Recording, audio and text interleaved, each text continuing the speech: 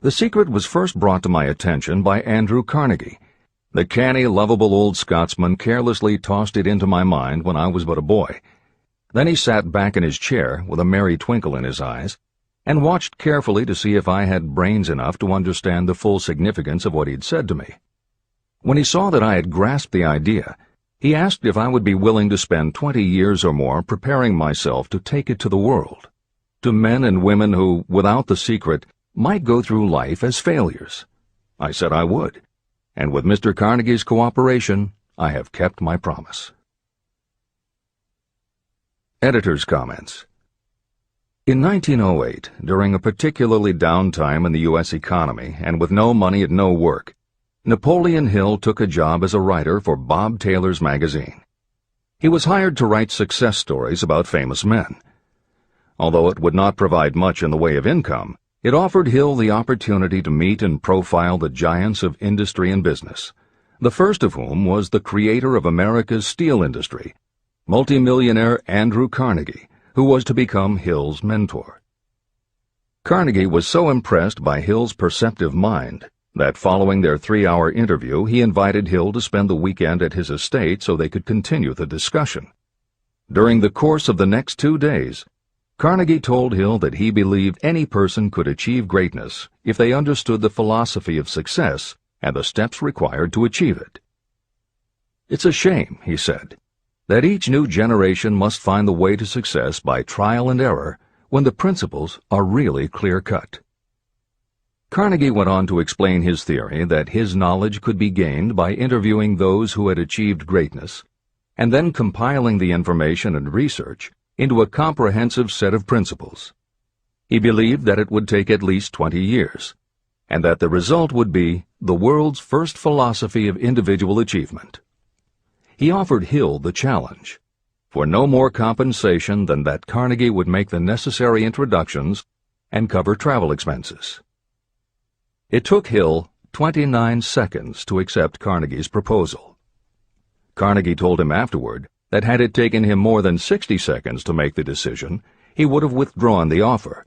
For a man who cannot reach a decision promptly, once he has all the necessary facts, cannot be depended upon to carry through any decision he may make.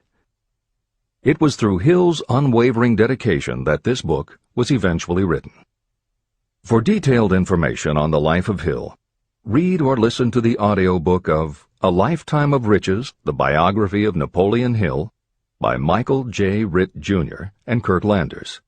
Michael Ritt worked as Hill's assistant for 10 years and was the first employee of the Napoleon Hill Foundation, where he served as executive director, secretary, and treasurer. The material in his book comes from his own personal knowledge of Hill, as well as from Hill's unpublished autobiography. That is the end of the editor's comment. This book, Think and Grow Rich, contains the Carnegie secret, a secret that has been tested by thousands, now millions of people in almost every walk of life.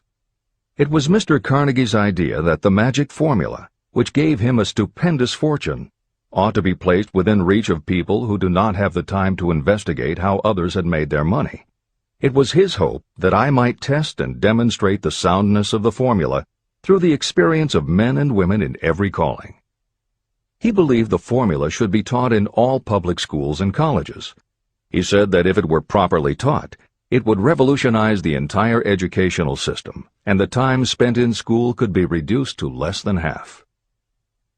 In Chapter 4, On Faith, you will read the astounding story of the organization of the giant United States Steel Corporation. It was conceived and carried out by one of the young men through whom Mr. Carnegie proved that his formula will work for all who are ready for it. This single application of the secret, by Charles M. Schwab, made him a huge fortune in both money and opportunity. Roughly speaking, this particular application of the formula was worth $600 million. These facts give you a fair idea of what reading this book may bring to you, provided you know what it is that you want. Editor's comment. According to one method of calculation, through inflation alone, it would take approximately $20 in 2001 to buy what $1 would have bought in 1901. However, to find the contemporary equivalent value of $600 million is not simply a matter of multiplying by the increase in the cost of living. Although there are other factors and variables in calculating buying power, even by conservative estimates, the $600 million would translate into at least $12 billion at the beginning of the 21st century. That's the end of the editor's comment. The secret was passed on to thousands of men and women who have used it for their personal benefit. Some have made fortunes with it. Others have used it successfully in creating harmony in their homes. A clergyman used it so effectively that it brought him an income of upwards of $75,000 a year, approximately $1.5 million in contemporary terms. Arthur Nash, a Cincinnati tailor, used his near-bankrupt business as a guinea pig on which to test the formula. The business came to life and made a fortune for its owners. The experiment was so unique that newspapers and magazines gave it millions of dollars worth of publicity. The secret was passed on to Stuart Austin Weir of Dallas, Texas. He was ready for it, so ready that he gave up his profession and studied law. Did he succeed? You'll read the answer in Chapter 6, Specialized Knowledge. While I was the advertising manager of the LaSalle Extension University, I had the privilege of seeing J.G. Chaplin, president of the university, use the formula so effectively that he made LaSalle one of the great extension schools of this country. The secret is mentioned no fewer than 100 times throughout this book. It has not been directly named, for it seems to work more successfully when it is merely left in sight, where those who are ready and searching for it may pick it up. That is why Andrew Carnegie passed it to me without giving me its specific name. If you are ready to put it to use, you will recognize this secret at least once in every chapter, but you will not find an explanation of how you will know if you are ready. That would deprive you of much of the benefit you will receive when you make the discovery in your own way. If you have ever been discouraged, if you have had difficulties that took the very soul out of you, if you have tried and failed, if you were ever handicapped by illness or physical affliction, the story of my own son's discovery and use of the Carnegie formula may prove to be the oasis in the desert of lost hope for which you have been searching. This secret was extensively used by President Woodrow Wilson during the World War, and by President Roosevelt during the Second World War. It was passed on to every soldier in the training received before going to the front. President Wilson told me it was a powerful factor in raising the funds needed for the war. A peculiar thing about this secret is that those who acquire and use it find themselves literally swept on to success. However, as is often pointed out in this book, there is no such thing as something for nothing. The secret cannot be had without paying a price, although the price is far less than its value. Another peculiarity is that the secret cannot be given away, and it cannot be purchased for money. Unless you are intentionally searching for the secret, you cannot have it at any price.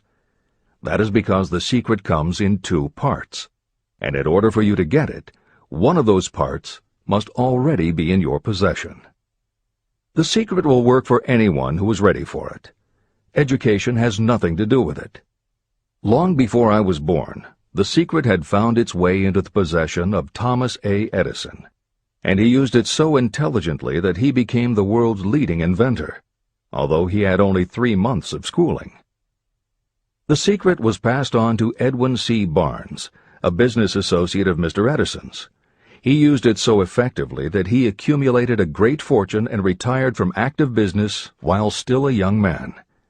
You will find his story at the beginning of the next chapter. It should convince you that riches are not beyond your reach, and that no matter where you are in life, you can still be what you wish to be. Money, fame, recognition, and happiness can be had by you if you are ready and determined to have these blessings. How do I know these things? You should have the answer before you finish this book. You may find it in the very first chapter or on the last page. While I was doing the research that I had undertaken at Andrew Carnegie's request, I analyzed hundreds of well-known men. Many of them attributed the accumulation of their vast fortunes to the Carnegie secret. Among these men were Henry Ford.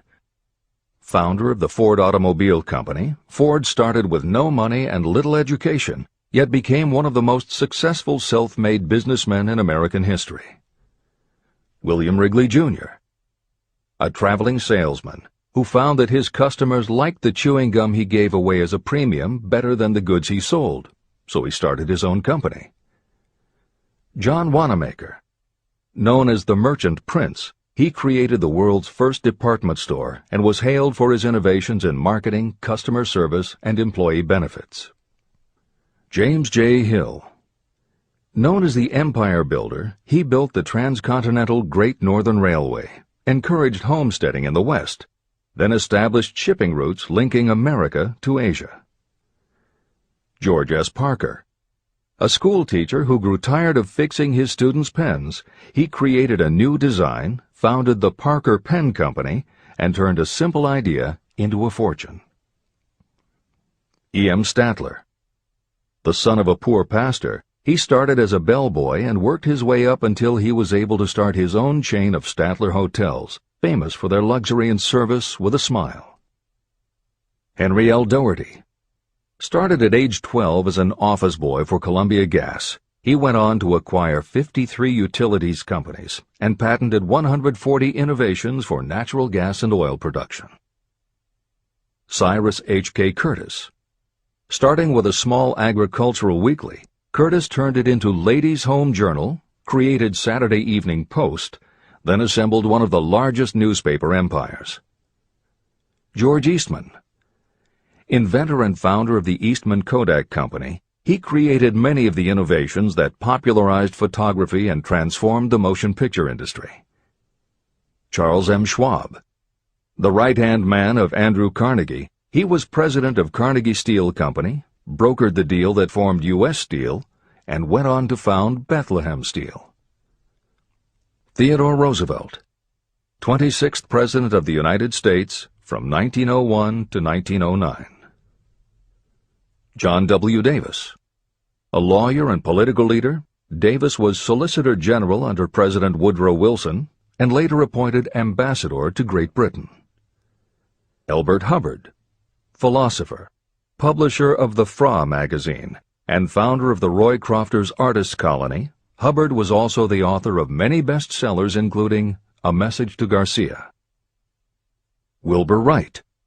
A bicycle shop owner who, with his brother Orville, became the first Americans to fly heavier-than-air aircraft and pioneered the aviation industry. William Jennings Bryan.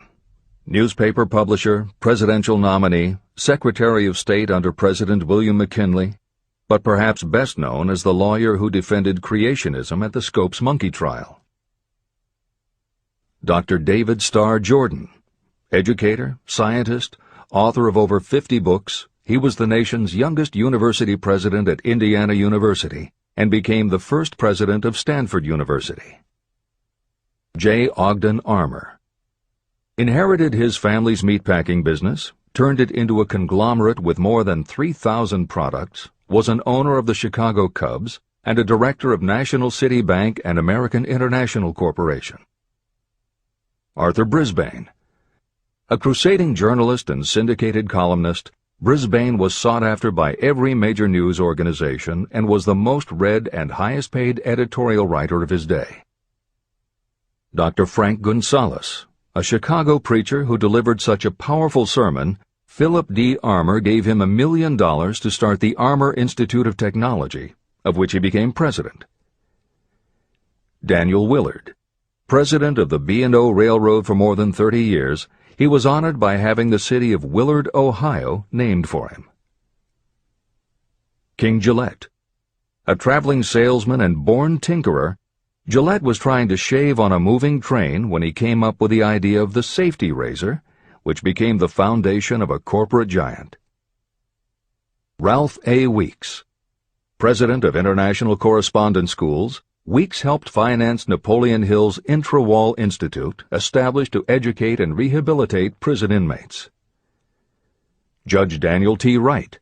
Instructor at Georgetown Law School, where Napoleon Hill was studying when Bob Taylor's magazine gave him the assignment to write a profile of Andrew Carnegie. John D. Rockefeller. With $1,000 in savings plus another $1,000 borrowed from his father, he started a kerosene company which he grew into the giant Standard Oil and one of the world's greatest fortunes. Thomas A. Edison. Inventor and entrepreneur, he perfected the electric light bulb, the phonograph, the motion picture camera, and owned the rights to more than 1,000 patented inventions. Frank A. Vanderlip. A poor boy who became a journalist, social reformer, and self-made millionaire, he was president of the National City Bank, now Citibank, and Assistant Secretary of the Treasury. F. W. Woolworth. A clerk in a general store, he pioneered the idea of fixed-price selling and self-service and forever changed retail selling with a chain of Woolworth 5 and 10 cent stores. Colonel Robert A. Dollar. Starting with a small schooner bought to haul lumber down the West Coast, he built the Dollar Steamship Company, the largest fleet of luxury liners sailing under the U.S. flag. Edward A. Filene. Founder of the Boston-based stores, he devised revolutionary methods of distribution and merchandising and became famous for the first bargain basement department. Edwin C. Barnes. The only man Thomas Edison ever had as a partner, Barnes took Edison's failing dictaphone and sold it so successfully it became a fixture in offices and made him a multimillionaire. Arthur Nash. A Cincinnati tailor who used his bankrupt business as a guinea pig for the Carnegie Secret and was so successful the newspapers made him famous as Golden Rule Nash. Clarence Darrow. Famed as a lawyer, public speaker, and defender of the underdog, Darrow is best known as the lawyer who defended teaching the theory of evolution at the Scopes monkey trial. Woodrow Wilson. 28th President of the United States of America from 1913 to 1921. William Howard Taft. 27th President of the United States of America from 1909 to 1913. Luther Burbank. World-renowned horticulturalist who introduced over 800 varieties of new plants in his effort to improve the quality of plants and thereby increase the world's food supply. Edward W. Bok. Although he had only 6 years' schooling, by the age of 20 he was editor of Ladies' Home Journal, which he helped to build into the world's most widely circulated magazine. Frank A. Munsey. A telegraph operator who quit to launch Argosy magazine, then parlayed his fortune into a newspaper empire that included the Washington Times and the New York Herald. Elbert H. Gary. Chairman of U.S. Steel, at the time the largest corporation in the world, Gary spearheaded the construction of its first major project, the Gary Works Steel Plant, and the city of Gary, Indiana. Dr. Alexander Graham Bell. Best known as the inventor of the telephone, Bell also perfected recording devices, advances in aircraft, and was a co-founder of the National Geographic Society. John H. Patterson.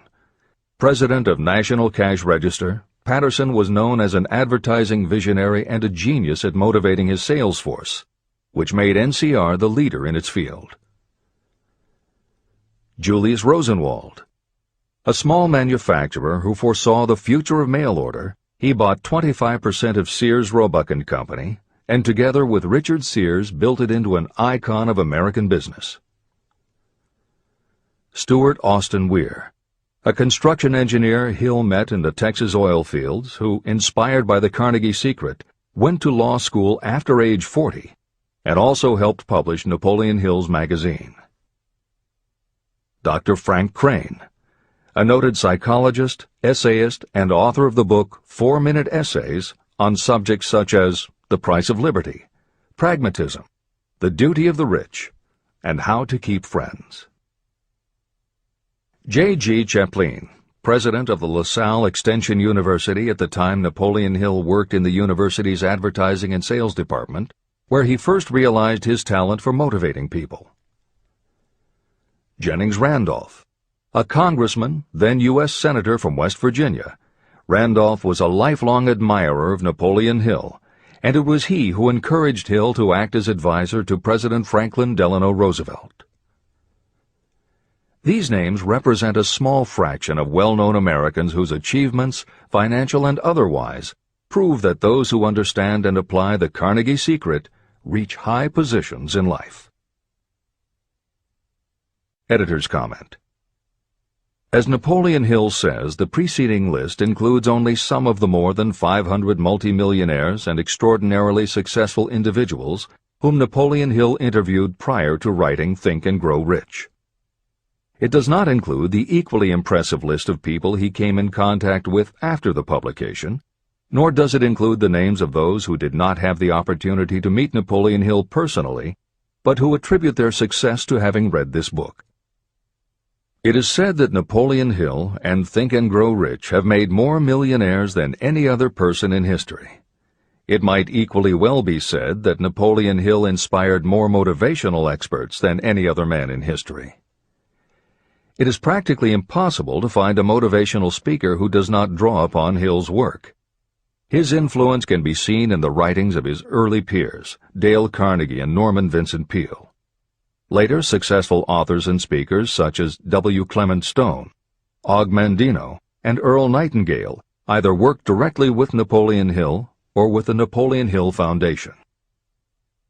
Echoes of Hill's principles can also be found in books by people as diverse as Wally Famous Amos, Mary Kay Ash, Ken Blanchard, Adelaide Bry, Chicken Soup for the Soul authors Jack Canfield and Mark Victor Hansen, Debbie Fields, Shakti Gawain, John Gray, Susan Jeffers, Bruce Jenner, Charlie Tremendous Jones, Tommy Lasorda, Art Linkletter, Joan London, Dr. Maxwell Maltz, James Redfield, Dr. Bernie Siegel, Jose Silva, Brian Tracy, Lillian Vernon, and Dennis Waitley.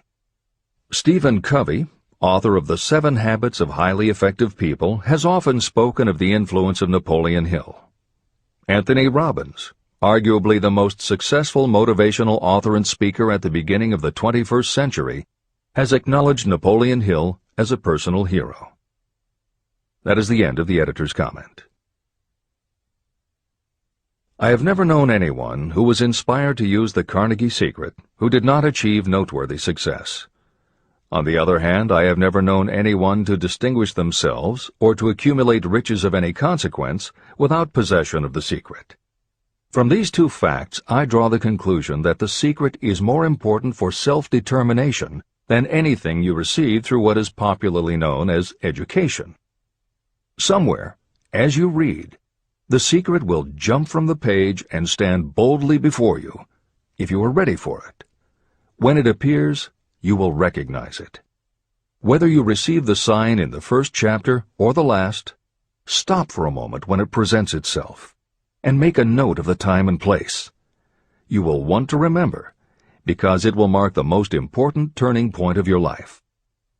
Remember, too, as you go through the book, that it deals with facts and not with fiction.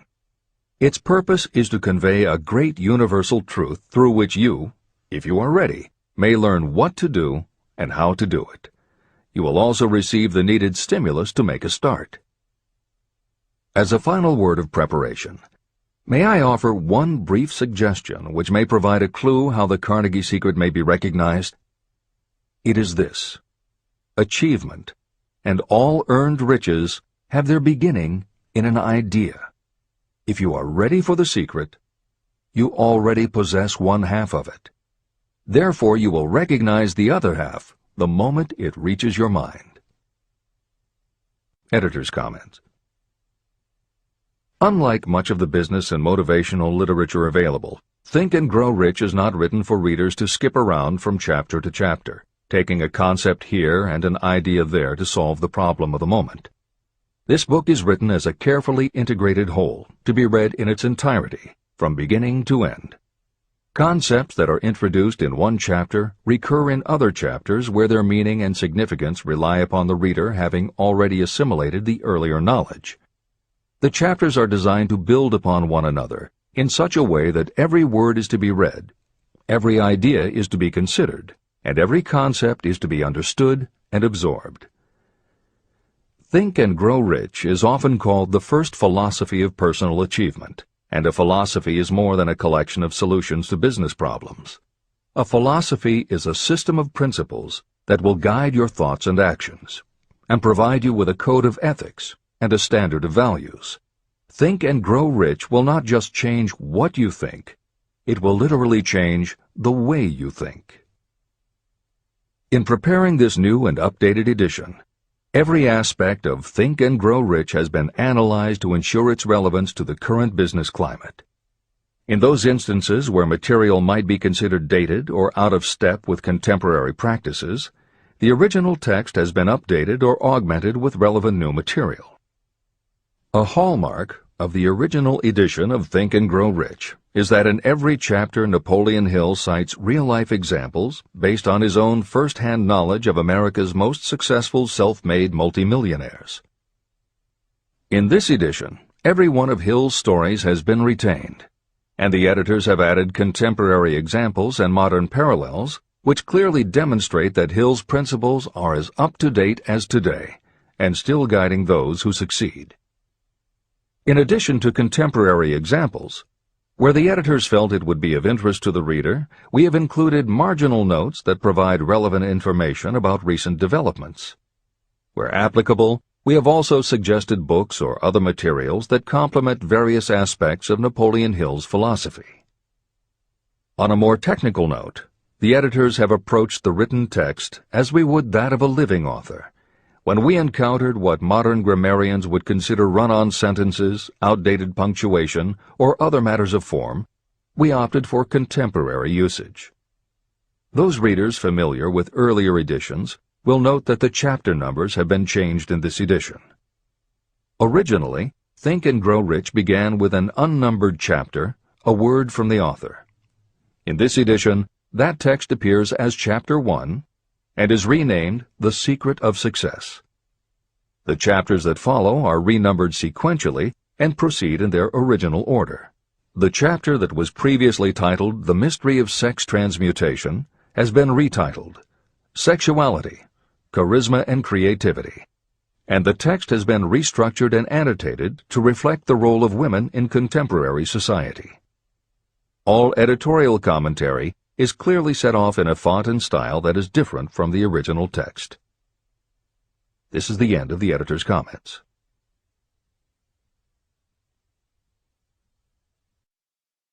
Both poverty and riches are the offspring of thought. Chapter 2. Thoughts are things. The man who thought his way into partnership with Thomas A. Edison. Truly, thoughts are things, and powerful things, when they are mixed with definiteness of purpose, persistence, and a burning desire for their translation into riches or other material objects. Some years ago, Edwin C. Barnes discovered how true it is that you really can think and grow rich. His discovery did not come about at one sitting. It came little by little, beginning with a burning desire to become a business associate of the great Thomas Edison. One of the chief characteristics of Barnes' desire was that it was definite. He wanted to work with Edison, not for him. Pay close attention to the story of how he turned his desire into reality, and you will have a better understanding of the principles that lead to riches. When this desire, or this thought, first flashed into his mind, he was in no position to act upon it. Two problems stood in his way. He did not know Mr. Edison, and he did not have enough money to buy a train ticket to West Orange, New Jersey, where the famed Edison Laboratory was located. These problems would have discouraged the majority of people from making any attempt to carry out the desire. But his was no ordinary desire. The Inventor and the Tramp. Edwin C. Barnes presented himself at Mr. Edison's laboratory and announced that he had come to go into business with the inventor. Years later, in speaking about that first meeting, Mr. Edison said about Barnes, "He stood there before me looking like an ordinary tramp, but there was something in the expression of his face which conveyed the impression that he was determined to get what he had come after. I had learned from years of experience with men that when a man really desires a thing so deeply that he is willing to stake his entire future on a single turn of the wheel in order to get it, he is sure to win. I gave him the opportunity he asked for, because I saw he had made up his mind to stand by until he succeeded. Subsequent events proved that no mistake was made. It could not have been the young man's appearance that got him his start in the Edison office. That was definitely against him. It was what he thought that counted. Barnes did not get his partnership with Edison on his first interview. What he did get was a chance to work in the Edison offices at a very nominal wage. Months went by. Nothing happened to bring nearer the goal that Barnes had set as his definite major purpose. But something important was happening in Barnes' mind. He was constantly intensifying his desire to become the business associate of Edison. Psychologists have correctly said, when one is truly ready for a thing, it puts in its appearance. Barnes was ready for a business association with Edison, and he was determined to remain ready until he got what he was seeking. He did not say to himself, "Ah, well, what's the use? I guess I'll change my mind and try for a salesman's job." But he did say, "I came here to go into business with Edison, and I'll accomplish my goal if it takes the remainder of my life." He meant it. What a different story people would tell if only they would adopt a definite purpose and stand by that purpose until it had time to become an all-consuming obsession. Maybe young Barnes did not know it at the time, but his bulldog determination and his persistence in focusing on a single desire was destined to mow down all opposition and bring him the opportunity he was seeking. When the opportunity came, it appeared in a different form and from a different direction than Barnes had expected. That is one of the tricks of opportunity. It has a sly habit of slipping in by the back door, and often it comes disguised in the form of misfortune or temporary defeat. Perhaps this is why so many people fail to recognize opportunity. Mr. Edison had just perfected a new device, known at that time as the Edison dictating machine. His salesmen were not enthusiastic about the machine. They did not believe it could be sold without great effort. Barnes saw his opportunity. It had crawled in quietly, hidden in a queer-looking machine that interested no one but Barnes and the inventor. Barnes knew he could sell the Edison dictating machine, and he told Edison so. Edison decided to give him his chance. And Barnes did sell the machine. In fact, he sold it so successfully that Edison gave him a contract to distribute and market it all over the nation. Out of that business association, Barnes made himself rich in money, but he did something infinitely greater. He proved that you really can think and grow rich. How much actual cash that original desire of Barnes was worth to him, I have no way of knowing. Perhaps it brought him $2 or $3 million. Editor's comment: $3 million in the early years of the 20th century would be comparable to more than $50 million in terms of buying power at the beginning of the 21st century. This is the end of the editor's comment. But the amount becomes insignificant compared with the greater asset he acquired: the definite knowledge that an intangible impulse of thought can be transmuted into material rewards by the application of known principles. Barnes literally thought himself into a partnership with the great Edison. He thought himself into a fortune. He had nothing to start with except knowing what he wanted, and the determination to stand by that desire until he realized it. 3 feet from gold. One of the most common causes of failure is the habit of quitting when you're overtaken by temporary defeat. Every person is guilty of this mistake at one time or another. During the gold rush days, an uncle of my friend R.U. Darby was caught by gold fever, and he went west to Colorado to dig and grow rich. He had never heard that more gold has been mined from the thoughts of men than has ever been taken from the earth. He staked a claim and went to work with pick and shovel. After weeks of labor, he was rewarded by the discovery of the shining ore. He needed machinery to bring the ore to the surface. Quietly, he covered up the mine and returned to his home in Williamsburg, Maryland. He told his relatives and a few neighbors about the strike.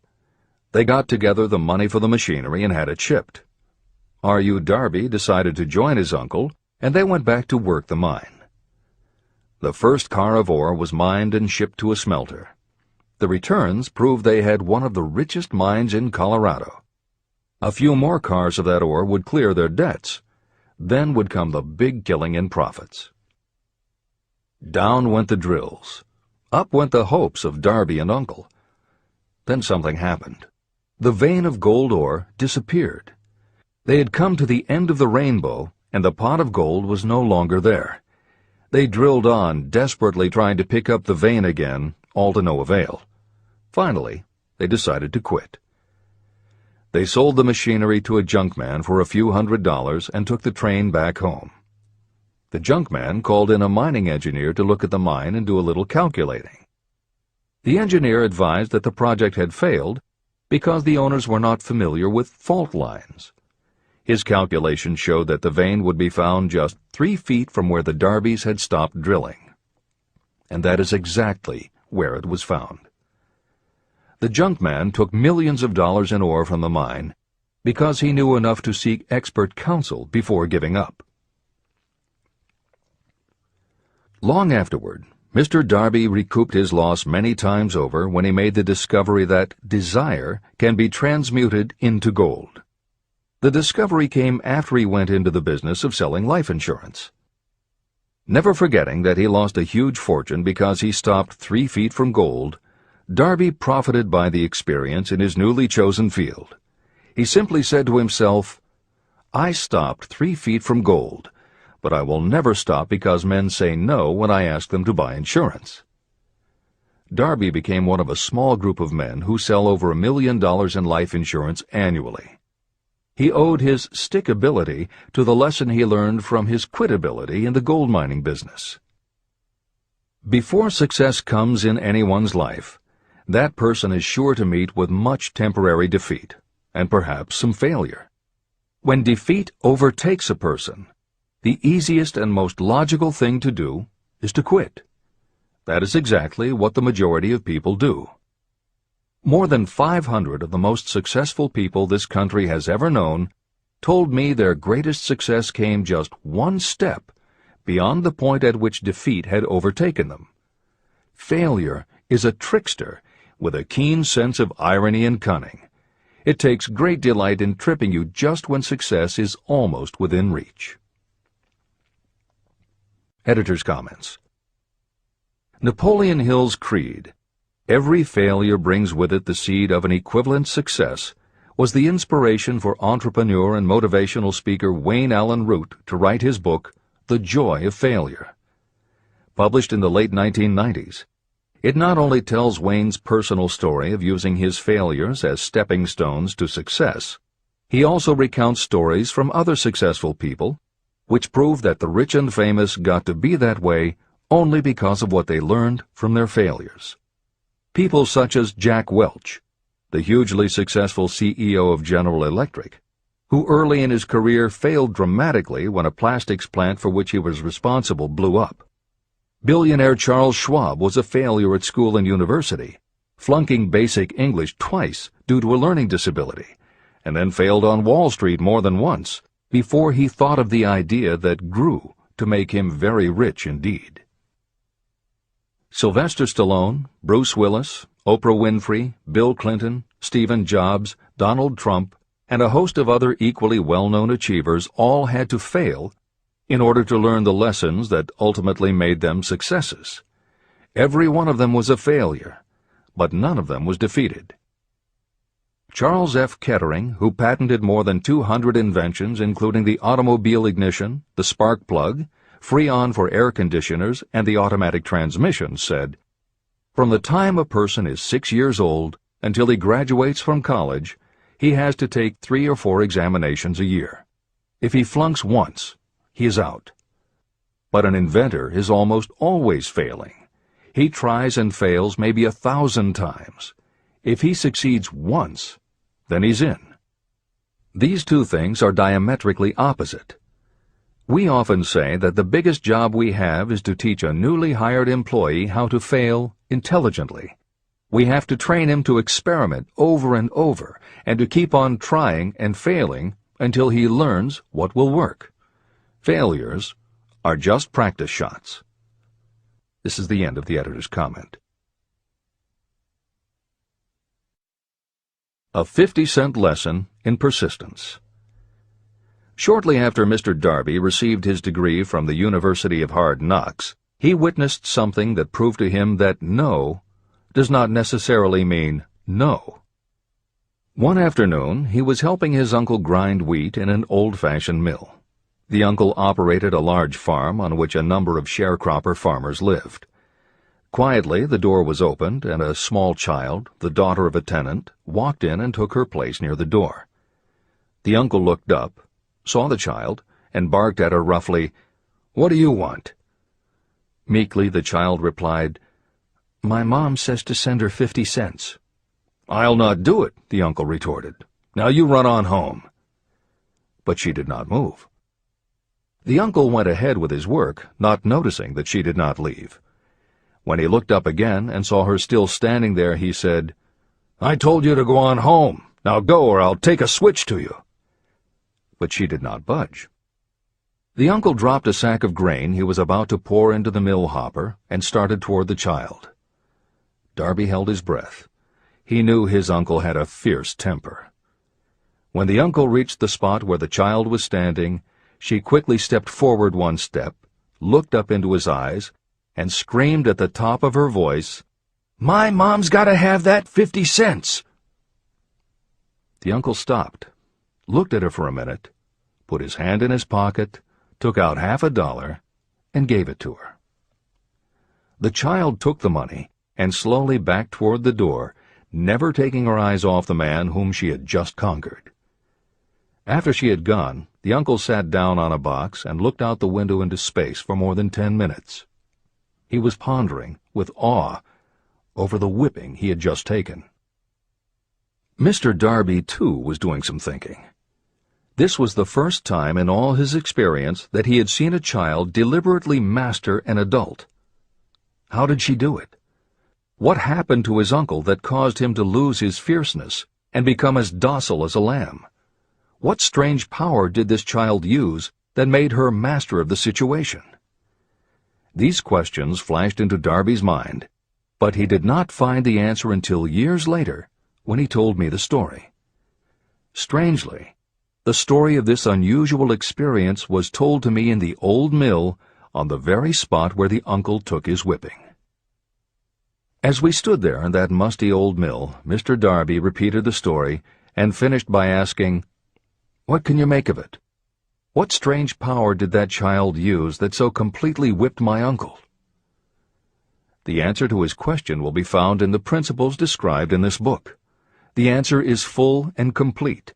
It contains enough details and instructions for you to understand and apply the same force that the little child accidentally stumbled upon.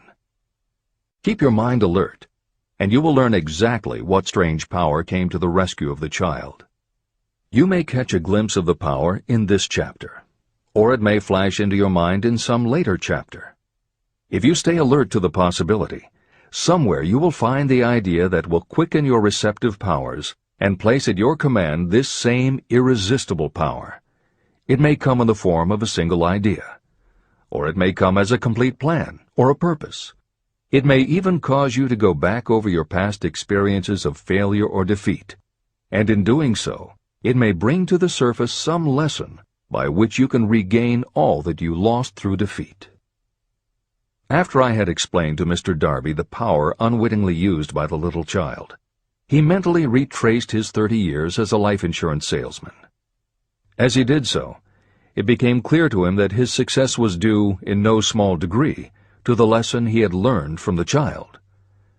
Mr. Darby pointed out, "Every time a prospect tried to bow me out without buying, I saw that child standing there in the old mill, her big eyes glaring in defiance, and I said to myself, I've got to make this sale. The better portion of all sales I have made were made after people had said no." He also recalled his mistake in having stopped only 3 feet from gold. "But," he said, "that experience was a blessing in disguise. It taught me to keep on keeping on, no matter how hard the going may be. A lesson I needed to learn before I could succeed in anything.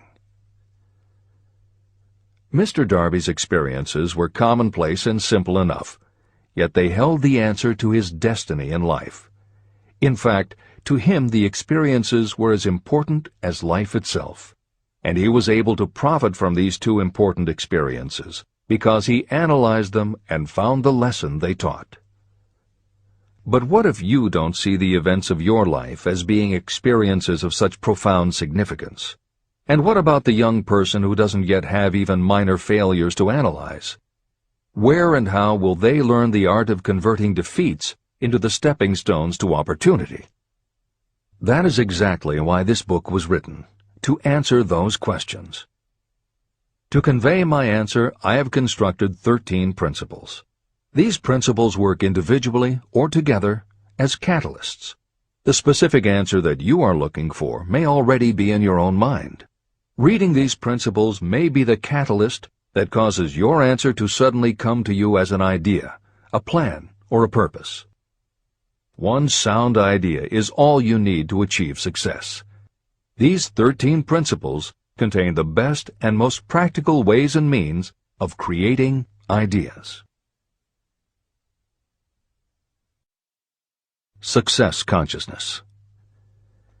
Before I go any further in the description of these principles, you should know this.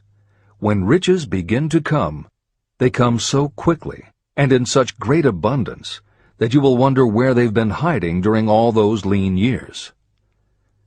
This is an astounding statement, especially when you take into consideration the popular belief that riches come only to those who work hard and long. When you begin to think and grow rich, you will observe that riches begin with a state of mind, with definiteness of purpose, with little or no hard work. What you need to know now is how to acquire the state of mind that will attract riches. I spent 25 years researching the answer to that question, because I, too, wanted to know how wealthy men become that way. What you will learn is that as soon as you master the principles of this philosophy, and begin to apply those principles, your financial status will begin to improve. Everything you touch will begin to transmute itself into an asset for your benefit. Impossible? Not at all. One of the main weaknesses the average person suffers is too much familiarity with the word impossible. We know all the rules that will not work.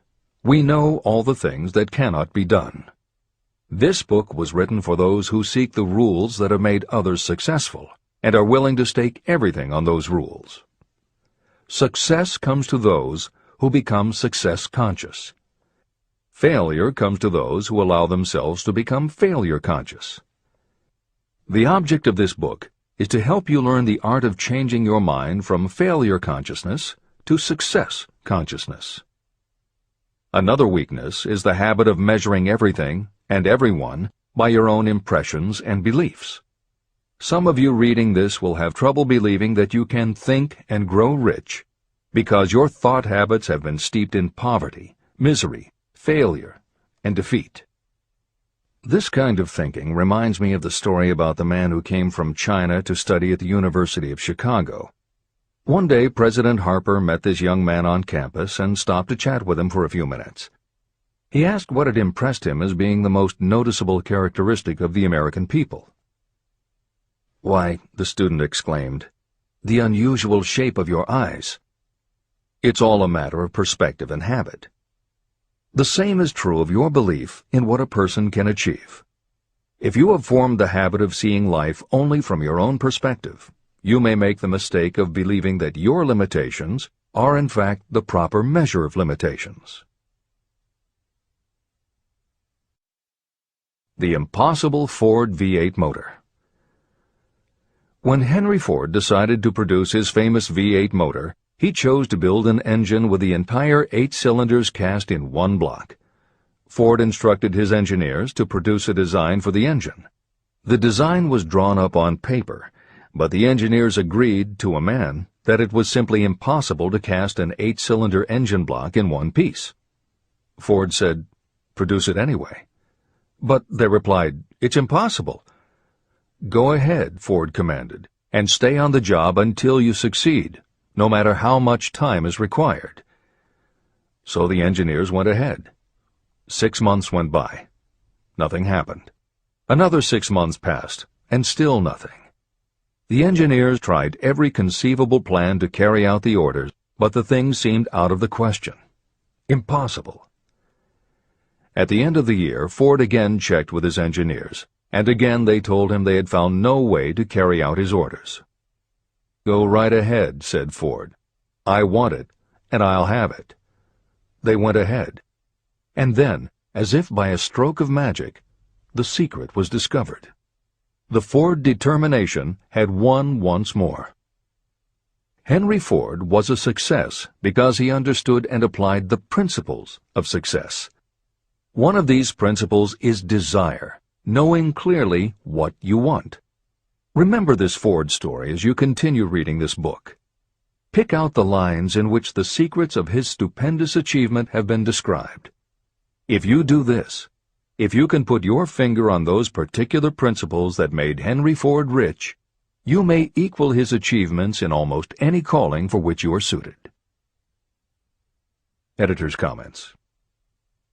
To those readers who may interpret Ford's actions as nothing more than obstinacy, the editors would point out that he was employing a technique that has become a common part of strategic planning in many industries, including aerospace, computers, medicine, and the military. When launching large, complicated, long-term projects, the planners often know that at certain points along the way they will need components that simply do not yet exist. The fact that at the beginning there is no way to get from A to B does not deter them. There are many parts of the project they can get started on now, and they just assume that by the time they get to the point where they will need a technology or a device, they will have solved the problem of making it, and they have been proven right time and again. Stated simply, the technique is to clearly know what you want to accomplish, have faith in your ability to do it, and persist until you have accomplished your goal. This is the end of the editor's comments. Why you are the master of your fate. When the famed English poet William Henley wrote the prophetic lines, "I am the master of my fate, I am the captain of my soul," he should have informed us that the reason we are the masters of our fate, the captains of our souls, is that we have the power to control our thoughts. He should have told us that it is because in some way our brains become magnetized with the dominating thoughts that we hold in our minds. And it is as though our magnetized minds attract to us the forces, the people, and the circumstances of life that are in sync with our dominating thoughts. He should have told us that before we can accumulate riches in great abundance, we must magnetize our minds with intense desire for riches. That we must become money-conscious until the desire for money drives us to create definite plans for acquiring it. But, being a poet, Henley contented himself by stating a great truth in poetic form, leaving those who followed him to interpret the philosophical meaning of his lines. Little by little, the truth has unfolded itself, until I have come to know with certainty that the principles described in this book hold the secret of mastery over our economic fate. Principles that can change your destiny. We are now ready to examine the first of these principles, and as we do, I ask you to maintain a spirit of open-mindedness. Remember as you read that these principles are not my invention, nor are they the invention of any one person. These principles have worked for literally millions of people. You, too, can put them to work for you and your own enduring benefit. You will find it easy, not hard to do. Some years ago, I delivered the commencement address at Salem College in Salem, West Virginia. I emphasized with so much intensity the need to have a burning desire that one of the members of the graduating class became completely convinced and made it a cornerstone of his own philosophy. That young man became a congressman and an important factor in President Franklin D. Roosevelt's administration. He wrote me a letter in which he so clearly stated his opinion of the principle of desire, outlined in the next chapter, that I have chosen to publish his letter as an introduction to that chapter. It gives you an idea of the rewards to come. My dear Napoleon, my service as a member of Congress having given me an insight into the problems of men and women, I am writing to offer a suggestion which may become helpful to thousands of worthy people. In 1922, you delivered the commencement address at Salem College when I was a member of the graduating class. In that address, you planted in my mind an idea which has been responsible for the opportunity I now have to serve the people of my state, and will be responsible, in a very large measure, for whatever success I may have in the future. I recall, as though it were yesterday, the marvelous description you gave of the method by which Henry Ford, with but little schooling, without a dollar, with no influential friends, rose to great heights. I made up my mind then, even before you had finished your speech, that I would make a place for myself, no matter how many difficulties I had to surmount. Thousands of young people will finish their schooling this year and within the next few years. Every one of them will be seeking just such a message of practical encouragement as the one I received from you. They will want to know where to turn, what to do to get started in life. You can tell them, because you have helped to solve the problems of so many, many people. There are thousands of people in America today who would like to know how they can convert ideas into money. People who must start from scratch, without finances, and recoup their losses. If anyone can help them, you can. If you publish the book, I would like to own the first copy that comes from the press, personally autographed by you. With best wishes, believe me, cordially yours, Jennings Randolph. Since that time in 1922, I watched Jennings Randolph rise to become one of the nation's leading airline executives, a great inspirational speaker, and a United States Senator from West Virginia. 35 years after I made that speech, it was my pleasure to return to Salem College in 1957 and deliver the baccalaureate sermon. At that time, I received an honorary Doctor of Literature degree from Salem College. Editor's comments. As you begin the next chapter, the editors would like to reinforce the earlier statement that what you are reading is not just a collection of theories out of which you can cherry-pick what you like. The 13 principles of success were proven by the real-life experiences of the long list of famous successful people cited earlier by Napoleon Hill. His techniques are also practiced and endorsed by the contemporary experts and authors whom the editors mentioned, following Hill's list. More than 60 million people have purchased copies of the book that you are now holding in your hands. If this book has proven to be that successful, surely you owe it to yourself to give it every chance to work for you too. Read it. Don't question it. Do it. If you don't, if you think that you know better than Napoleon Hill, if you decide to pick and choose the parts that you will believe or follow, then, if you don't succeed, you will never know if your failure lies with this book or with you. This is the end of the editor's comments. Whatever the mind of man can conceive and believe, it can achieve. Chapter 3. Desire. The starting point of all achievement. The first step toward riches. When Edwin C. Barnes climbed down from the freight train in West Orange, New Jersey, he may have resembled a tramp, but his thoughts were those of a king. As he made his way from the railroad tracks to Thomas A. Edison's office, his mind was at work.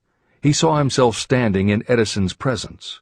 He heard himself asking Mr. Edison for an opportunity to carry out the one consuming obsession of his life, a burning desire to become the business associate of the great inventor.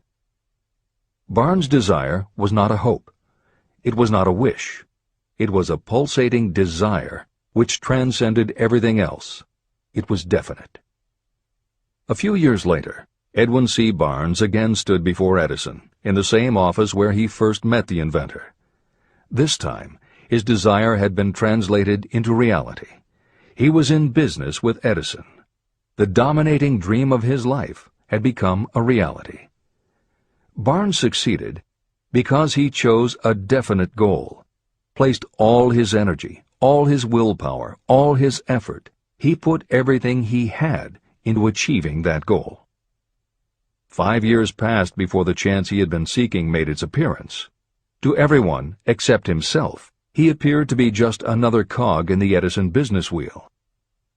But in Edwin Barnes' own mind, he was the partner of Edison every minute from the very day that he first went to work there. It is a remarkable illustration of the power of a definite desire.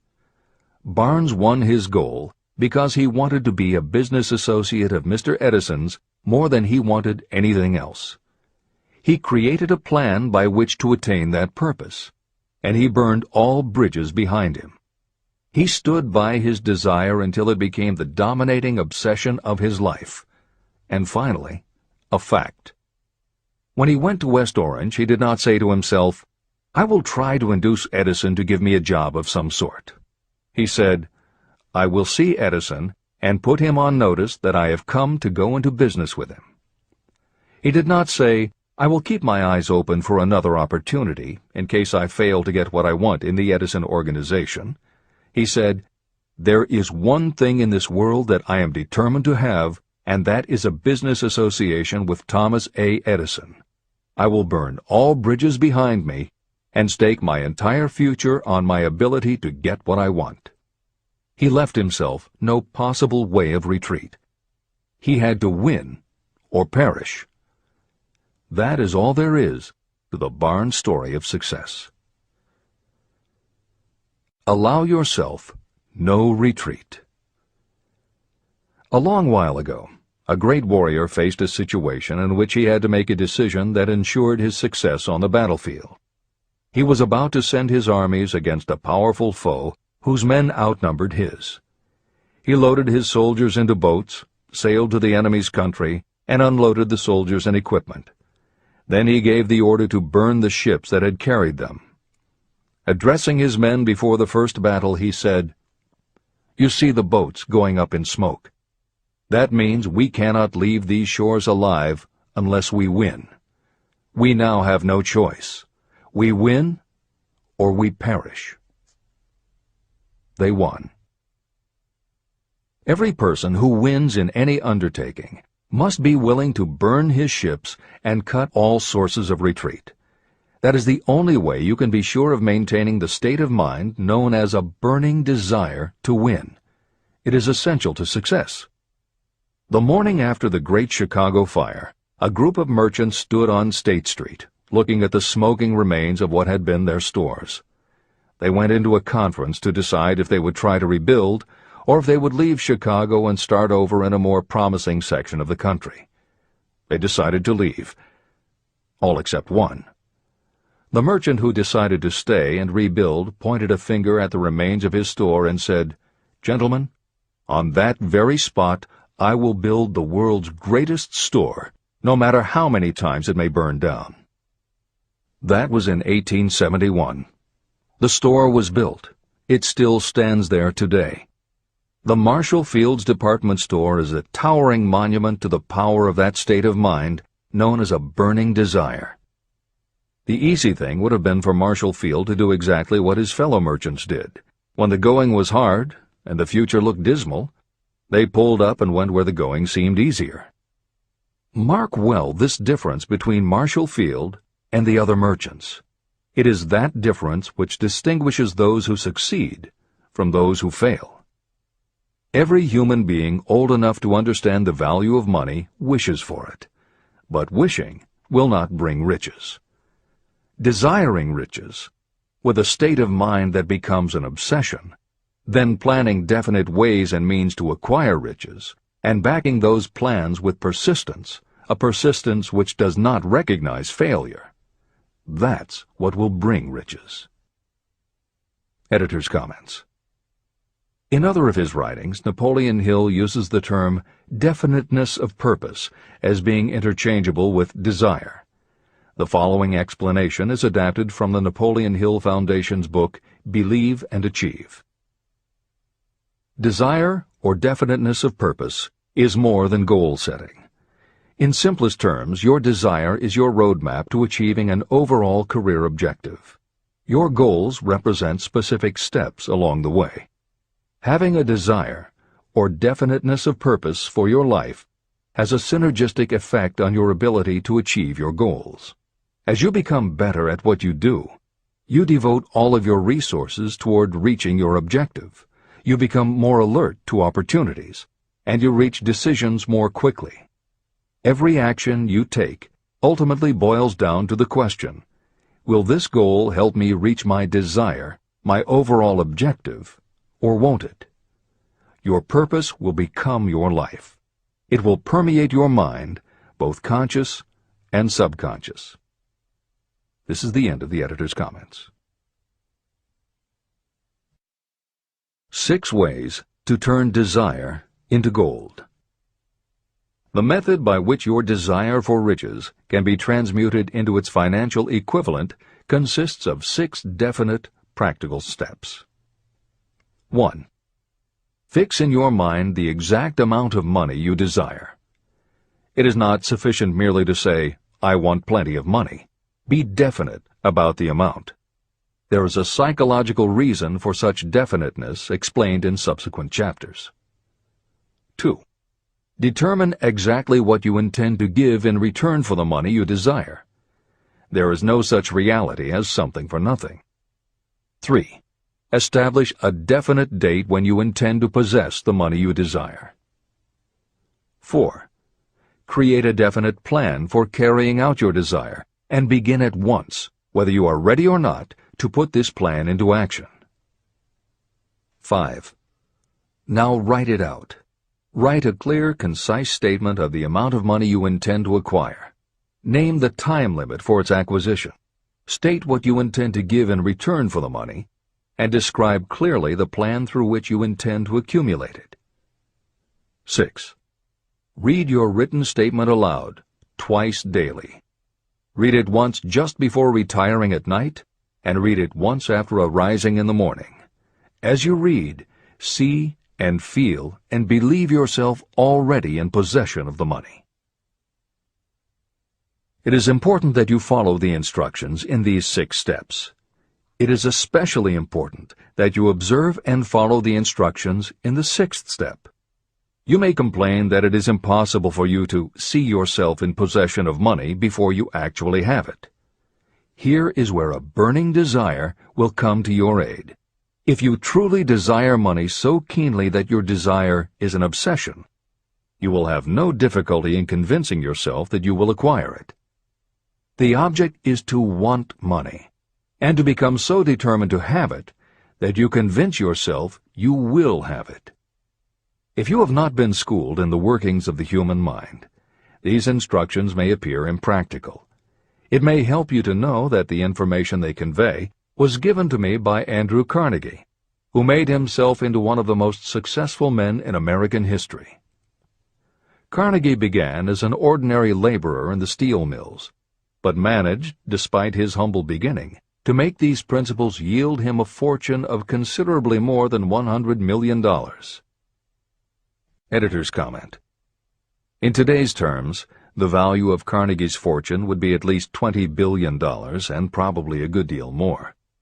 End of editor's comment. It may be of further help to know that the 6 steps were carefully scrutinized by the famed inventor and successful businessman, Thomas A. Edison. He gave his stamp of approval, saying they are not only the steps essential for the accumulation of money, but also for the attainment of any goal. Editor's comments. In the time since Napoleon Hill wrote these words, advances in our understanding of both the physiology of the brain and the psychology of the mind have yielded a much greater understanding of human motivation.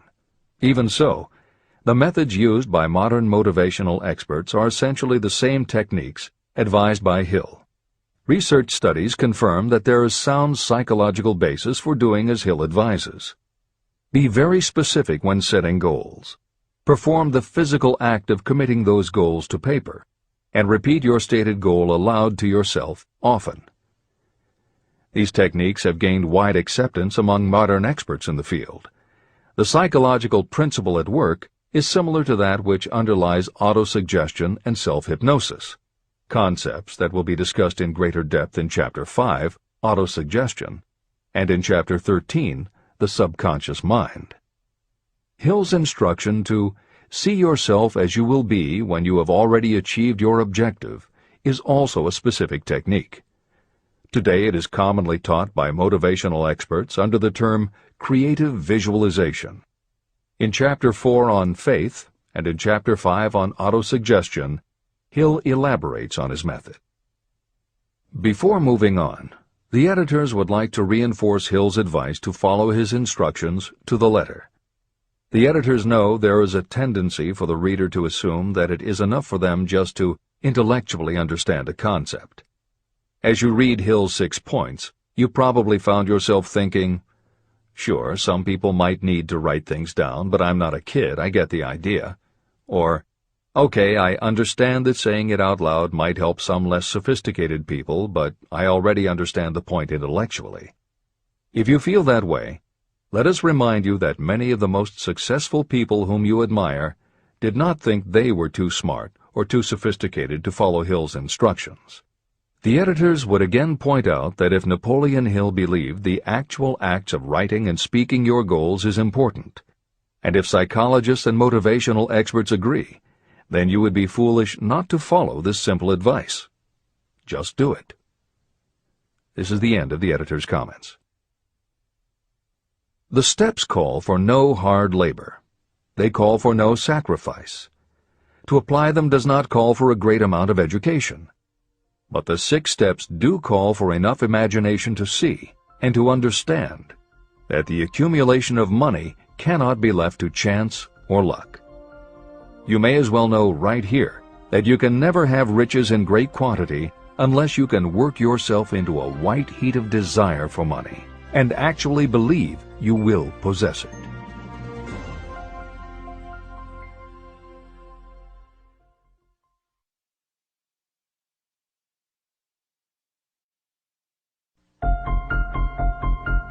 The power of great dreams. If you are in this race for riches, you should be encouraged by the following truth.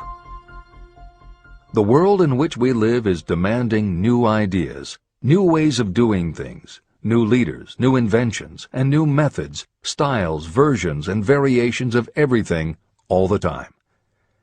Behind all this demand for new and better things, there is one quality that you must possess to win, and that is definiteness of purpose, the knowledge of what you want, and a burning desire to possess it.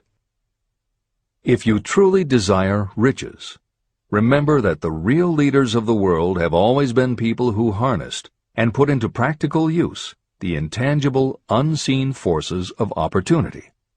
Leaders are the people who convert those opportunities into cities, skyscrapers, factories, transportation, entertainment, and every form of convenience that makes things easier, faster, better, or just make life more pleasant. In planning to acquire your share of the riches, don't let anyone put you down for being a dreamer.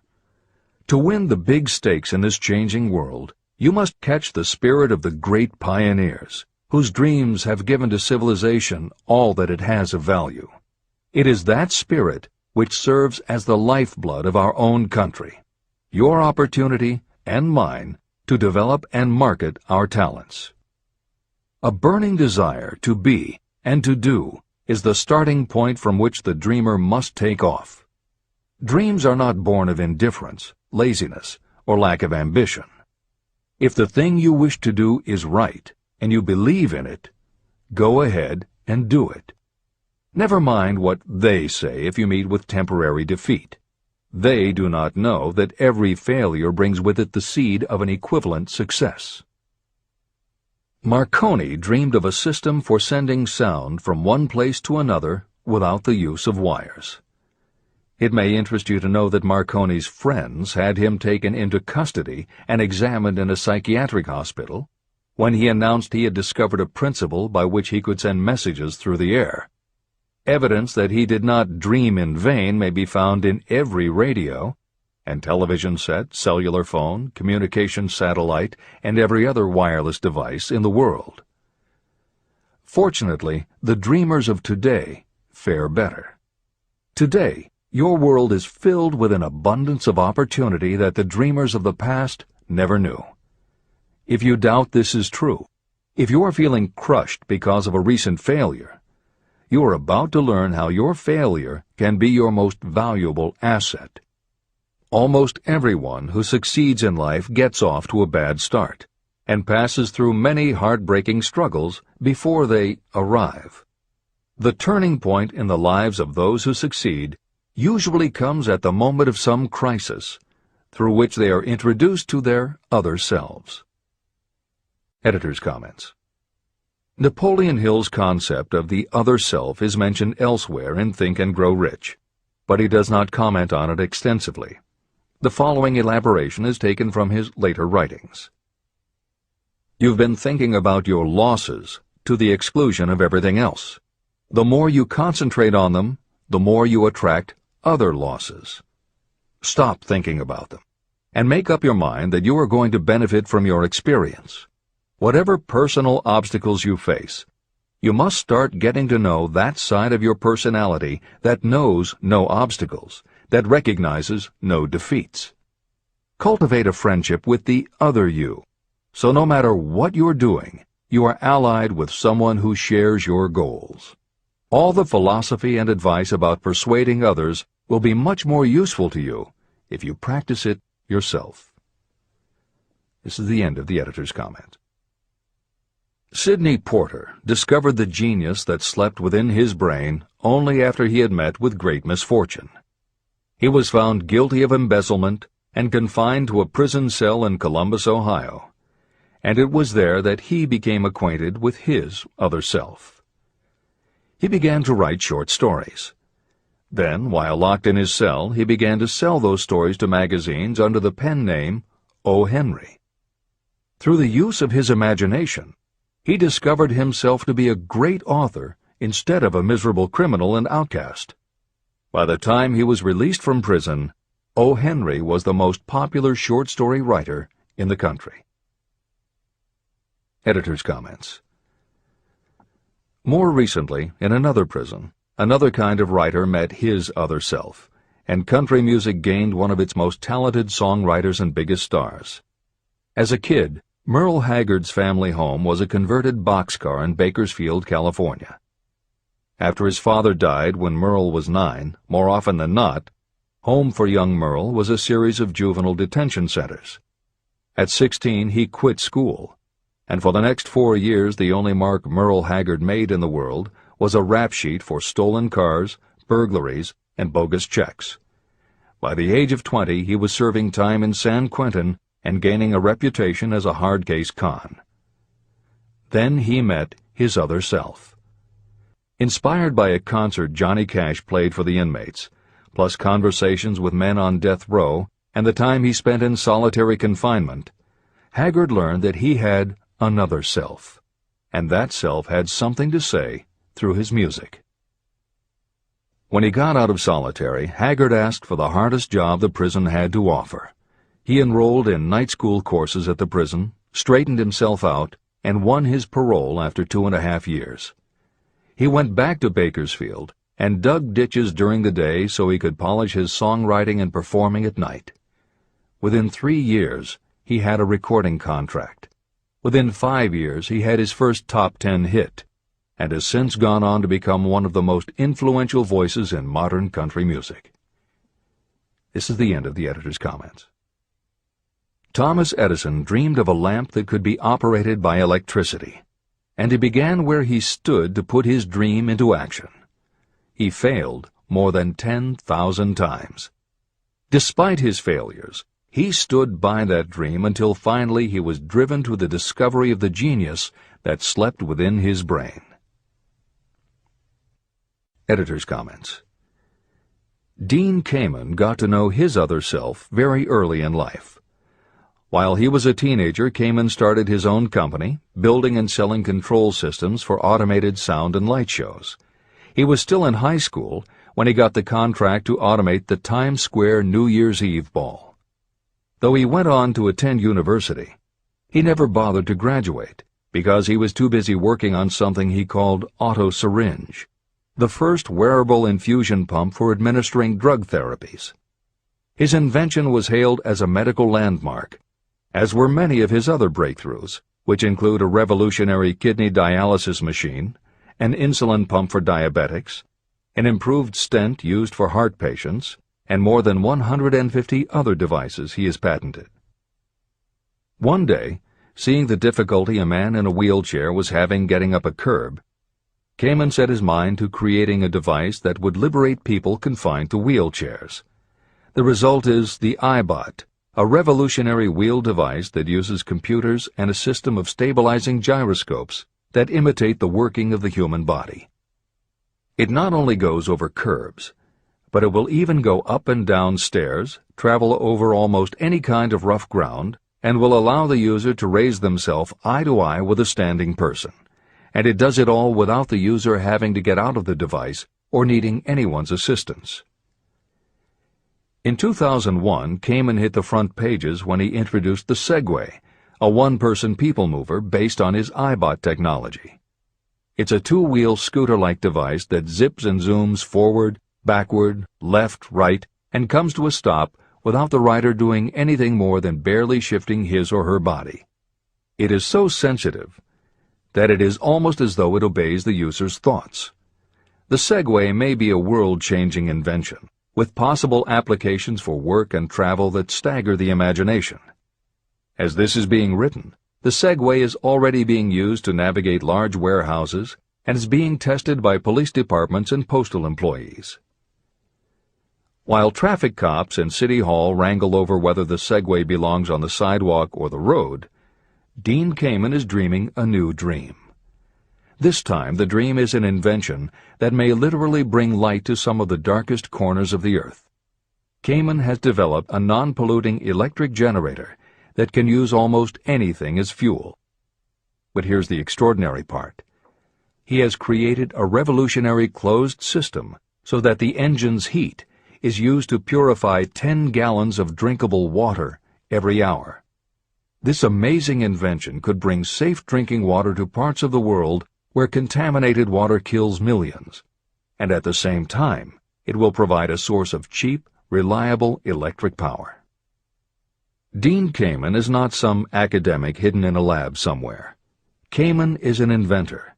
But like Thomas Edison, he is also an entrepreneur and businessman, creating and marketing devices that are changing the public perception of what an inventor is.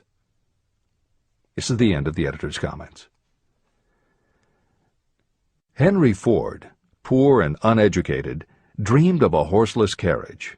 He went to work with what tools he possessed without waiting for opportunity to favor him, and now evidence of his dream belts the entire earth. He put more wheels into operation than any man who ever lived, because he was not afraid to back his dreams. Editor's comments. Stephen Jobs and Steve Wozniak, two university dropouts, dreamed of making and selling computers that the average person could use. Like Ford, working with the tools they possessed, they built the first Apple computer in the Jobs family garage. And like Ford, they weren't afraid to back their dreams. After showing their prototype to a local retailer, they got an order for 25 machines. Jobs sold his Volkswagen, and Woz sold his expensive Hewlett-Packard scientific calculator to raise $1,300 to start their new company. They took the money, convinced the local electronics suppliers to grant them a line of credit, and started production of the Apple I. They revolutionized the computer hardware and software industry. Released in 1976 and priced at $666, the Apple I earned them $774,000. 2 years later, they introduced the Apple II, which in the next 3 years earned $140 million. In 1980, Apple went public, and after the first day of trading, the company had a market value of $1.2 billion. Wozniak left the company in 1981, but Jobs pushed through the development of the Macintosh in 1984. In 1985, Jobs left too, but in 1998 he came back to Apple to revitalize the floundering company with the creation of the iMac computers, the animation company Pixar, the iPod, and iTunes.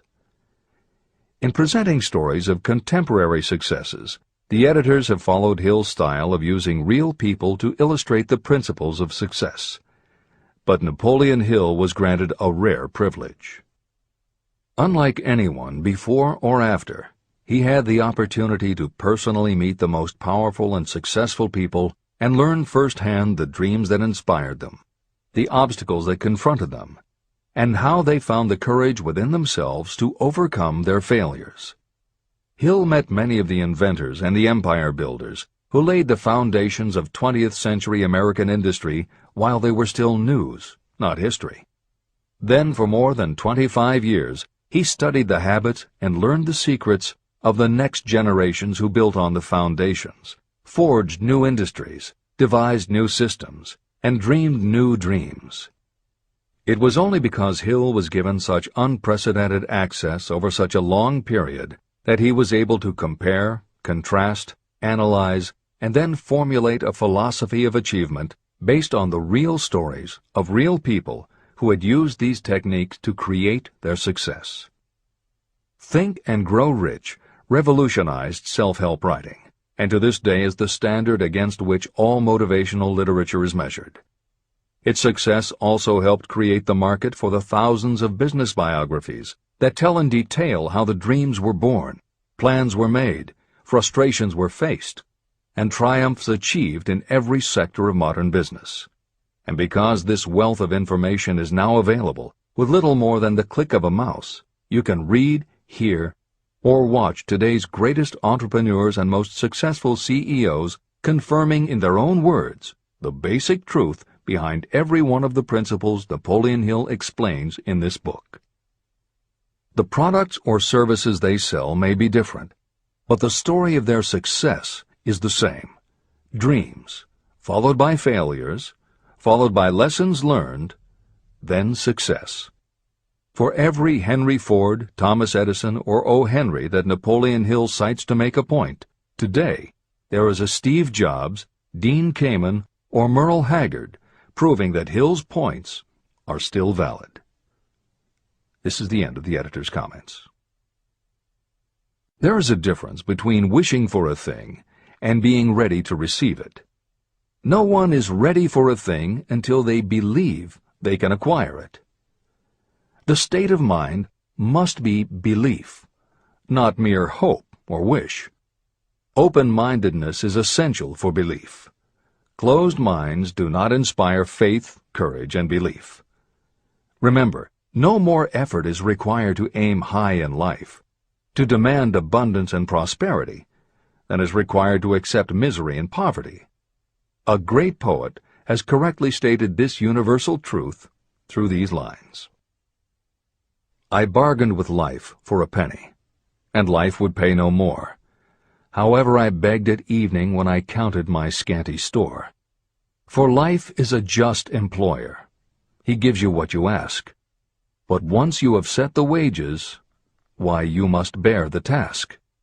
I worked for a menial's hire, only to learn dismayed that any wage I had asked of life, life would have willingly paid. Desire outwits Mother Nature. As a fitting climax to this chapter, I wish to introduce one of the most unusual persons I have ever known. I first saw him a few minutes after he was born. He came into the world without any physical sign of ears.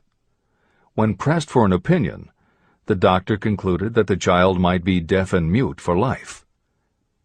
I challenged that doctor's opinion. I had the right to do so. I was the child's father. I, too, reached a decision. But I expressed my opinion silently, in the secrecy of my own heart. In my own mind, I knew that my son would hear and speak. How? I was sure there must be a way, and I knew I would find it. I thought of the words of the immortal Emerson. the whole course of things goes to teach us faith. We need only obey. There is guidance for each of us, and by lowly listening, we shall hear the right word. The right word? Desire.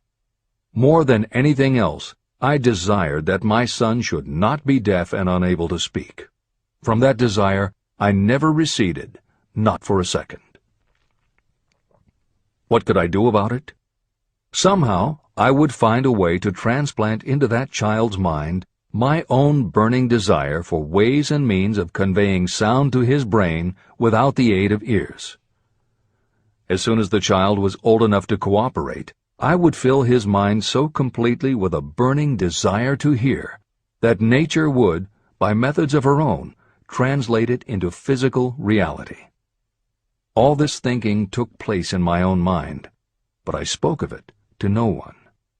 Every day I renewed the pledge I had made to myself that my son should not be deaf.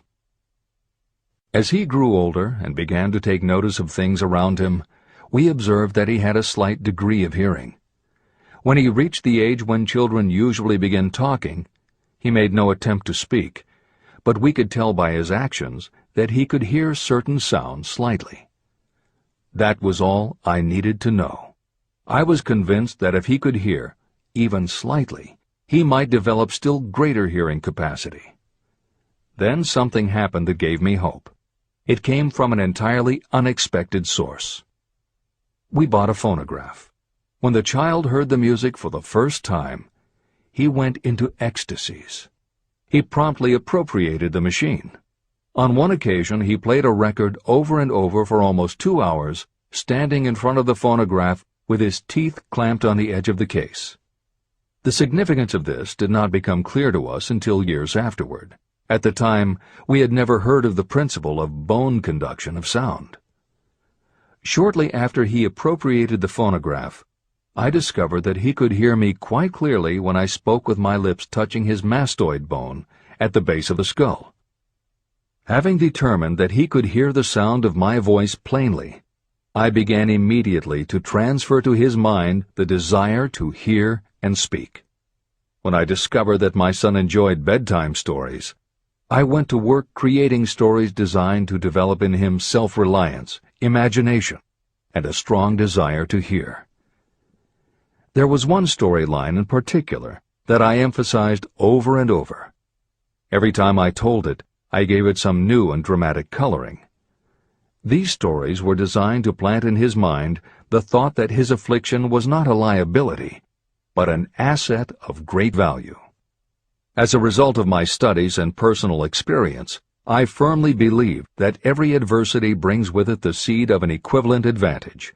However, despite my beliefs, I must confess that I did not have the slightest idea how this disability could ever become an asset.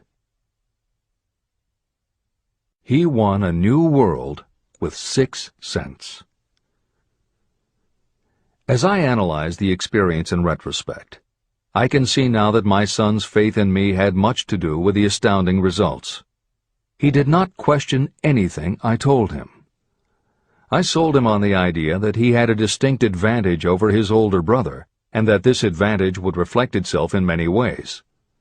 For example, the teachers in school would observe that he had no ears, and because of this they would show him special attention and treat him with extraordinary kindness. And they always did. I also sold him on the idea that when he became old enough to sell newspapers, his older brother had already become a newspaper merchant, he would have a big advantage over his brother. My reasoning was that people would pay him extra money for his wares because they could see that he was a bright, industrious boy, despite the fact that he had no ears. When he was about 7, he showed the first evidence that my method of stimulating his mind was bearing fruit. For several months he begged for the privilege of selling newspapers, but his mother would not give the project her consent. Finally, he took matters in his own hands. One afternoon, when he was left at home with the staff, he climbed through the kitchen window, shinnied to the ground, and set out on his own. He borrowed 6 cents in capital from the neighborhood shoemaker and invested it in papers, which he sold out. He took his earnings, reinvested in more newspapers, and kept repeating until late in the evening. After balancing his accounts and paying back the 6 cents he had borrowed from his banker, he had a net profit of 42 cents. When we got home that night, we found him in bed asleep with the money tightly clenched in his hand. His mother opened his hand, removed the coins, and cried. Of all things, to me it seemed she was crying over her son's first victory. My reaction was the reverse. I laughed, for I knew that my endeavor to plant in my son's mind an attitude of faith in himself had been successful. His mother saw in his first business venture a little deaf boy who had gone out in the streets and risked his life to earn money. I saw a brave, ambitious, self-reliant little businessman whose stock in himself had been increased 100%. He had gone into business on his own initiative and had won. I was not only pleased, I was impressed. He had clearly demonstrated the first signs of a resourcefulness that would go with him all through life. The little deaf boy went through grade school, high school, and college without being able to hear his teachers, except when they shouted loudly at close range. He did not go to a school for the deaf, and we did not use sign language. We were determined that he should live like any other boy who could hear and speak. We stood by that decision, although it cost us many heated debates with school officials. While he was in high school, he tried an electronic hearing aid, but it was of no value to him. During his last week in college, something happened that marked the most important turning point of his life. Through what seemed to be mere chance, he came into possession of another electronic hearing device, which was sent to him on trial. He was slow about testing it, due to his disappointment with a similar device. Finally, he picked it up carelessly, placed it on his head, and hooked up the battery. Suddenly, as if by magic, his lifelong desire for normal hearing became a reality. For the first time in his life, he heard practically as well as any person with normal hearing. Overjoyed because of the changed world that had been brought to him, he rushed to the telephone, called his mother, and heard her voice perfectly. The next day, for the first time in his life, he plainly heard the voices of his professors in class. For the first time in his life, he could converse freely with other people without them having to speak loudly. Truly, he had come into possession of a changed world.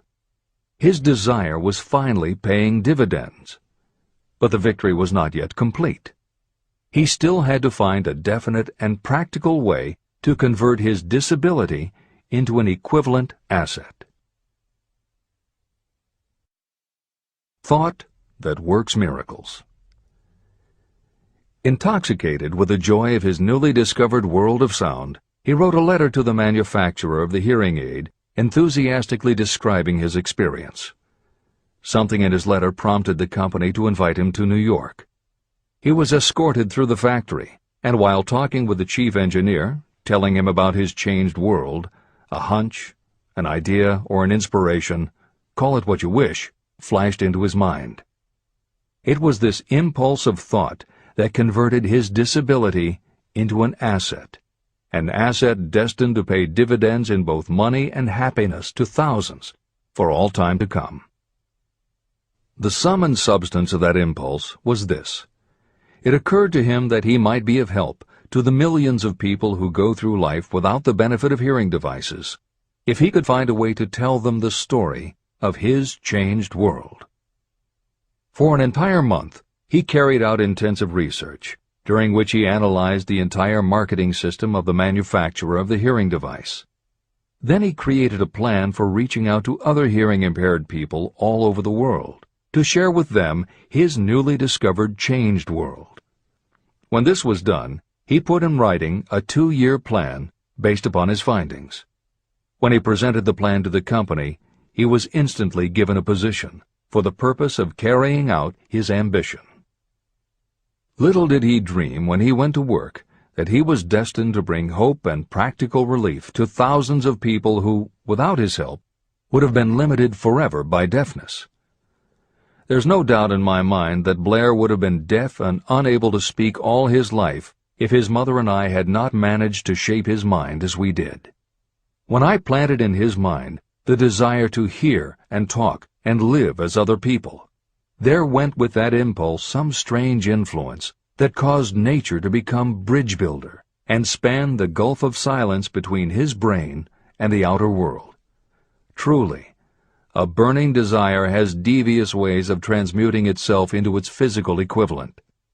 Blair desired normal hearing. Now he has it.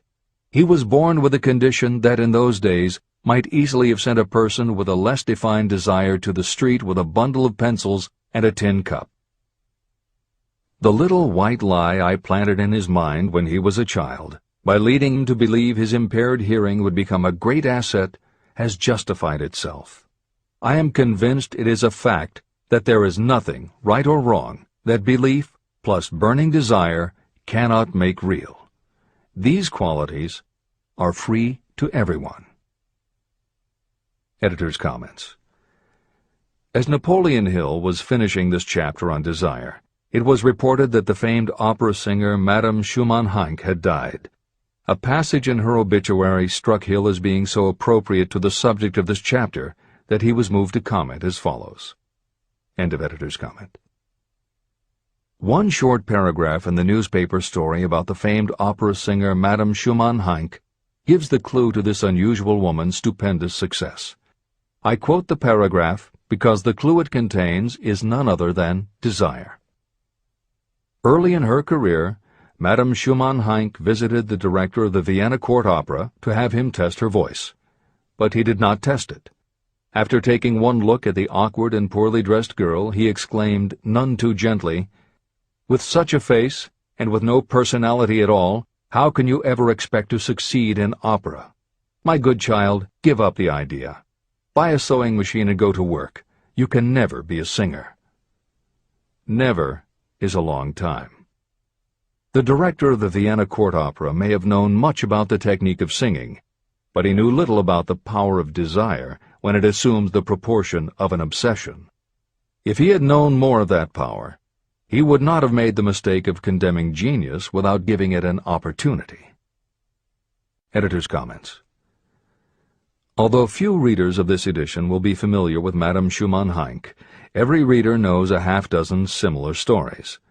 It is true for every generation and every kind of music. At some time, even the biggest stars were failures. At some time, someone told them they weren't good enough. But every one of those times that they failed, their desire was bigger than their failure. That is why you know their stories. And it's also why you've never heard about the thousands of other performers who were also told they weren't good enough. The ones you've never heard of are the ones whose desire wasn't big enough. They are the ones who believed that failure was defeat. This is the end of the editor's comment. Several years ago, one of my business associates became ill. He became worse as time went on, and finally was taken to the hospital for an operation. The doctor warned me that there was little, if any, chance of my ever seeing him alive again. But that was the doctor's opinion. It was not the opinion of the patient. Just before he was wheeled away, he whispered to me, "Do not be disturbed, Chief. I will be out of here in a few days." The attending nurse looked at me with pity. But the patient did come through safely. After it was all over, his physician said, "Nothing but his own desire to live saved him. He never would have pulled through if he had not refused to accept the possibility of death." Editor's comments. By the 1980s, the phenomenon that Napoleon Hill wrote about in the preceding paragraph was embraced by a growing segment of the population. Among the adherents were numerous medical professionals who incorporated the concept under the term the body-mind connection. And by the turn of the 21st century, the belief that the mind can manifest physical changes in the body had become a part of mainstream medical practice. In Chapter 5, Autosuggestion, you will find further comment on the medical aspects of having a burning desire. This is the end of the editor's comment. I believe in the power of desire backed by faith in yourself. because I have seen this power lift people from lowly beginnings to places of power and wealth. I have seen it rob the grave of its victims. I have seen it serve as the medium by which people staged a comeback after having been defeated in 100 different ways. And I have seen it provide my own son with a normal, happy, successful life, despite nature's having sent him into the world without ears. How can you harness and use the power of desire? The first part of the answer is in the technique at the beginning of this chapter. You will learn more about it in the next and subsequent chapters of this book. Through some strange and powerful principle, nature wraps up in the impulse of strong desire that something that recognizes no such word as impossible, and accepts no such reality as failure. There are no limitations to the mind except those we acknowledge. Chapter 4. Faith in your ability. Visualization of and belief in attainment of desire. The second step toward riches. Faith is the head chemist of the mind. When faith is blended with thought, the subconscious mind instantly picks up the vibration. The subconscious then translates it and transmits it to infinite intelligence. The emotions of faith, love, and sex are the most powerful of all the major positive emotions. When the three are blended, they have the effect of coloring thought in such a way that it instantly reaches the subconscious mind. There, it is changed into a form that induces a response from infinite intelligence. Editor's comments. In the preceding paragraph, Napoleon Hill uses two terms, faith and infinite intelligence, both of which may convey to the reader a religious connotation that Hill did not intend. The following will define the meaning of the words as Hill uses them in the following chapter. In modern usage, the word faith has become almost interchangeable with religious belief, which is not the way Hill uses the word. Faith, as it is used here, means having confidence, trust, and an absolute unwavering belief that you can do something. And in order for you to have faith in yourself as Hill means it, it has to be true on a subconscious level. If you have a nagging doubt in the back of your mind, or if you are just going through the motions of pretending you believe, it won't work, because your subconscious will know your doubts. Unless you have absolute total confidence, unless you are convinced without question, then you don't have faith. Hill uses the term infinite intelligence to identify that part of the human mind and thinking process that produces hunches, flashes of insight, and leaps of logic. Hill's concept has similarities to what psychologist Carl Jung called the collective unconscious. And on another level, it is very close to what contemporary psychologists refer to as working in the flow state, or being in the zone. Infinite intelligence is discussed in greater depth in later chapters. Hill also uses another term, the subconscious mind, that should be commented on before the reader proceeds with this chapter.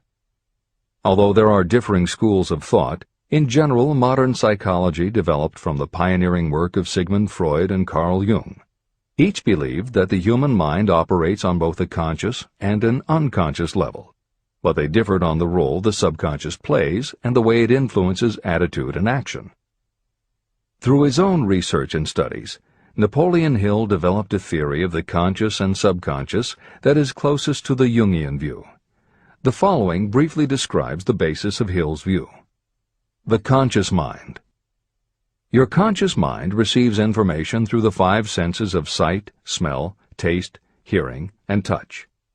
Your conscious mind keeps track of what you need for thinking and operating, and it filters out what you don't need. Your conscious mind, and what your memory retains, is the intelligence with which you normally think, reason, and plan. The subconscious mind. Your subconscious has access to all the same information your conscious mind receives, but it doesn't reason the way your conscious mind does. It takes everything literally. It doesn't make value judgments. It does not filter, and it does not forget. You cannot command your conscious mind to reach out and dip into your subconscious mind. However, under certain circumstances, all those forgotten facts and ideas that are always there in your subconscious can, if they are firmly rooted, influence your conscious attitudes and actions. This is the end of the editor's comments. How to develop faith. The following statement is very important in understanding the importance of autosuggestion in the transmutation of desire into its physical or monetary equivalent, namely, faith is a state of mind that may be induced or created by affirmation or repeated instructions to the subconscious mind through the principle of autosuggestion. The repetition of affirmations is like giving orders to your subconscious mind, and it is the only known method of voluntary development of the emotion of faith, absolute belief that you can do something. As an illustration, consider why you are reading this book. You want to acquire the ability to transmute the intangible thought impulse of desire into its physical counterpart, money. By following the instructions laid down in the later chapters on autosuggestion and the subconscious mind, you will learn techniques to convince your subconscious mind that you believe you will receive that for which you ask.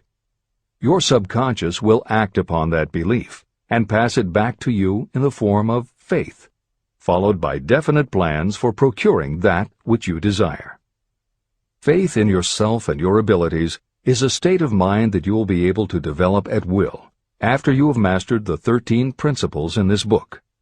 This is true because faith is a state of mind that will develop naturally within you when you use and apply these principles. The emotions, or the feeling portion of thoughts, are what give your thoughts vitality, life, and action. The emotions of faith, love, and sex, when mixed with any thought impulse, give it even greater action. All thoughts that have been emotionalized, given feeling, and mixed with faith, absolute belief in your ability, begin immediately to translate themselves into their physical equivalent or counterpart. However, this is not only true of thought impulses that have been mixed with faith, but it is true with any emotion, including negative emotions. What this means is that the subconscious mind will translate into its physical equivalent a thought impulse of a negative or destructive nature just as readily as it will act upon thought impulses of a positive or constructive nature. The following statement made by a noted criminologist illustrates the point. When men first come into contact with crime, they abhor it. If they remain in contact with crime for a time, they become accustomed to it and endure it. If they remain in contact with it long enough, they finally embrace it and become influenced by it. This is the equivalent of saying that a negative impulse of thought that is repeatedly passed on to the subconscious mind often enough is finally accepted and acted upon by the subconscious mind. The subconscious then proceeds to translate that impulse into its physical equivalent by the most practical procedure available. This also accounts for the strange phenomenon that so many millions of people experience, referred to as bad luck. There are millions of people who believe themselves doomed to poverty and failure because of some strange force they call bad luck, over which they believe they have no control. But the truth is that they are the creators of their own misfortunes, because this negative belief in bad luck is picked up by the subconscious mind and translated into its physical equivalent. Your belief, or faith, is the element that will determine the action of your subconscious mind.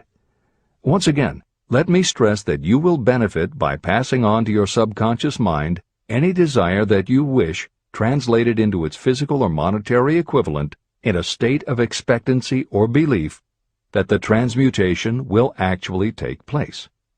The subconscious mind will transmute into its physical equivalent, by the most direct and practical way available, any order that is given to it in a state of belief or faith that the order will be carried out.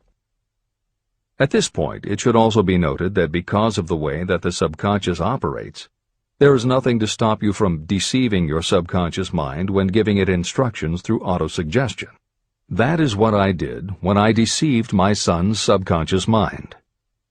To make this deception more realistic, when you call upon your subconscious mind, You must conduct yourself just as you would if you were already in possession of the material thing that you are demanding. Editor's comments. It is an axiom of contemporary motivation theory that the subconscious mind cannot distinguish between what is real and what is vividly imagined. One of the most frequently cited studies supporting this concept was done with a group of basketball players. The players were divided into 3 teams, and the players on each team were tested on their ability to make free throws. The teams were then separated for a period of time, and each team was given instructions which they were told would improve their abilities. One team was instructed to practice making baskets on a daily basis. The second team was instructed not to practice during the period and not to even think about basketball.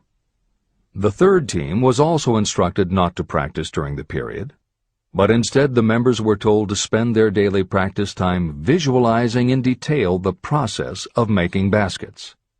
At the end of the experiment, the teams were again tested. The team that rested showed a decrease in ability. The team that practiced showed a marked increase in ability. And the team that didn't practice but visualized making baskets showed an increase in ability almost equal to those who had practiced daily. As Hill says, you can deceive your subconscious through autosuggestion. If you convincingly plant an idea in your subconscious will accept and work with the idea as though it were a fact.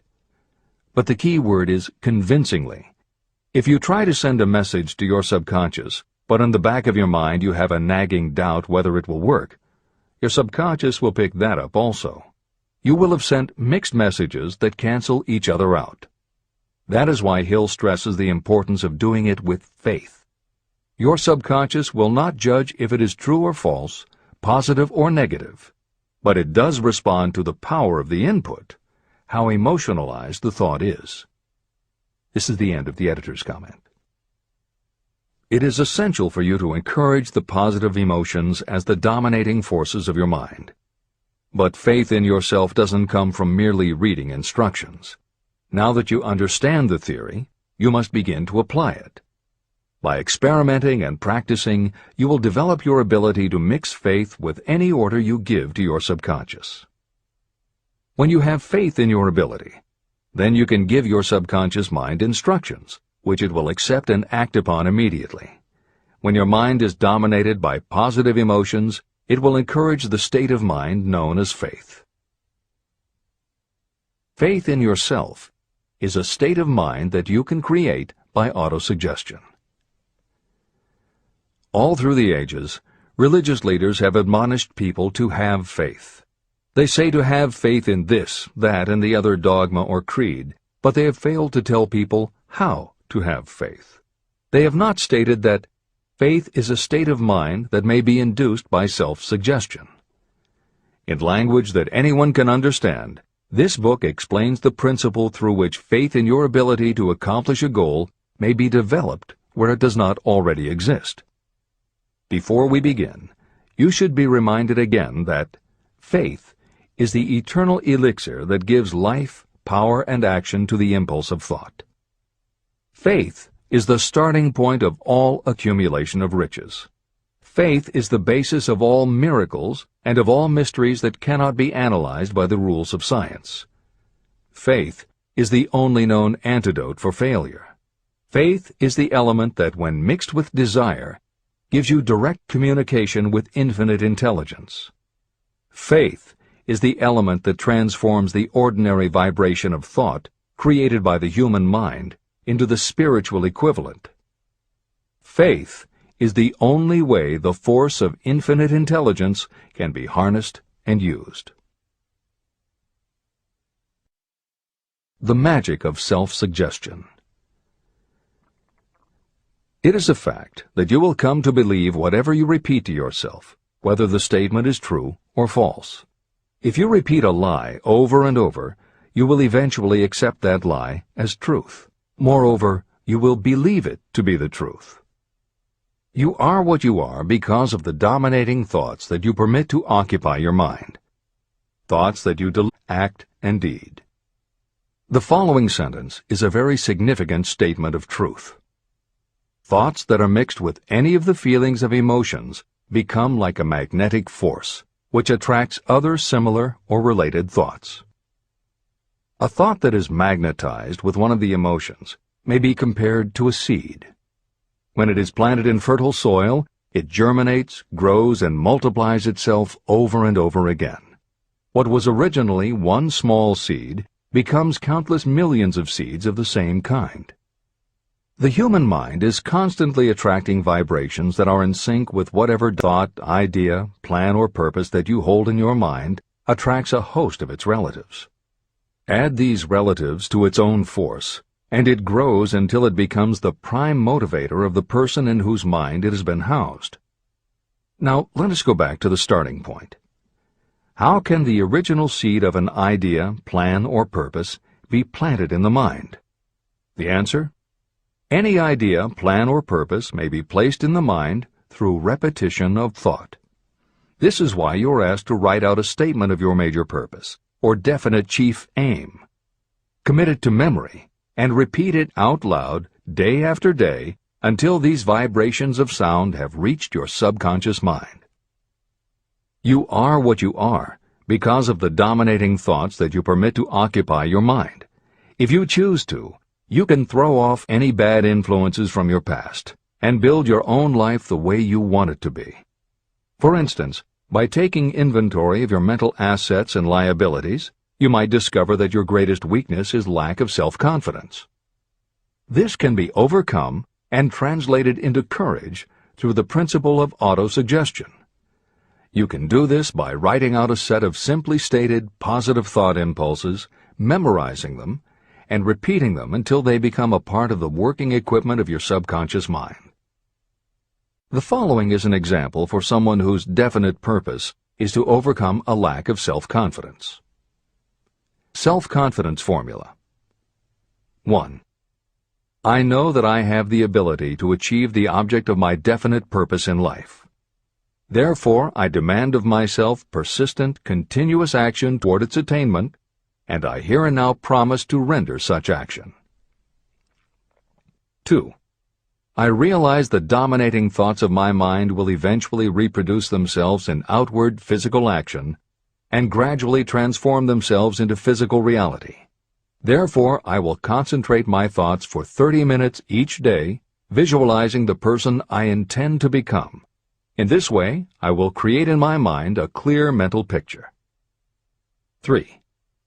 I know, through the principle of autosuggestion, that any desire I persistently hold in my mind will eventually find some practical means of attaining my objective.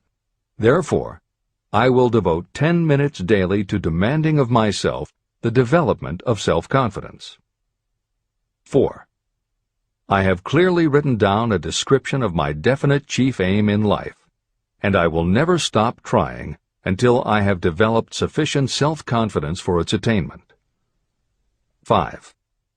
I fully realize that no wealth or position can last unless it is built upon truth and justice.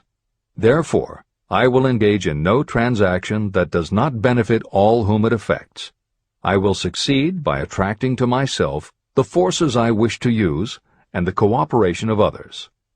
I will persuade others to help me because of my willingness to help others. I will eliminate hatred, envy, jealousy, selfishness, and cynicism by developing love for all humanity, because I know that a negative attitude toward others can never bring me success. I will cause others to believe in me because I will believe in them and in myself. I will sign my name to this formula, commit it to memory, and repeat it aloud once a day, with full faith that it will gradually influence my thoughts and actions so that I will become a self-reliant and successful person. Behind this formula is a law of nature that psychologists call autosuggestion or self-suggestion. It is a proven technique that will work for your success if it is used constructively. On the other hand, if used destructively, it will destroy just as readily. In this statement may be found a very significant truth, namely that those who go down in defeat and end their lives in poverty, misery, and distress do so because of negative application of the principle of autosuggestion. All impulses of thought have a tendency to clothe themselves in their physical equivalent. The disaster of negative thinking. The subconscious mind makes no distinction between constructive and destructive thought impulses. It works with the material we feed it through our thought impulses. The subconscious mind will translate into reality a thought driven by fear just as readily as it will translate into reality a thought driven by courage or faith. Just as electricity will turn the wheels of industry and render useful service if used constructively, it will snuff out life if wrongly used. So, too, will the law of autosuggestion lead you to peace and prosperity, or down into the valley of misery, failure, and death. It depends on your degree of understanding and application of it. If you fill your mind with fear or doubt, and if you do not believe in your ability to connect with and use the forces of infinite intelligence, then you will not be able to use those forces. The law of autosuggestion will take your lack of belief and use that doubt as a pattern by which your subconscious mind will translate it into its physical equivalent. Editor's comments. When you have faith in your ability to accomplish what you want, it not only firmly plants ideas in your subconscious, but it then works to reinforce itself. When you have faith in your abilities, part of what you must have faith in is that it is possible to tap into infinite intelligence. And because you have faith that it will work, your conscious mind won't be resistant. When your conscious doesn't resist, your subconscious mind can send creative ideas to your conscious mind more easily. Then the more you see the power working in your life, the easier it is for you to act on faith the next time. Will it work for you? You will never know unless you relax your resistance and just have faith that it will. This is the end of the editor's comment. Like the wind that carries one ship east and another west, the law of autosuggestion will lift you up or pull you down according to the way you set your sails of thought. The law of autosuggestion, through which any person may rise to altitudes of achievement that stagger the imagination, is well described in the following verse. Observe the words that have been emphasized, and you will catch the deep meaning that the poet had in mind. If you think you are beaten, you are. If you think you dare not, you don't. If you like to win, but you think you can't, it is almost certain you won't. If you think you'll lose, you're lost. For out in the world we find, success begins with a fellow's will. It's all in the state of mind. If you think you are outclassed, you are. You've got to think high to rise. You've got to be sure of yourself before you can ever win a prize. Life's battles don't always go to the stronger or faster man, but soon or late the man who wins is the man who thinks he can. Editor's comments. As noted at the beginning of this chapter, the way in which Napoleon Hill uses the word faith is meant to have no religious connotation. However, it would be impossible for Hill to write this chapter without acknowledging the power of religious faith. Therefore, in the following two paragraphs, when Hill discusses Jesus Christ and Mahatma Gandhi as exemplifying the power of faith, he is referring to their personal faith, the absolute trust in his beliefs that Jesus exhibited, and Gandhi's total conviction and confidence in his cause. In this way, they perfectly exemplify thought impulse mixed with faith. This is the end of the editor's comment. If you wish evidence of the power of faith, study the achievements of men and women who have employed it. At the head of the list comes the Nazarene. The basis of Christianity is faith, no matter how many people may have perverted or misinterpreted the meaning of this great force. The sum and substance of the teachings and the achievements of Christ, which may have been interpreted as miracles, were nothing more nor less than faith. If there are any such phenomena as miracles, they are produced only through the state of mind known as faith. Consider Mahatma Gandhi of India, one of the most astounding examples of the possibilities of faith. Gandhi wielded more potential power than any man living in his time. And he had this power despite the fact that he had none of the orthodox tools of power, such as money, battleships, soldiers, and materials of warfare. Gandhi had no money, no home. He did not own a suit of clothes, but he did have power. How did he come by that power? He created it out of his understanding of the principle of faith and through his ability to transplant that faith into the minds of 200 million people. Gandhi accomplished the astounding feat of influencing 200 million minds to coalesce and move in unison as a single mind. What other force on earth, except faith, could do as much? How an idea built a fortune. Editor's comment. Although the following story is not exclusively about faith, and it makes no mention of autosuggestion or the subconscious mind, Napoleon Hill included it at this point in every edition of Think and Grow Rich. In fact, as Hill says, this story illustrates at least 6 of the 13 principles of success. But faith is at the center of it. If the central figure, Charles M. Schwab, had not mixed his big idea with absolute unwavering faith that he could pull it off, the whole history of American business would have been different. This is the end of the editor's comment. The event chosen for this illustration dates back to 1900, when the United States Steel Corporation was being formed. As you read the story, keep in mind the following fundamental facts and you will understand how ideas have been converted into huge fortunes. First, the United States Steel Corporation was born in the mind of Charles M. Schwab in the form of an idea he created through his imagination. Second, he mixed faith with his idea. Third, he formulated a plan for the transformation of his idea into physical and financial reality. Fourth, he put his plan into action with his famous speech at the University Club. Fifth, he applied and followed through on his plan with persistence and backed it with firm decision until it had been fully carried out. Sixth, he prepared the way for success by a burning desire for success. If you are one of those who have often wondered how great fortunes are accumulated, this story of the creation of the United States Steel Corporation will be enlightening. If you have any doubt that a person can think and grow rich, this story should dispel that doubt. You can plainly see in the story of United States Steel the application of a major portion of the principles described in this book. This astounding description of the power of an idea was dramatically told by John Lowell in the New York World Telegram, with whose courtesy it is here reprinted. Editor's comments.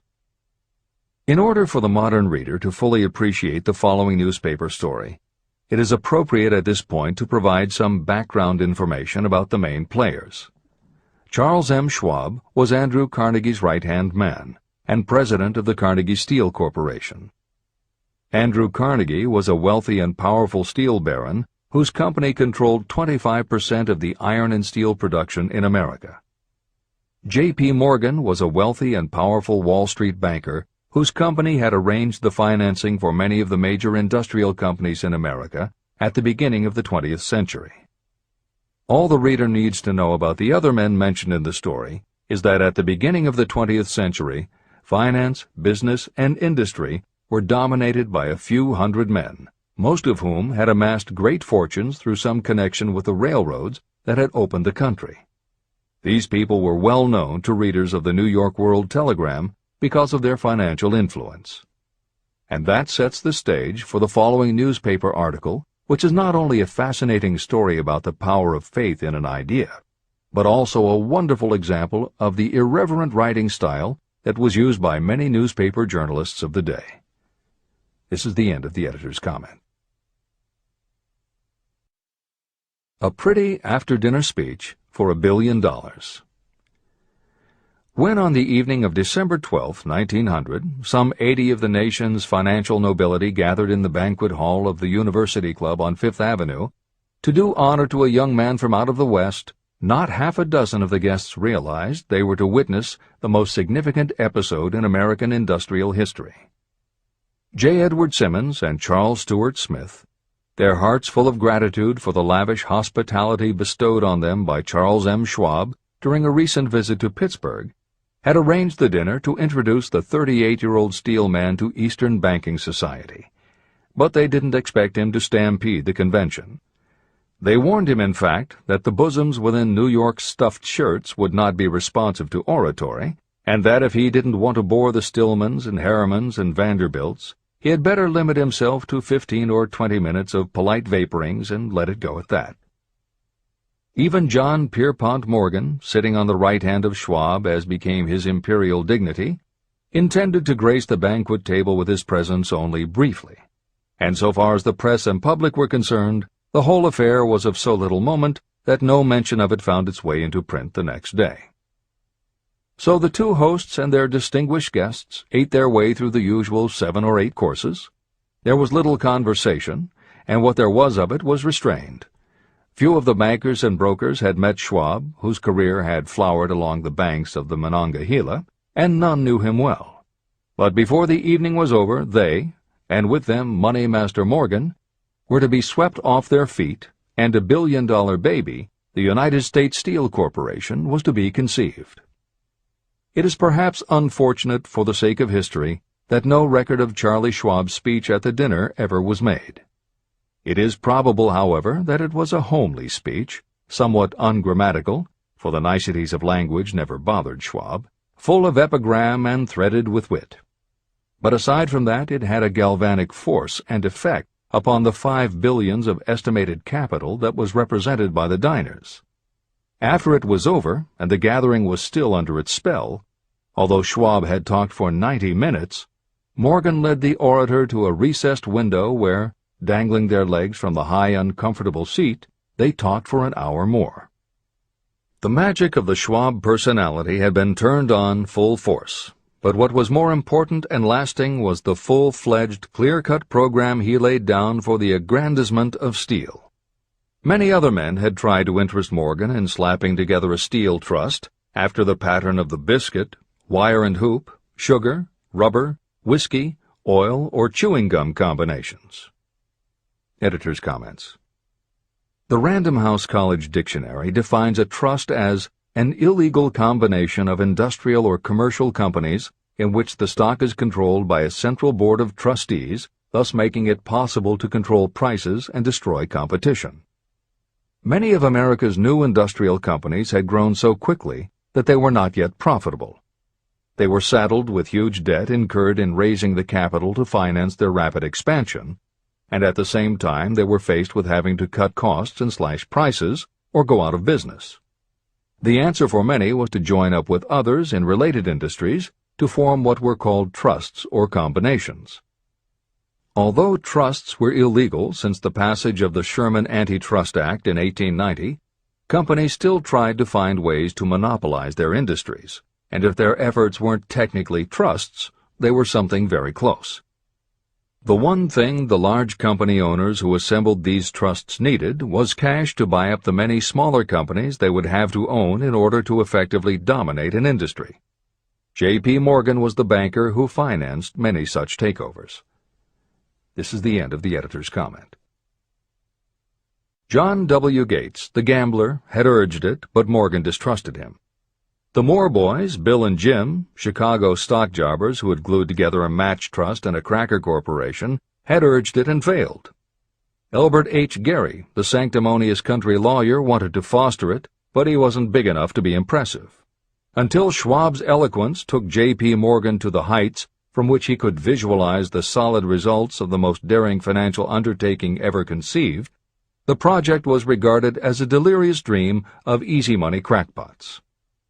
The financial magnetism that began a generation ago to attract thousands of small and sometimes inefficiently managed companies into large and competition-crushing combinations had become operative in the steel world through the devices of that jovial business pirate, John W. Gates. Gates already had formed the American Steel and Wire Company out of a chain of small concerns, and together with Morgan had created the Federal Steel Company.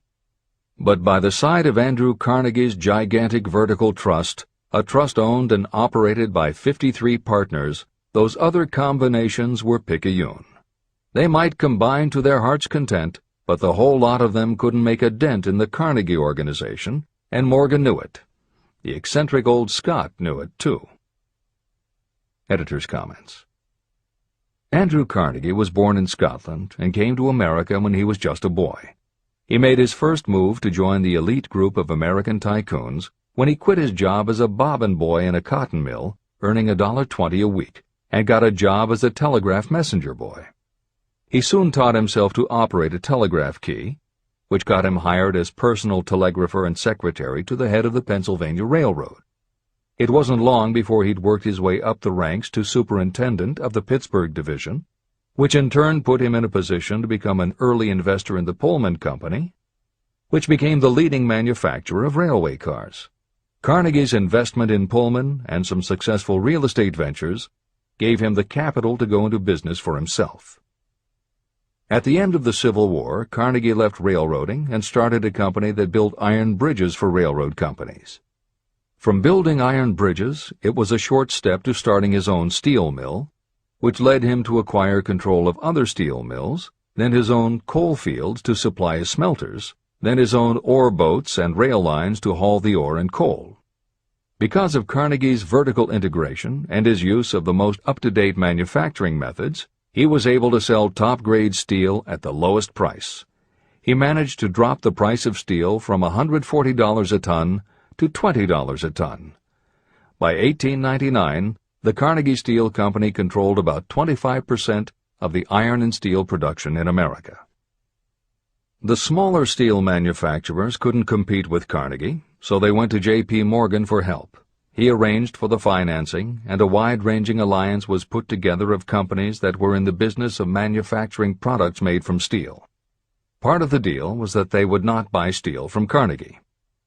Andrew Carnegie was not about to be put out of business by a collection of small companies. He announced that he would buy or build his own manufacturing companies to produce finished goods made of steel. This is the end of the editor's comments, and the New York World Telegram story continues. From the magnificent heights of Skibo Castle he had viewed, first with amusement and then with resentment, the attempts of Morgan's smaller companies to cut into his business. When the attempts became too bold, Carnegie's temper was translated into anger and retaliation. He decided to duplicate every mill owned by his rivals. Hitherto, he hadn't been interested in wire, pipe, hoops, or sheet. Instead, he was content to sell such companies the raw steel and let them work it into whatever shape they wanted. Now, with Schwab as his chief and able lieutenant, he planned to drive his enemies to the wall. So it was that in the speech of Charles M. Schwab, Morgan saw the answer to his problem of combination. A trust without Carnegie, giant of them all, would be no trust at all, a plum pudding, as one writer said, without the plums. Schwab's speech on the night of December 12, 1900, undoubtedly carried the inference, though not the pledge, that the vast Carnegie enterprise could be brought under the Morgan tent. He talked of the world future for steel, of reorganization for efficiency, of specialization, of the scrapping of unsuccessful mills and concentration of effort on the flourishing properties, of economies in the ore traffic, of economies in overhead and administrative departments, of capturing foreign markets. More than that, he told the buccaneers among them wherein lay the errors of their customary piracy. Their purposes, he inferred, had been to create monopolies, raise prices, and pay themselves fat dividends out of privilege. Schwab condemned the system in his heartiest manner. The short-sightedness of such a policy, he told his hearers, lay in the fact that it restricted the market in an era when everything cried for expansion. By cheapening the cost of steel, he argued, an ever-expanding market would be created. More uses for steel would be devised, and a goodly portion of the world trade could be captured. Actually, though he did not know it, Schwab was an apostle of modern mass production. Editor's comments. For J.P. Morgan, all of Schwab's talk about economies of scale and expanding markets meant only one thing. Until that night, it was assumed that Andrew Carnegie would continue building his own manufacturing companies to compete with the steel trusts that Morgan had helped put together. Morgan knew that for Carnegie to do so would require an enormous amount of capital, and Morgan also knew that Carnegie had always been strongly against raising money by selling stock in his company. What Schwab seemed to be implying was that rather than going to Wall Street for the money needed to fight the trusts, Carnegie might be interested in selling his business. This is the end of the editor's comment.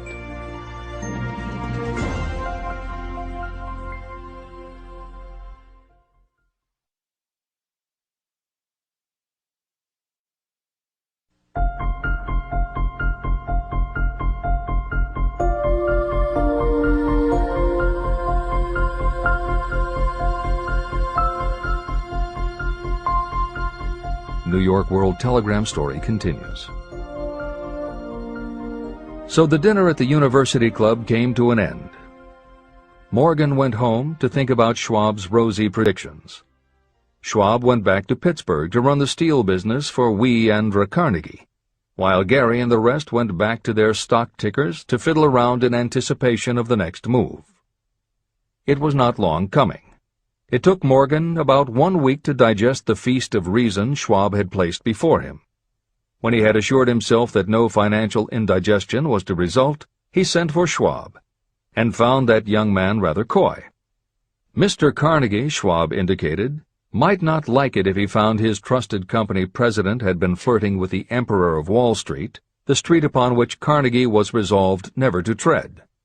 Then it was suggested by John W. Gates, the go-between, that if Schwab happened to be in the Bellevue Hotel in Philadelphia, J.P. Morgan might also happen to be there. When Schwab arrived, however, Morgan was inconveniently ill at his New York home, and so on the elder man's pressing invitation, Schwab went to New York and presented himself at the door of the financier's library. Now, certain economic historians have professed the belief that from the beginning to the end of the drama, the stage was set by Andrew Carnegie, that the dinner to Schwab, the famous speech, the Sunday night conference between Schwab and the Money King, were events arranged by the canny Scot. The truth is exactly the opposite. When Schwab was called in to consummate the deal, he didn't even know whether the little boss, as Andrew was called, would so much as listen to an offer to sell, particularly to a group of men whom Andrew regarded as being endowed with something less than holiness. But Schwab did take into the conference with him, in his own handwriting, 6 sheets of copperplate figures, representing to his mind the physical worth and the potential earning capacity of every steel company he regarded as an essential star in the new metal firmament. 4 men pondered over these figures all night. The chief, of course, was Morgan, steadfast in his belief in the divine right of money. With him was his aristocratic partner, Robert Bacon, a scholar and a gentleman. The third was John W. Gates, whom Morgan scorned as a gambler and used as a tool. The fourth was Schwab, who knew more about the processes of making and selling steel than any whole group of men then living. Throughout that conference, the Pittsburgher's figures were never questioned. If he said a company was worth so much, then it was worth that much and no more. He was insistent, too, upon including in the combination only those concerns he nominated. He had conceived a corporation in which there would be no duplication, not even to satisfy the greed of friends who wanted to unload their companies upon the broad Morgan shoulders. When dawn came, Morgan rose and straightened his back. Only one question remained. "Do you think you can persuade Andrew Carnegie to sell?" he asked. "I can try," said Schwab. "If you can get him to sell, I will undertake the matter," said Morgan. So far, so good. But would Carnegie sell? How much would he demand? Schwab thought about $320 million. What would he take payment in? Common or preferred stocks? Bonds? Cash? Nobody could raise $1/3 billion in cash. There was a golf game in January on the frost-cracking heath of the St. Andrew's Links in Westchester, with Andrew bundled up in sweaters against the cold and Charlie talking volubly as usual to keep his spirits up. But no word of business was mentioned until the pair sat down in the cozy warmth of the Carnegie cottage nearby. Then, with the same persuasiveness that had hypnotized 80 millionaires at the University Club, Schwab poured out the glittering promises of retirement and comfort, of untold millions to satisfy the old man's social caprices. Carnegie capitulated, wrote a figure on a slip of paper, handed it to Schwab and said, "All right, that's what we'll sell for." The figure was approximately $400 million, and was reached by taking the $320 million mentioned by Schwab as a basic figure, and adding to it $80 million to represent the increased capital value over the previous 2 years. Later, on the deck of a transatlantic liner, the Scotsman said ruefully to Morgan, "I wish I had asked you for $100 million more." "If you had asked for it, you'd have gotten it," Morgan told him cheerfully. There was an uproar, of course. A British correspondent cabled that the foreign steel world was appalled by the gigantic combination. President Hadley of Yale declared that unless trusts were regulated, the country might expect an emperor in Washington within the next 25 years. But that able stock manipulator Keene went at his work of shoving the new stock at the public so vigorously that all the excess water, estimated by some at nearly $600 million, was absorbed in a twinkling. So Carnegie had his millions, and the Morgan Syndicate had $62 million for all its trouble, and all the boys, from Gates to Gary, had their millions. Editor's comment. The 38-year-old Charles M. Schwab had his reward, too.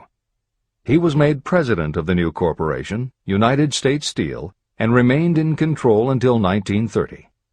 When Schwab left U.S. Steel, he went on to found the mammoth Bethlehem Steel Corporation, of which he also became president. This is the end of the editor's comment. Riches begin with thought. The dramatic story of big business that you've just finished is a perfect illustration of the method by which desire can be transmuted into its physical equivalent. That giant organization was created in the mind of one man. The plan by which the organization was provided with the steel mills that gave it financial stability was created in the mind of the same man. His faith, his desire, his imagination, his persistence were the real ingredients that went into United States Steel. The steel mills and equipment acquired by the corporation, after it had been brought into legal existence, were incidental. However, careful analysis reveals that the appraised value of the properties acquired by the corporation increased in value by an estimated $600 million, approximately $12 billion today. The increase in value of the assets is attributable to the mere transaction that consolidated them under one management. In other words, Charles M. Schwab's idea, plus the faith with which he conveyed it to the minds of J.P. Morgan and the others, was marketed for a profit of approximately $600 million. Not an insignificant sum for a single idea. The United States Steel Corporation prospered and became one of the richest and most powerful corporations in America, employing thousands of people, developing new uses for steel and opening new markets, thus proving that the $600 million in profit that the Schwab idea produced was earned. Riches begin in the form of thought. The amount is limited only by the person in whose mind the thought is put into motion. Faith removes limitations.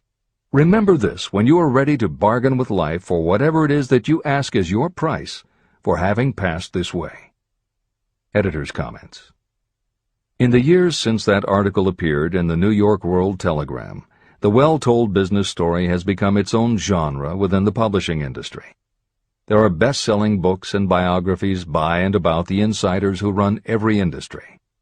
The editors of this edition of Think and Grow Rich strongly encourage you to sample some of these books. They can be entertaining and inspirational, and in them you will be able to see examples of Hill's principles of success at work in the real world. The best of them are not only entertaining and inspirational, but they are filled with ideas and techniques you can adapt and use.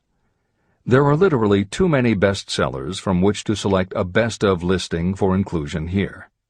Any such choice the editors might make would not necessarily be the best, but merely reflective of the interests of the person doing the choosing. However, there are 2 books the editors recommend that are not by or about a single individual or industry. These books are In Search of Excellence by Tom Peters and Breakthroughs by P.R. Nyack and John N. Ketteringham. Each of these books deals with a broad spectrum of industries, and within each industry they single out certain companies and individuals for analysis. Both were published at the beginning of the business book trend in the 1980s, but there are few books since then that better convey the importance of faith in a good idea. In Search of Excellence, chosen by a panel of experts as the most influential book of the past 20 years, was a runaway bestseller and will likely be in print for years to come. Breakthroughs may be harder to find, but it will be well worth the effort. This is the end of the editor's comments.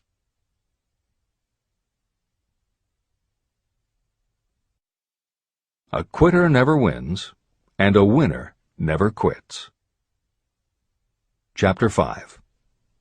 Autosuggestion. The medium for influencing the subconscious mind. The third step toward riches.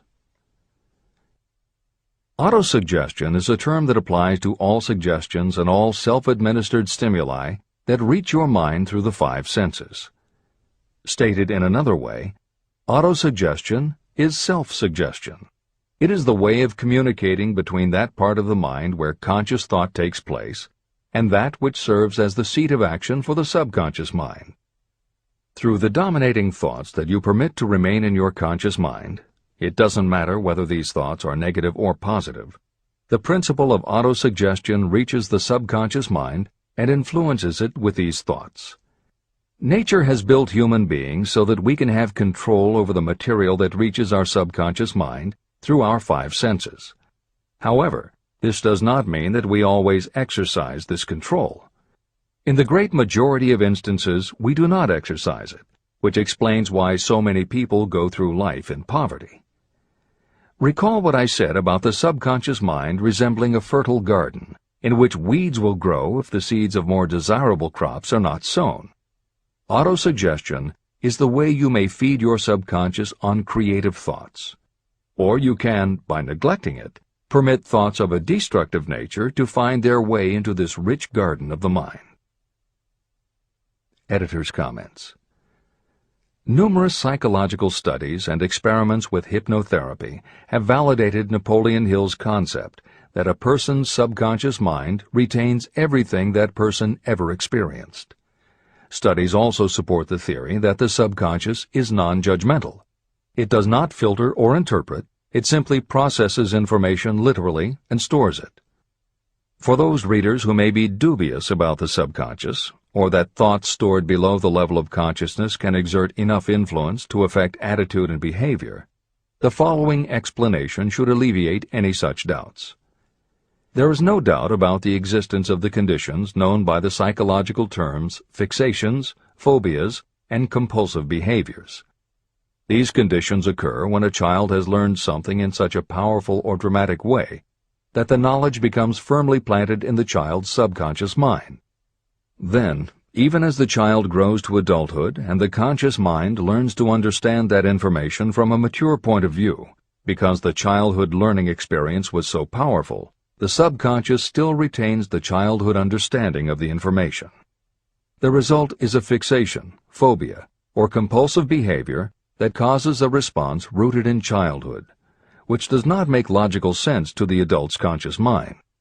That is because it does not come from the conscious. It comes from the subconscious belief that was so emotionalized it overrides the adult's logical conscious mind. Hill's theory is based on exactly the same psychological principles. Thoughts do remain stored in the subconscious. They remain just as they were when they were input, and the more highly emotionalized the thoughts are when they are input, the more influence they exert on attitude and behavior. It is this aspect of the subconscious that will allow you to use autosuggestion as a tool with which to input the positive thoughts that will help you achieve the success you desire. This is the end of the editor's comments. See and feel money in your hands. You were instructed in the last of the 6 steps described in Chapter 3 on Desire to read aloud twice daily the written statement of your desire for money. You were also directed to see and feel yourself already in possession of the money. By following these instructions, you communicate the object of your desire directly to your subconscious mind in a spirit of absolute faith. Through repetition of this procedure, you will create thought habits that reinforce your efforts to transmute desire into its monetary equivalent. Read these steps again, very carefully, before you proceed further. 1. Fix in your mind the exact amount of money you desire. It is not sufficient merely to say, "I want plenty of money." Be definite about the amount. 2. Determine exactly what you intend to give in return for the money you desire. There is no such reality as something for nothing. 3. Establish a definite date when you intend to possess the money you desire. 4. Create a definite plan for carrying out your desire and begin at once, whether you are ready or not, to put this plan into action. 5. Now write it out. Write a clear, concise statement of the amount of money you intend to acquire, name the time limit for its acquisition, state what you intend to give in return for the money, and describe clearly the plan through which you intend to accumulate it. 6. Read your written statement aloud, twice daily.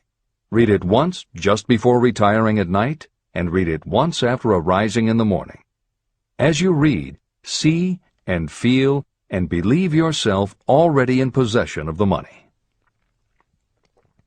Remember, when reading aloud the statement of your desire, through which you will develop a money consciousness, that the mere reading of the words is of no consequence, unless you mix emotion or feeling with your words. Your subconscious mind recognizes and acts only upon thoughts that have been well mixed with emotion or feeling. This is a fact of such importance as to warrant repetition in practically every chapter. The lack of understanding of this is the main reason the majority of people who try to apply the principle of autosuggestion get no desirable results. Plain, unemotional words do not influence the subconscious mind. You will get no appreciable results until you learn to reach your subconscious mind with thoughts or spoken words that have been well emotionalized with belief. Do not become discouraged if you cannot control and direct your emotions the first time you try. Remember, there is no such possibility as something for nothing. You cannot cheat even if you desire to do so. The price of ability to influence your subconscious mind is persistence in applying the principles described here. You cannot develop the desired ability for a lower price. You, and you alone, must decide whether or not the reward, the money consciousness, is worth the price you must pay for it in effort. Your ability to use the principle of autosuggestion will depend very largely upon your capacity to concentrate on a given desire until that desire becomes a burning obsession. How to strengthen your powers of concentration. When you begin to carry out the instructions in the 6 steps, it will be necessary for you to make use of the principle of concentration. Following are suggestions for the effective use of concentration. When you begin the first of the 6 steps, which instructs you to fix in your own mind the exact amount of money you desire, close your eyes and hold your thoughts on that amount of money until you can actually see the physical appearance of the money. Do this at least once each day. As you go through these exercises, follow the instructions given in Chapter 4 on faith, and see yourself actually in possession of the money. Here is a most significant fact. The subconscious mind takes any orders given to it in a spirit of absolute faith and acts upon those orders. But the orders often have to be presented over and over again, repeated positive affirmation, before they are interpreted by the subconscious mind. Because of this, you might consider the possibility of playing a perfectly legitimate trick on your subconscious mind. Make it believe, because you believe it, that you must have the amount of money you are visualizing. Make it believe that this money is already awaiting your claim, so the subconscious mind must hand over to you practical plans for acquiring the money that is yours. Give this thought to your imagination, and see what your imagination can or will do to create practical plans for the accumulation of money through transmutation of your desire. Do not wait for a definite plan through which you will exchange services or merchandise in return for the money you are visualizing. Just start right now to see yourself in possession of the money, demanding, and expecting that your subconscious mind will hand over the plans you need. Be on the alert for these plans, and when they appear, put them into action immediately.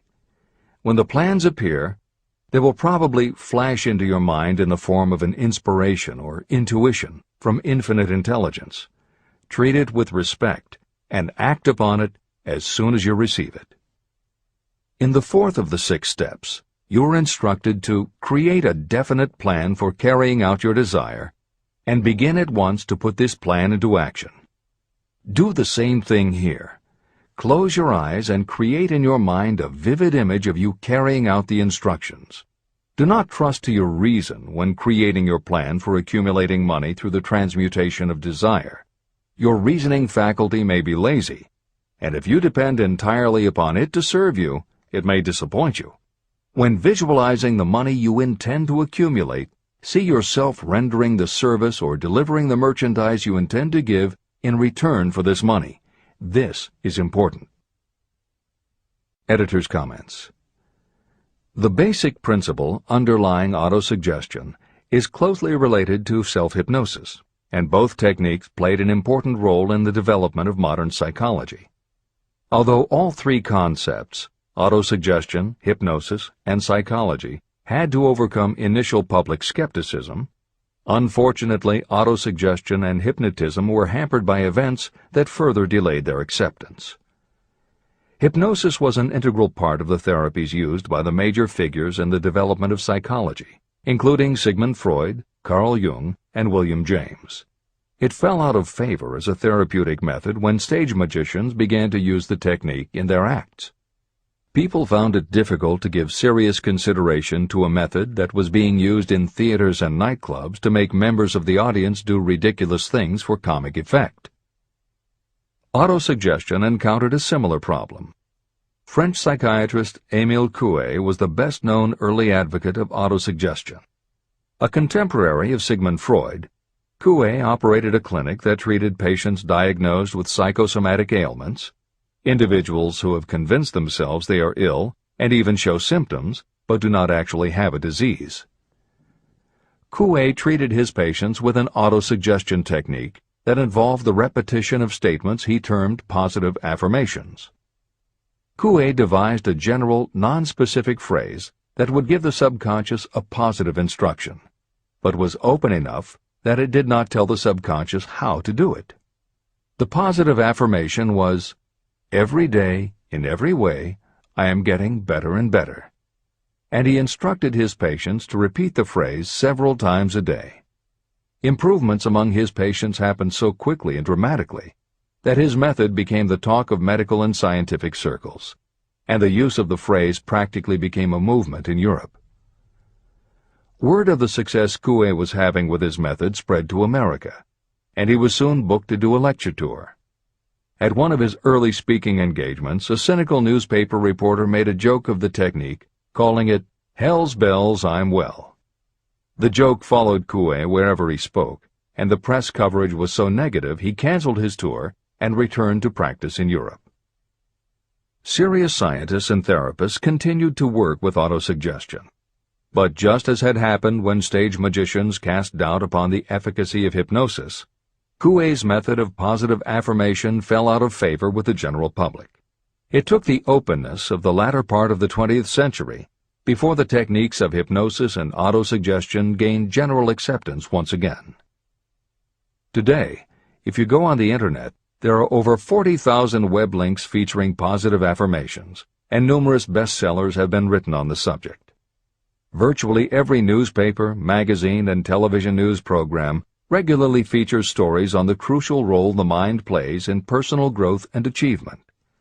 Techniques based on autosuggestion have fostered countless best-selling books, audiobooks, and video programs. And every week thousands of people attend seminars, lectures, and retreats to be inspired by motivational speakers or spiritual leaders, and to learn techniques that will help them achieve success, almost all of which are based on the basic principles Napoleon Hill advocates in this book. When Hill instructs the reader to close your eyes and hold your thoughts on that amount of money until you can actually see the physical appearance of the money, he is in fact describing the autosuggestion technique most widely taught by contemporary motivational experts. Today it is called creative visualization, and it is regularly used by some of the most successful trainers of Olympic athletes and professional sports teams. It is used by NASA in training astronauts, and medical professionals use it in a variety of ways, including teaching it to patients who need to elevate their autoimmune system. Using visualization effectively is much more than simply daydreaming about something you would like to have or a goal you would like to achieve. Visualization is a specific technique that involves the use of imagination, creativity, vivid imagery, and affirmations, all focused on creating something you wish to manifest in reality. Napoleon Hill identified the practice of visualization and wrote about it as early as 1928 in his first bestseller, Law of Success. Since then, many other psychologists, medical professionals, motivational speakers, and authors have developed systems based on the same principles. Dr. Maxwell Maltz, a noted plastic surgeon, found that often it was as important for his patients to change their inner perception of themselves as it was to change their outer appearance. Dr. Maltz's landmark bestseller, Psycho-Cybernetics, draws heavily on visualization as a way to increase self-esteem and improve a wide range of abilities. The Silva method, which is another variation on visualization, has been taught to millions of people by certified Silva trainers who hold seminars throughout the country. Jose Silva's best-selling book, The Silva Mind Control Method, has also sold many millions of copies. In 1978, 50 years after Napoleon Hill wrote about visualization in Law of Success, Shakti Gawain published the phenomenal bestseller Creative Visualization, and Adelaide Bry published Visualization, Directing the Movies of Your Mind. At about the same time, Dr. O. Carl Simonton, an oncologist, concluded that cancer patients who used visualizations in conjunction with chemotherapy treatments had a marked improvement over those who didn't. His bestseller, Getting Well Again, had a profound impact, and it was followed by books from other respected medical professionals, such as Love, Medicine, and Miracles by Dr. Bernie Siegel, and Superimmunity by Dr. Paul Purcell. Other bestsellers by Dr. John Sarno, Dr. Deepak Chopra, and Dr. Andrew Weil have made what once was referred to as alternative medicine now part of mainstream medical practice. This is the end of the editor's comments. Stimulate your subconscious mind. The instructions given previously for the steps necessary in your desire for money will now be summarized and blended with the principles covered by this chapter, as follows. 1. Go to some quiet spot, preferably in bed at night, where you will not be disturbed or interrupted. Close your eyes and repeat aloud, so that you may hear your own words, the written statement of the amount of money you intend to accumulate. Be specific about the time limit for its accumulation, and a description of the service or merchandise you intend to give in return for the money. As you carry out these instructions, see yourself already in possession of the money. For example, suppose that you intend to accumulate $50,000 by the 1st of January, 5 years from now, and that you intend to give your personal services as a salesperson in return for the money. Your written statement of your purpose should be similar to the following. By the 1st day of January, I will have in my possession $50,000, which will come to me in various amounts from time to time during the interim. In return for this money, I will give the most efficient service of which I am capable. I will give the fullest possible quantity and the best possible quality of service as a salesperson of, and describe the service or merchandise you intend to sell. I believe that I will have this money in my possession. My faith is so strong that I can now see this money before my eyes. I can touch it with my hands. It is now awaiting transfer to me at the time and in the proportion that I deliver the service in return for it. I am awaiting a plan for getting this money, and I will follow that plan when it is received. 2. Repeat this program night and morning until you can see in your imagination the money you intend to accumulate. 3. Place a written copy of your statement where you can see it night and morning, and read it just before retiring and upon rising until it has been memorized. Editor's comments. The following is another suggestion, adapted from Hill's later writings, which appear in Napoleon Hill's Keys to Success. Surround yourself with books, pictures, mottos, and other suggestive devices. Pick things that symbolize and reinforce achievement and self-reliance. Constantly add to your collection, and move things to new places where you can see them in a different light and in association with different things. I had a friend who was a realtor who kept her $1 Million Club certificate over her desk to remind herself of what she was capable. One day she took it down to dust and set it on top of a newspaper. When she picked it up again, she saw beneath it an article about the new football coach who had been hired at the university. Guess who bought a house she had been struggling to sell? This is the end of the editor's comments. Remember, as you carry out these instructions, that you are applying the principle of autosuggestion for the purpose of giving orders to your subconscious mind.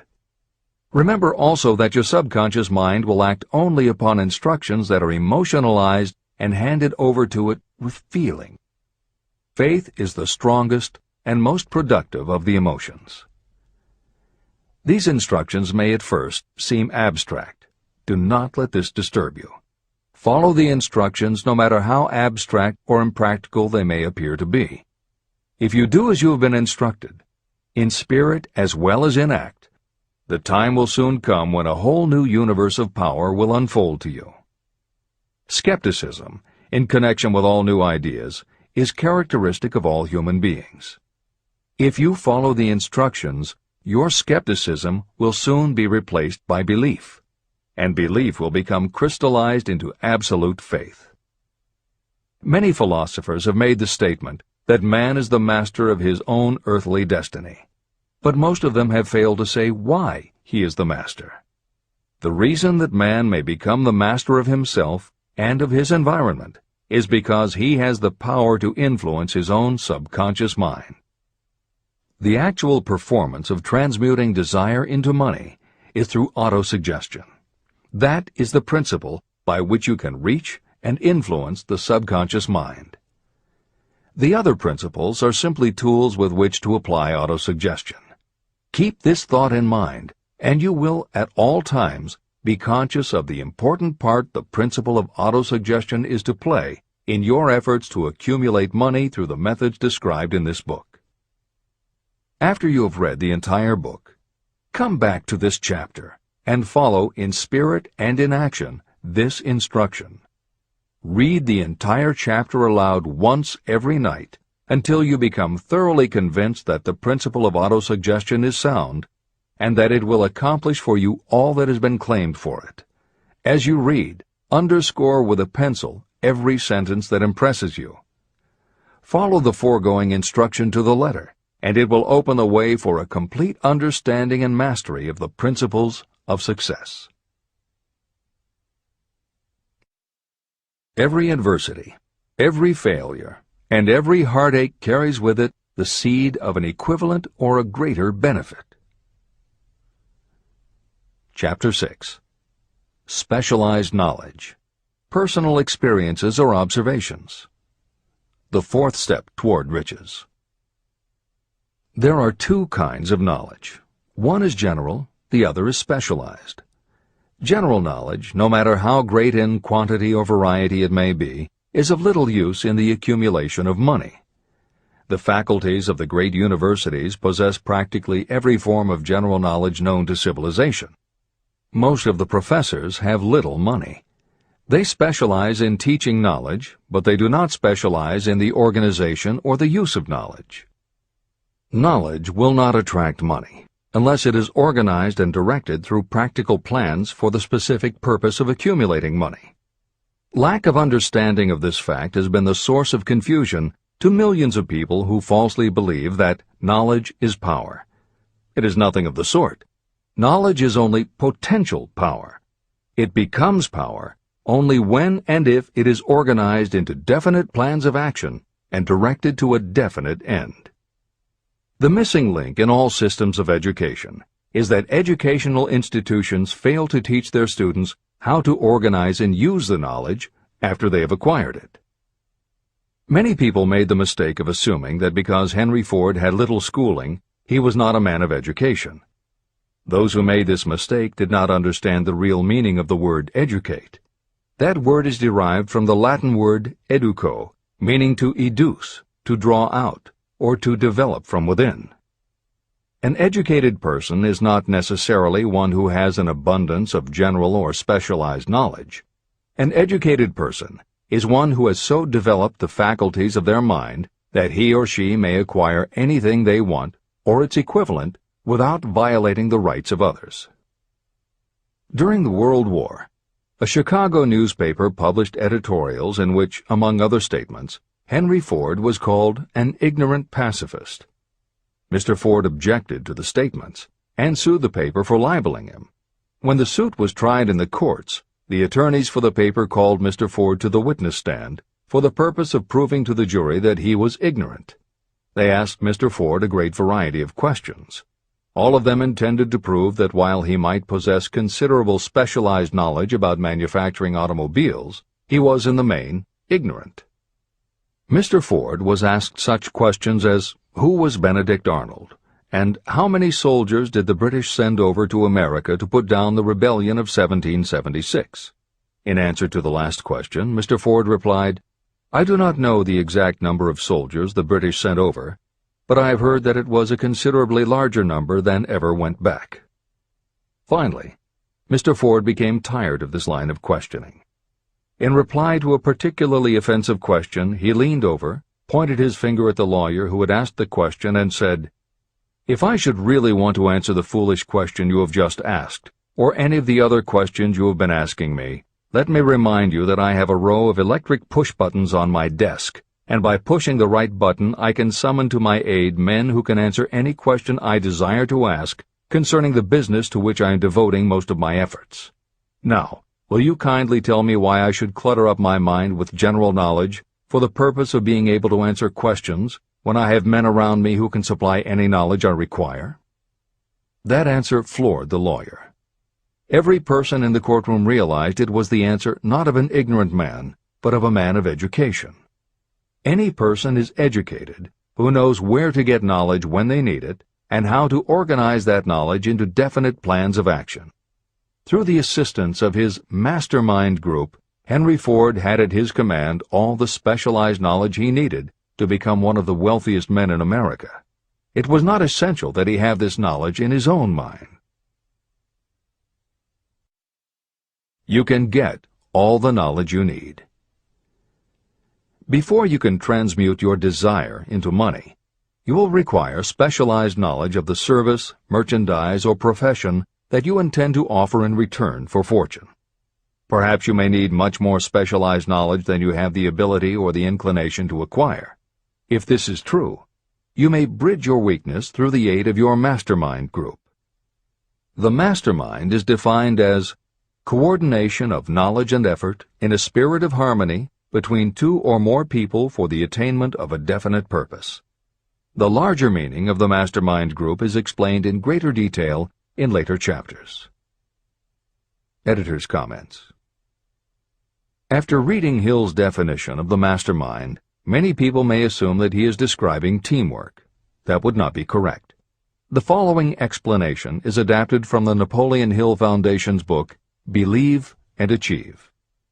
Teamwork can be achieved by any group, even one whose members have disparate interests, because all it requires is cooperation. In teamwork, people might simply be cooperating because they like the leader or out of a sense of duty.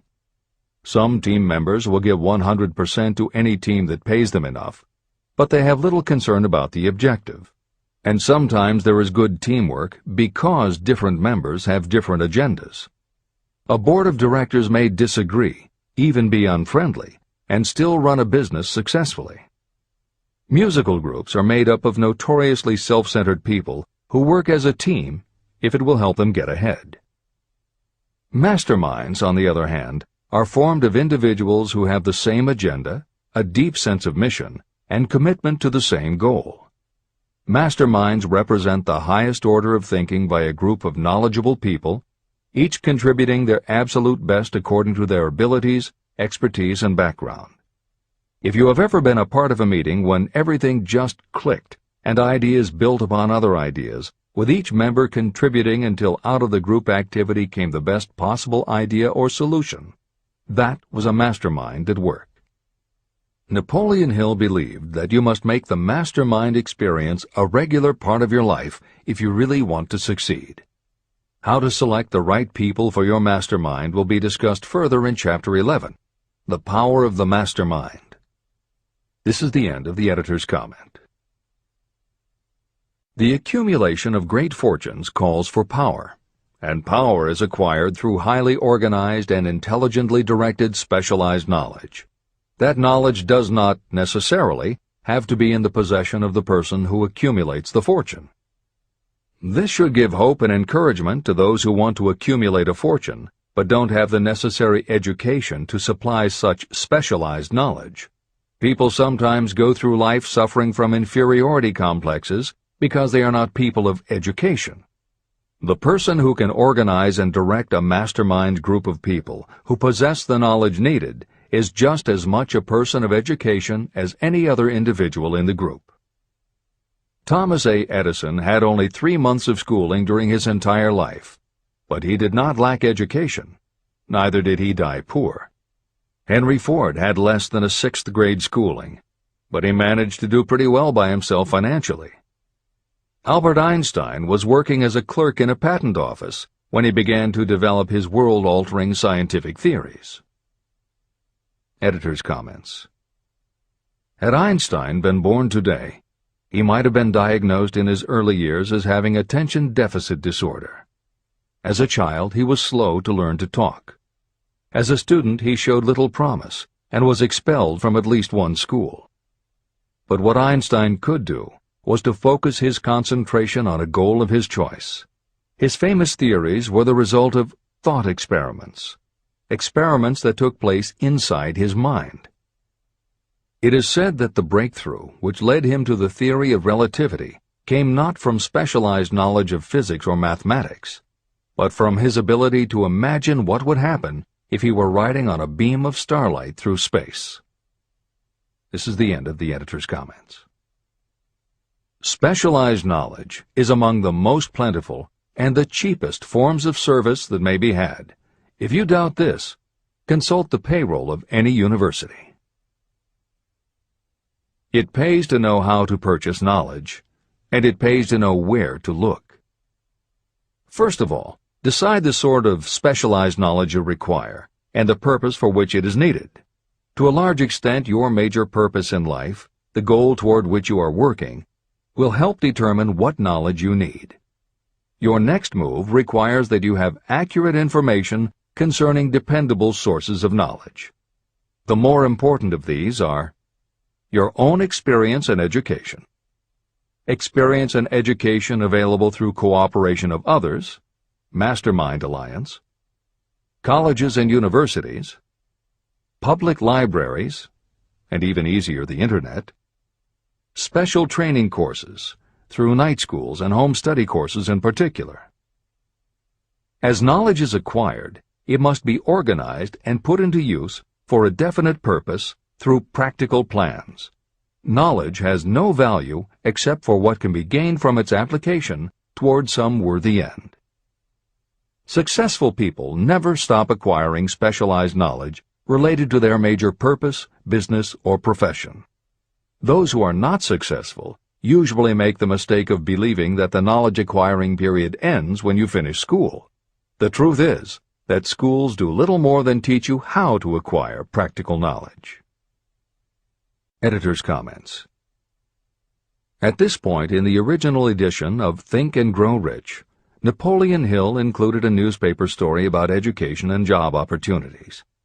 Although the contemporary job market has changed considerably, The author of the article, Robert Moore, Director of Placements at Columbia University, made some comments that are perfectly aligned with the philosophy of Think and Grow Rich and are still holding true today. One such comment was, "The man who has been active on the campus, whose personality is such that he gets along with all kinds of people, and who has done an adequate job with his studies, has a most decided edge over the strictly academic student." One of the largest industrial companies, the leader in its field, in writing to Mr. Moore concerning prospective seniors at the college said, "We emphasize qualities of character, intelligence, and personality far more than specific educational background." Although few would argue that education is valuable, as Moore implies above and as Hill noted earlier about Edison, Ford, and Einstein, academic accomplishment has never been a sure indicator of success. The October 27, 2003 issue of Time magazine made a similar point in their cover story about the changes being made in the SAT exam. Although the article's primary focus is on the efforts to make the SAT less biased, it also notes that recent research indicates that neither the SAT nor IQ tests have proven to be very reliable predictors of future real-world achievement. In his best-selling book, Emotional Intelligence, author Daniel Goleman has created a persuasive argument that the way in which a person handles themselves and their relationships, which he calls emotional intelligence, or EI, is a much better indicator than IQ in predicting whether a person will be successful in life. In his later books, Working with Emotional Intelligence and Primal Leadership, Goleman applies his theory to the workplace, focusing on emotional intelligence leadership techniques and comparing corporate managers' EI with their IQ to analyze which has the greatest positive effect on the financial bottom line. Daniel Goleman's theories have caused some significant changes within educational circles and among management theorists, but their greatest impact has been on individuals who have gone through life intimidated because they believe they aren't smart enough. For them, Goleman's books offer convincing evidence that although they may not have conventional education, their natural abilities and interpersonal skills can be far more important in achieving success. This is the end of the editor's comments. One of the most reliable and practical sources of knowledge available to those who need specialized schooling are night schools, extension courses, and seminars. The correspondence schools give specialized training anywhere the U.S. mails go, or via the Internet. One advantage of home study training is the flexibility of the study program, which permits you to study during spare time. Another advantage of home study training, if the school is carefully chosen, is that most courses offer some method of personal consultation, which can be of priceless value to those needing specialized knowledge. No matter where you live, you can share the benefits. A lesson from a collection agency. Anything acquired without effort and without cost is generally unappreciated and often discredited. Perhaps this is why we get so little from our marvelous opportunity in public schools. The self-discipline you will learn from a program of specialized study can make up for the wasted opportunity when knowledge was available without cost. Being asked to pay, whether you make good grades or poor, has the effect of causing you to follow through with the course when you would otherwise drop it. I learned this from experience when I enrolled for a home study course in advertising.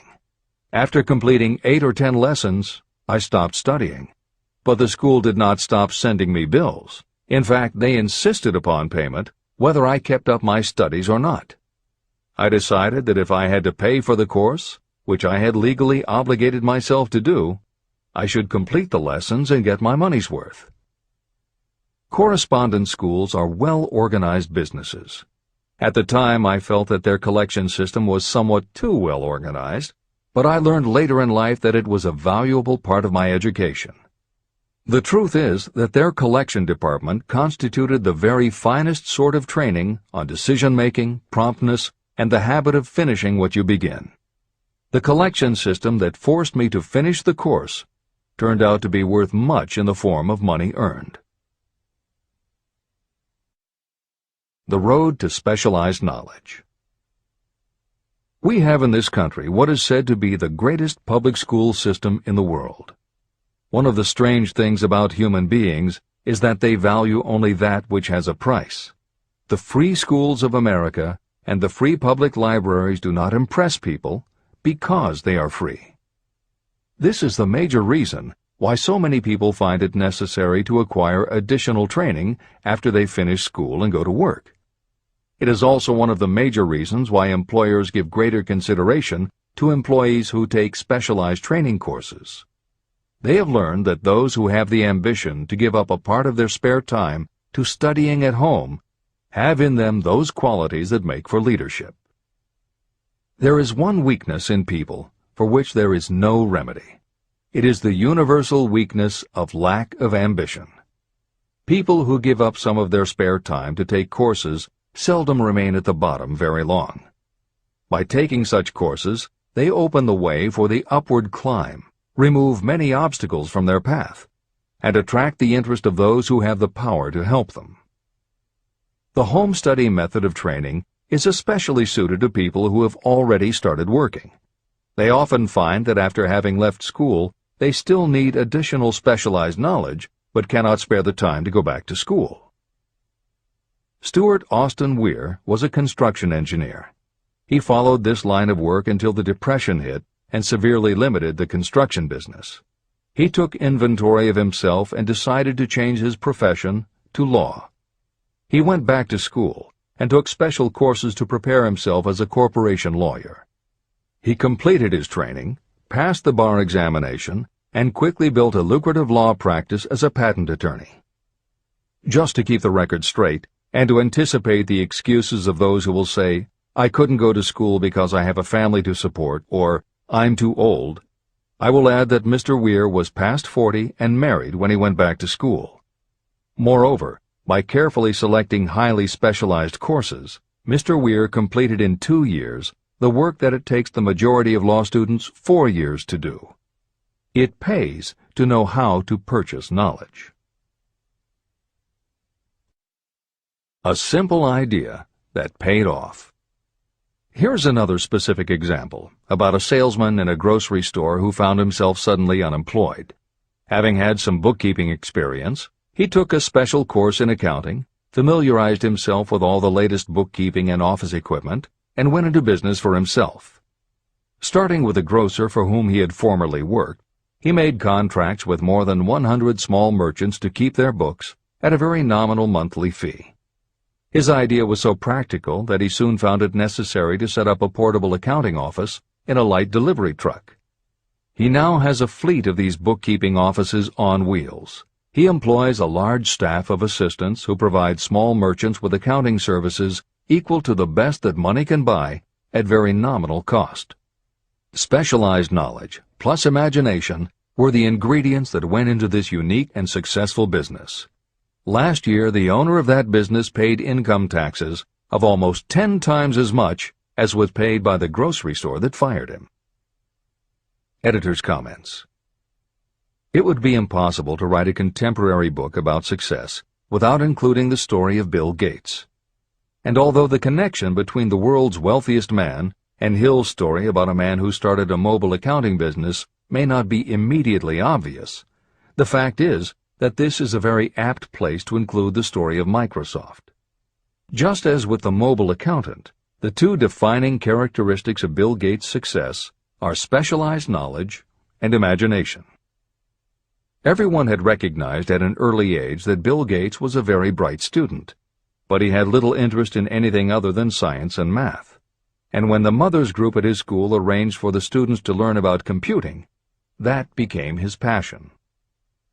By the time he was 13, he taught himself computer programming, and throughout high school and his years at university, his life revolved around computer clubs and odd jobs working for companies that had something to do with computers.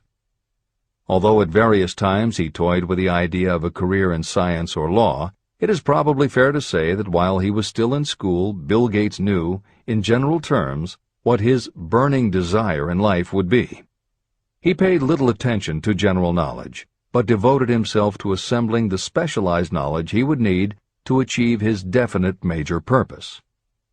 Gates' burning desire heated up the day his friend and fellow Computer Club member Paul Allen bought a copy of the January 1975 issue of Popular Electronics.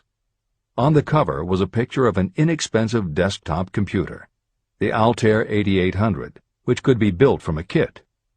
Gates and Allen knew in their gut that there were other students just like them who would love to get their hands on one of these things. At the time, it took a lot of imagination to foresee the impact computers might have on the average person. And even though they didn't own an Altair, they decided they could write a computer program for it. That took even more imagination. They contacted Ed Roberts, the founder of the company that made the Altair, and pitched their idea. Roberts told them he was getting offers from all over, and his policy was that whoever wrote it first would get the job. For the next 2 months, they tore apart the manual, gleaning the specialized knowledge they would need to write the program. They were the first to deliver a workable operating system, and Roberts bought it from them for $3,000 plus a royalty on sales. With their vision of the future burning in their imaginations, Gates and Allen used the advance and their royalties to launch a company that would be in the business of writing computer programs. They named their new company Microsoft and called old friends from their high school computer club to staff it. Bill Gates was 19 and Paul Allen was only a few years older. They and about 9 of their friends started writing programs for Apple Computer, Commodore, and anyone else who would contract with the company for their services.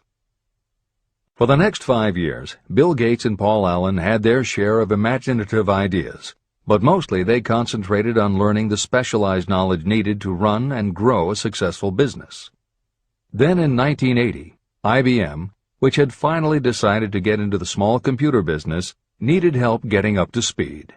They approached Microsoft to write an operating system for the new computer venture. Once again, specialized knowledge and imagination were the qualities that guided Bill Gates. In their imagination, Gates and Allen could see an even bigger future than before, and through specialized knowledge of what computers were capable of, they knew the role they could play in that future.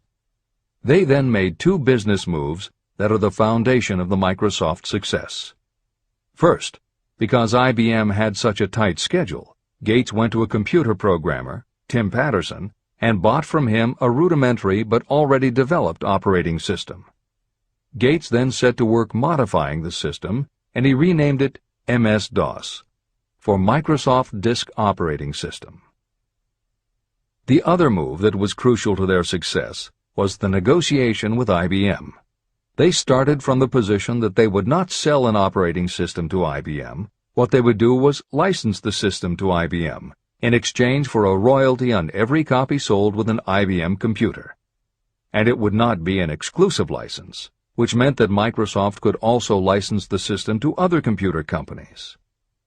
If you were to continue to track the history of Microsoft, you would find those same qualities: a burning desire, an idea, specialized knowledge, and imagination behind each move Bill Gates made and continues to make, just as they were behind the success of the man who started the mobile accounting business. This is the end of the editor's comments.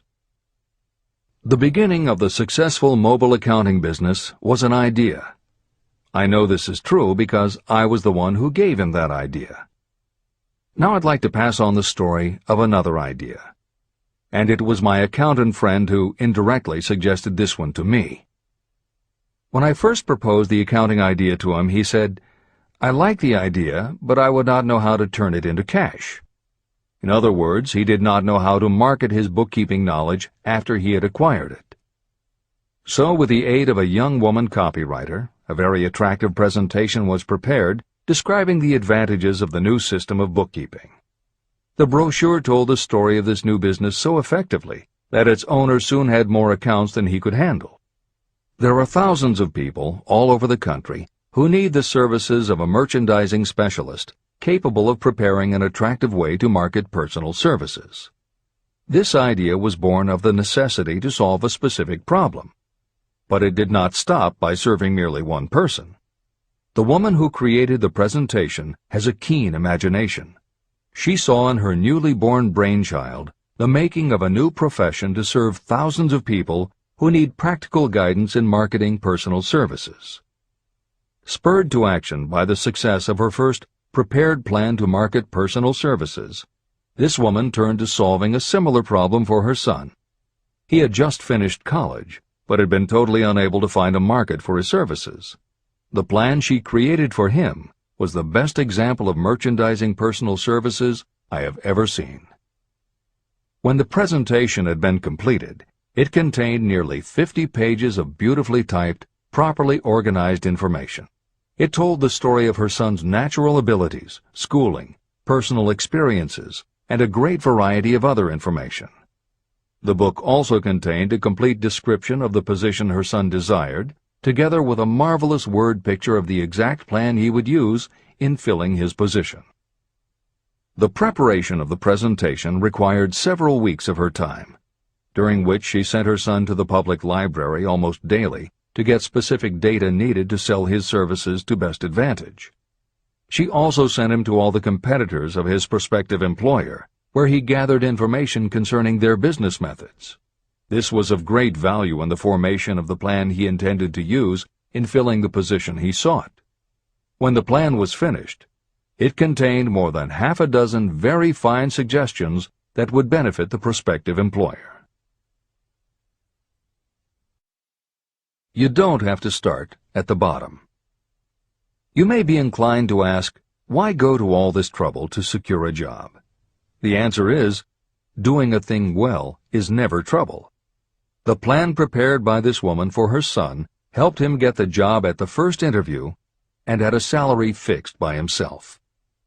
Moreover, and this too is important, the position did not require the young man to start at the bottom. He began as a junior executive at an executive salary. Why go to all this trouble? Well, for one thing, this young man's planned presentation saved him no less than 10 years of working his way up.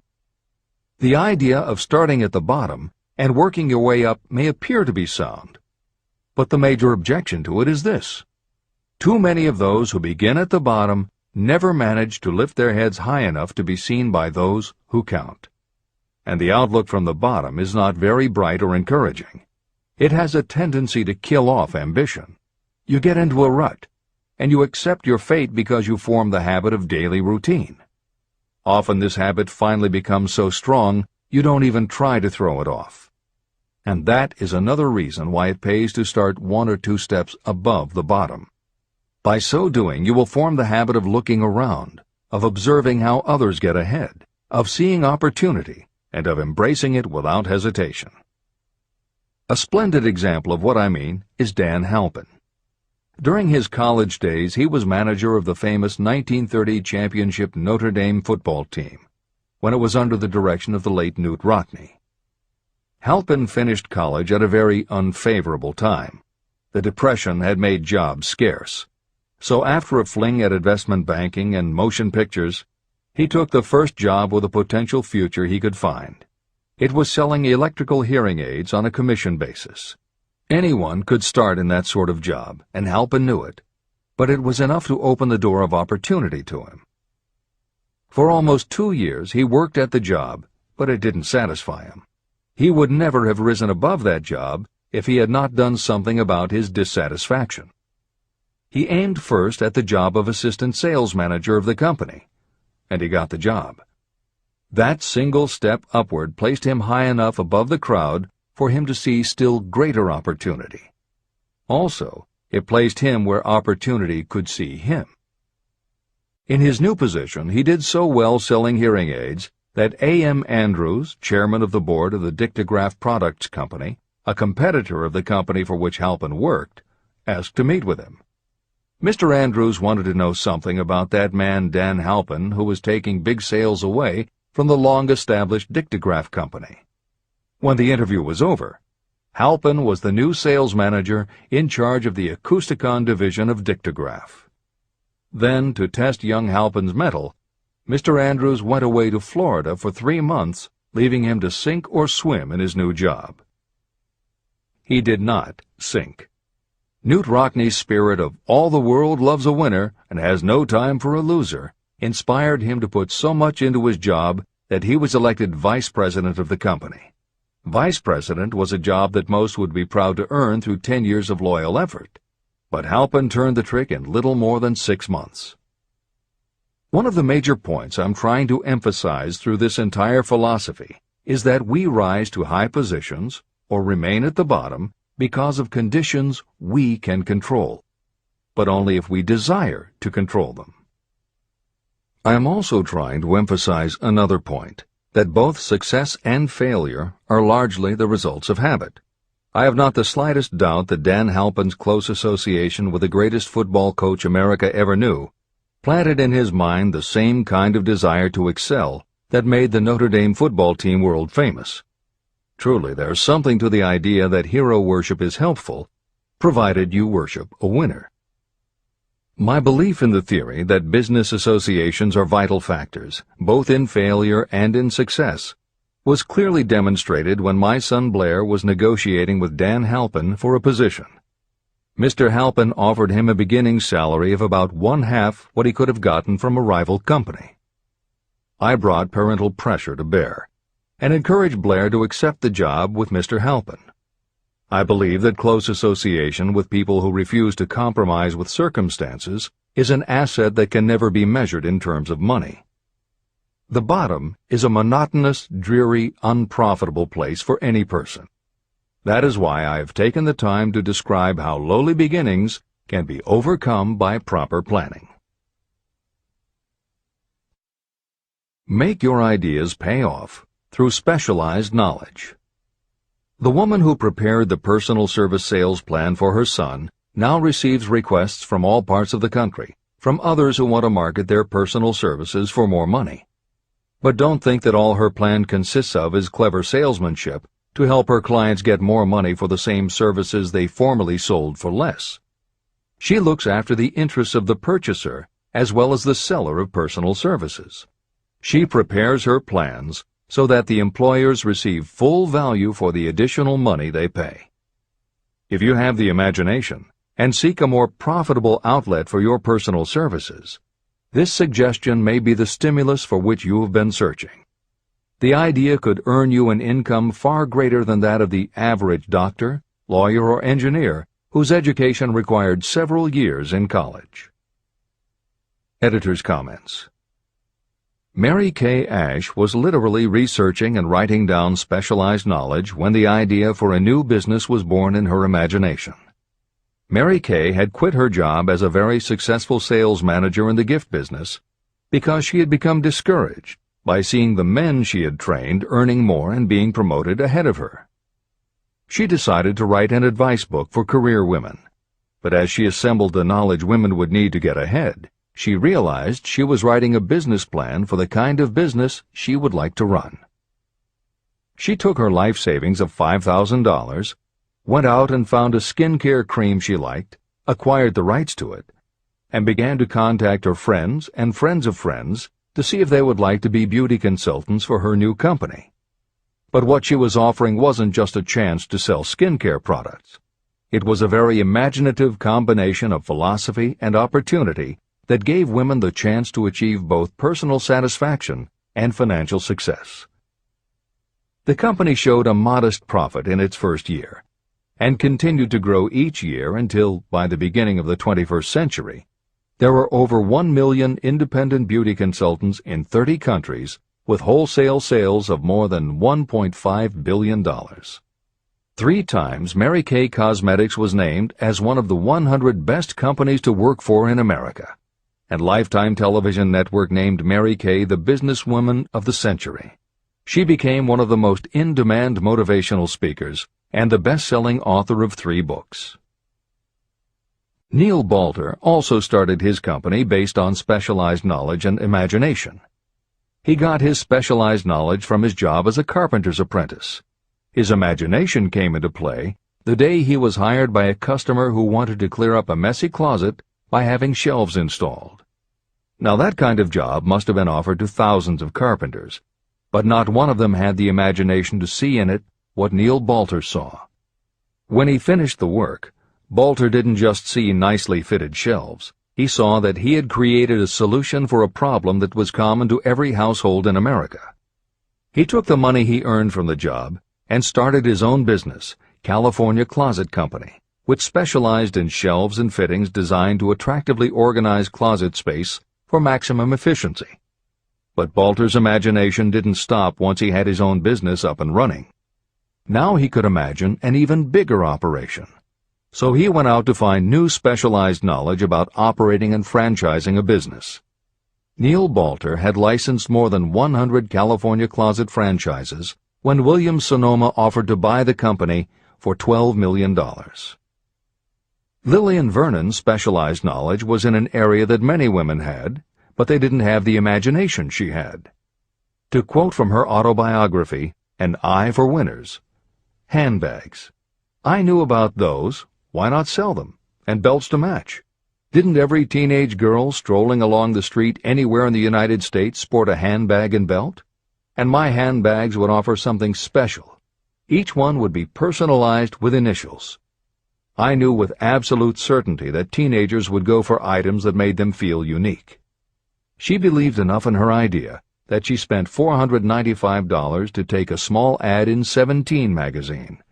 The ad brought in $32,000 in orders. That was when Lillian Vernon started to gather other specialized knowledge about renting space, manufacturing products, warehousing, and shipping, all of which she'd need to grow her idea of bags and belts into a direct response business featuring a whole array of distinctively monogrammed items. Within a few years, she needed more specialized knowledge about product photography, layout, printing, and direct mail, as she imagined having her own catalog. She started by mailing a 16-page black-and-white catalog to 125,000 customers who had bought products from her in the past. At the beginning of the 21st century, Lillian Vernon was still picking the merchandise and overseeing the design of her catalogs, many of which now run well over 100 full-color pages, are mailed to millions of people many times each year, and generate approximately $250 million in annual sales. There is another story about gathering specialized knowledge that is so good we will use it to conclude this editorial comment. It actually comes from the Napoleon Hill archives, and although he did not include it in Think and Grow Rich, he often used it as an example in his lectures and seminars. There was a young man who started out working for the railroad in 1893. As a machinist at 5 cents an hour. He was always taking courses and learning what he could about steam engines, and by 1905 he had worked his way up through the ranks until he was superintendent of motive power for Chicago Great Western in Olwine, Iowa. Then he did something that must have made his friends think he had taken leave of his senses. He was attending the Chicago Automobile Show when a red and white locomobile caught his attention. He put up his life savings of $700 and convinced a friend to co-sign a loan for $4,300 so he could buy the car. He promptly took it home, put it into a shed, jacked it up, and proceeded to take it apart piece by piece. Then he put it back together again. Then he took it apart and put it back together again. After doing that a few more times, he had learned what he wanted to know. And that was how Walter P. Chrysler gathered the specialized knowledge he needed to get himself out of railroading and into the automobile business. This is the end of the editor's comment. There is no fixed price for sound ideas. Behind all ideas is specialized knowledge. But remember, specialized knowledge is more abundant and more easily acquired than ideas. Because of this truth, there are ever-increasing opportunities for the person capable of helping men and women sell their personal services. Capability means imagination, the one quality needed to combine specialized knowledge with ideas to create organized plans that will yield riches. If you have imagination, this chapter may present you with an idea that is the beginning of the riches you desire. Remember, the idea is the main thing. Specialized knowledge may be found just around the corner. Any corner.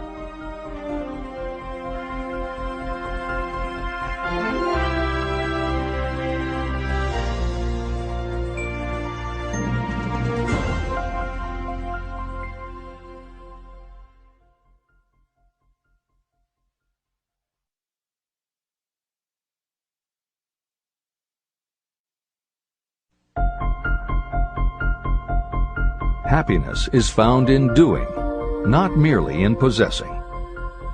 Chapter 7. Imagination, the workshop of the mind. The fifth step toward riches. The imagination is literally the workshop where all plans are created. It is where the impulse, the desire, is given shape, form, and action through the aid of the imaginative faculty of the mind. It has been said that we can create anything that we can imagine. Through the aid of imagination, we have discovered and harnessed more of nature's forces during the past 50 years than during the entire history of the human race previous to that time.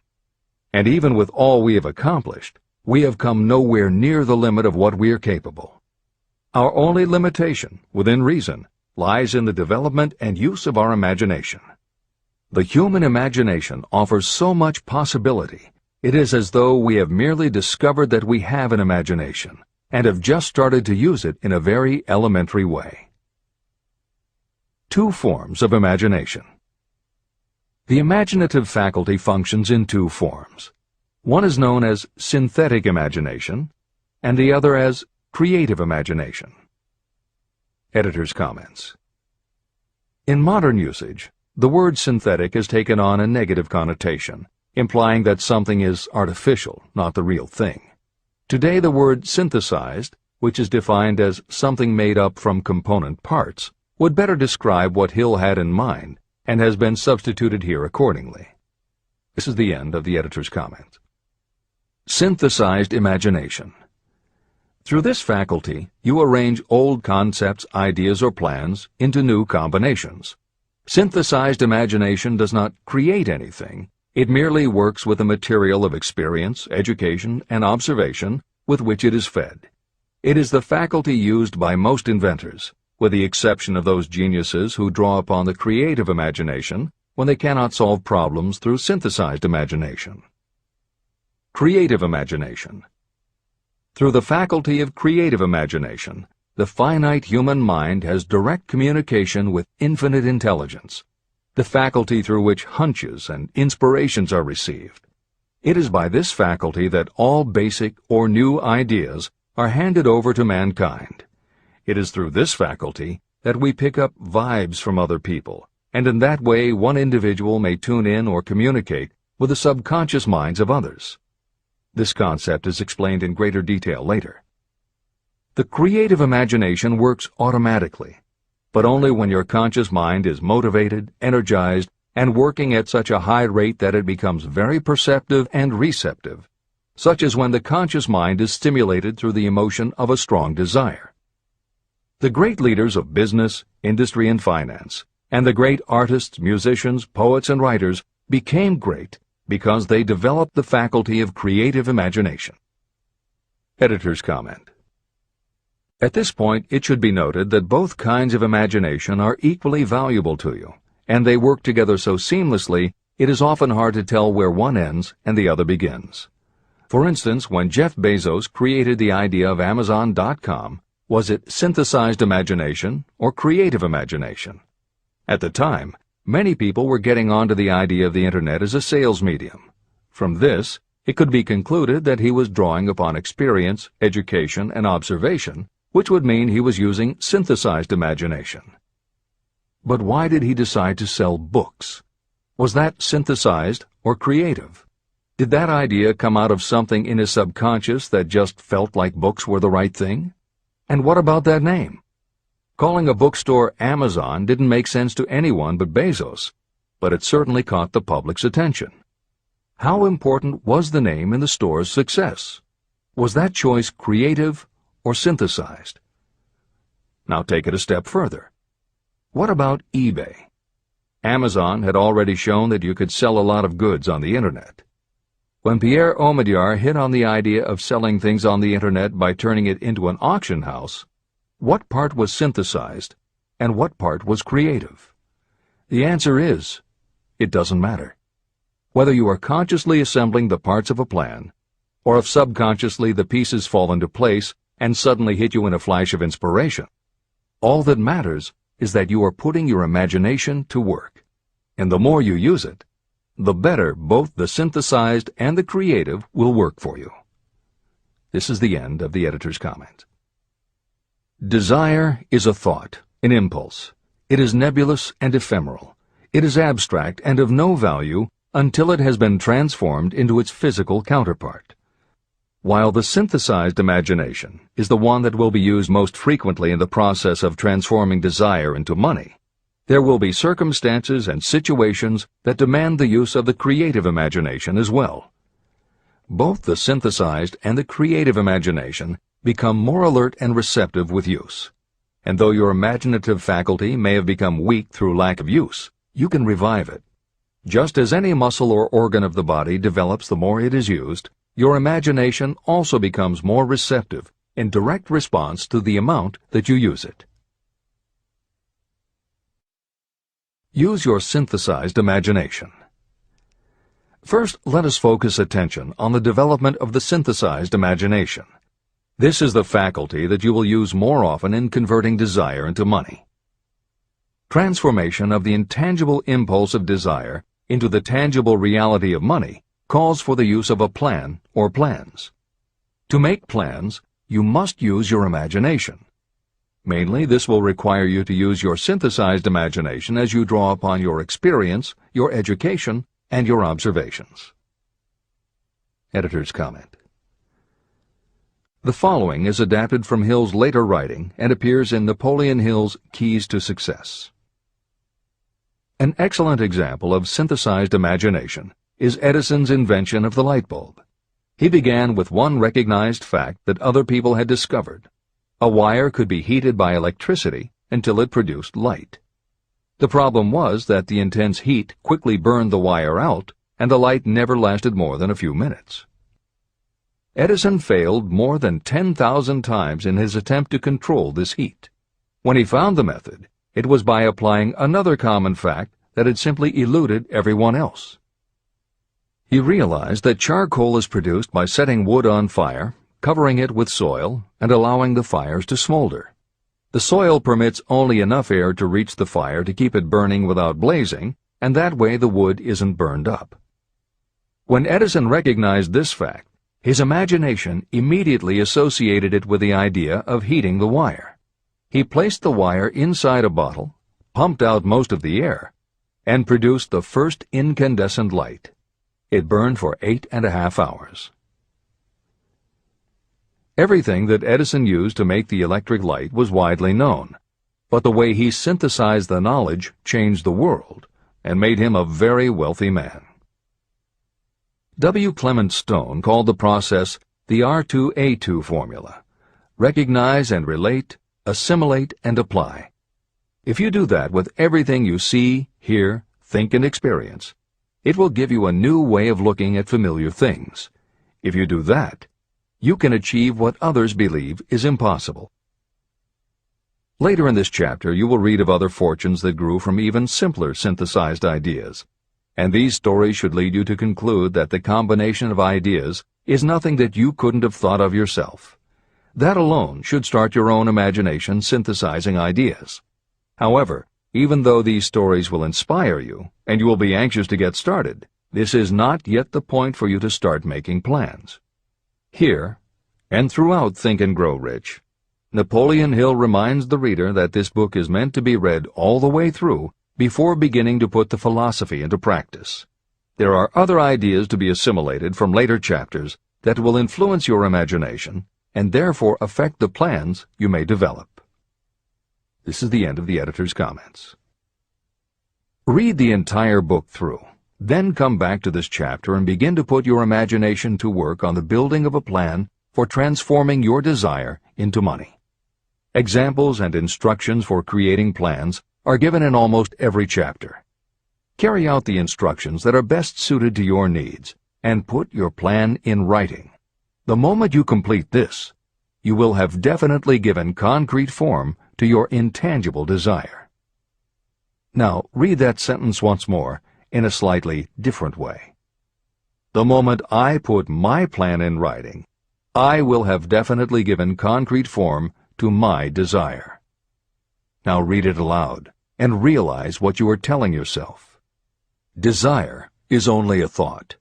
Through synthesized imagination, your experience, education, and observations will give it shape, form, and action. From the moment you follow those instructions and write out your desire and your plan, you will have actually taken the first of a series of steps that will enable you to convert the thought into its physical counterpart. Editor's comments. Synthesized imagination plays a role in every phase of a business plan. In fact, some of the most successful companies actually get started from synthesized imagination. When an entrepreneur, drawing upon his or her education, experience, and observations, takes an idea from one source and gives it a new application. That is exactly what happened with Ruth Handler. She and her husband, along with another partner, had started a small manufacturing company which had evolved into toy manufacturing. The success of their business depended on coming up with new toy ideas. Watching her young daughter at play, Ruth Handler noticed that she was fascinated with cutout books that featured teenage girl or career women paper dolls that she could cut out clothes for. She also knew that little girls loved to play dress-up in grown-up clothes. These ideas, drawn from Ruth Handler's education, experience, and observations, synthesized themselves in her imagination and came together as a new idea. Ruth Handler announced that they should make a lifelike teenage girl doll. Not a paper doll, but a real three-dimensional grown-up doll with a woman's figure, and they could also make grown-up clothes to fit it, so that girls could play dress-up with the doll. In honor of the source of inspiration, Ruth Handler named the new doll after her daughter, Barbie. As obvious as it seems now, until Ruth Handler, no one had the imagination to make and market a doll that looked like a woman, and certainly no one had ever made endless collections of tiny women's fashions for a doll to wear. Previously, we mentioned Jeff Bezos creating Amazon by combining the idea of a bookstore with the Internet, and Pierre Omidyar doing the same thing with auctions when he launched eBay. Mary Kay Ash took the idea of women running their own businesses and added the idea of door-to-door sales. Anita Roddick took the trend of all-natural ingredients, combined it with cosmetics, and created the body shop empire. Bernard Marcus and Arthur Blank took the concept of the supermarket, combined it with hardware, and created Home Depot. Thomas Stemberg and Leo Kahn did the same thing with office supplies and launched Staples. Once the connections are made, it may seem obvious, but making these supposedly obvious connections has brought success to many people. Napoleon Hill says imagination is like a muscle that can be strengthened through use. Just as there are specific exercises that will build and improve physical muscles, specific exercises have been developed to improve and build imagination, and it is commonly accepted that creativity developed in one area will affect your creativity in others. Dr. Edward de Bono, one of the most highly regarded experts in the field, has written more than 25 books, including the bestsellers Lateral Thinking and 6 Thinking Hats, that are literally designed to make you think. Dr. Betty Edwards' bestseller, Drawing on the Right Side of the Brain, uses drawing techniques to awaken creativity. Dr. Gabrielle Rico's bestseller, Writing the Natural Way, uses a technique called clustering as a way to break writer's block. And Tony Buzan uses a similar method for opening your mind that he terms mind mapping. In their bestseller, Super Learning, Sheila Ostrander and Lynn Schroeder show ways to use classical music, and Roger Von Eck suggests puzzles and riddles as stimuli in A Whack on the Side of the Head. This is the end of the editor's comments. Tapping into creative imagination. The earth on which you live, you yourself, and every other material thing are the result of evolutionary change, through which bits of matter have been organized and arranged in an orderly fashion. As far as science has been able to determine, the entire universe consists of but 2 things, matter and energy. Moreover, and this statement is of stupendous importance, this earth, every one of the billions of individual cells of your body, and every subatomic particle of matter began as an intangible form of energy. Through the combination of energy and matter has been created everything perceptible, from the largest star in the heavens down to and including man himself. Desire is a thought impulse. Thought impulses are forms of energy. When you begin the process of acquiring money by using the thought impulse of desire, you are drafting into your service the same stuff that nature used in creating this earth, as well as every material form in the universe, including your body and your brain, in which the thought impulses function. Editor's comments. Although recent developments in physics, gauge theory, string theory, membrane theory, and others, have advanced our understanding of matter and energy, Hill's preceding description remains in accord with modern science. The newer theories are variations on and refinements of the basic concept that everything in the universe is either space, time, matter, or energy. And as Einstein stated, energy and matter are in fact different forms of the same thing. As Hill says, everything from the stars to the solar system to the earth, to you, your brain, and that little spark called a thought, are all the same stuff. As when a tablecloth is spread out, there are folds and bumps in the fabric that are all different from each other, but they are all still tablecloth. Like the folds and bumps in the tablecloth, energy and matter are the same thing in different forms. Therefore you, matter, your thoughts, energy, and everybody else, matter, and their thoughts, energy, and all other things, matter, are not just interconnected, but are in essence all the same thing. Hill calls this interrelation of everything to everything else infinite intelligence. In the chapter on faith, he made his first mention of infinite intelligence being the source of hunches, intuition, and flashes of inspiration. In the chapter on autosuggestion, he proposed that the subconscious mind is the connection with infinite intelligence.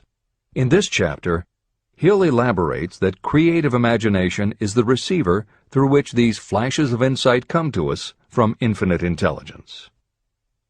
Under some circumstances, when your mind is operating at a high rate, your creative intelligence receives not just an idea, but also a flash of intuition. You get a hunch or a premonition about something or somebody. That flash could not come from your conscious or your subconscious, because neither ever had the information.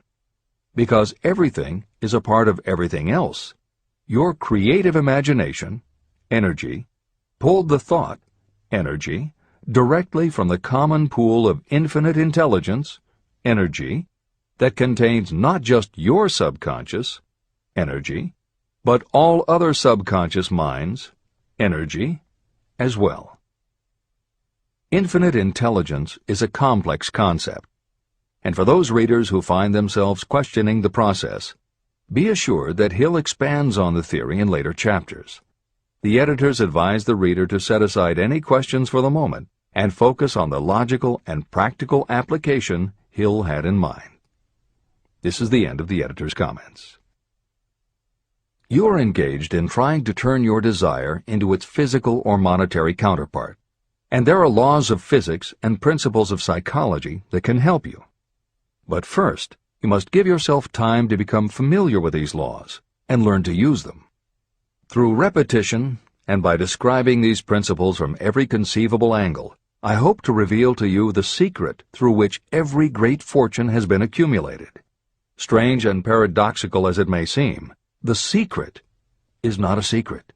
It is made obvious in the earth, the stars, the planets, in the elements above and around us, in every blade of grass, and every form of life within our vision. Do not be discouraged if you do not fully understand or accept this theory.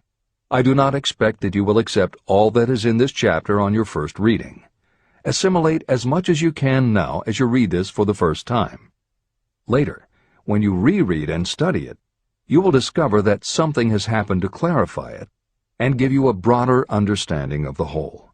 Above all, do not stop nor hesitate in your study of these principles until you have read the book at least 3 times. Then you will not want to stop. How to make practical use of imagination. Ideas are the beginning points of all fortunes. Ideas are products of the imagination. Following are two true stories about ideas that have yielded huge fortunes.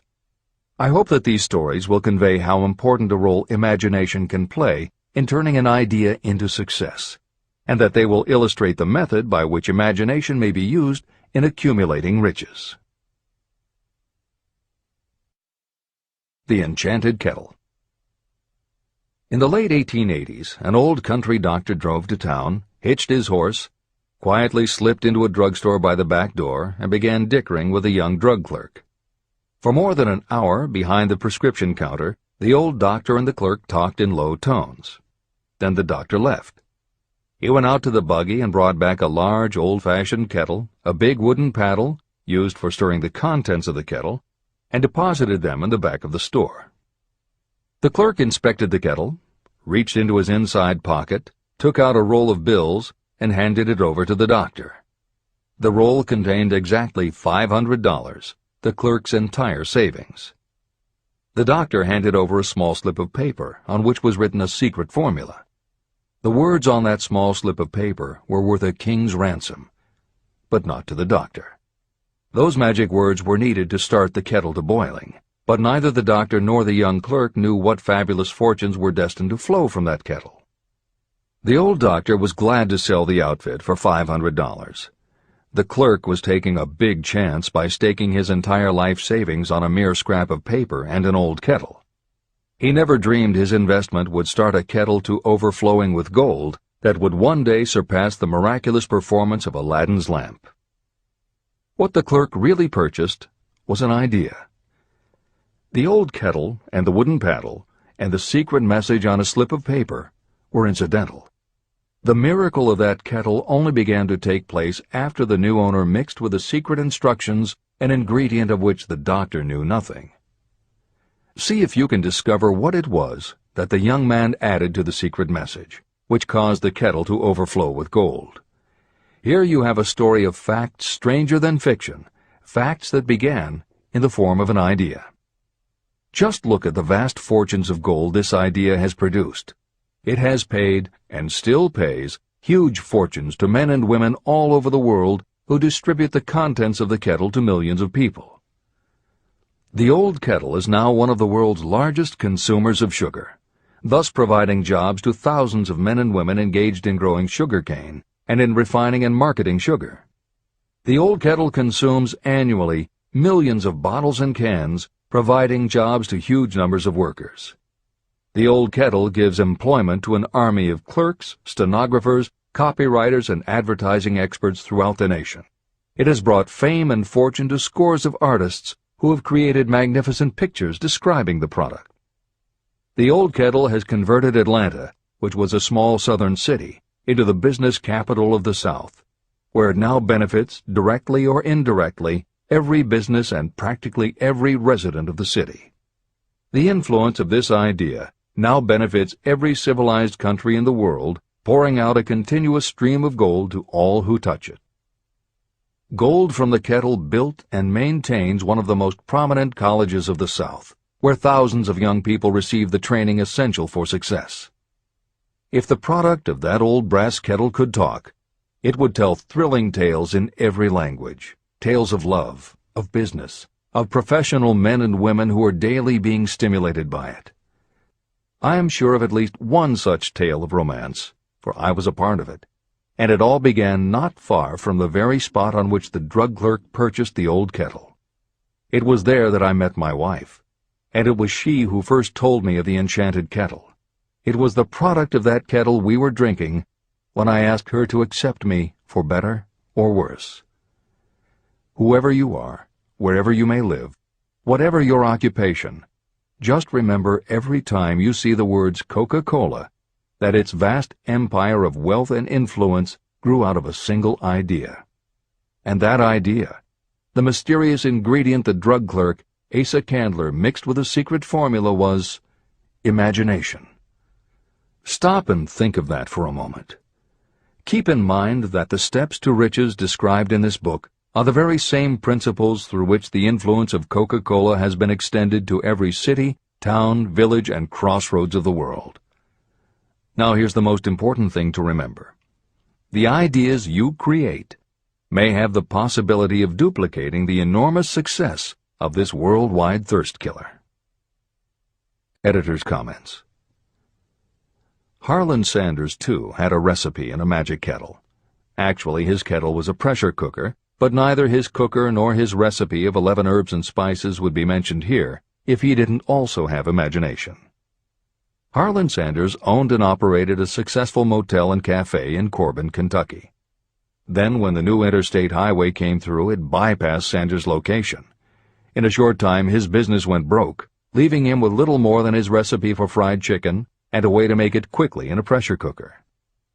At 62 years of age, the Colonel, as people called him, had to find a new way to make a living. That's when the magic ingredient, imagination, came in. He decided he wasn't going to sell fried chicken anymore. Instead, he would sell his method for making it. He packed his recipe and cooker into the back of his car and hit the road to demonstrate his fried chicken to other restaurant owners. In the first 2 years, he managed to sell 5 franchises. 2 years later, he'd sold 200. 4 years later, he was up to 600 locations when he was approached by an investment group to sell his company. Recognizing that the magic wasn't just in the kettle or the recipe, the new owners asked Colonel Sanders to stay on as spokesman for the company, which he did until his death in 1980. Today, there are almost 12,000 KFC locations in more than 80 countries with sales of nearly $10 billion a year. Debbie Fields was a 20-year-old housewife who loved to bake cookies. She had no formal education and no business experience, but she had a recipe and an imaginative idea that people would like to buy fresh, hot, soft cookies from a walk-up store. The business people and bankers she approached told her she was crazy, but she and her husband continued to pitch her idea to banker after banker until they finally wore one down enough to give Debbie Fields a loan to open a store in Palo Alto, California. By noon on her first day, she still hadn't sold a cookie, so she went out into the street and gave away samples. That did it. Her walk-in try-a-sample cookie store took off. Today, Mrs. Fields' stores are all across America. Harvard Business School uses her methods as a case study in efficiency, and Debbie Fields has become a best-selling author, an in-demand motivational speaker, and a television personality. Wally Famous Amos was a Los Angeles talent agent who copied a cookie recipe off the back of a bag of Nestle's chocolate chips. He made a few changes to personalize the recipe and started to give out his version of homemade cookies as a sort of calling card. His clients and business associates liked them so much that Wally finally decided to quit show business and open a store. He did it with a Hollywood agent's flair. He opened on Sunset Boulevard with 2,000 invitations, a red carpet, and celebrities. With the same flair, he put his picture on the bag, filled the bags with cookies, and started selling them to exclusive department stores and specialty shops. 10 years later, Famous Amos cookies were a $10 million business. Ray Kroc was over 50 and selling milkshake mixers when he heard about a hamburger stand in California, owned by Dick and Mac McDonald, that was doing great business. He packed his car and headed to San Bernardino to check it out. What he saw was a sit-down restaurant that had a limited menu featuring a good hamburger recipe, and they were serving them faster than any place he'd ever seen. Figuring that if there were more places like this, he could sell them a lot of milkshake mixers, Kroc pitched the McDonald brothers on the idea of opening some more McDonald's. They were interested, but they didn't know who they could get to open the new restaurants. This time, it was a recipe and a magic griddle, but it still needed the extra ingredient, imagination. On the spot, Ray Kroc offered to go into business with them and open the restaurants himself. According to the signs on the golden arches, Ray Kroc's imagination paid off in billions of hamburgers sold. In 1982, Howard Schultz went to work as the director of marketing for a small coffee importer wholesaler called Starbucks, which had only one location in Seattle's Pike Place Market.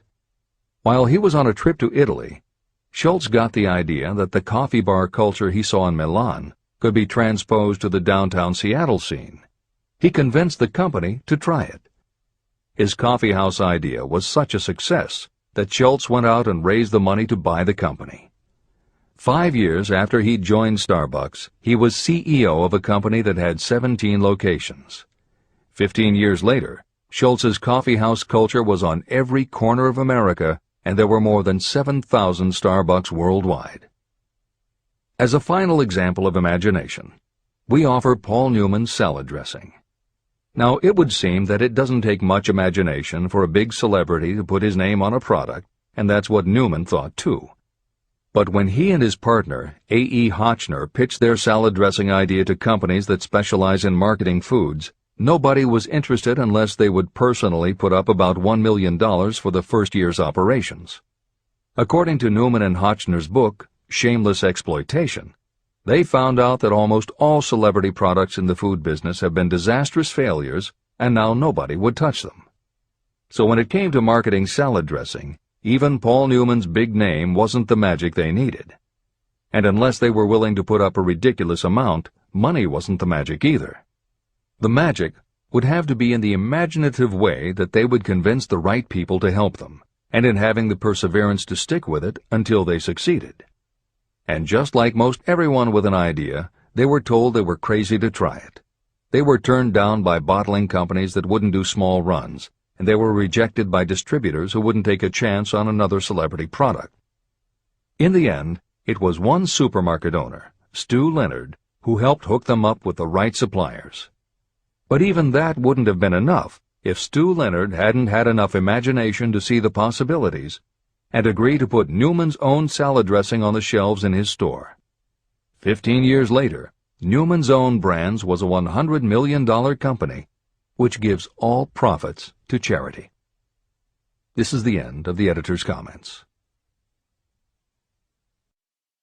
What I would do if I had $1 million. The following story proves the truth of that old saying, where there's a will, there's a way. It was told to me by that beloved educator and clergyman Frank W. Gonzalez, who began his preaching career in the Stockyards region of Chicago. While Dr. Gonzalez was going through college, he observed many defects in our educational system, defects that he believed he could correct if he were the head of a college. He made up his mind to organize a new college in which he could carry out his ideas without being handicapped by orthodox methods of education. He needed $1 million to put the project across. Where was he to lay his hands on so large a sum of money? That was the question that absorbed most of this ambitious young preacher's thought, but he couldn't seem to make any progress. Every night, he took that thought to bed with him. He got up with it in the morning. He took it with him everywhere he went. He turned it over and over in his mind until it became a consuming obsession with him. Being a philosopher as well as a preacher, Dr. Gonzalez recognized, as do all who succeed in life, that definiteness of purpose is the starting point from which one must begin. He recognized, too, that definiteness of purpose takes on life and power when backed by a burning desire to translate that purpose into its material equivalent. He knew all these great truths, yet he did not know where or how to lay his hands on $1 million.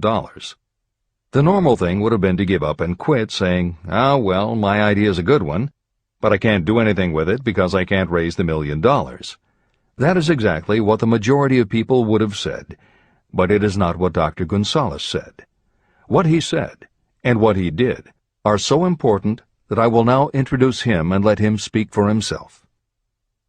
One Saturday afternoon, I sat in my room thinking of ways and means of raising the money to carry out my plans. For nearly 2 years I had been thinking, but I had done nothing but think. The time had come for action. I made up my mind, then and there, that I would get the necessary $1 million within a week. How? I was not concerned about that. The main thing of importance was the decision to get the money within a specified time. I want to tell you that the moment I reached a definite decision to get the money within a specified time, a strange feeling of assurance came over me, such as I had never before experienced. Something inside me seemed to say, "Why didn't you reach that decision a long time ago? The money was waiting for you all the time." I called the newspapers and announced I would preach a sermon the following morning entitled, "What I Would Do If I Had $1 Million." I went to work on the sermon immediately, but I must tell you frankly that the task was not difficult because I had been preparing that sermon for almost 2 years. Long before midnight, I had finished writing the sermon. I went to bed and slept with a feeling of confidence, for I could see myself already in possession of the $1 million. Next morning I arose early, went into the bathroom, read the sermon, then knelt on my knees and asked that my sermon might come to the attention of someone who would supply the needed money. While I was praying, I again had that feeling of assurance that the money would be forthcoming. In my excitement, I walked out without my sermon and did not discover the oversight until I was in my pulpit and about ready to begin delivering it. It was too late to go back for my notes, and what a blessing that I couldn't go back. Instead, my own subconscious mind yielded the material I needed. When I arose to begin my sermon, I closed my eyes and spoke with all my heart and soul of my dreams. I not only talked to my audience, but I fancy I talked also to God. I told what I would do with $1 million if that amount were placed in my hands. I described the plan I had in mind for organizing a great educational institution, where young people would learn to do practical things and at the same time develop their minds. When I had finished and sat down, a man slowly arose from his seat, about 3 rows from the rear, and made his way toward the pulpit. I wondered what he was going to do. He came into the pulpit, extended his hand, and said, "Reverend, I liked your sermon. I believe you can do everything you said you would if you had $1 million. To prove that I believe in you and your sermon, if you will come to my office tomorrow morning, I will give you the $1 million. My name is Philip D. Armour."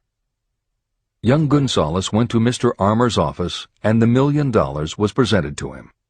With that money, he founded the Armour Institute of Technology, now known as Illinois Institute of Technology. The $1 million that launched the Armour Institute came as the result of an idea. Behind the idea was a desire that young Gonzales had been nursing in his mind for almost 2 years. Observe this important fact. He got the money within 36 hours after he reached a definite decision in his own mind to get it and decided upon a definite plan for getting it. There was nothing new or unique about young Gonzales vaguely thinking about $1 million and weakly hoping for it. Others have had similar thoughts. But there was something very unique and different about the decision he reached on that memorable Saturday, when he put vagueness into the background and definitely said, "I will get that money within a week." The principle through which Dr. Gonzales got his $1 million is still alive. It is available to you.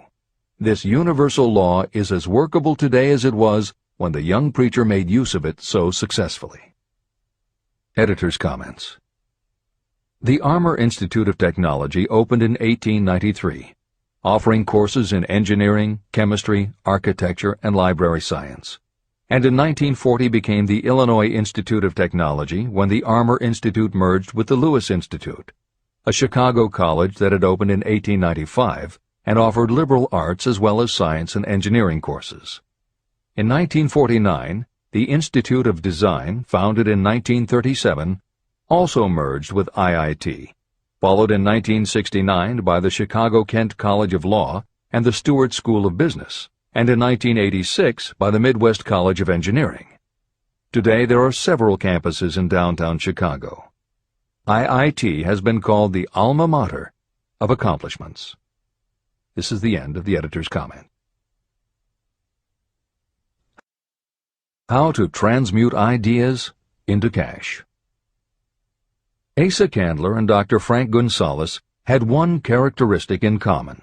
Both knew the astounding truth that ideas can be transmuted into cash through the power of definite purpose plus definite plans. If you are one of those who believe that hard work and honesty alone will bring riches, you can forget it. It is not true. Riches, when they come in huge quantities, are never the result of hard work alone. Riches come, if they come at all, in response to definite demands based upon the application of definite principles, and not by chance or luck. Generally speaking, an idea is a thought that prompts you to action because it appeals to your imagination. All master salespeople know that ideas can be sold where merchandise cannot. Ordinary salespeople do not know this. That is why they are ordinary. a publisher of low-priced books made a discovery that has been worth much to publishers. He learned that many people buy titles and not the contents of books. By merely changing the name of one book that was not moving, his sales of that book jumped upward more than 1 million copies. The inside of the book was not changed in any way. He merely ripped off the cover and put on a new cover with a title that had box office appeal. That, as simple as it may seem, was an idea. It was imagination. Editor's comment. For those readers who think that replacing the cover of a book is just too simple, or that they couldn't do it anyway because they are not book publishers, the editors would point out that if you had had that simple idea before the publisher did, he probably would have been glad to sell you those failed books at pennies on the dollar. Then you could have been the one to change the cover, and suddenly you would have been the publisher of a bestseller. However, the idea of replacing the covers wouldn't have meant a thing if you didn't also have ideas about how to market and promote that flashy new cover. And that is Hill's point. Coca-Cola was a recipe, a creative idea. But it would have stayed just a recipe if Asa Candler hadn't also had other creative ideas to market it and the faith in himself to carry through on those ideas. Spence Silver was a chemist working for 3M when, by accident, he created a glue that wasn't very sticky. Needless to say, 3M was not much interested in glue that didn't stick, and Silver's invention was shelved as a failure. But Silver liked his glue, so for 5 years he kept demonstrating it to anyone who would listen. Nobody did, until Arthur Fry, who worked in the tape division at 3M, found that when he was at choir practice, he kept losing his place in the hymnal because the pieces of paper he used to mark his place slipped down or fell out of the book. A little of Silver's not very sticky glue on the slips of paper, and they stayed where he wanted them, then peeled off easily when he was done. That was the eureka moment. They had just invented the world's best bookmark, Post-its. But that's not the end of the story, or the end of the imaginative ideas that were needed to make Post-its happen. Fry would also need perseverance. First, he had to convince the engineers to solve production problems, and to do it, he knocked a hole in his basement wall so he could install a prototype of the production equipment. He stuck with it, and finally, 2 years later, 3M gave the project to their marketing department. The marketing experts put together ads and brochures selling this sticky notepad idea and rolled it out in a 4-city test. The results were a disaster. Nobody got it, so nobody bought it. Who would pay money for scratch paper? The Post-it project was about to be scrapped when Jeffrey Nicholson and Joseph Ramey added their imaginations. Like Silver and Fry, Nicholson and Ramey had faith in the idea because they saw how people in their office fell in love with these little sticky pieces of paper once they started working with them. So Nicholson and Ramey went to Richmond, Virginia, one of the 4 test cities that had failed, and they went up and down the business district, going into offices and giving pads of Post-its to receptionists, secretaries, and anyone else who would listen. Whereas 3M's conventional marketing machinery had failed, giving Post-its to the people who would actually use them did the trick. Once those Richmond office workers started to use Post-its, it didn't seem like a bad idea at all to pay for scratch paper. They got it, and they bought it. The Richmond test turned from failure to success, and soon Post-its were sticking to everything around the world. Here's another simple idea that imagination turned into success. The story began with a man whose problem was just the opposite of Spence Silver's. This man had something that stuck too well. George de Mestral was a Swiss mountaineer who went hunting one day with his dog. But when they got home, they were both covered with burrs. The burrs were so difficult to remove that de Mestral put them under a magnifying glass to learn why. He saw that they were covered with tiny hooks which attached themselves to fur and fabric. That was when the flash hit. If burrs stuck where you didn't want them, why couldn't you put tiny hooks on things so they would stick where you did want them? Like everyone else mentioned in this book, de Mestral had an imaginative idea. But that was just the beginning. He also had the faith in himself to keep going when people laughed at his idea, which many did, until he eventually found a French textile plant that would help him do what he wanted. However, even when they finally worked out a way to use cotton fabric to make what they called locking tape, they couldn't afford to mass produce it. And that's when de Mestral accidentally discovered that when you sew nylon under infrared light, it naturally made little hooks. Now they could manufacture it economically. All they needed was a name. One side was fuzzy like velvet, and the other side was crochet, the French word for hook. Take half vel and half crow, combine it with imagination. The result is Velcro, and a Swiss mountaineer becomes a business tycoon. The Sony Corporation once tried to make a very small stereo tape recorder that would work with standard-size cassettes, but they couldn't do it. They could make a small playback machine, but at the time the electronics needed to also make it a recording machine just couldn't be made small enough. They concluded that the design was a failure. Then one day Sony's honorary chairman, Masaru Ibuka, walked into the laboratory and saw that a few of the engineers were using the prototypes of the failed tape recorder to listen to music tapes. They didn't seem to care that it couldn't record. They just liked to be able to walk around listening to their favorite music. Then came the imaginative idea that made all the difference.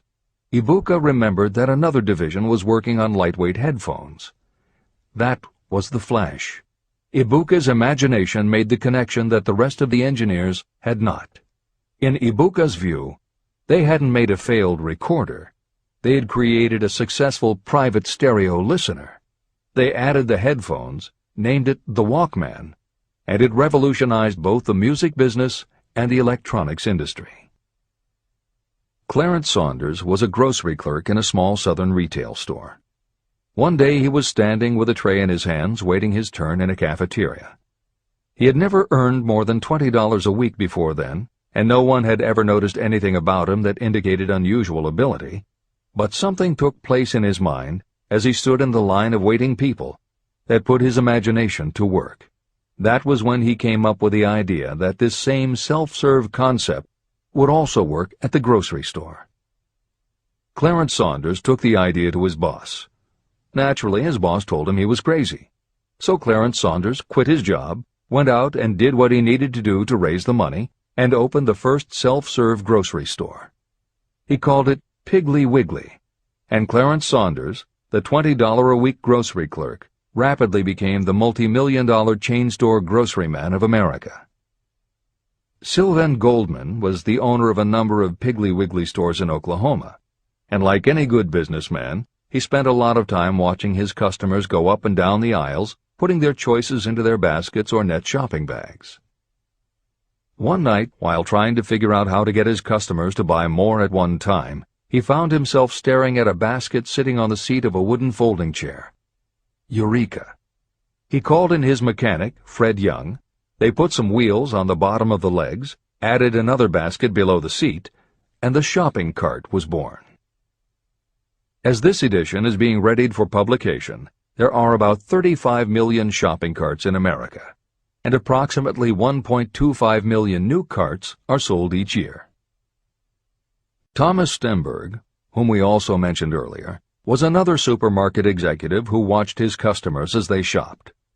By this time, shopping carts were well established in supermarkets, and it was because his customers were pushing shopping carts up and down the aisles that he got his flash of inspiration. He was so sure of his idea that he convinced another supermarket executive, Leo Kahn, to join him. Together, they took the supermarket concept and applied it to selling office supplies. And in 1986 they opened their first store in Brighton, Massachusetts. They called it Staples.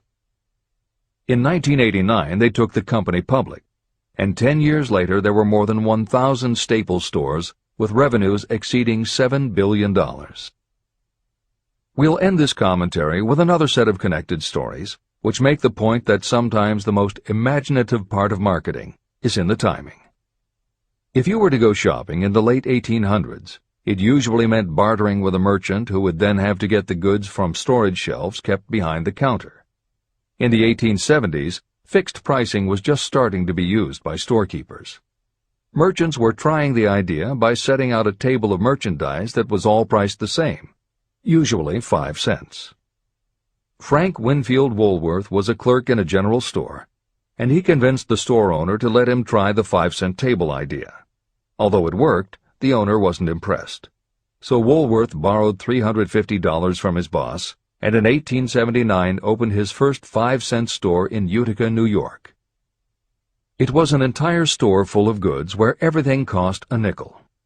A year later, he had 4 stores, and the 4th one, in Lancaster, Pennsylvania, was the first that he named F.W. Woolworth's 5 and 10 cent store. 20 years later, he had 238 stores.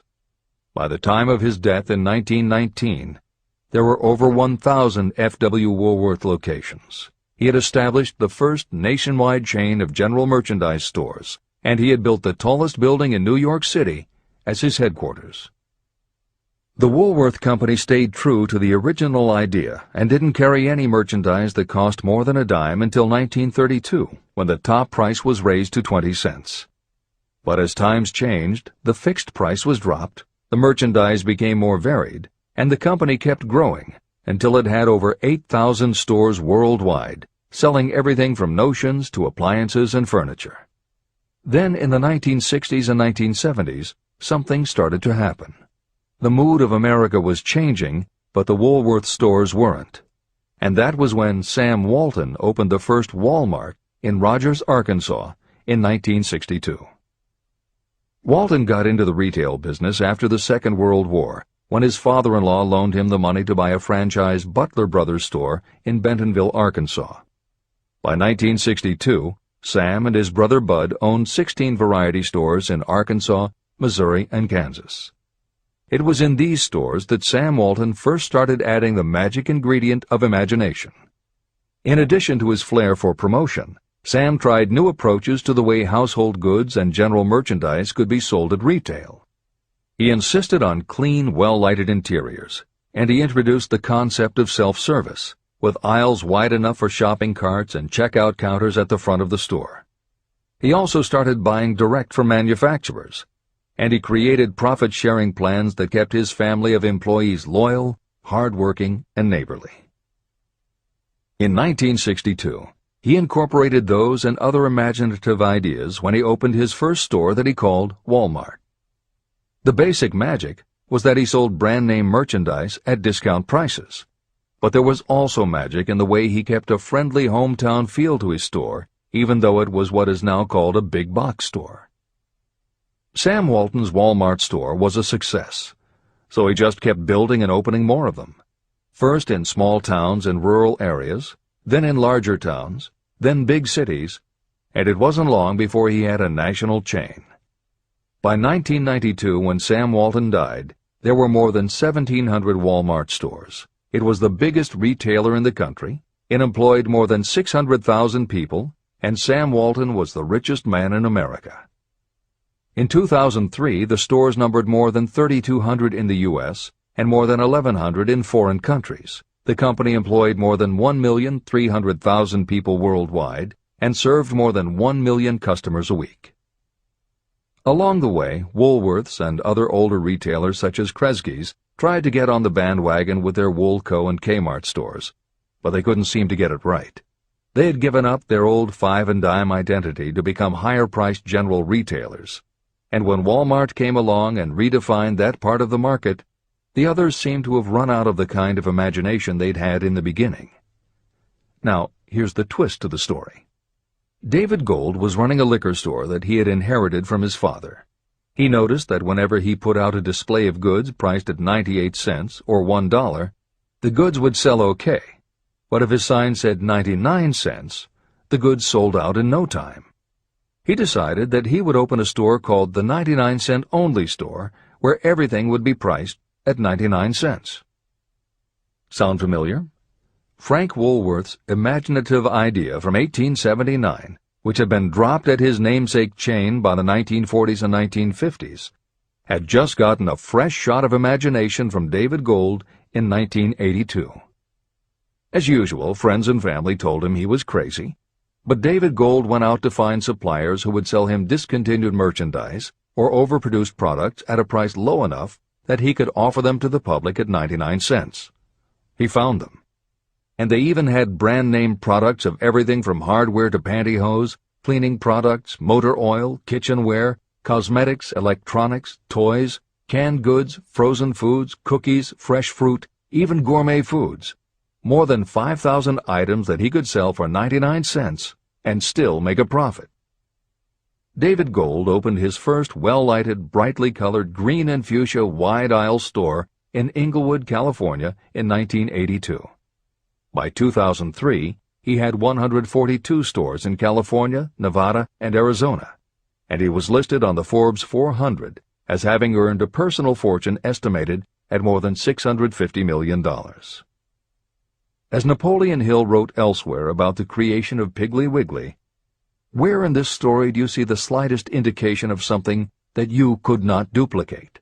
The plan, which made millions of dollars for its originator, was a very simple idea that anyone could have adopted, yet considerable imagination was required to put the idea to work in a practical sort of way.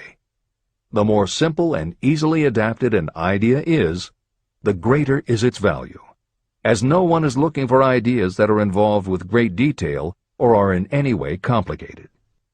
This is the end of the editor's comments. There is no standard price on ideas. The creator of ideas sets his or her own price, and if they are smart, they get it. The story of practically every great fortune starts with the day when a creator of ideas and a seller of ideas got together and worked in harmony. Carnegie surrounded himself with men who could do what he could not do, men who created ideas and men who put ideas into operation, and that was what made him and the others fabulously rich. Millions of people go through life hoping for favorable breaks. Perhaps a favorable break can get you an opportunity, but the safest plan is not to depend upon luck. It was a favorable break that gave me the biggest opportunity of my life, but more than 20 years of determined effort had to be devoted to that opportunity before it became an asset. The break consisted of my good fortune in meeting and gaining the cooperation of Andrew Carnegie. On that occasion, Carnegie planted in my mind the idea of organizing the principles of achievement into a philosophy of success.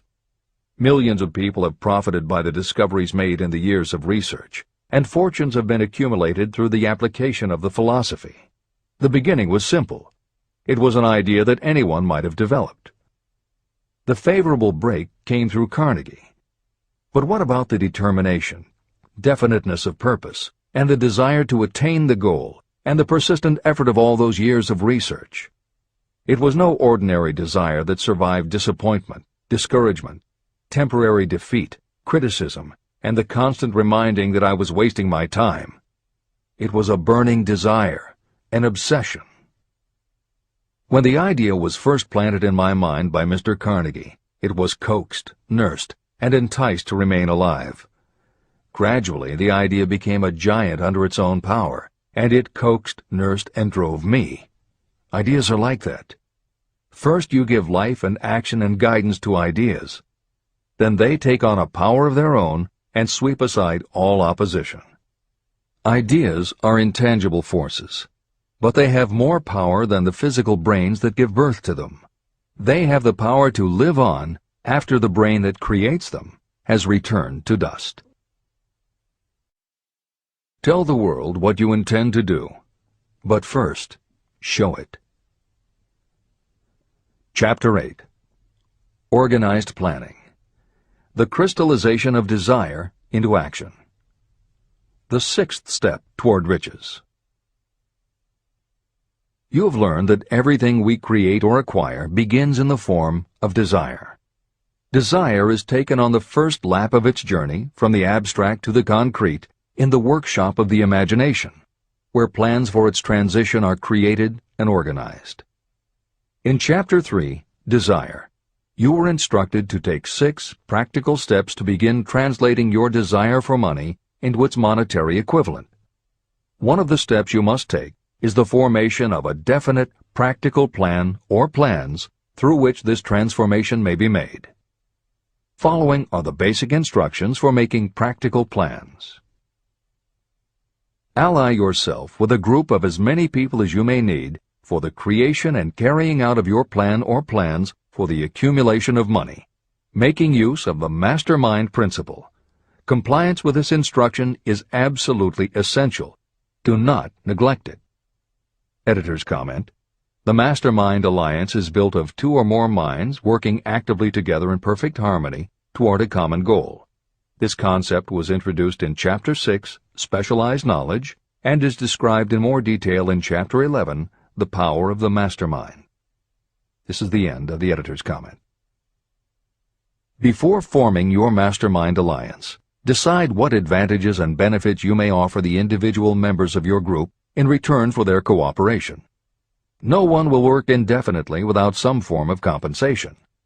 No intelligent person should request or expect another to work without adequate compensation, although this may not always be in the form of money.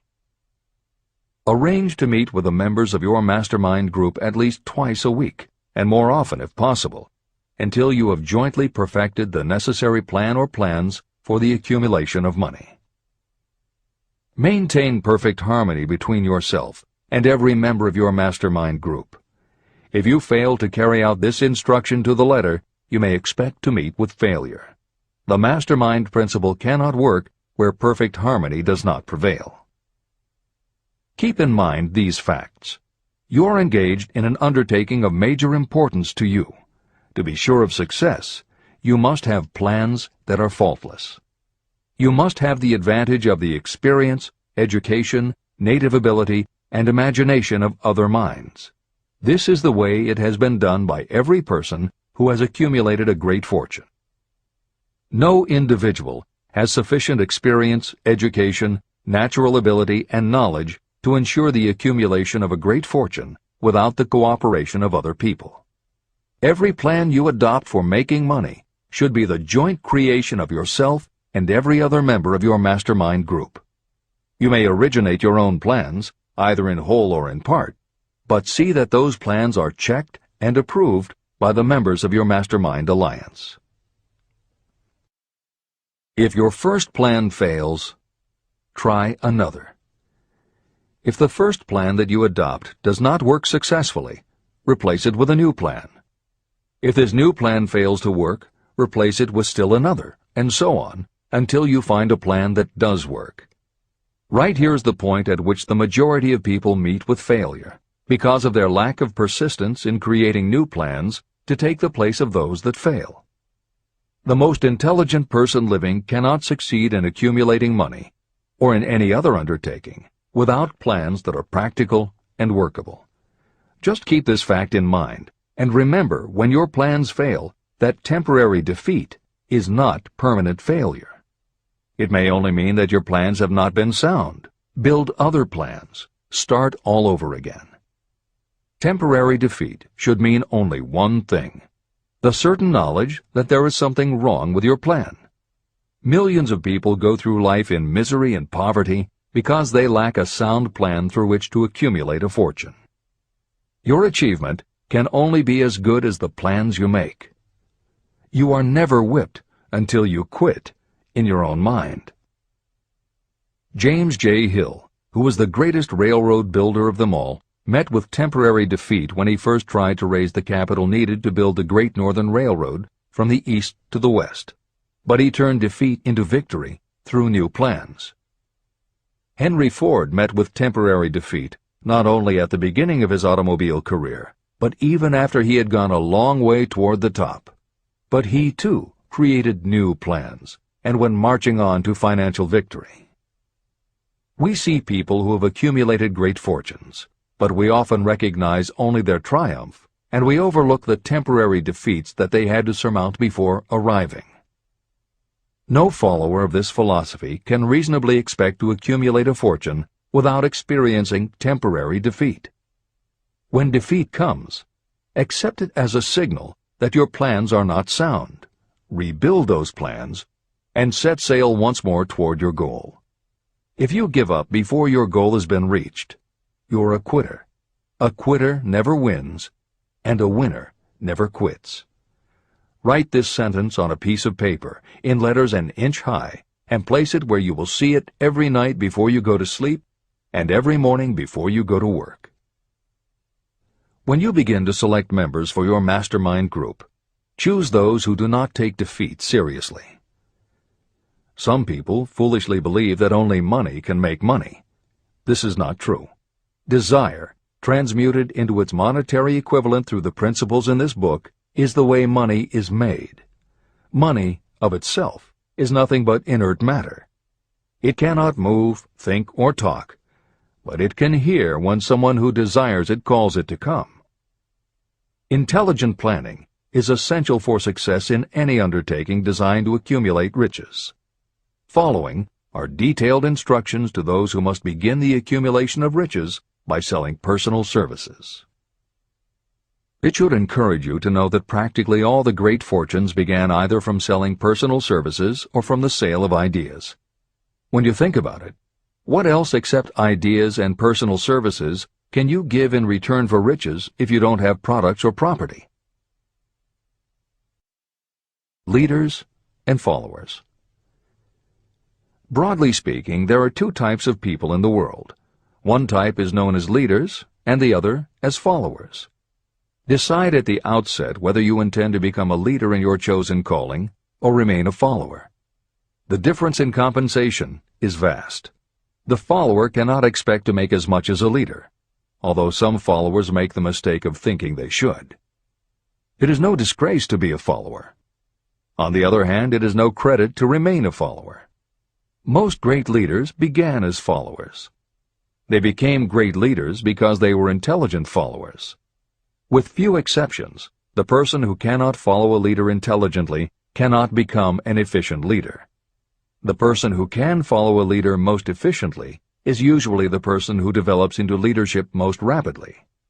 An intelligent follower has many advantages, including the opportunity to acquire knowledge from the leader. The major attributes of leadership. The following are important factors of leadership. 1. Unwavering courage based upon knowledge of yourself and your occupation. No follower wishes to be dominated by a leader who lacks self-confidence and courage. Certainly no intelligent follower will be dominated by such a leader for very long. 2. Self-control. The person who cannot control himself can never control others. Self-control sets a strong example for your followers, which the more intelligent followers will emulate. 3. A keen sense of justice. Without a sense of fairness and justice, no leader can command and retain the respect of their followers. 4. Definiteness of decision. Those who waver in decisions show that they are not sure of themselves and therefore cannot lead others successfully. 5. Definiteness of plans. Successful leaders must plan their work and work their plans. Leaders who move by guesswork, without practical definite plans, are like a ship without a rudder. Sooner or later, they will land on the rocks. 6. The habit of doing more than paid for. One of the penalties of leadership is the necessity of the leaders to willingly do more than they require of their followers. 7. A pleasing personality. Leadership calls for respect. Followers will not respect a leader who does not grade high on all of the factors of a pleasing personality. 8. Sympathy and understanding. Successful leaders must be in sympathy with their followers. Moreover, they must understand them and their problems. 9. Mastery of detail. Successful leadership calls for mastery of the details of the leader's position. 10. Willingness to assume full responsibility. Successful leaders must be willing to assume responsibility for the mistakes and the shortcomings of their followers. If a leader tries to shift this responsibility, that leader will not remain the leader. If one of your followers makes a mistake or is incompetent, you must consider that it is you who failed. 11. Cooperation. The successful leader must understand and apply the principle of cooperative effort and be able to induce followers to do the same. Leadership calls for power, and power calls for cooperation. There are two forms of leadership. The first, and by far the most effective, is leadership by consent of and with the sympathy of the followers. The second is leadership by force, without the consent and sympathy of the followers. History is filled with evidences that leadership by force cannot endure. The downfall and disappearance of dictators and kings is significant. It means that people will not follow forced leadership indefinitely. Napoleon, Mussolini, Hitler were examples of leadership by force. Their leadership passed. Editor's comment.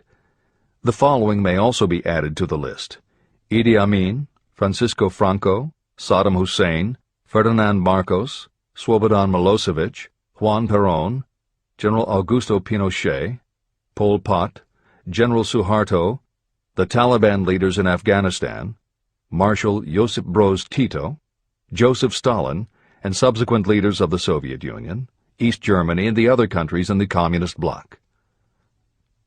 This is the end of the editor's comment. Those that remain see their power eroding and slipping away.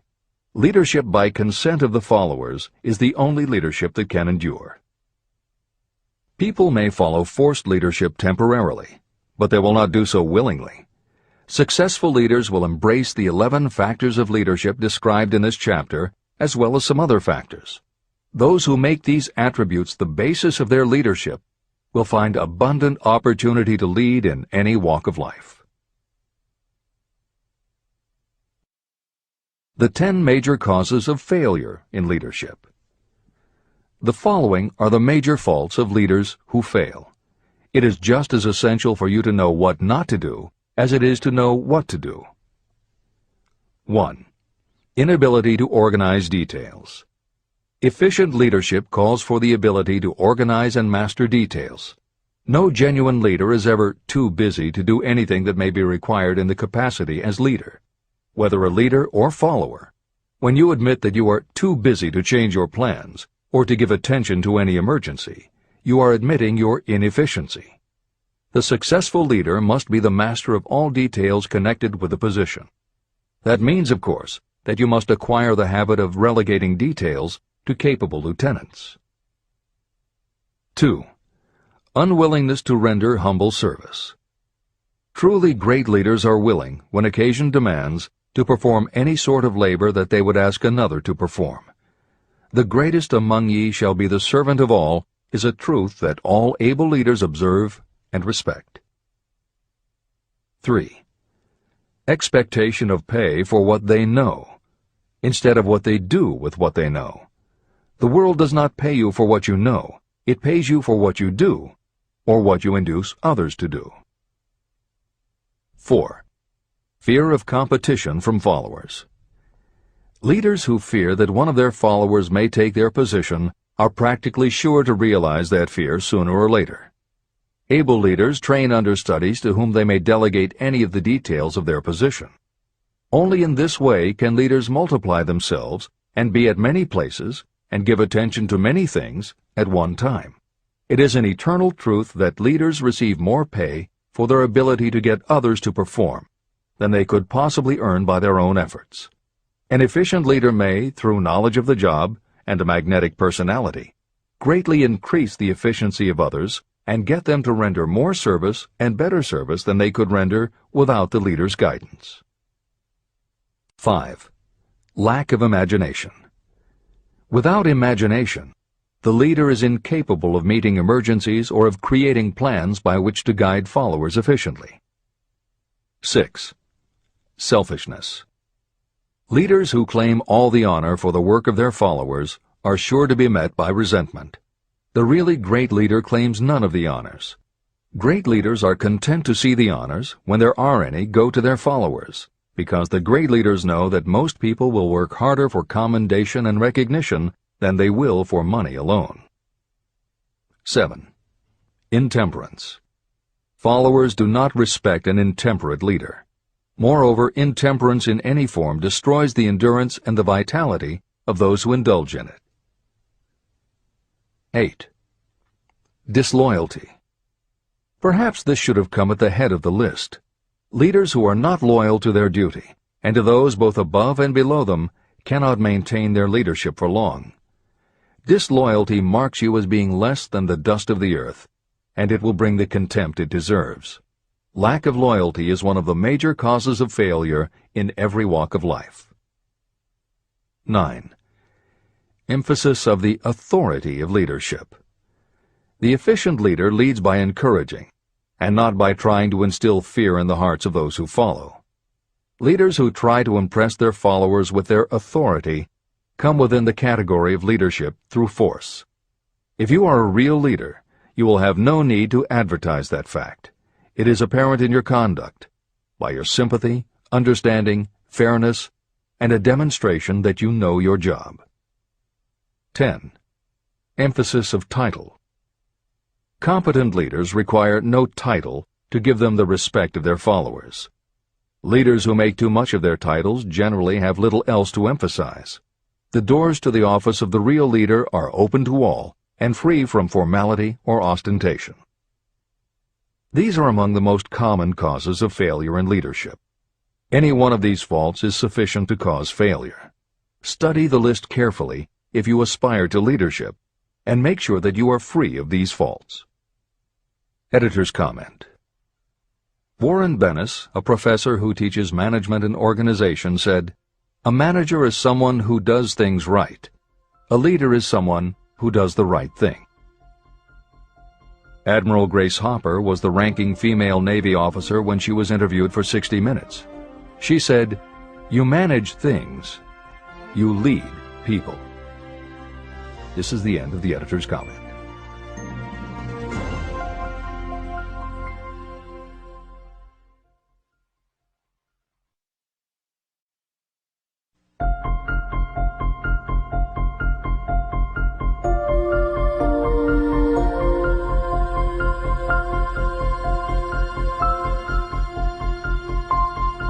When and how to apply for a position. The information described here is the net result of many years of experience, during which thousands of men and women were helped to market their services effectively. Editor's comment.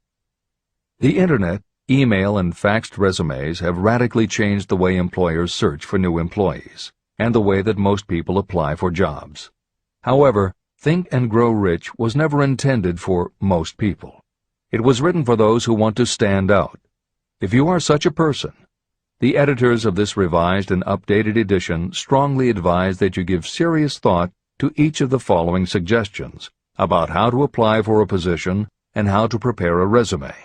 If you are tempted to think the suggestions are too obvious, simplistic, or out of date, we assure you they are not. In those instances where it is appropriate to update the material, we have added commentary. This is the end of the editor's comment. 1. Employment agencies. Care must be taken to select only reputable companies that can show adequate records of achievement of satisfactory results. Editor's comment. As anyone in the job market knows, today employment agencies range from companies that supply temporary office help to headhunters who connect high-level executives with companies seeking experienced management talent. If you are seeking a mid to upper-level position, the old adage that you get what you pay for is particularly true. This is the end of the editor's comment. 2. Advertising in newspapers, trade journals, magazines. Classified advertising may produce satisfactory results for those applying for entry-level, clerical, or salaried positions. For those seeking executive positions, a well-written and well-designed display ad, though more expensive, may be more desirable. The copy should be prepared by an expert who understands how to inject sufficient selling qualities to produce replies. Editor's comment. For individuals, the display ad approach is not very common in the contemporary job market. But for that reason, if you are sure of the position you want, a well-written and well-designed ad selling yourself and placed in the right trade paper or industry journal might be just the thing to get the attention you want. However, if you attempt this approach, be prepared that it will be an expensive experiment. In effect, you will have gone into the advertising business, and it is a rule of thumb in advertising that a single ad rarely sells anything. It usually requires multiple exposures before the buyer, the potential employer, is motivated to buy, hire, a product, you. This is the end of the editor's comment. 3. Personal letters of application. These should be directed to particular firms or individuals that could need the kind of service or experience you have to offer. Letters should be neatly typed always and signed by hand. You should include a complete resume or outline of your qualifications. Both the letter of application and the resume should be prepared by an expert. Editor's comment. In the contemporary job market, sending a letter of application when no job has been advertised can in fact be a very successful approach. But this is only for those who truly know what they want and will take the time to prepare a convincing presentation. Managers in a position to hire always have an eye out for good prospective employees. If they receive a well-constructed and intriguing presentation that clearly states you are interested in a position whenever one is available, it will not be thrown away. And the first thing good managers do when a position comes open is go to their files. When that happens, if your presentation made a good and convincing impression, it will be there. The only question is, are you willing to make yourself available when they are ready for you? If you are just blanketing everyone with a stock letter in hopes of getting a job, it very likely won't work. This approach is not for someone looking for a job. This approach is only for those who really want a specific career. This is the end of the editor's comment. 4. Application in person. In some instances, it may be more effective if the applicant personally offers his or her services to prospective employers, in which event a complete written statement of qualifications for the position should be presented, as prospective employers will often wish to discuss your record with associates. Editor's comment. Asking for an interview when no job has been advertised is an even stronger statement that you know what you want and you are serious about working in a particular industry. If you pursue this approach, keep in mind that you are asking someone to give you their time.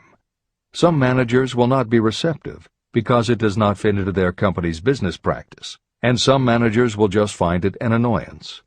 This approach will work for you only if you are confident that you can make an outstanding impression in person. If you make a strong, positive impression, it will be remembered when an opening is available. This is the end of the editor's comment. 5. Application through personal acquaintances. When possible, the applicant should approach prospective employers through some mutual acquaintance. This method is particularly advantageous in the case of those who seek executive connections and do not wish to appear to be peddling themselves. Information to be supplied in a written resume.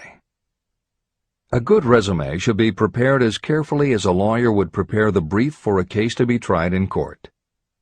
Unless the applicant is experienced in the preparation of such briefs, an expert should be consulted for this purpose.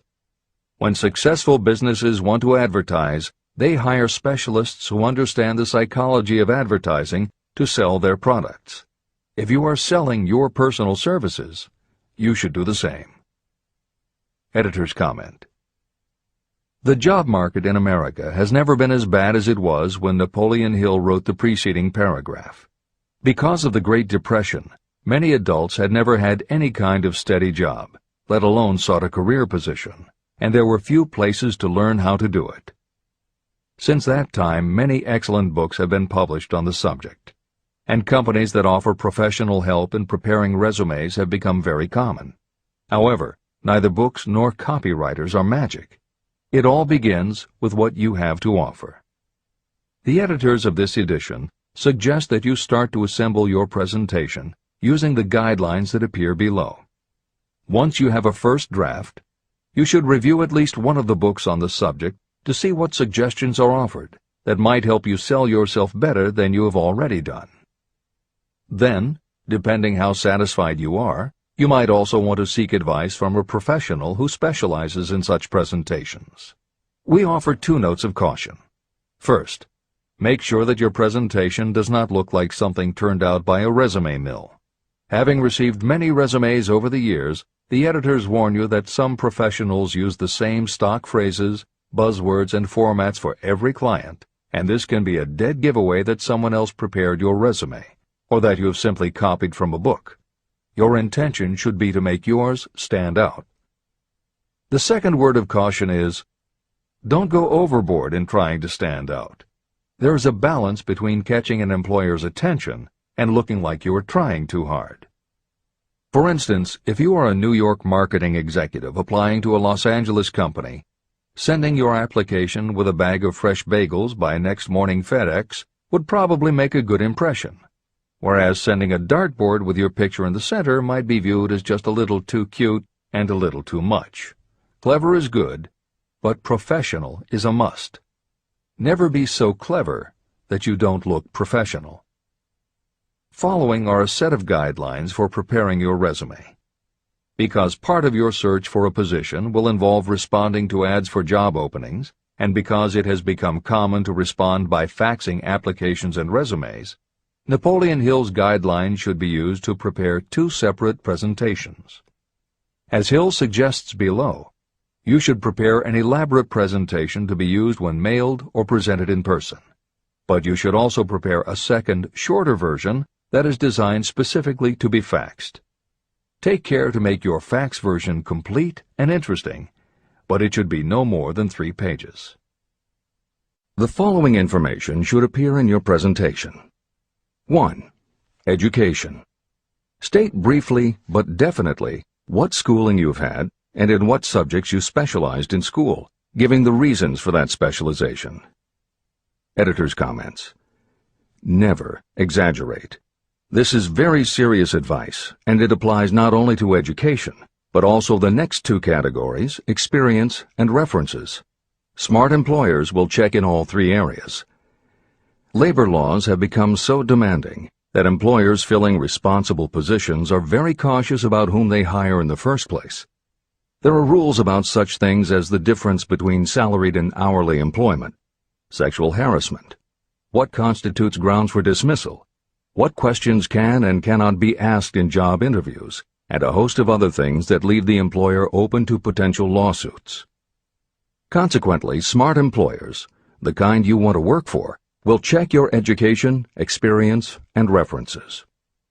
Also, bear in mind, you are providing information that will follow you for the rest of your career. If you keep up with the news, you know that in recent times even executives headed for the top have been dismissed. Military men have resigned in disgrace. Politicians have been removed from office, and professors have been forced to resign, all because someone looked into their background and found that they had exaggerated their qualifications. This is the end of the editor's comments. 2. Experience. If you have had experience in connection with positions similar to the one you seek, describe it fully. Give the names and addresses of former employers.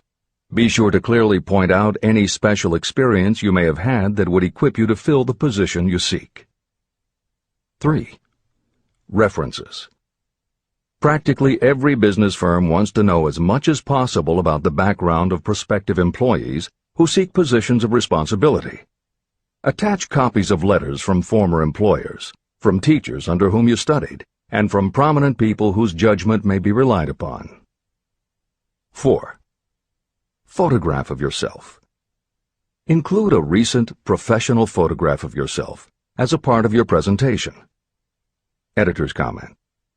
In the contemporary job market, this is not a common practice at all. However, from personal experience, the editors of this edition know it can be advantageous. We have received only one such job application, but unquestionably it was the photograph that prompted us to ask the applicant to come in for an interview. If you are confident that your appearance makes a good, professional impression, you may want to consider this unusual approach. There is the danger that you may be seen as vain or self-centered, but it could also be the thing that gives you an edge. This is the end of the editor's comment. 5.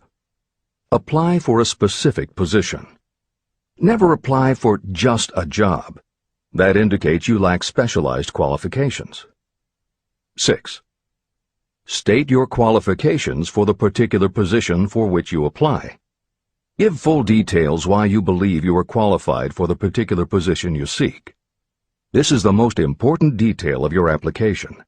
It will determine, more than anything else, what consideration you receive. 7. Offer to go to work on probation. This may appear to be a radical suggestion, but experience has proved that it seldom fails to win at least a trial.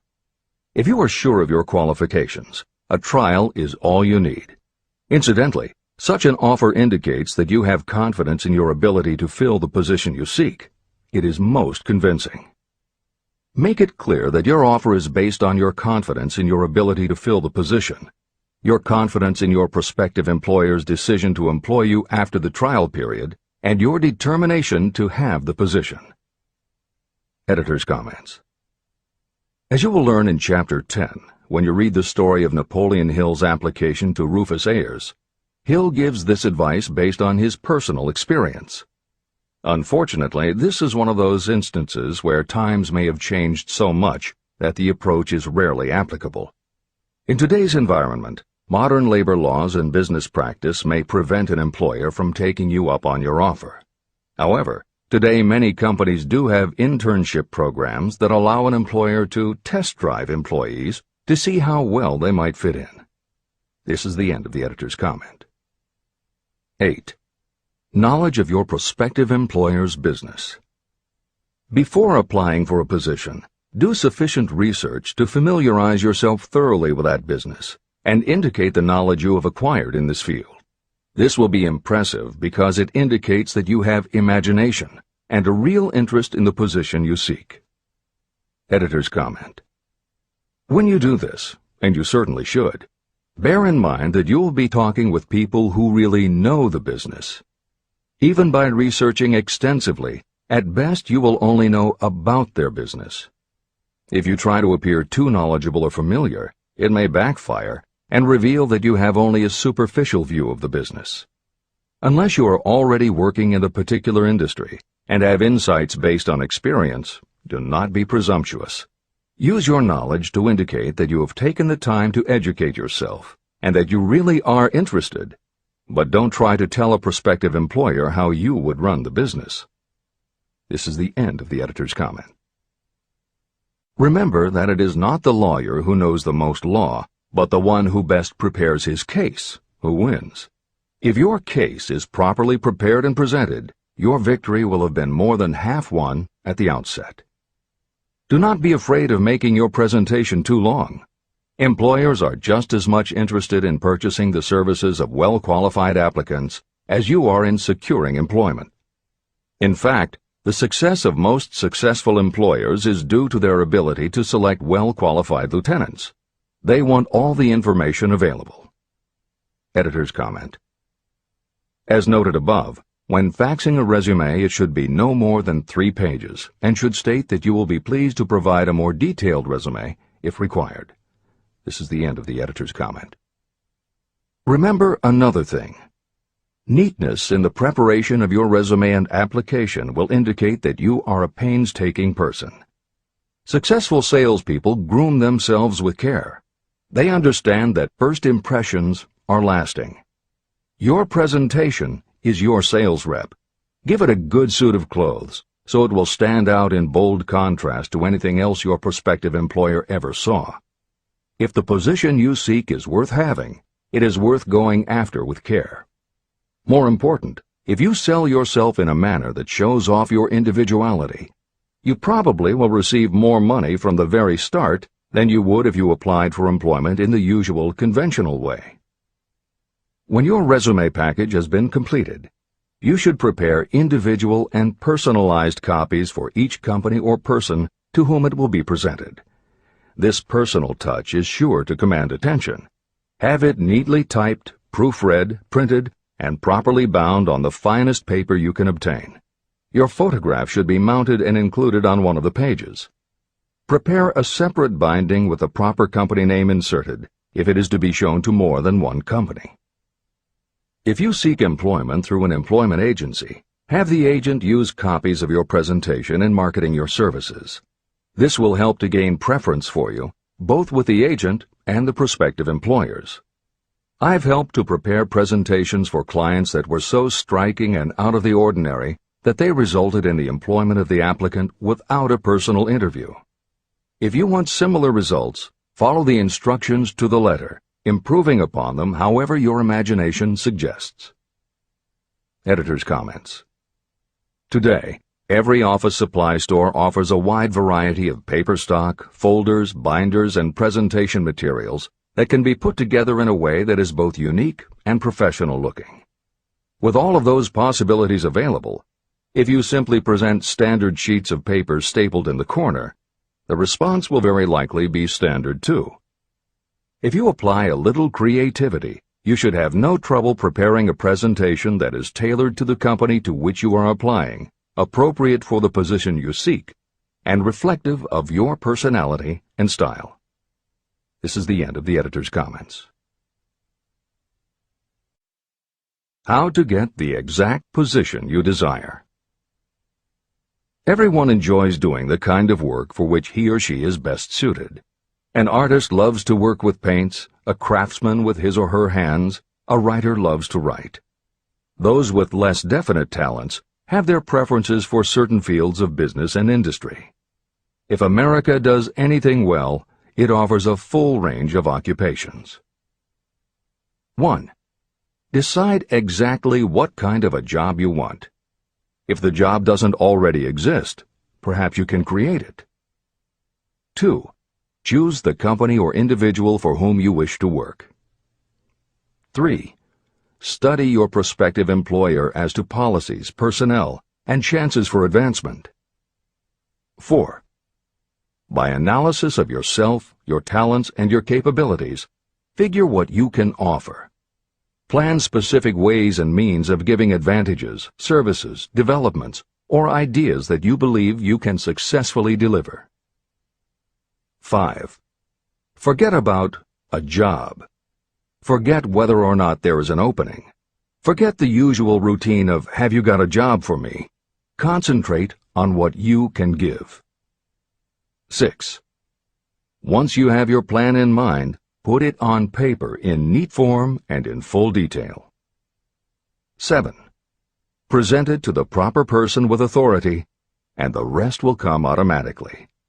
Every company is looking for people who can give something of value, whether it is ideas, services, or connections. Every company has room for the person who has a definite plan of action that is to the advantage of that company. This procedure may take a few days or weeks of extra time, but the difference in income, in advancement, and in gaining recognition will save years of hard work at small pay. It has many advantages, the main one being that it will often save you from 1 to 5 years of your time in reaching a chosen goal. Every person who starts, or gets in halfway up the ladder, does so by deliberate and careful planning. The new way of marketing services. Men and women who market their services must recognize the change that has taken place in connection with the relationship between employer and employee. The future relationship should be more in the nature of a partnership, consisting of the employer, the employee, and the public they serve. In the past, employers and employees have bartered among themselves, not considering that in reality they were bargaining at the expense of the third party, the public they served.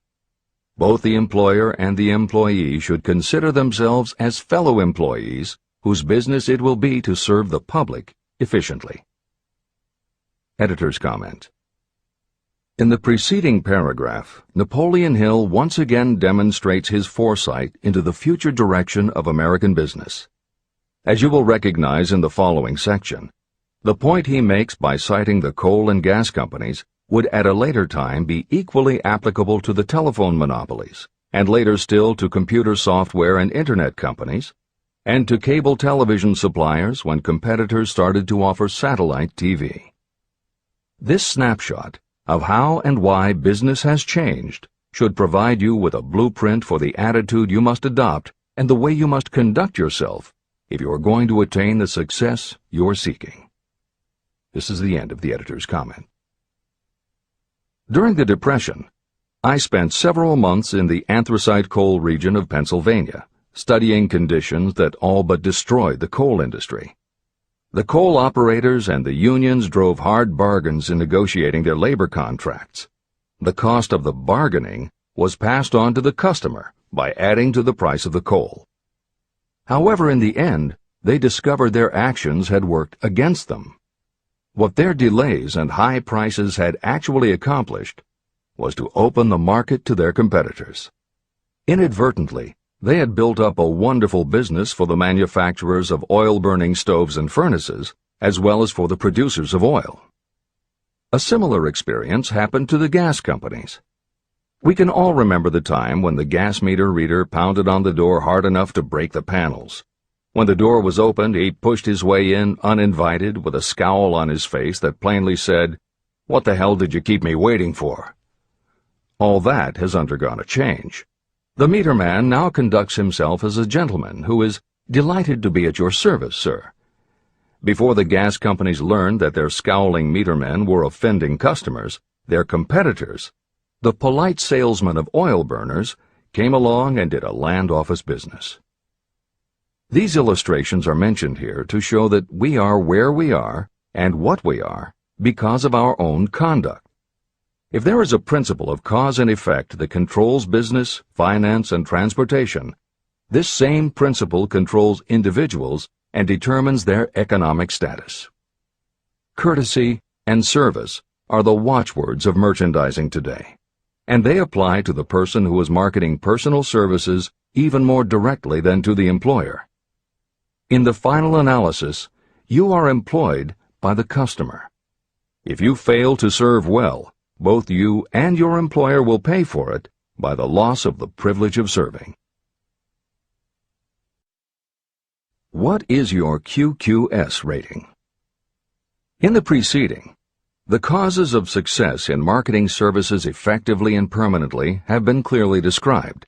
Unless those causes are studied, analyzed, understood, and applied, no one can market services effectively and permanently. Every man or woman must be their own sales force of their personal services. The quality and the quantity of service rendered, and the spirit in which it is rendered, determine the price and the duration of employment. To market your personal services effectively, which means a permanent market at a satisfactory price under pleasant conditions, you must adopt and follow the QQS formula. QQS means that quality plus quantity plus the proper spirit of cooperation equals perfect salesmanship of service. Remember the QQS formula, but do more. Apply it as a habit. Analyze the formula to make sure you understand exactly what it means. Quality of service means the performance of every detail in connection with your position in the most efficient manner possible with the object of greater efficiency always in mind. Quantity of service means the habit of rendering all the service of which you are capable at all times with the purpose of increasing the amount of service rendered as you develop greater skill through practice and experience. Emphasis is again placed on the word habit. Spirit of service means the habit of agreeable, harmonious conduct, which will induce cooperation from associates and fellow employees. Adequate quality and adequate quantity of service is not sufficient to maintain a permanent market for your services. The spirit in which you deliver service is a strong determining factor in connection with both the price you receive and the duration of your employment.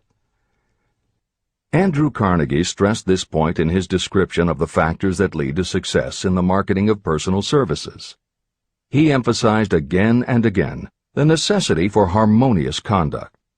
He stressed the fact that he would not retain any man, no matter how great a quantity or how efficient the quality of his work, unless he worked in a spirit of harmony. Mr. Carnegie insisted upon his people working with each other in an agreeable manner. To prove that he placed a high value on this quality, he helped many who met his standards to become very wealthy. Those who did not conform had to make room for others who did. The importance of a pleasing personality has been stressed, because it is so important in rendering service in the proper spirit. If you have a personality that pleases, and you render service in a spirit of harmony, these assets often make up for what you may lack in both the quality and the quantity of service you render. Nothing, however, can be successfully substituted for pleasing conduct. The capital value of your services. The person whose income is derived entirely from the sale of personal services is a merchant, just like the person who sells hard goods, and such a person is subject to exactly the same rules of conduct as the merchant who sells merchandise. I emphasize this because many people who live by the sale of personal services make the mistake of considering themselves free from the rules of conduct and the responsibilities attached to those who are engaged in marketing commodities. The day of the go-getter has been supplanted by the go-giver. The actual capitalized value of your brainpower may be determined by the amount of income you can produce by marketing your services. A fair estimate of the capital value of your brainpower may be made by using the following assumptions. Money, the amount of capital, can be borrowed from a bank at a certain rate of interest. Money is worth no more than brains, and it is often worth much less. Therefore, if your brainpower is as valuable as money, in effect, you should be lending your brainpower, your amount of capital, at least at the same rate that banks charge to lend money. This means that what you earn in a year, your income, is comparable to what a bank earns from a loan in a year, the interest they charge. You can then calculate the capital value of your brainpower using this formula. Divide 100 by the current rate of interest that banks charge for lending money. Then multiply the result by the amount of your annual income. As an example, assume that the current interest rate is 5%. Assume your annual income is $50,000. The formula would be as follows. 100 divided by 5 equals 20, and 20 multiplied by 50,000 equals $1 million. Therefore, if you lend out your brainpower, your capital, at the same rate as the bank lends money, 5% interest, your brainpower is worth $1 million. Competent brains, if effectively marketed, represent a much more desirable form of capital than the money that is required to conduct a business dealing in commodities. This is true because brains are a form of capital that cannot be permanently depreciated by economic depressions, nor can this form of capital be stolen or spent. Moreover, the money that is essential for the conduct of business is as worthless as a sand dune until it has been mixed with efficient brains. The 31 major causes of failure.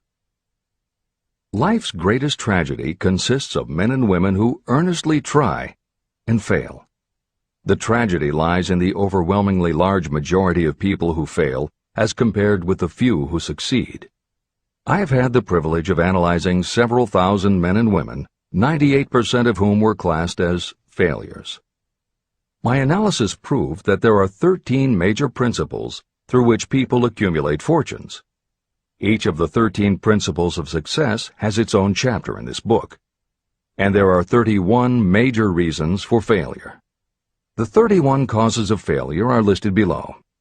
As you go through the list, measure yourself point by point. It will help you to discover how many of these causes of failure stand between you and success. 1. Unfavorable hereditary background. There is little, if anything, that can be done for people who are born with a deficiency in brain power. This is the only one of the 31 causes of failure that may not be easily corrected by any individual. My philosophy can offer only one method of bridging this weakness, through the aid of the mastermind. 2. Lack of a well-defined purpose in life. There is no hope of success for the person who does not have a central purpose or definite goal at which to aim. 98 out of every 100 of those whom I have analyzed had no such aim. Perhaps this was the major cause of their failure. 3. Lack of ambition to aim above mediocrity. I can offer no hope for those who are so indifferent they do not want to get ahead in life and are not willing to pay the price. 4. Insufficient education. This is a handicap that may be overcome with comparative ease. Experience has proven that the best educated people are often those who are self-made or self-educated. It takes more than a college degree to make you a person of education. Any person who is educated has learned to get whatever they want in life without violating the rights of others. Education consists not so much of knowledge, but of knowledge effectively and persistently applied. You are paid not merely for what you know, but for what you do with what you know. 5. Lack of self-discipline. Discipline comes through self-control. This means that you must control all negative qualities. Before you can control conditions, you must first control yourself. Self-mastery is the hardest job you will ever tackle. If you do not conquer yourself, you will be conquered by yourself. By stepping in front of a mirror, you may see both your best friend and your greatest enemy. 6. Ill health. No person may enjoy outstanding success without good health. Many of the causes of ill health are subject to mastery and control. These, in the main, are overeating of foods not conducive to health, wrong habits of thought or negative thinking, wrong use of and overindulgence in sex, lack of proper physical exercise, an inadequate supply of fresh air due to improper breathing. 7. Unfavorable environmental influences during childhood. As the twig is bent, so shall the tree grow. Most people who have criminal tendencies acquire them as the result of bad environment and improper associates during their childhood or youth. Procrastination. This is one of the most common causes of failure. Procrastination stands within the shadow of every human being, waiting its opportunity to spoil your chances of success. Most of us go through life as failures because we are waiting for the time to be right to start doing something worthwhile. Do not wait. The time will never be just right. Start where you stand, work with whatever tools you have at your command, and you will acquire better tools as you go along. 9. Lack of persistence. Most of us are good starters, but poor finishers of everything we begin. People are prone to give up at the first signs of defeat.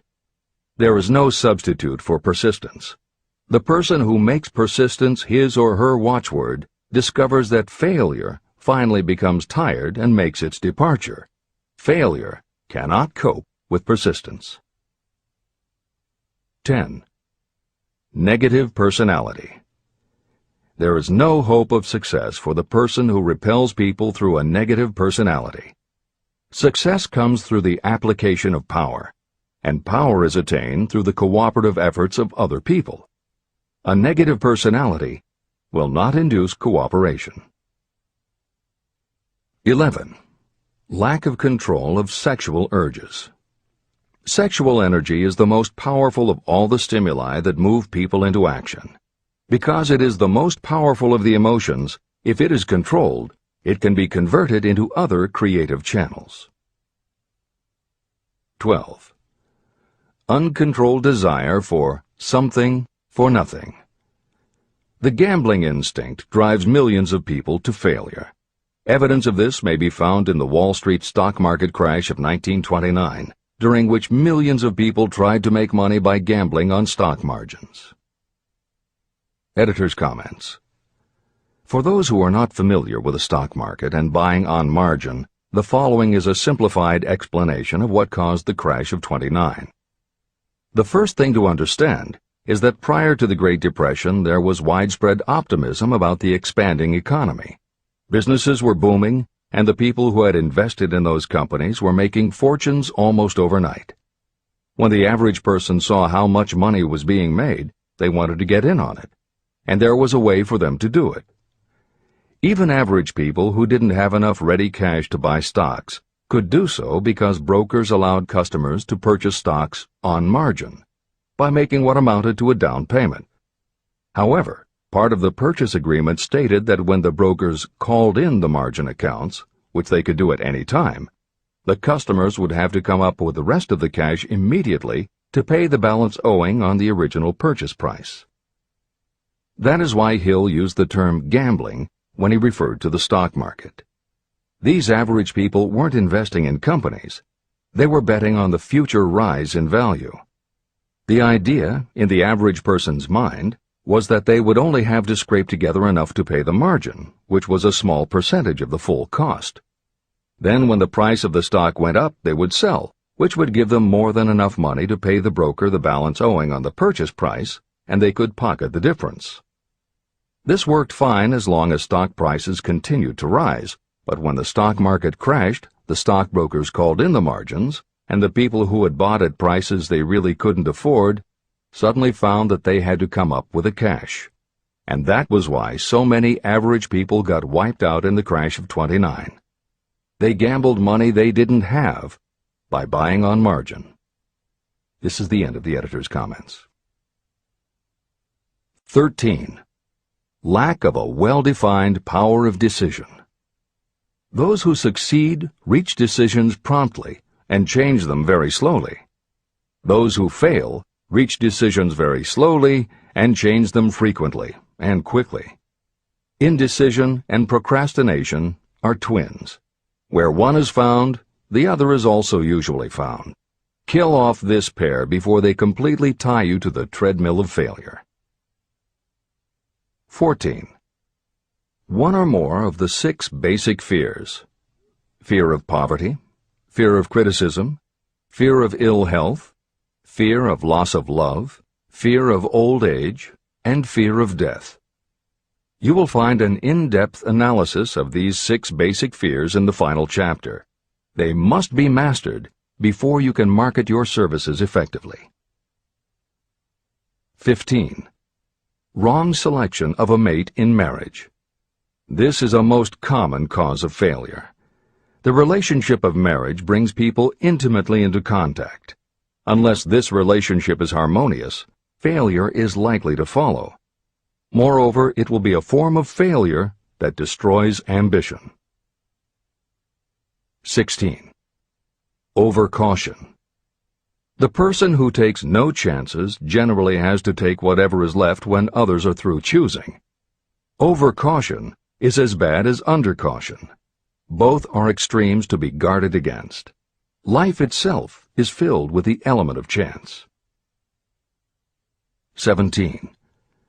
Wrong selection of associates in business. This is one of the most common causes of failure in business. In marketing personal services, you should use great care to select an employer who will be an inspiration and who is intelligent and successful. We emulate those with whom we associate most closely. Pick an employer who is worth emulating. 18. Superstition and prejudice. Superstition is a form of fear. It is also a sign of ignorance. Successful people keep open minds and are afraid of nothing. 19. Wrong selection of a vocation. You cannot have outstanding success in work that you do not like. The most essential step in the marketing of personal services is that of selecting an occupation into which you can throw yourself wholeheartedly. Although money or circumstances may require you to do something you don't like for a time, no one can stop you from developing plans to make your goal in life a reality. Editor's comments. Most contemporary experts agree with Napoleon Hill's statement that finding the work you love is of key importance in achieving success that is truly rewarding. This concept coincides so well with modern attitudes that it has inspired a number of books, including Feel the Fear and Do It Anyway by Susan Jeffers, Wishcraft by Barbara Sher, and Do What You Love, The Money Will Follow by Marcia Sinitar. All 3 books became bestsellers by expanding upon that single concept. This is the end of the editor's comments. 20. Lack of concentration of effort. The jack of all trades seldom is good at any. Concentrate all of your efforts on one definite chief aim. 21. The habit of indiscriminate spending. You cannot succeed if you are eternally in fear of poverty. Form the habit of systematic saving by putting aside a definite percentage of your income. Money in the bank gives you a very safe foundation of courage when bargaining for the sale of personal services. Without money, you must take what you are offered and be glad to get it. 22. Lack of enthusiasm. Without enthusiasm, you cannot be convincing. Moreover, enthusiasm is contagious, and the person who has it under control is generally welcome in any group of people. 23. Intolerance.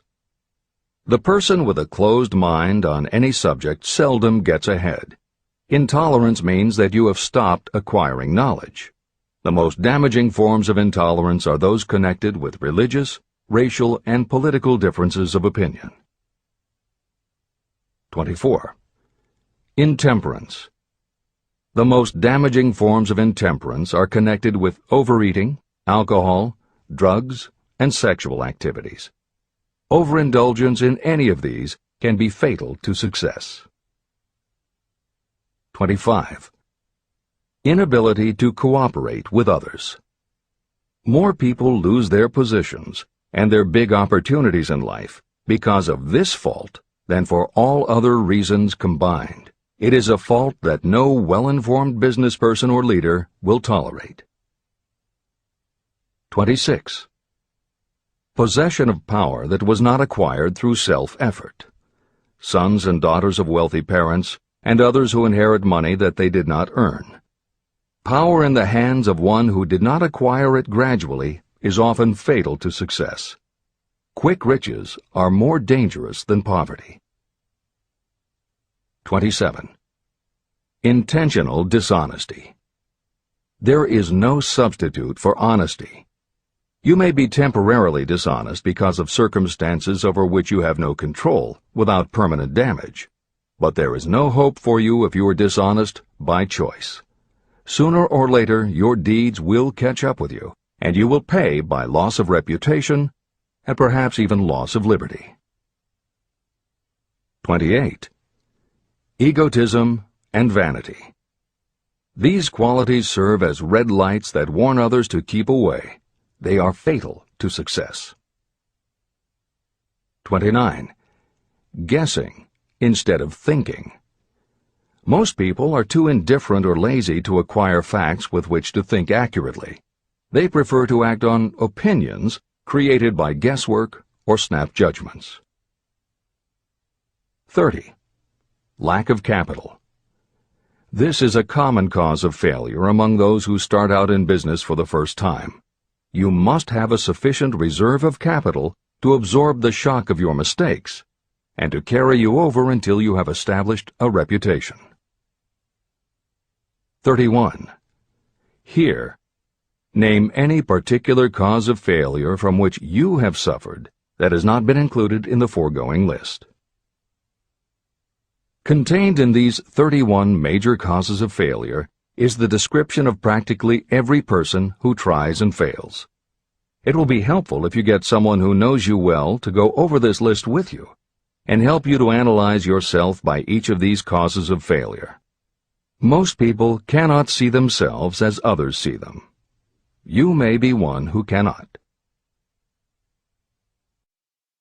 Do you know your own worth?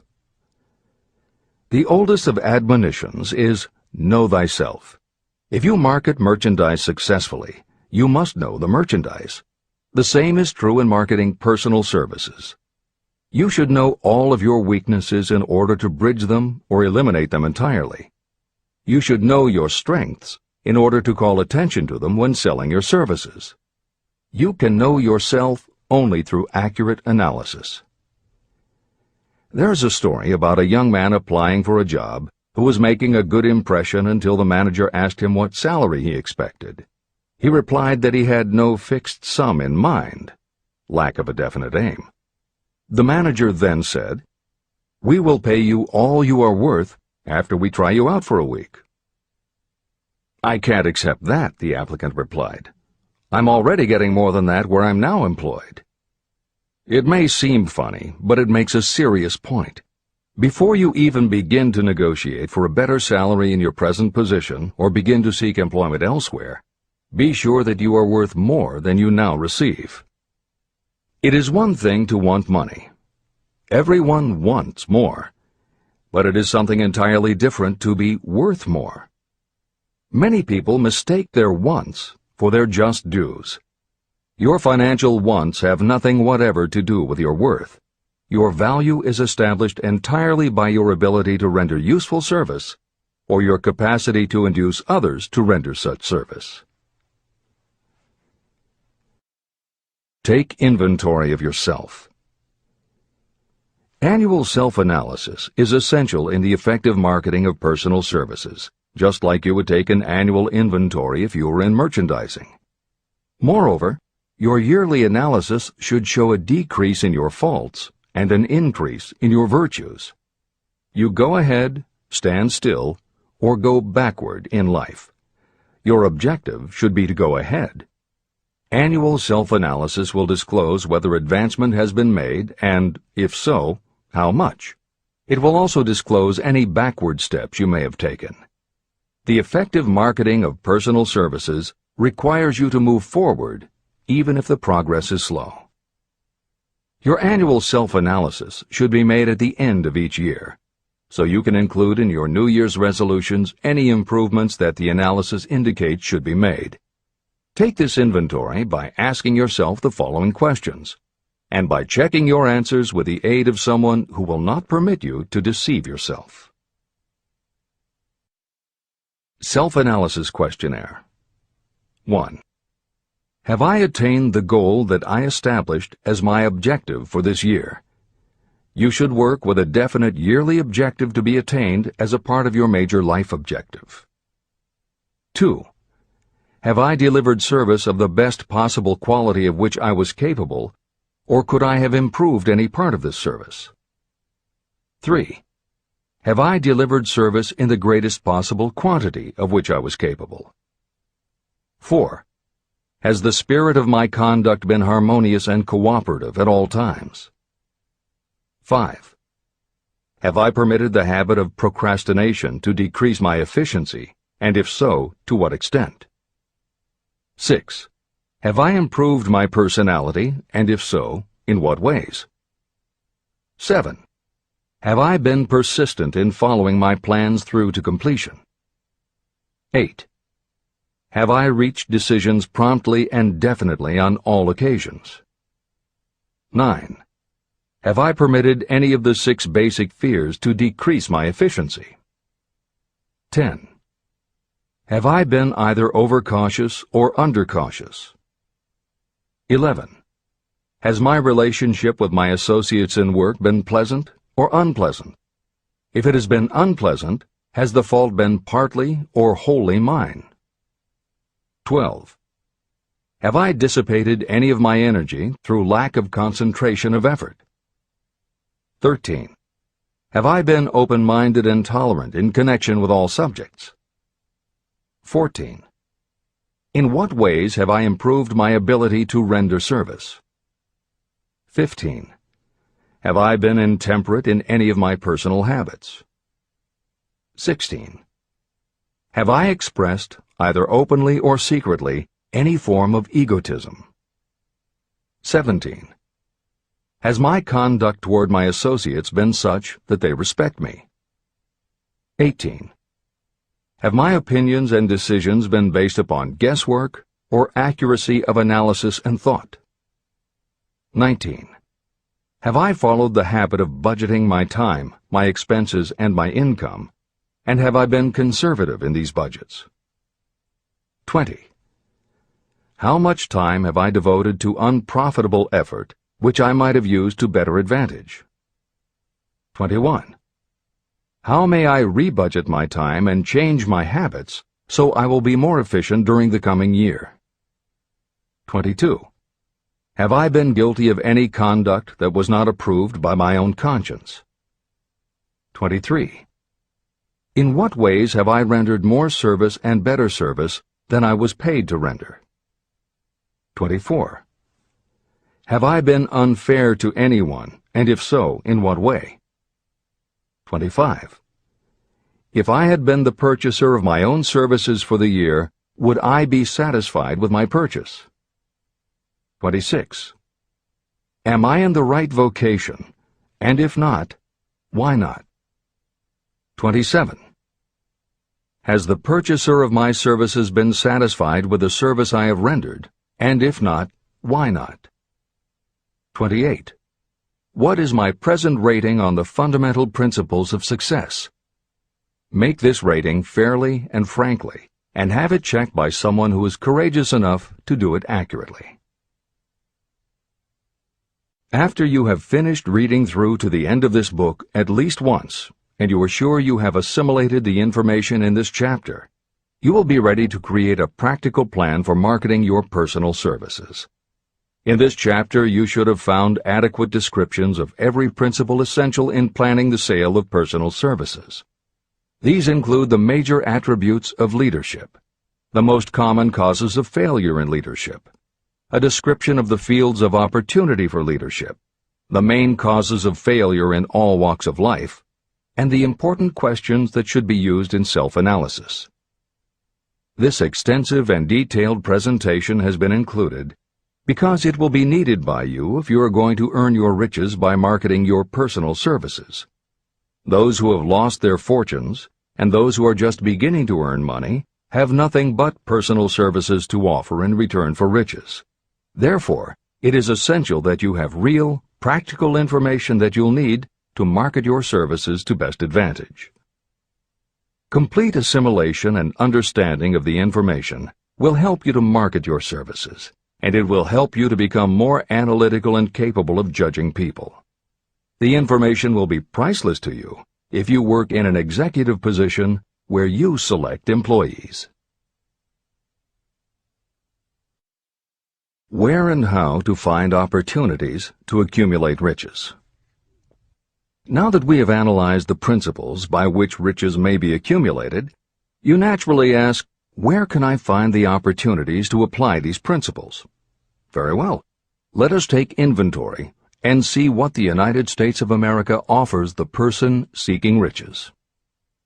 To begin with, remember that we live in a country where every law-abiding citizen enjoys freedom of thought and freedom of deed unequaled anywhere in the world.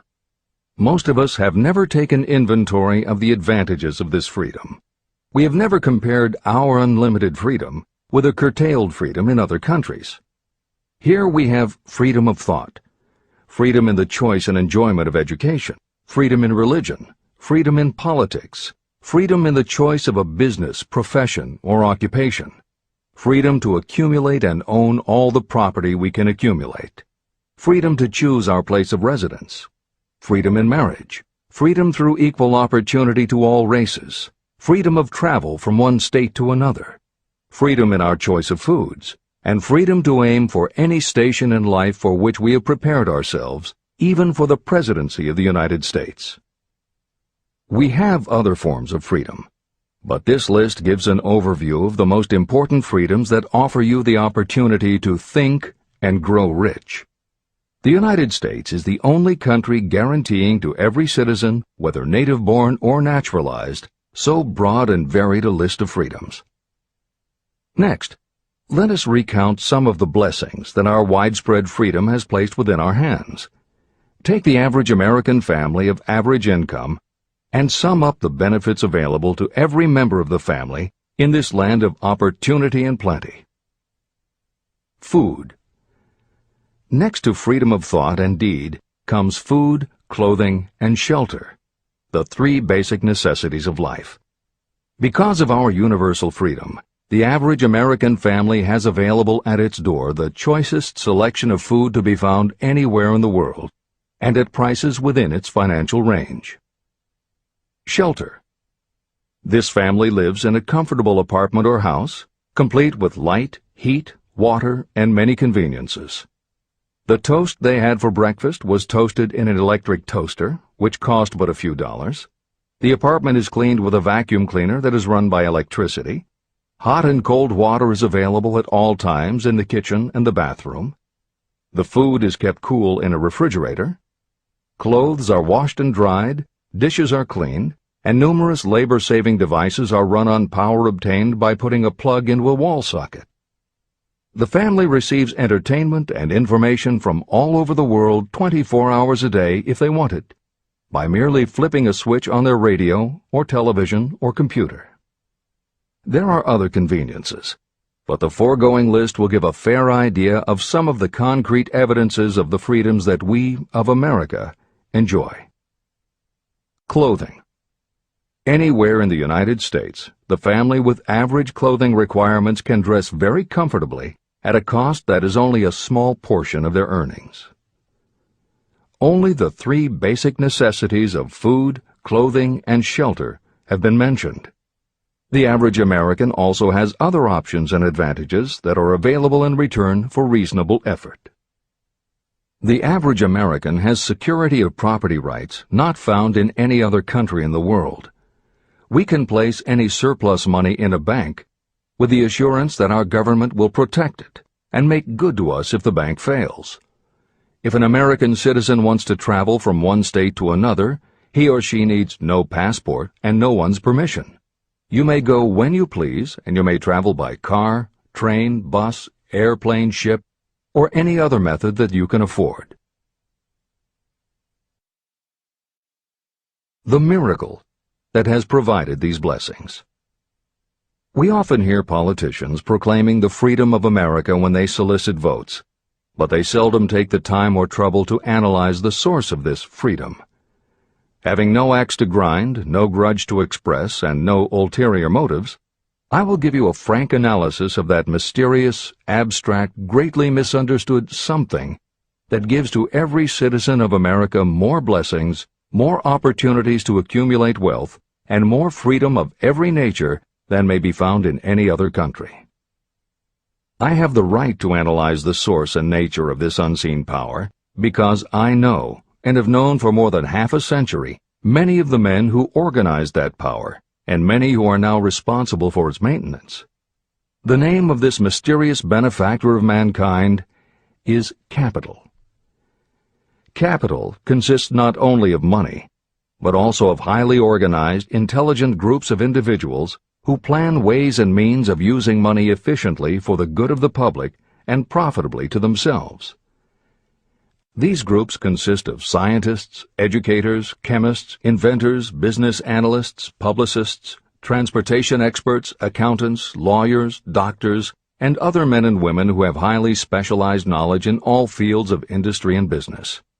They pioneer, experiment, and blaze trails in new fields of endeavor. They support colleges, hospitals, schools, build good roads, publish newspapers, pay most of the cost of government, and take care of the many details essential to human progress. Stated briefly, the capitalists are the brains of civilization because they supply the entire fabric of which all education, enlightenment, and human progress consist. Money without brains is always dangerous. Properly used, it is the most important essential of civilization. To give you an idea of how important organized capital is, try to imagine that it is your job to provide and prepare a simple family breakfast, but you have to do it without the aid of capital. To supply the tea, you would have to make a trip to China or India. Unless you are an excellent swimmer, you would become rather tired before making the round trip. Then, too, another problem would confront you. What would you use for money, even if you had the physical endurance to swim the ocean? To supply sugar, you would have to take another swim to the Caribbean islands, or a long walk to the sugar beet section of Utah. But even then you might come back without the sugar, because organized effort and money are necessary to produce sugar, to say nothing of what is required to refine, transport, and deliver it to the breakfast table anywhere in the United States. Eggs you could obtain easily enough from nearby farms, but you might have a very long walk to Florida or California and back before you could serve grapefruit juice. You would have another long walk to Kansas or one of the other wheat-growing states when you went after wheat bread. Dry cereal would have to be omitted from the menu because it would not be available except through the labor of a trained group of workers and suitable machinery, all of which call for capital. After resting, you could take off for another little swim down to South America, where you would pick up a couple of bananas. On your return, you could take a short walk to the nearest farm having a dairy and pick up some butter and cream. Then your family would be ready to sit down and enjoy breakfast. Seems absurd, doesn't it? Well, the procedure described would be the only possible way these simple items of food could be delivered if we had no capitalistic system. The capital cornerstone of our lives. The sum of money required for the building and maintenance of the planes, trucks, trains, and cargo ships used in the delivery of that simple breakfast is so huge that it staggers imagination. It runs into billions of dollars. Not to mention the armies of trained employees required to run all those planes, trucks, ships, and trains. But transportation is only a part of the requirements of modern civilization in capitalistic America. Before there can be anything to haul, something must be grown from the ground, or manufactured and prepared for market. This calls for more billions of dollars for equipment, machinery, packaging, marketing, and to pay the wages of millions of men and women. Transportation systems do not spring up from the earth and function automatically. They come in response to the call of civilization. They come through the labor and ingenuity and organizing ability of people who have imagination, faith, enthusiasm, decision, and persistence. These men and women are known as capitalists. They are motivated by the desire to build, construct, achieve, render useful service, earn profits, and accumulate riches. And because they render service without which there would be no civilization, they earn for themselves great riches. Just to keep the record simple and understandable, I will add that these capitalists are the same men and women who are often denounced as the greedy establishment or Wall Street. I'm not attempting to present a case for or against any group or any system of economics. The purpose of this book, a purpose to which I have faithfully devoted more than half a century, is to present to anyone who wants the knowledge the most dependable philosophy through which individuals may accumulate riches in whatever amounts they desire. The reasons I have analyzed the economic advantages of the capitalistic system are: 1. To point out that all who seek riches must recognize and adapt themselves to the system that controls all approaches to fortunes, large or small. 2. To present the side of the picture opposite to the one portrayed by politicians and demagogues, and the media, who often refer to organized capital as if it were something poisonous. This is a capitalistic country. It was developed through the use of capital. We who claim the right to partake of the blessings of freedom and opportunity, we who seek to accumulate riches here, should know that neither riches nor opportunity would be available to us if organized capital had not provided these benefits.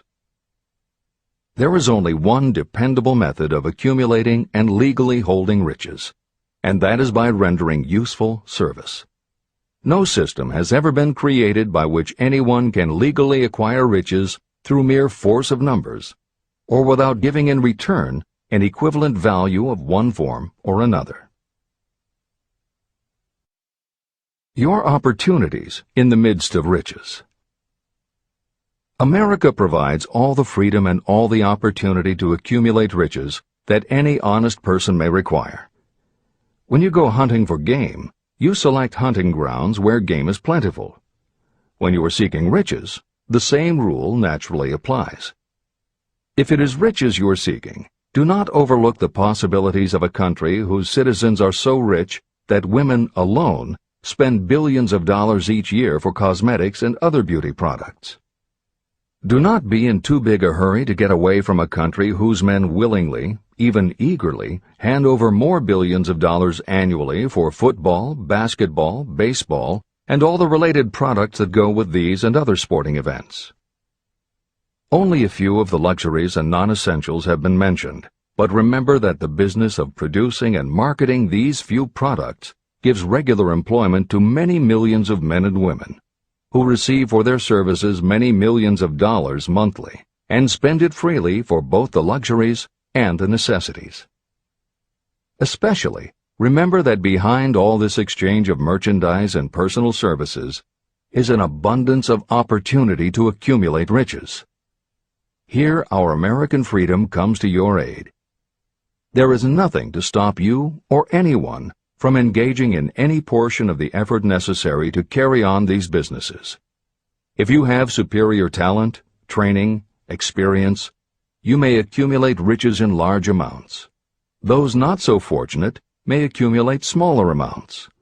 Anyone may earn a living in return for a very nominal amount of labor. So there you are. Opportunity has spread its wares before you. Step up to the front, select what you want, create your plan, put the plan into action, and follow through with persistence. Capitalistic America will do the rest. You can depend on this much.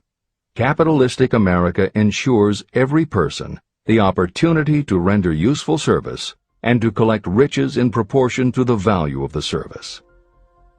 The system denies no one this right, but it does not and cannot promise something for nothing. The system itself is irrevocably controlled by the law of economics, which neither recognizes nor tolerates for long getting without giving.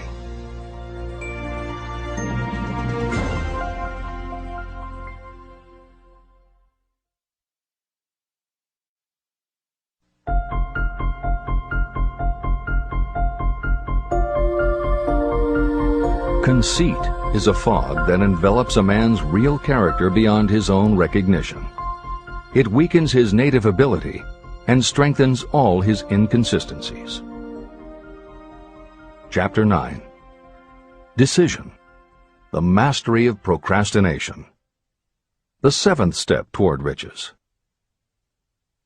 Analysis of over 25,000 men and women who had experienced failure reveals that lack of decision was near the head of the list of the 31 major causes of failure. Procrastination, the opposite of decision, is a common enemy which practically every person must conquer. You will have an opportunity to test your capacity to reach quick and definite decisions when you finish reading this book and begin to put the principles into action. My analysis of several hundred people who had accumulated fortunes well beyond the $1 million mark disclosed the fact that every one of them had the habit of reaching decisions promptly and of changing these decisions slowly. People who fail to accumulate money, without exception, have the habit of reaching decisions, if at all, very slowly, and of changing these decisions quickly and often. One of Henry Ford's most outstanding qualities was his habit of reaching decisions quickly and definitely and changing them slowly.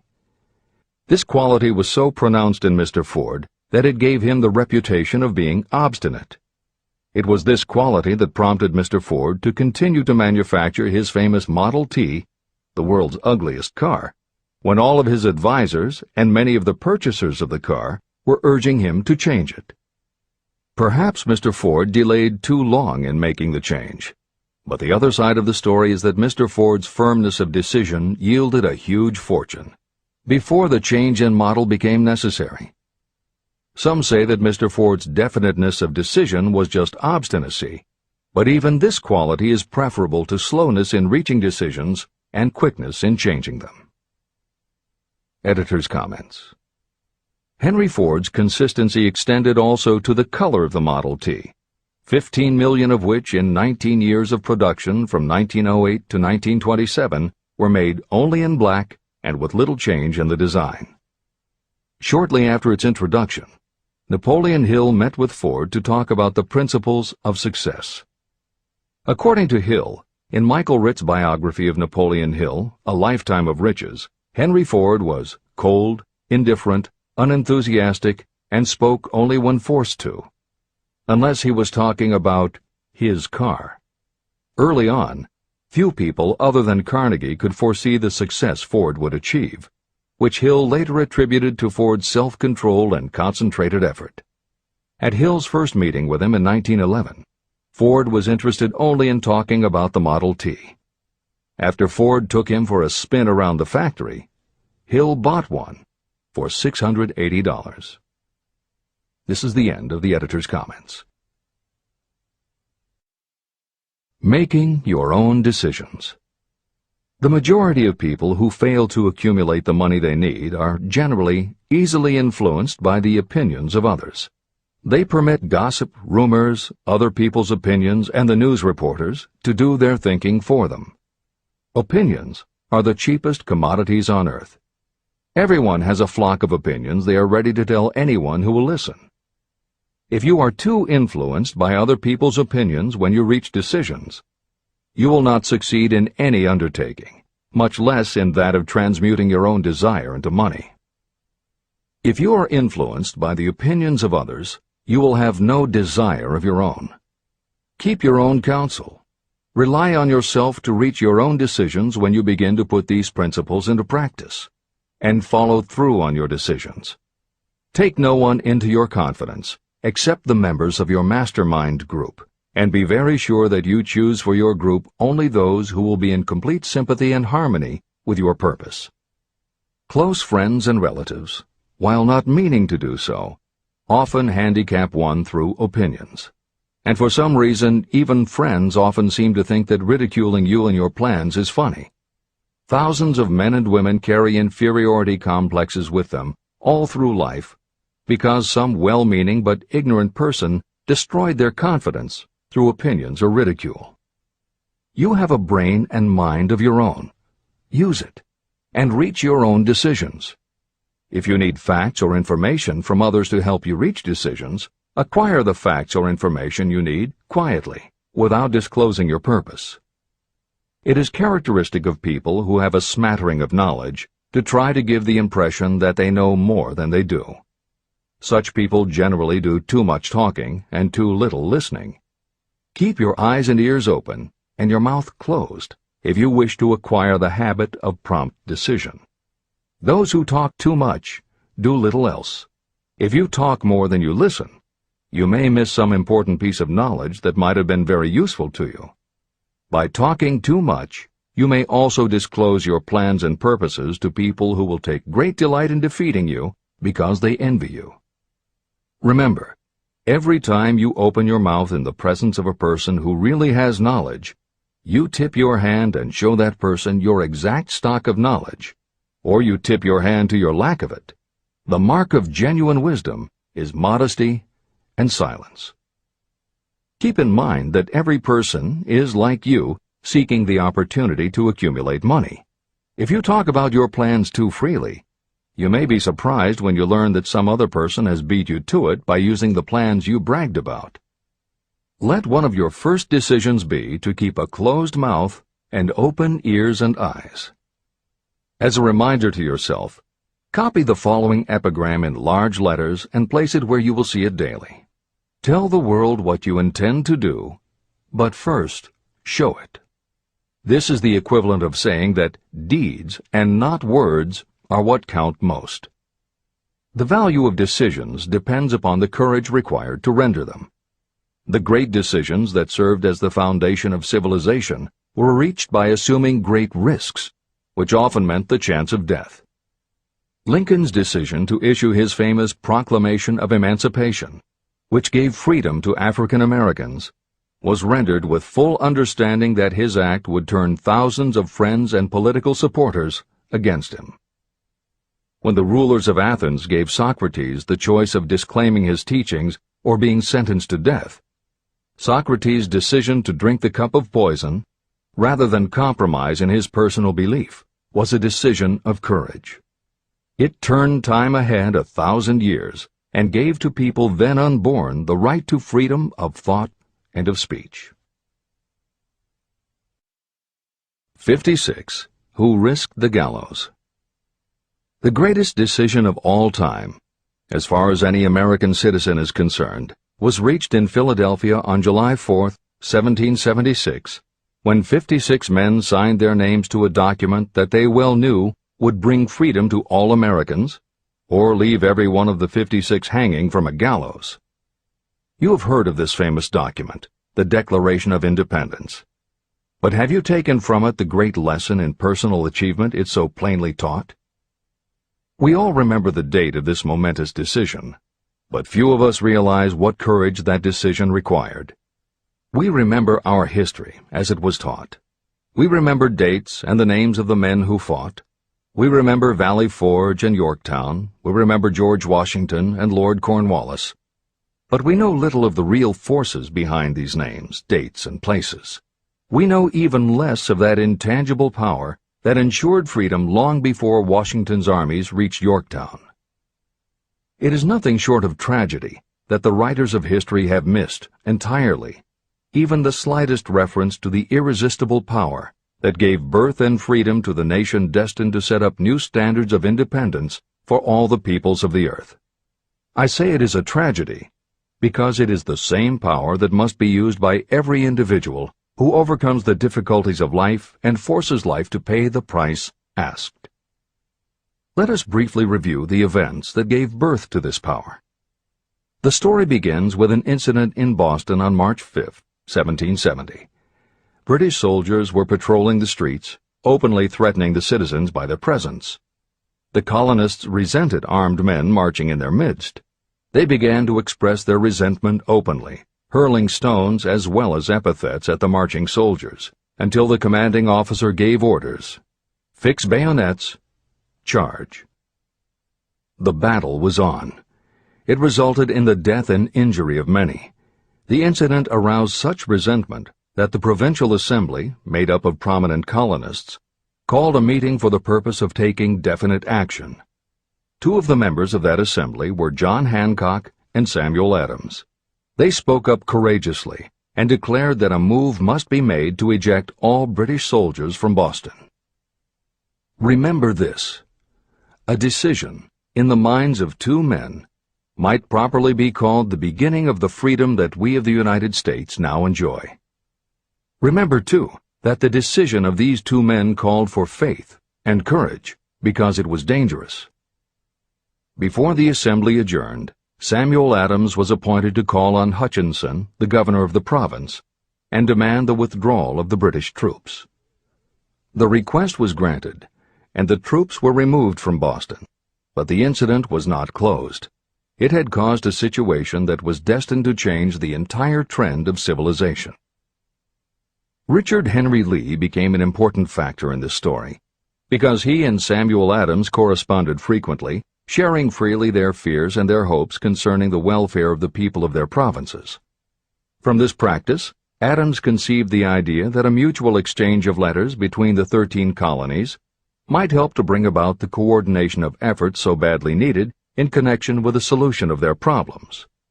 In March of 1772, 2 years after the clash with the soldiers in Boston, Adams presented this idea to the Assembly. He made a motion that a correspondence committee be established among the colonies, with definitely appointed correspondents in each colony, for the purpose of friendly cooperation for the betterment of the colonies of British America. It was the beginning of the organization of the far-flung power destined to give freedom to you and to me. A mastermind group had already been organized. It consisted of Adams, Lee, and Hancock. The Committee of Correspondence was organized.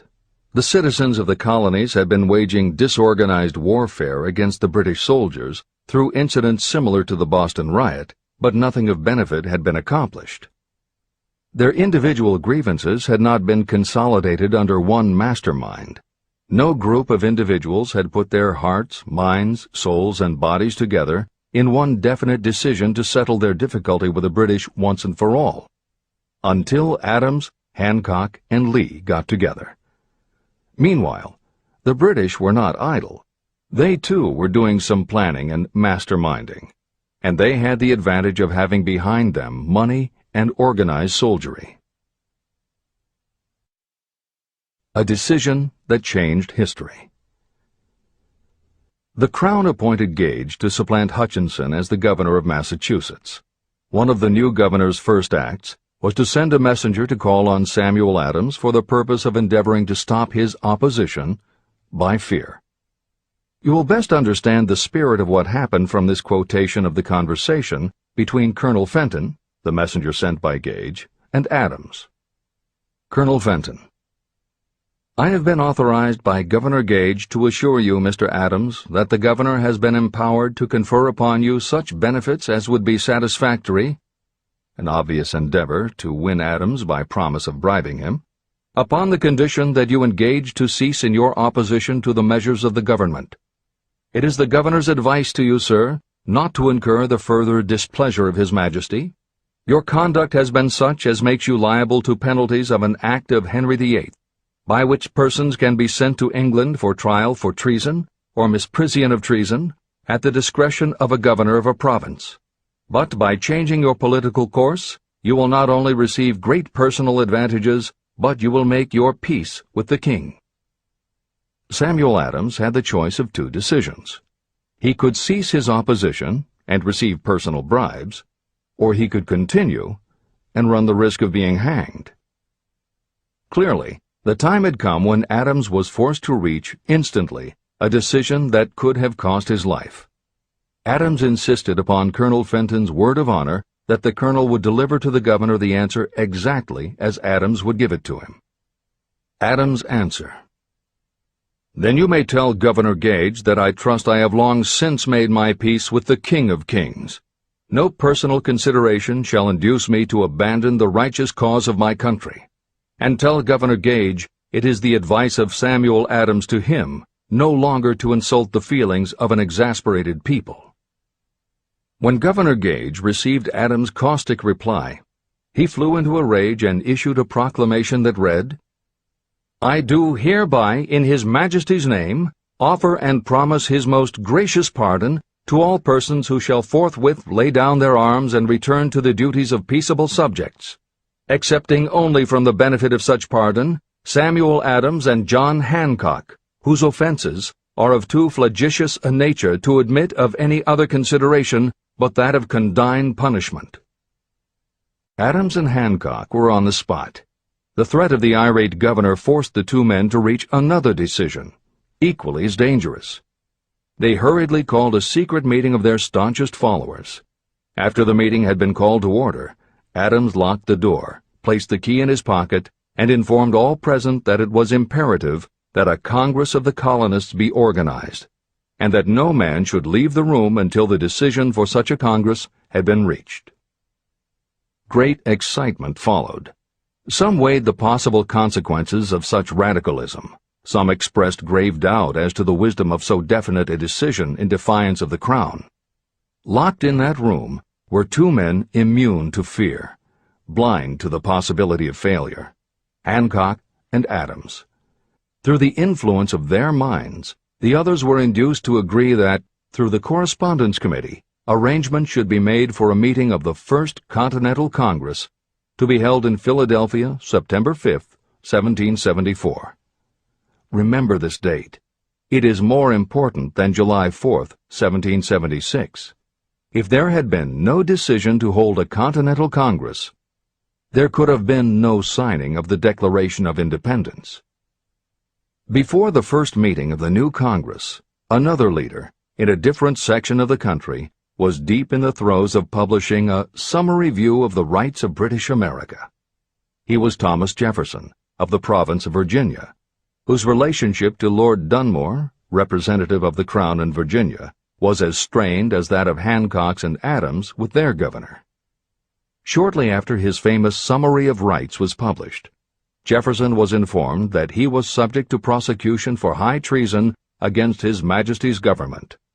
Inspired by the threat, one of Jefferson's colleagues, Patrick Henry, boldly spoke his mind, concluding his remarks with a sentence that shall remain forever a classic. If this be treason, then make the most of it.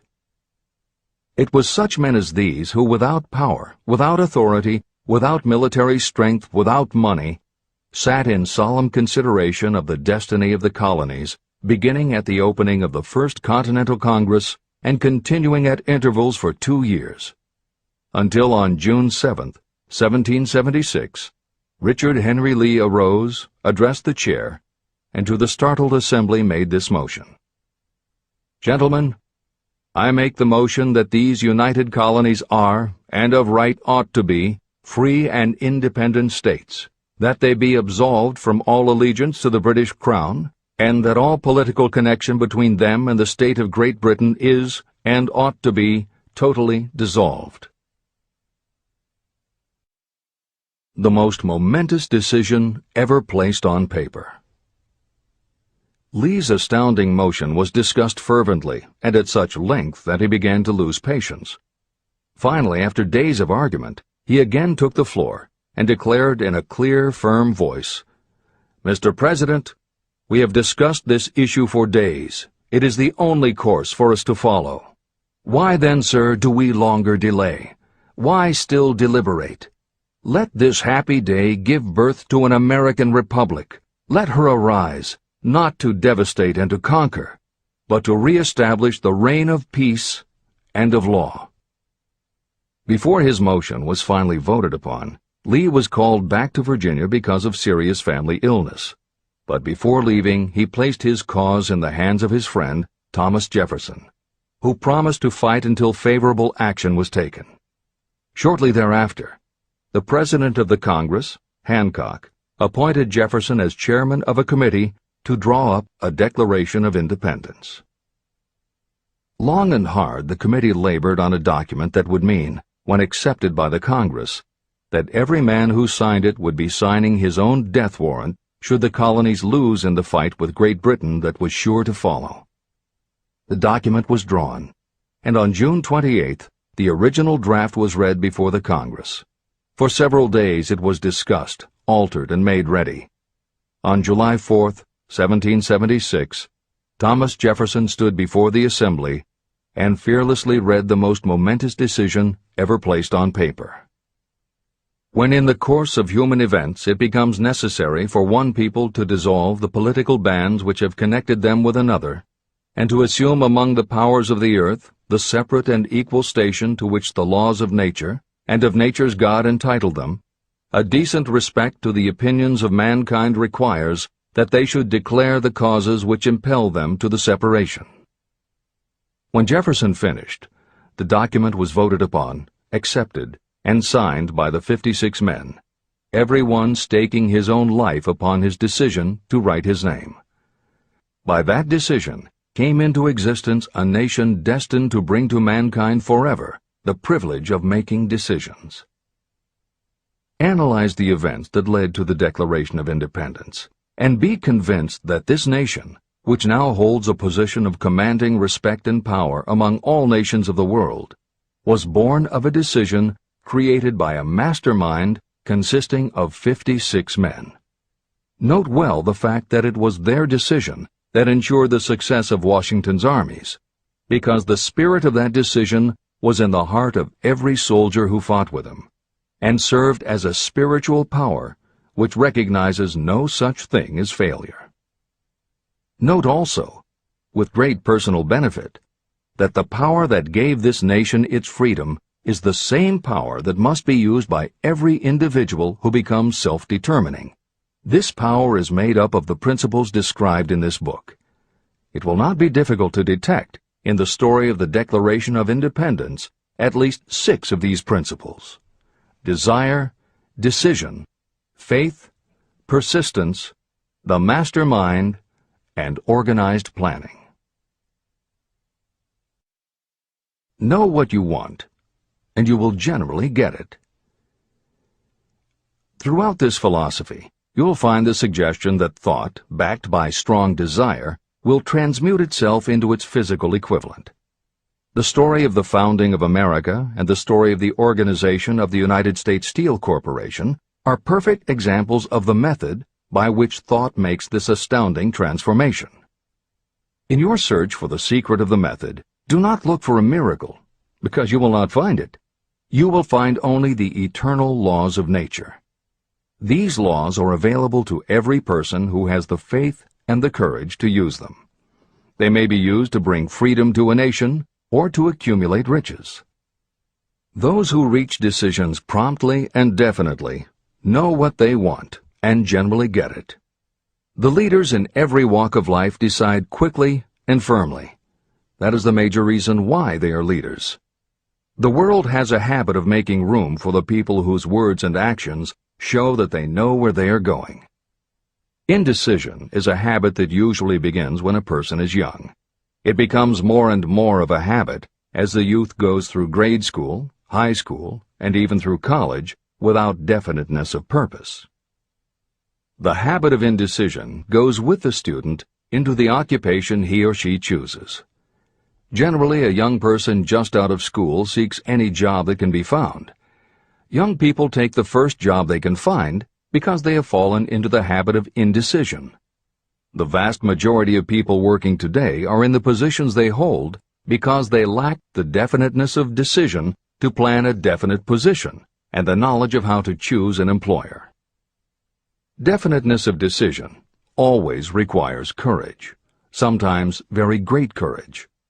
The 56 men who signed the Declaration of Independence staked their lives on the decision to affix their signatures to that document. The person who reaches a definite decision to go after a specific job and make life pay the price he or she asks does not stake his or her life on that decision. They stake their economic freedom. Financial independence, riches, and desirable business positions are not within reach of the person who neglects or refuses to expect, plan, and demand these things. The person who desires riches in the same spirit that Samuel Adams desired freedom for the colonies is sure to accumulate wealth. No man achieves great success who is unwilling to make personal sacrifices. Chapter 10. Persistence. The sustained effort necessary to induce faith. The 8th step toward riches. Persistence is an essential factor in the procedure of transmuting desire into its monetary equivalent. The basis of persistence is the power of will. Willpower and desire, when properly combined, make an irresistible pair. Those who accumulate great fortunes are sometimes called cold-blooded or ruthless. Frequently, it is simply because their critics simply don't understand that what they have is a strong desire backed up by willpower, which they mix with persistence. It is the combination that ensures the attainment of their objectives. The majority of people are ready to throw their aims and purposes overboard and give up at the first sign of opposition or misfortune. A few carry on despite all opposition until they attain their goal. There may be no heroic connotation to the word persistence, but persistence does for your character what carbon does to iron. It hardens it to steel. The building of a fortune will involve the application of the entire 13 factors of this philosophy. These principles must be understood, and they must be applied with persistence by all who accumulate money. Your test of persistence. If you are reading this book with the intention of seriously applying the knowledge, the first test of your persistence will come when you begin to follow the 6 steps described in the 3rd chapter, desire.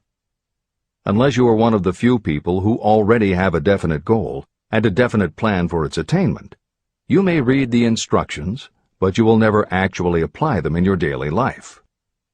Lack of persistence is one of the major causes of failure. Moreover, my experience with thousands of people has proved that lack of persistence is a weakness common to the majority of people. However, it is a weakness that may be overcome by effort. The ease with which lack of persistence may be conquered will depend entirely upon the intensity of your desire. The starting point of all achievement is desire. Keep this constantly in mind. Weak desires bring weak results, just as a small amount of fire makes a small amount of heat. If you are lacking in persistence, this weakness may be remedied by building a stronger fire under your desires. Continue reading through to the end of this book. Then go back to Chapter 3 and start immediately to carry out the instructions for using the 6 steps. The eagerness with which you follow these instructions will indicate clearly how much or how little you really desire to accumulate money. If you find that you are indifferent, you may be sure that you have not yet acquired the money consciousness that you must possess before you can be sure of accumulating a fortune. Fortunes gravitate to those whose minds have been prepared to attract them, just as surely as water gravitates to the ocean. If you are weak in persistence, focus on the instructions in Chapter 11, Power of the Mastermind. Surround yourself with a mastermind group, and through the cooperation of the members of this group, you can develop persistence. You will find additional instructions for the development of persistence in Chapter 5, Autosuggestion, and in Chapter 13, The Subconscious Mind. Follow the instructions in these chapters until you build up habits that convey to your subconscious mind a clear picture of the object of your desire. From that point on, you will not be handicapped by lack of persistence. Your subconscious mind works continuously while you are awake and while you are asleep. Are you money conscious or poverty conscious? Occasional effort to apply the rules will be of no value to you. To get results, you must apply all of the rules until they become a fixed habit with you. In no other way can you develop the necessary money consciousness. Just as money is attracted to those who have deliberately set their mind on it, poverty is attracted to those whose mind is open to it. And although money consciousness must be developed intentionally, poverty consciousness develops without conscious application of habits favorable to it. Poverty consciousness will seize the mind that is not occupied with money consciousness. If you understand the point of the preceding paragraph, you will understand the importance of persistence in the accumulation of a fortune. Without persistence, you will be defeated even before you start. With persistence, you will win. If you have ever had a nightmare, you will realize the value of persistence. You are lying in bed, half awake, with a feeling that you are about to smother. You are unable to turn over or to move a muscle. You realize that you must begin to regain control over your muscles. Through persistent effort of willpower, you finally manage to move the fingers of one hand. By continuing to move your fingers, you extend your control to the muscles of one arm until you can lift it. Then you gain control of the other arm. You finally gain control over the muscles of one leg, and then extend it to the other leg. Then, with one supreme effort of will, you regain complete control over your muscular system and snap out of your nightmare. You did it step by step. You may find it necessary to snap yourself out of your mental inertia in a similar way. First, by moving slowly, then increasing your speed until you gain complete control over your will. Be persistent, no matter how slowly you may have to move at first. With persistence will come success. Snap out of mental inertia. If you select your mastermind group with care, you will have in it at least one person who will aid you in the development of persistence. Some people who have accumulated great fortunes did so because of necessity. They developed the habit of persistence because circumstances forced them to become persistent. Those who have cultivated the habit of persistence seem to enjoy insurance against failure. No matter how many times they are defeated, they finally arrive up toward the top of the ladder. Sometimes it appears that there is a hidden guide whose duty is to test us through all sorts of discouraging experiences. Those who pick themselves up after defeat and keep on trying finally arrive, and the world says, "I knew you could do it." The hidden guide lets no one enjoy great achievement without passing the persistence test. Those who can't take it simply do not make the grade. Those who can take it are rewarded for their persistence, and in return they get the goal they are pursuing. But that is not all. they receive something infinitely more important than material compensation: the knowledge that every failure brings with it the seed of an equivalent advantage. Persist past your failures. The people who learn from experience the importance of persistence will not accept defeat as being anything more than temporary. They are the ones whose desires are so persistently applied that defeat is finally changed into victory. We see that an overwhelmingly large number of people go down in defeat, never to rise again. We also see the few who take the punishment of defeat as an urge to greater effort. But what we do not see, what most of us never suspect of existing, is the silent but irresistible power that comes to the rescue of those who fight on in the face of discouragement. If we speak of this power at all, we call it persistence and let it go at that. One thing is sure: if you do not have persistence, you will not achieve noteworthy success in any calling. As I am writing these lines, I can look out the window and see, less than a block away, the great mysterious Broadway, the graveyard of dead hopes and the front porch of opportunity. From all over the world, people have come to Broadway seeking fame, fortune, power, love, or whatever it is that human beings call success. Once in a great while, someone steps out from the long procession of seekers, and the world hears that another person has conquered Broadway. But Broadway is not easily nor quickly conquered. Broadway acknowledges talent, recognizes genius, and pays off in money only after a person has refused to quit.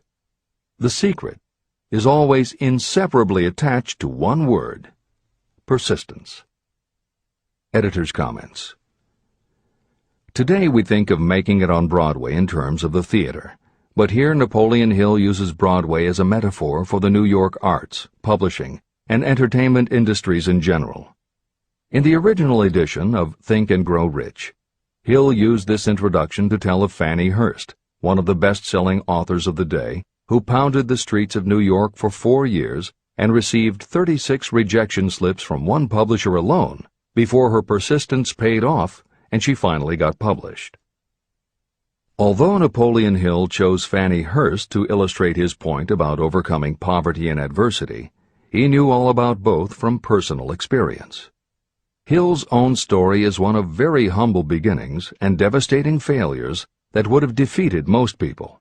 It was only through his extraordinary persistence that the original edition of the book you hold in your hands was published. And for that reason, the editors of this edition have included this brief biography of Napoleon Hill. The following is adapted from A Lifetime of Riches, the biography of Napoleon Hill, written by Michael J. Ritt, Jr. and Kirk Landers, and also draws upon Napoleon Hill's first bestseller, his 4-volume masterwork, Law of Success. In it, Hill told of the 7 turning points in his own life, and those excerpts told in his words are told in the first person. Born into poverty in the backwoods of Virginia, young Knapp, as he was called, was the local gun-toting troublemaker. He would probably have ended up a criminal had his widowed father not met and married Martha Ramey Banner. Knapp's new stepmother set out to change the family's mountain ways, and she started by trading Napoleon a typewriter for his 6-shooter pistol. She told him, "If you become as good with a typewriter as you are with that gun, you may become rich and famous and known throughout the world." Her faith and encouragement turned young Knapp around, and by the age of 15, he was submitting stories to the local newspapers and doing everything he could to get himself out of his meager circumstance. After completing high school and 1 year at a business college, he wrote an audacious letter to Rufus Ayers, one of the most powerful men in the coal industry. Hill wrote to apply for a job, but he said that he didn't want a salary. In fact, he said he would pay Ayers. Hill proposed that Ayers could charge him whatever he wanted on a monthly basis, but if at the end of 3 months Hill had proved his worth, he then would expect Ayers to pay him a salary of the same monthly amount. Ayers admired Hill's style and hired him, with pay. First turning point. After finishing a course at a business college, I took a job as stenographer and bookkeeper. As a result of having practiced the habit of performing more work and better work than that for which I was paid, I advanced rapidly until I was assuming responsibilities and receiving a salary far out of proportion to my age. Hill also proved to be so trustworthy and honest that Ayers promoted him to replace the manager, making this 19-year-old the youngest manager of a mine and in charge of 350 men. Then fate reached out and gave me a gentle nudge. My employer lost his fortune, and I lost my position. This was my first real defeat, and even though it came about as a result of causes beyond my control, I didn't learn a lesson from it until many years later. Second turning point. My next position was that of sales manager for a large lumber manufacturer in the South. My advancement was rapid, and I did so well that my employer took me into partnership with him. We began to make money, and I began to see myself on top of the world again. Like a stroke of lightning out of a clear sky, the 1907 panic swept down, and overnight it rendered me an enduring service by destroying our business and relieving me of every dollar that I had. Editor's comment. The panic Hill refers to began in the summer of 1907, when a number of banks and stock brokerages declared bankruptcy. Word spread to the general public, and it created a run on the banks as depositors lined up to demand that they be given the money they had on deposit. Banks called in loans to meet the demand for cash, but those borrowers couldn't find buyers for their goods or property, so they couldn't pay back their loans. When the banks couldn't get back the money they had loaned, they repossessed the homes or businesses that the borrowers had put up as collateral. Businesses were closed, farmers were evicted from their land, jobs were lost, so even more banks were forced to close, and it just kept getting worse. America was caught in a downward spiral that was reversed only when the major Wall Street bankers and financial executives, who were themselves in danger of losing their businesses, stepped in to shore up troubled banks. It was in large part because of the bank panic of 1907 that legislation was enacted in 1913 to create the Federal Reserve System. This is the end of the editor's comments. Third turning point. This was my first serious defeat. I mistook it then for failure, but it was not. And before I complete this lesson, I will tell you why it was not. It required the 1907 panic and the defeat that it brought me to redirect my efforts from the lumber business to the study of law. I entered law school with the firm belief that I would emerge doubly prepared to catch up with the end of the rainbow and claim my pot of gold. Napoleon Hill planned to put himself and his brother through law school by writing articles for Bob Taylor's magazine. It was through the magazine that he arranged the fateful meeting with Andrew Carnegie, described at the beginning of this book. As was noted there, when Carnegie proposed the idea of writing The Philosophy of Success, he told Hill that he would have to earn his own way. I attended law school at night and worked as an automobile salesman during the day. Because of the job, I saw the need for trained automobile mechanics. I opened an educational department in the manufacturing plant and began to train ordinary machinists in automobile assembly and repair work. The school prospered, paying me over $1,000 a month in net profits. My banker knew that I was prospering, therefore he loaned me money with which to expand. A peculiar trait of bankers is that they will loan us money without any hesitation when we are prosperous. My banker loaned me money until I was hopelessly in his debt.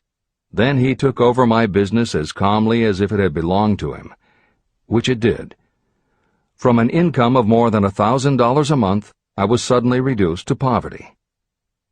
For the third time, Hill had experienced defeat, but he was not beaten.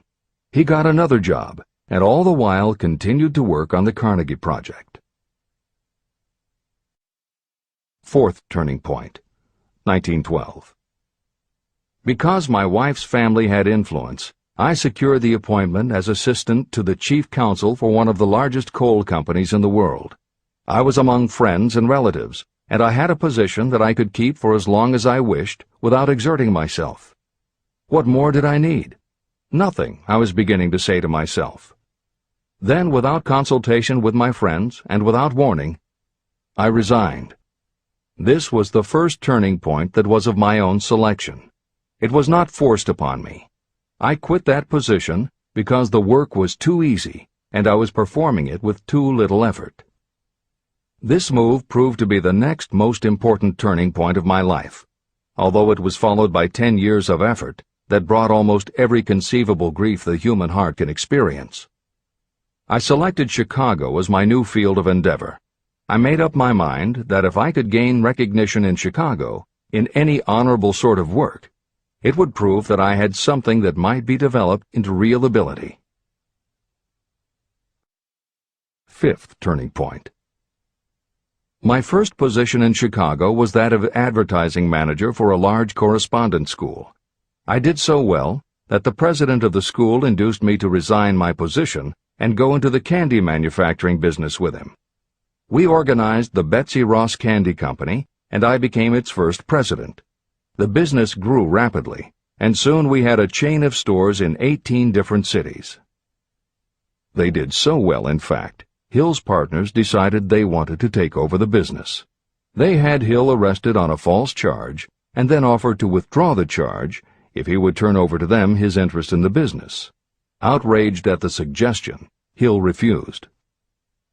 When the case went to court, his partners failed to appear for the hearing.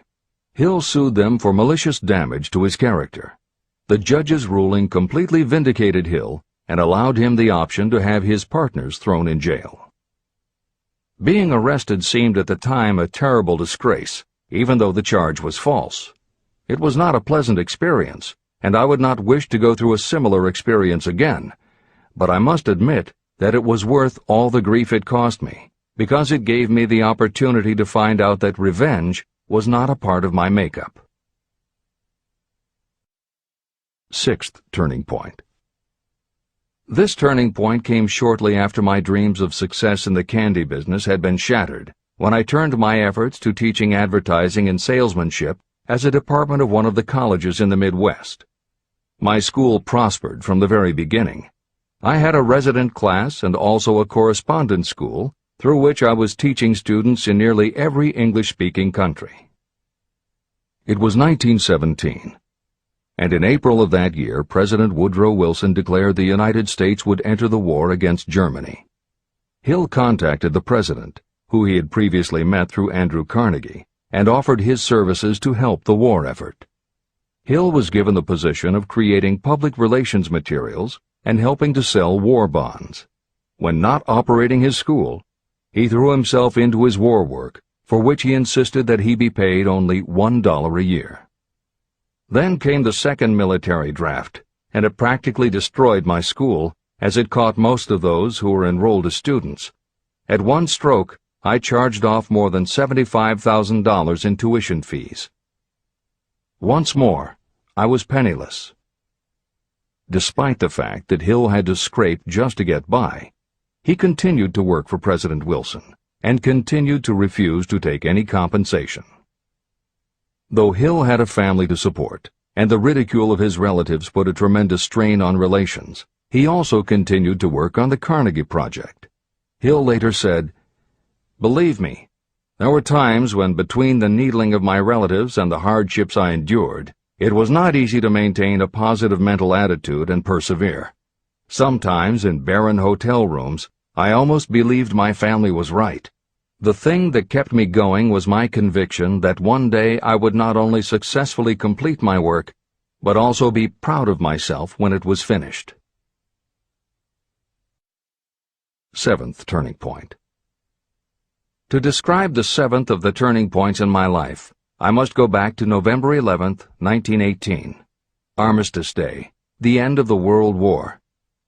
The war had left me without a penny, as I have already said, but I was happy to know that the slaughter had ceased and reason was about to reclaim civilization. The time had come for another turning point. I sat down at my typewriter, and to my astonishment, my hands began to play a tune on the keyboard. I had never written so rapidly or so easily before. I did not plan or think about what I was writing. I just wrote whatever came into my mind."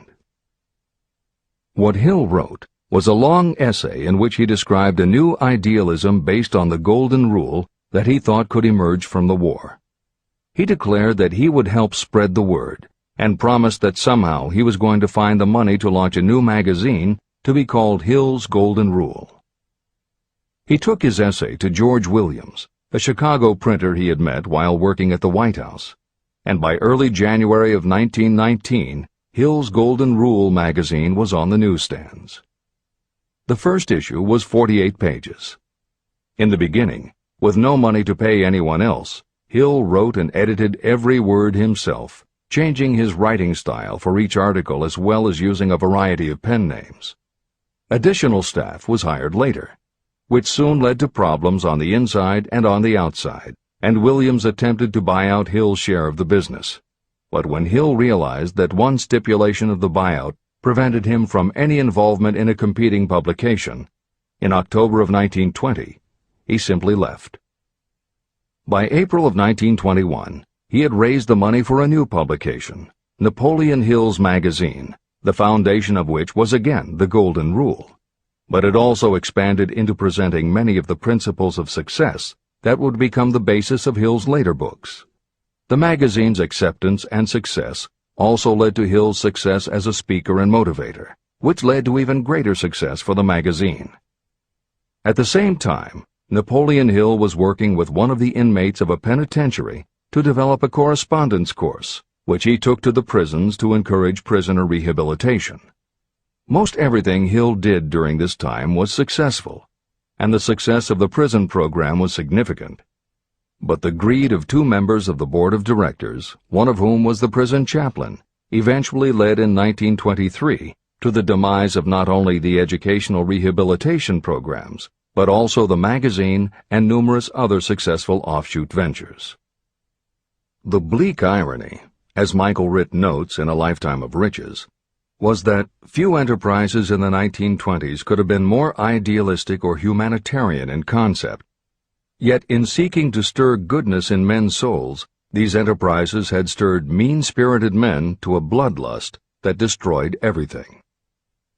Without his magazine, Hill went back to teaching and lecturing, which led to an introduction to a crusading newspaper publisher, Don Mellett, who offered to help Hill publish the results of his work on the Carnegie Project. At this same time, Mellett learned that Prohibition gangsters were selling narcotics and bootleg liquor to school children in Canton, and members of the local police force were being bribed to do nothing about it. Mellett was outraged and wrote an expose in his Canton Daily News while Hill contacted the governor to implement a state investigation of the corrupt police department. A week before Hill and Mellett were to finalize the financing for the publication of Hill's book, Don Mellett was ambushed outside his home and assassinated by a gangster and a renegade cop. They tried to kill Hill, too, but through pure luck he escaped and fled to the Smoky Mountains, where he remained holed up in a backwoods shack for most of a year. Destitute and in fear for his life, he lapsed into a state of deep depression. Then, in one extraordinary night of self-analysis, he willed himself out of his depression and resolved to finish the challenge Carnegie had posed almost 20 years earlier. Hill went to Philadelphia, convinced a publisher to put up the money, then worked night and day for almost 4 months to finish the manuscript. In March of 1928, Hill published the results of his efforts, a multi-volume masterwork entitled Law of Success. No one had ever seen anything like it. It was a phenomenon, a runaway bestseller. A little over a year later, while Hill was finally enjoying the fruits of his long labors, the stock market crash of '29 hit. The bottom fell out of everything, including the market for books. Though he never gave up on his vision, like the rest of America, Hill struggled through the Depression. He lectured, he wrote, and he taught in every way he could, but it was very hard to preach personal achievement to a country that had lost faith in itself. Napoleon Hill made it his personal mission to turn the tide by creating a variety of self-help programs, but it became disappointingly apparent that it was going to take more than one man to do it. When Franklin Delano Roosevelt was elected president, he reached out to Hill. Though Napoleon Hill was an avowed capitalist, he believed enough in the ultimate goal of FDR's policies that he committed himself to helping the new administration.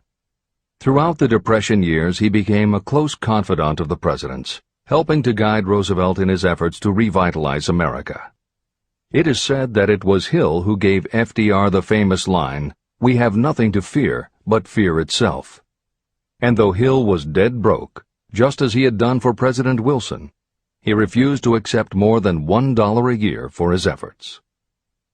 In 1937, as America was finally beginning to see glimmerings of hope that the Great Depression might end, Hill convinced his publisher that America now needed a book to help shake off the mental and emotional stigma of those terrible times.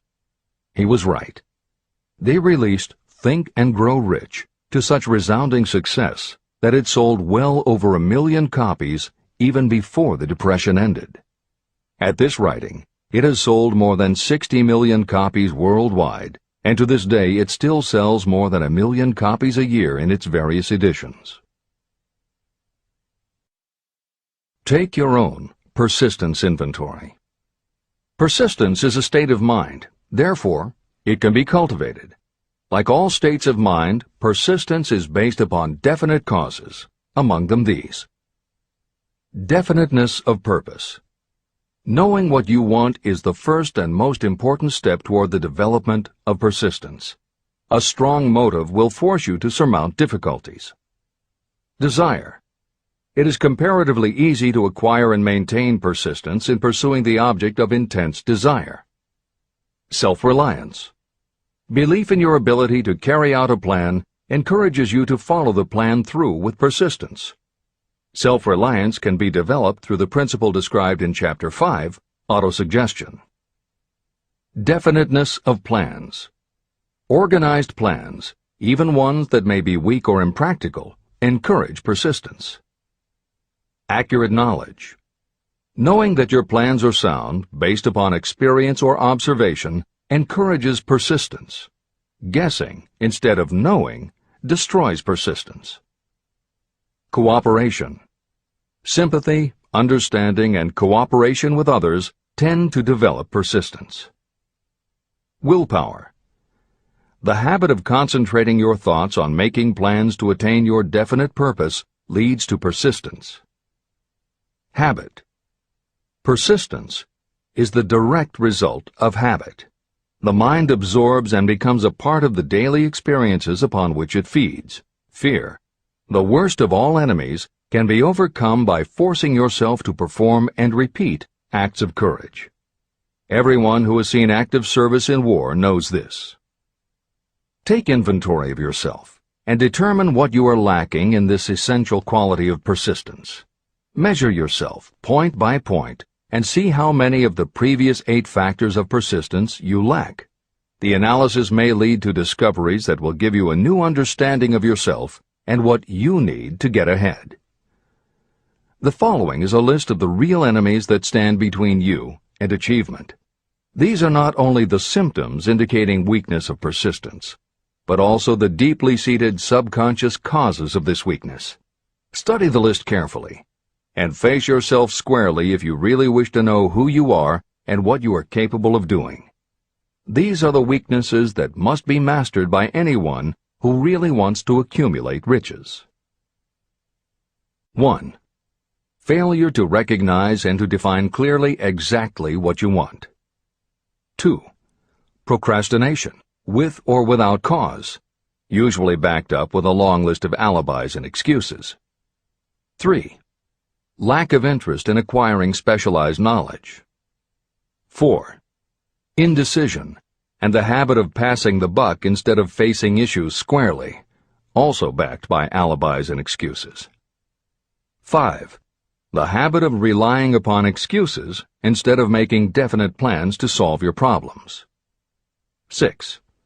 Self-satisfaction. There is little remedy for this, and no hope for those who suffer from it. 7.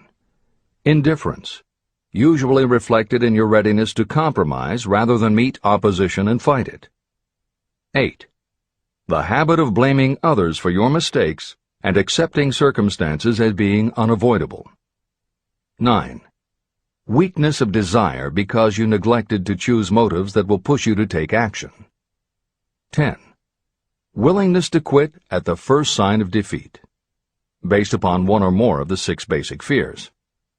11. Lack of organized plans that you have written out so they can be analyzed. 12. The habit of neglecting to act on ideas or to grasp opportunity when it presents itself. 13. Wishing instead of willing. 14. The habit of compromising with poverty instead of aiming at riches. A general lack of ambition to be, to do, or to own. 15. Searching for all the shortcuts to riches, trying to get without giving a fair equivalent, usually reflected in the habit of gambling or trying to drive unfair bargains. 16. Fear of criticism, resulting in failure to create plans and put them into action because of what other people might think, do, or say. This is one of your most dangerous enemies because it often exists in your subconscious mind and you may not even know it is there. See the 6 basic fears in the last chapter. If you fear criticism. Following is an examination of the symptoms of the fear of criticism. The majority of people permit relatives, friends, and the public at large to influence them so that they cannot live their own lives because they fear criticism. Many people make mistakes in marriage but stay married, then go through life miserable and unhappy because they fear criticism. Anyone who has submitted to this form of fear knows the irreparable damage it does by destroying one's ambition and the desire to achieve. Millions of people neglect to go back and get an education after having left school because they fear criticism. Countless numbers of men and women permit relatives to wreck their lives in the name of family duty because they fear criticism. Duty does not require you to submit to the destruction of your personal ambitions and the right to live your own life in your own way. People refuse to take chances in business because they fear the criticism that may follow if they fail. The fear of criticism in such cases is stronger than the desire for success. Too many people refuse to set high goals for themselves because they fear the criticism of relatives and friends who may say, "Don't aim so high, people will think you're crazy."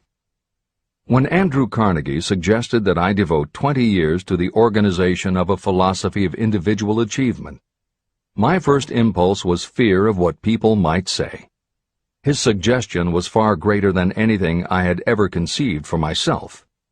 My first instinct was to create excuses, all of them traceable to the fear of criticism. Something inside of me said, "You can't do it. The job is too big and requires too much time. What will your relatives think of you? How will you earn a living? No one has ever organized a philosophy of success. What right have you to believe you can do it? Who are you anyway to aim so high? Remember your humble birth. What do you know about philosophy? People will think you are crazy," and they did. "Why hasn't some other person done this before now?" These and many other questions flashed into my mind. It seemed as if the whole world had suddenly turned its attention to me with the purpose of ridiculing me into giving up all desire to carry out Mr. Carnegie's suggestion. Later in life, after having analyzed thousands of people, I discovered that most ideas are stillborn. To grow, ideas need the breath of life injected into them through definite plans of immediate action. The time to nurse an idea is at the time of its birth. Every minute it lives gives it a better chance of surviving. The fear of criticism is what kills most ideas that never reach the planning and action stage. Breaks can be made to order. Many people believe that success is the result of lucky breaks. There may be something to that, but if you depend upon luck, you will almost surely be disappointed. The only break anyone can afford to rely on is a self-made break. These come through the application of persistence. The starting point is definiteness of purpose. Editor's comments. In 1999, Mark Myers, editor of one of the country's most influential self-help newsletters, Bottom Line Personal, wrote a book entitled How to Make Luck: 7 Secrets Lucky People Use to Succeed. In it, he tells of a study that was done by the psychology department at the University of Hertfordshire near London. They assembled a group of people, half of whom either thought themselves lucky or were considered to be lucky by others. The other half of the group believed they were unlucky. They were all brought to campus to watch a computerized random coin toss. Each person watched as a cartoon elf came on screen and flipped a coin. Each was asked to call heads or tails. The results of the experiment proved that the unlucky group guessed right approximately the same number of times as the lucky group. In follow-up interviews, the researchers concluded that the only difference between so-called lucky and unlucky people was that the lucky people tended to remember the good things that had happened in their lives, and those that thought they were unlucky tended to dwell on the bad things. The scientific fact is that luck, in terms of calling a coin toss, spinning a wheel, or turning a card, is completely random, and there's nothing we can do about it. All we can control is what we say and do. Everything else that happens to us depends upon the actions of others and the random world in which we live. Then why do some people seem to be so lucky and get all the lucky breaks? Myers says it is because, unlike luck, lucky breaks are something you can control, and lucky people, whether they know it or not, have taken specific steps to make their good luck. You can influence lucky breaks in 2 ways. You have to intentionally put yourself in luck's way, and you must make people want to help you because they believe that you deserve their help. Once you have let the world know you are ready for a break, luck is largely a matter of being introduced to opportunities by people who open doors for us. Myers calls these people gatekeepers. Gatekeepers offer help not only out of goodwill, but also because they hope you will help them in return when you are in a position to do so. People who are lucky make it a point to impress their gatekeepers so that they will be the first to come to mind when opportunities arise. Your gatekeepers must believe that you deserve a break, and that it is worth it to them to give you one. One of the best ways to do that is simply to behave and act lucky. If you act like a loser, people think you are a loser. If you perceive yourself as lucky, it will be easier for others to see you that way. And if you are believed to be a lucky person, your chances of receiving lucky opportunities will increase, partly because others hope some of your luck will rub off on them. This is the biggest secret lucky people know. They know that when they seem lucky, more people want to help them. There are people waiting to make a difference in your life if you show them you are willing to make an effort and that you are enthusiastic. Mark Myers' book is devoted to explaining ways to do that. As Hill says, the only lucky break anyone can afford to rely upon is a self-made break. These come through the application of persistence. The starting point is definiteness of purpose. This is the end of the editor's comments. If you stop the first 100 people you meet on the street and ask them what they want most in life, 98 of them would not be able to tell you. If you press them for an answer, some will say security, many will say money, a few will say happiness, and others will say fame and power. Some might tell you they want social recognition, ease in living, the ability to sing, dance, or write. But none of them will be able to give you the slightest indication of a plan by which they hope to attain these vaguely expressed wishes. Riches do not respond to wishes. They respond only to definite plans, backed by definite desires through constant persistence. How to develop persistence. There are 4 simple steps that lead to the habit of persistence. They call for no great amount of intelligence, no particular amount of education, and little time or effort. These necessary steps are: 1. A definite purpose, backed by a burning desire for its fulfillment. 2. A definite plan, expressed in continuous action. 3.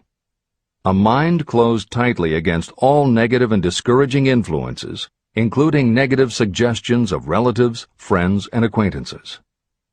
4. A friendly alliance with one or more persons who will encourage you to follow through with both plan and purpose. These 4 steps are essential for success in all walks of life. An important purpose of the 13 principles of this philosophy is to enable you to take those 4 steps as a matter of habit. They are steps by which you may control your economic destiny. They are steps that lead to freedom and independence of thought. They are steps that lead to riches, in small or great quantities. They are steps that lead the way to power, fame, and worldly recognition. They are 4 steps that guarantee favorable breaks. They are steps that convert dreams into physical realities.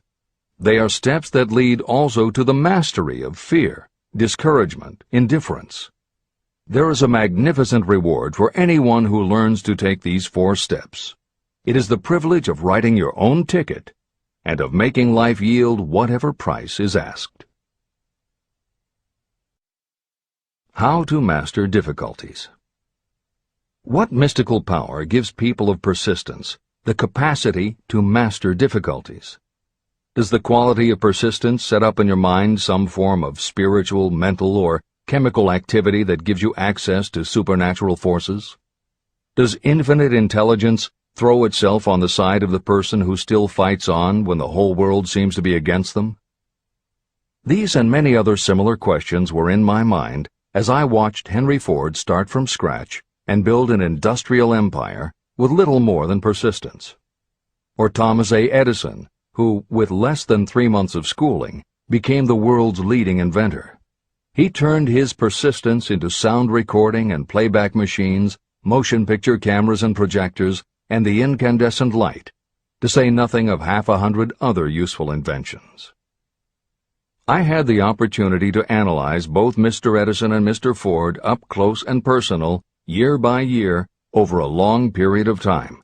So I speak from actual knowledge when I say that I found no quality except persistence in either of them that even remotely suggested the major source of their stupendous achievements. If you make an impartial study of the prophets, philosophers, and religious leaders of the past, you will come to the inevitable conclusion that persistence, concentration of effort, and definiteness of purpose were the major sources of their achievements. Consider, for example, the fascinating story of Muhammad. Analyze his life.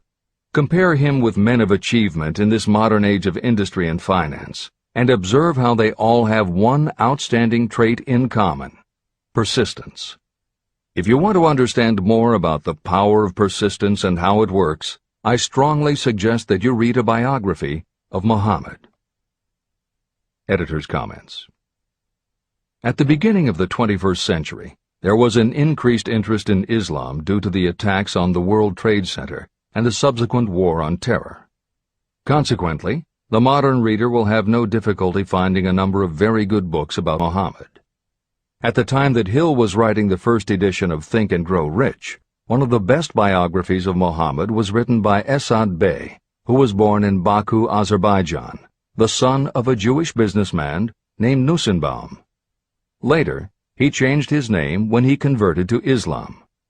During the Russian Revolution, he fled his home for Berlin, where he lived until the rise of Hitler again forced him to move, first to Austria and then finally to Italy.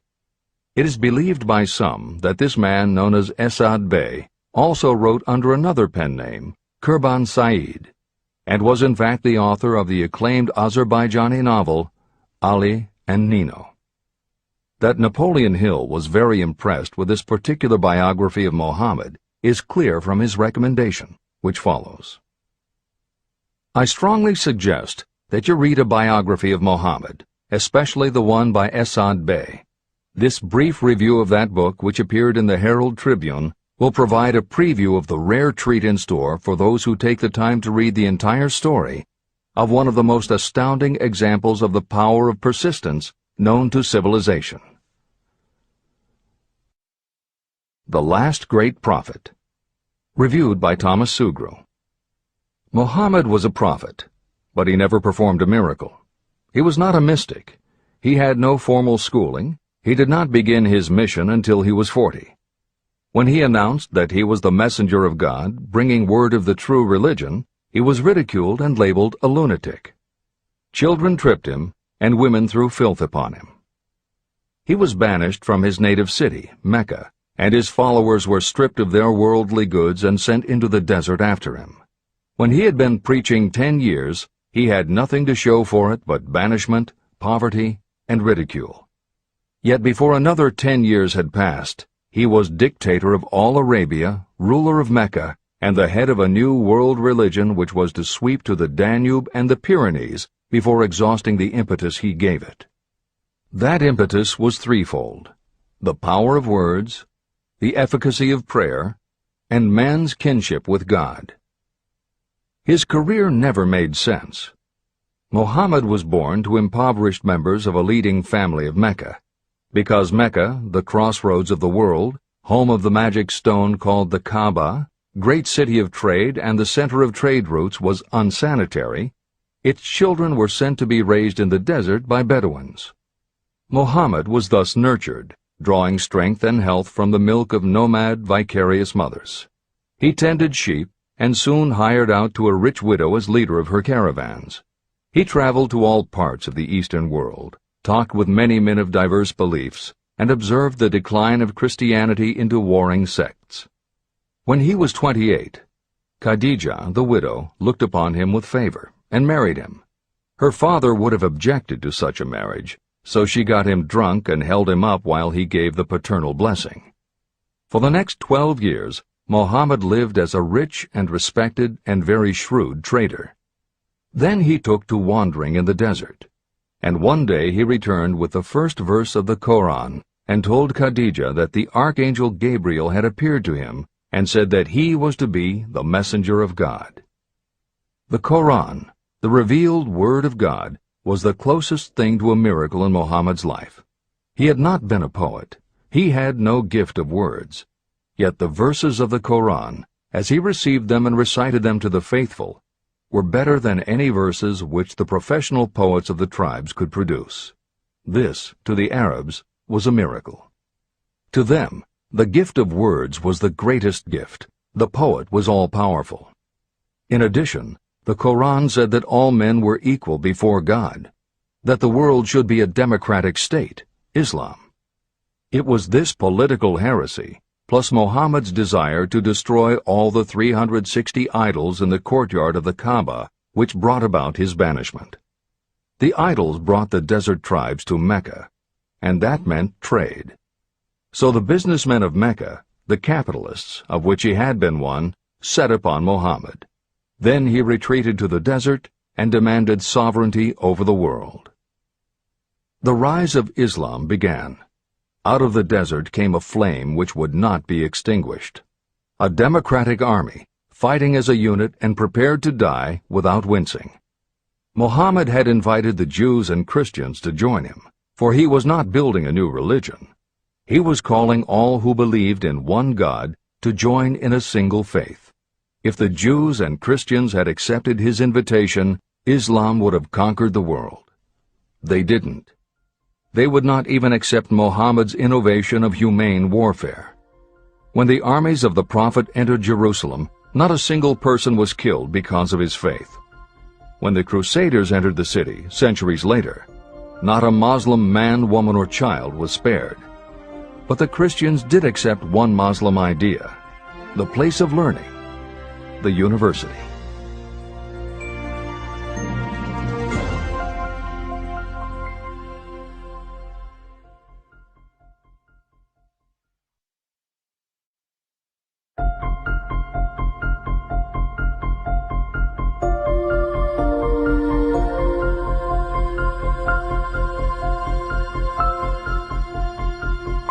The ladder of success is never crowded at the top. Chapter 11. Power of the Mastermind, the Driving Force. The ninth step toward riches. Power is essential for success in the accumulation of money. Plans are useless without sufficient power to turn them into action. This chapter will describe the method by which an individual may attain and apply power. Power may be defined as organized and intelligently directed knowledge. Power, as the term is used here, refers to organized effort, sufficient to enable an individual to transmute desire into its monetary equivalent. Organized effort is produced through the coordination of effort of two or more people who work toward a definite end in a spirit of harmony. Power is required to accumulate money. Power is necessary to keep the money after it has been accumulated. How can power be acquired? If power is organized knowledge, let us examine the sources of knowledge. Infinite intelligence. This source of knowledge may be accessed with the aid of creative imagination through the subconscious mind, as described in the previous chapters on faith, autosuggestion, and imagination, and as will be elaborated on in Chapter 13, the subconscious mind, and Chapter 14, the brain. Accumulated experience. The accumulated experience of humanity may be found in any well-equipped public library. An important part of this accumulated experience is taught in public schools and colleges, where it has been classified and organized. Editor's comment. The computer revolution and the Internet have had a profound effect upon the quantity of information available and on the ease of access and ability to organize that information. This is the end of the editor's comment. Experiment and research. In the field of science, and in practically every other walk of life, people are gathering, classifying, and organizing new facts daily. This is the source to which you must turn when knowledge is not available through accumulated experience. Here, too, the creative imagination must often be used. Editor's comment. Today, because of the computer revolution and the Internet, publishing and dissemination of information happens so quickly that there is almost no lag time between experiment or research and the integration of those results into available knowledge. This is the end of the editor's comment. Knowledge may be acquired from any of the foregoing sources. It may be converted into power by organizing it into definite plans and by putting those plans into action. If you examine the three sources of knowledge, you will see how difficult it would be if you had to depend upon just your own efforts to assemble all the knowledge you need and turn it into definite plans of action. If your plans are big and comprehensive, generally you will have to get others to cooperate with you if you are going to organize your knowledge so that you can turn your plans into power. Gaining power through the mastermind.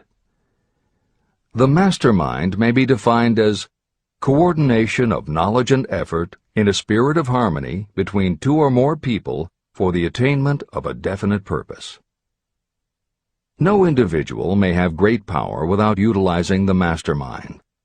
In Chapter 8, Organized Planning, I commented on how to create plans for translating desire into its monetary equivalent. If you carry out these instructions with persistence and intelligence, and use discrimination in choosing your mastermind group, your objective will have been halfway reached even before you begin to recognize it. Editor's comments. In the following section, Hill describes the two kinds of power that an individual can access by assembling a mastermind alliance and working with that group. The first kind of power that he mentions is economic power, which needs no comment from the editors. However, to describe the second kind of power, for want of a better term, Hill uses the term psychic. Because this word has taken on connotations that Hill never intended, this concept deserves clarification before you read on. As is obvious throughout this book, Napoleon Hill was a very practical man. His use of the word psychic in this chapter has nothing to do with seances, fortune-telling, magic, or any other aspect of the paranormal. The word psychic is defined as of or pertaining to the human mind, and Hill uses the term to describe something pertaining to the mind that everyone reading this book has experienced.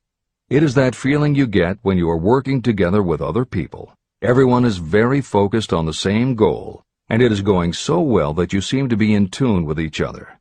When that happens, you not only work well with the others, but your own work and ideas also seem to be operating on a higher and better plane than usual. This is the end of the editor's comments. So you may better understand the potential power available to you through a properly chosen mastermind group, I will explain the two characteristics of the mastermind principle. One kind of power is economic, and the other psychic. Economic power. The economic feature is obvious. Economic advantages may be created by any person who surrounds himself with the advice, counsel, and personal cooperation of a group of people who are willing to lend him or her wholehearted aid in a spirit of perfect harmony. This form of cooperative alliance has been the basis of nearly every great fortune. Your understanding of this great truth may definitely determine your financial status. Psychic power. What I refer to as the psychic phase of the mastermind principle is a little more difficult to comprehend. You'll get a better sense of the meaning from this statement. No two minds ever come together without creating a third, invisible, intangible force, which may be likened to a third mind. The human mind is a form of energy. When the minds of two people are coordinated in a spirit of harmony, the energy of each mind seems to pick up on the energy of the other mind, which constitutes the psychic phase of the mastermind. The mastermind principle, or rather the economic feature of it, was first called to my attention by Andrew Carnegie.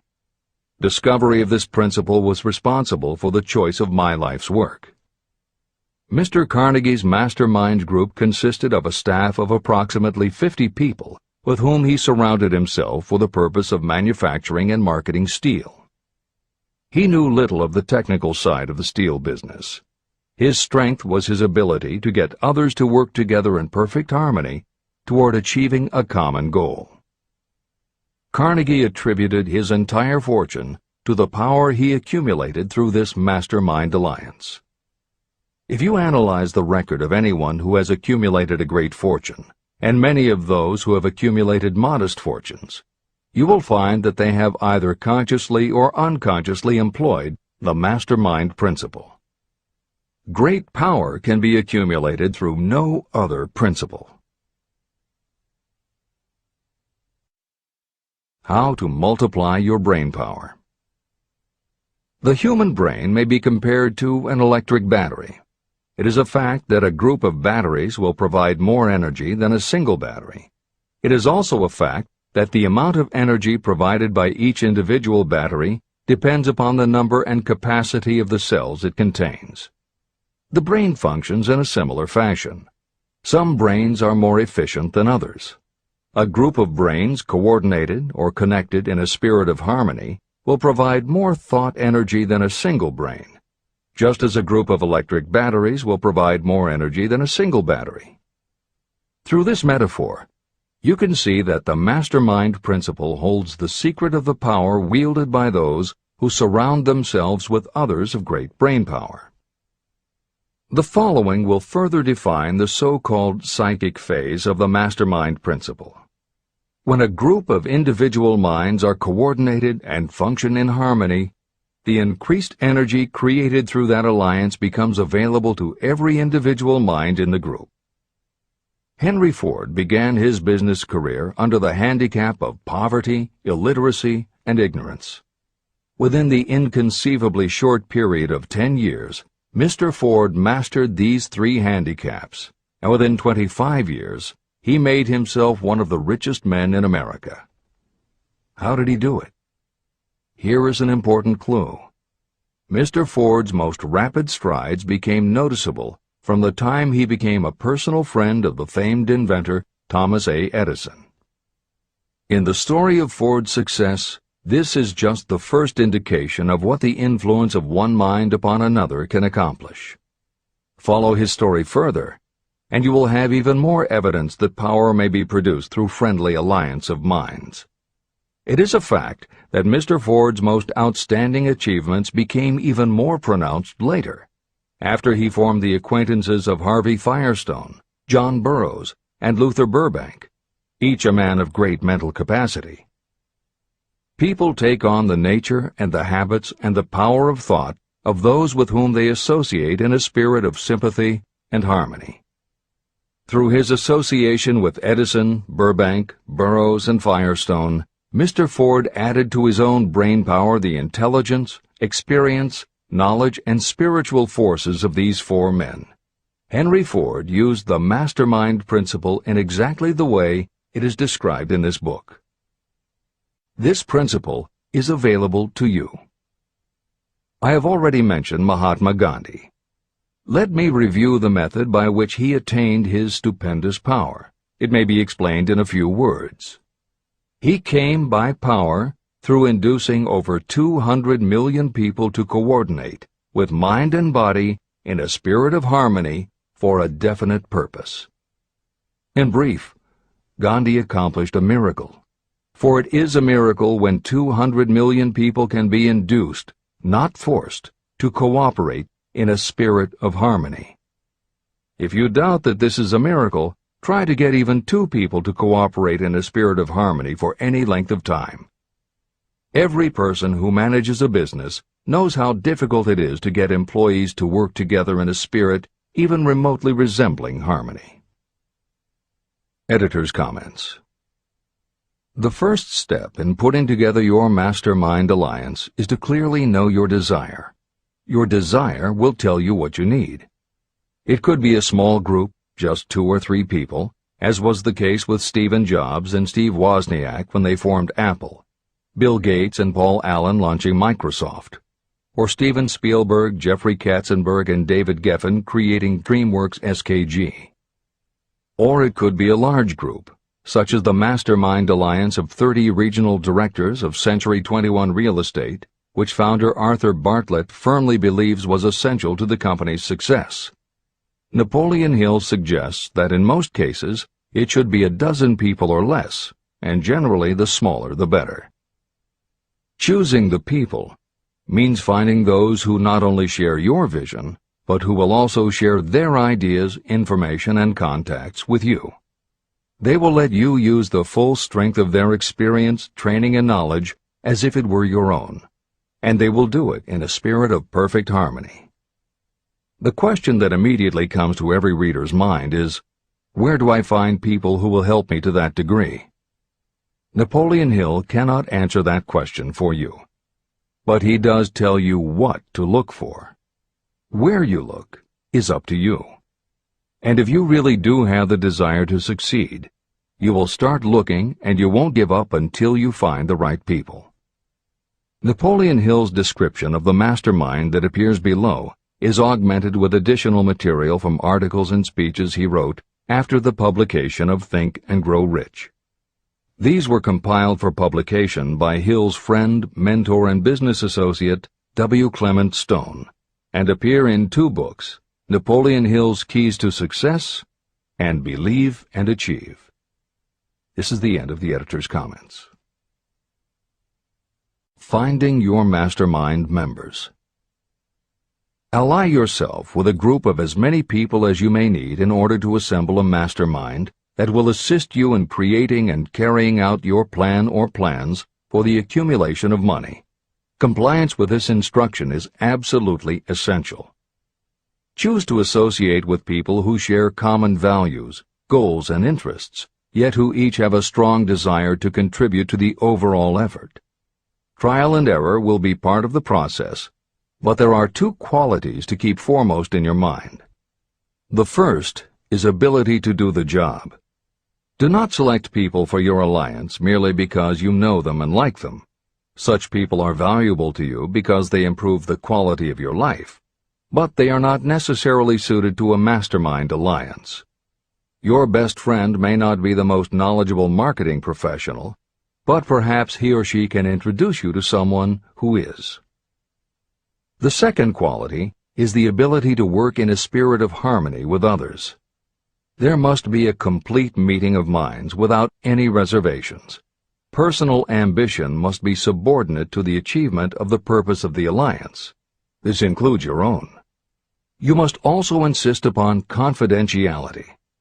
Some people can give away an idea simply because they love to talk. You don't need them in your group.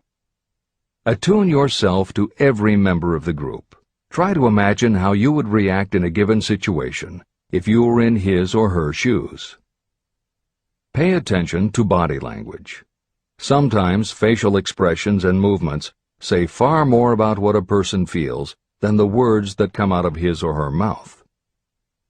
Be sensitive to what is not being said. Sometimes what is left out is far more important than what is included. Don't try to force the group along too quickly. Allow for those who want to test ideas by playing devil's advocate. Compensating your mastermind. Before forming your mastermind alliance, decide what advantages and benefits you may offer the individual members of your group in return for their cooperation.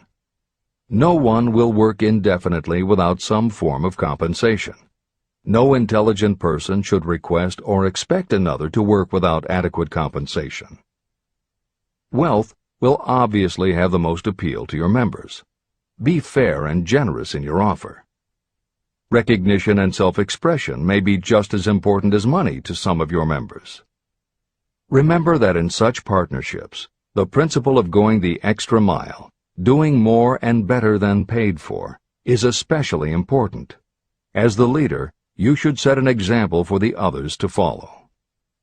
Each member must agree at the outset on the contribution each will make, and on the division of benefits and profits. Otherwise, be assured that dissension will arise, you will have wasted everyone's time, you will ruin friendships, and your venture will be destroyed. Meeting with your mastermind. Arrange to meet with the members of your mastermind group at least twice a week, and more often if possible, until you have jointly perfected the necessary plan or plans for the accumulation of money. The first meeting will be involved in sorting out strengths and weaknesses, and in fine-tuning your plans. Your alliance must be active to do any good. Establish specific responsibilities and action steps to be taken. As your mastermind matures and harmony grows among the members, you will find that the meetings create a flow of ideas into every member's mind. Don't let the meetings become so regular and formalized that they inhibit phone calls and other less formal contact. Mastermind maintenance. Maintain perfect harmony between yourself and every member of your mastermind group. If you fail to carry out this instruction to the letter, you may expect to meet with failure. The mastermind principle cannot work where perfect harmony does not prevail. Create a non-threatening environment. Explore all ideas with equal interest and concern for the originator's feelings. Everyone must deal with everyone else on a completely ethical basis. No member should seek unfair advantage at the expense of others. As the leader, you must inspire confidence in your members by your dedication to your desire, which is the object of the group. The members must know with certainty that you are reliable, trustworthy, and loyal. When you are finally ready to present the results of your efforts to investors, buyers, or the public, you may face your greatest leadership challenge in maintaining the harmony of your mastermind. The group's efforts will now be judged by outsiders, and facing judgment takes courage and persistence. The courage of separate individuals is nothing compared with that of a united team. The more you are able to maintain harmony, the greater the power. And the greater the power, the more resistance you can overcome. Marriage and the mastermind. A mastermind alliance with the person you love most deeply is of untold importance. If you are married and have not built your relationship on the same principles of harmony that are crucial to any alliance, you may have some reselling to do with your spouse. Set aside time each day to talk about what you want to achieve and how you are going about it. Rely on your definiteness of purpose to build your persuasive abilities, to convince your partner of the benefits of the work you are doing. It is very unlikely that your work will not affect your husband or wife in some significant way, and you absolutely must not drag your partner unwillingly into any adventure. Build your mastermind alliance into your marriage from the start, and it will steady and support you through the darkest moments. In fact, your whole family should be incorporated into your alliance. Lack of harmony at home can easily spill over elsewhere. A united family is a great team. The Mastermind and Infinite Intelligence. The list of sources from which you can get power is headed by infinite intelligence. When two or more people coordinate in a spirit of harmony and work toward a definite objective, they place themselves in position to absorb power directly from that great universal storehouse that I refer to as infinite intelligence. This is the greatest of all sources of power. It is the source to which geniuses and great leaders turn, whether they may be conscious of the fact or not. In Chapter 13, The Subconscious Mind, and Chapter 14, The Brain, the methods for accessing infinite intelligence will be described in greater detail. This is not a course on religion. Neither the principle of infinite intelligence nor any other principle in this book should be interpreted as interfering with, endorsing, or rejecting any person's religious beliefs. This book is confined exclusively to instructing the reader how to transmute the definite purpose of desire for money into its monetary equivalent. Read, and really think about what you are reading. Soon the entire subject will unfold, and you will see it in perspective. At this point, you are only seeing the detail of the individual chapters. Editor's comments. This chapter would not be complete without commenting on a mastermind that came into being almost 15 years after the first publication of Think and Grow Rich.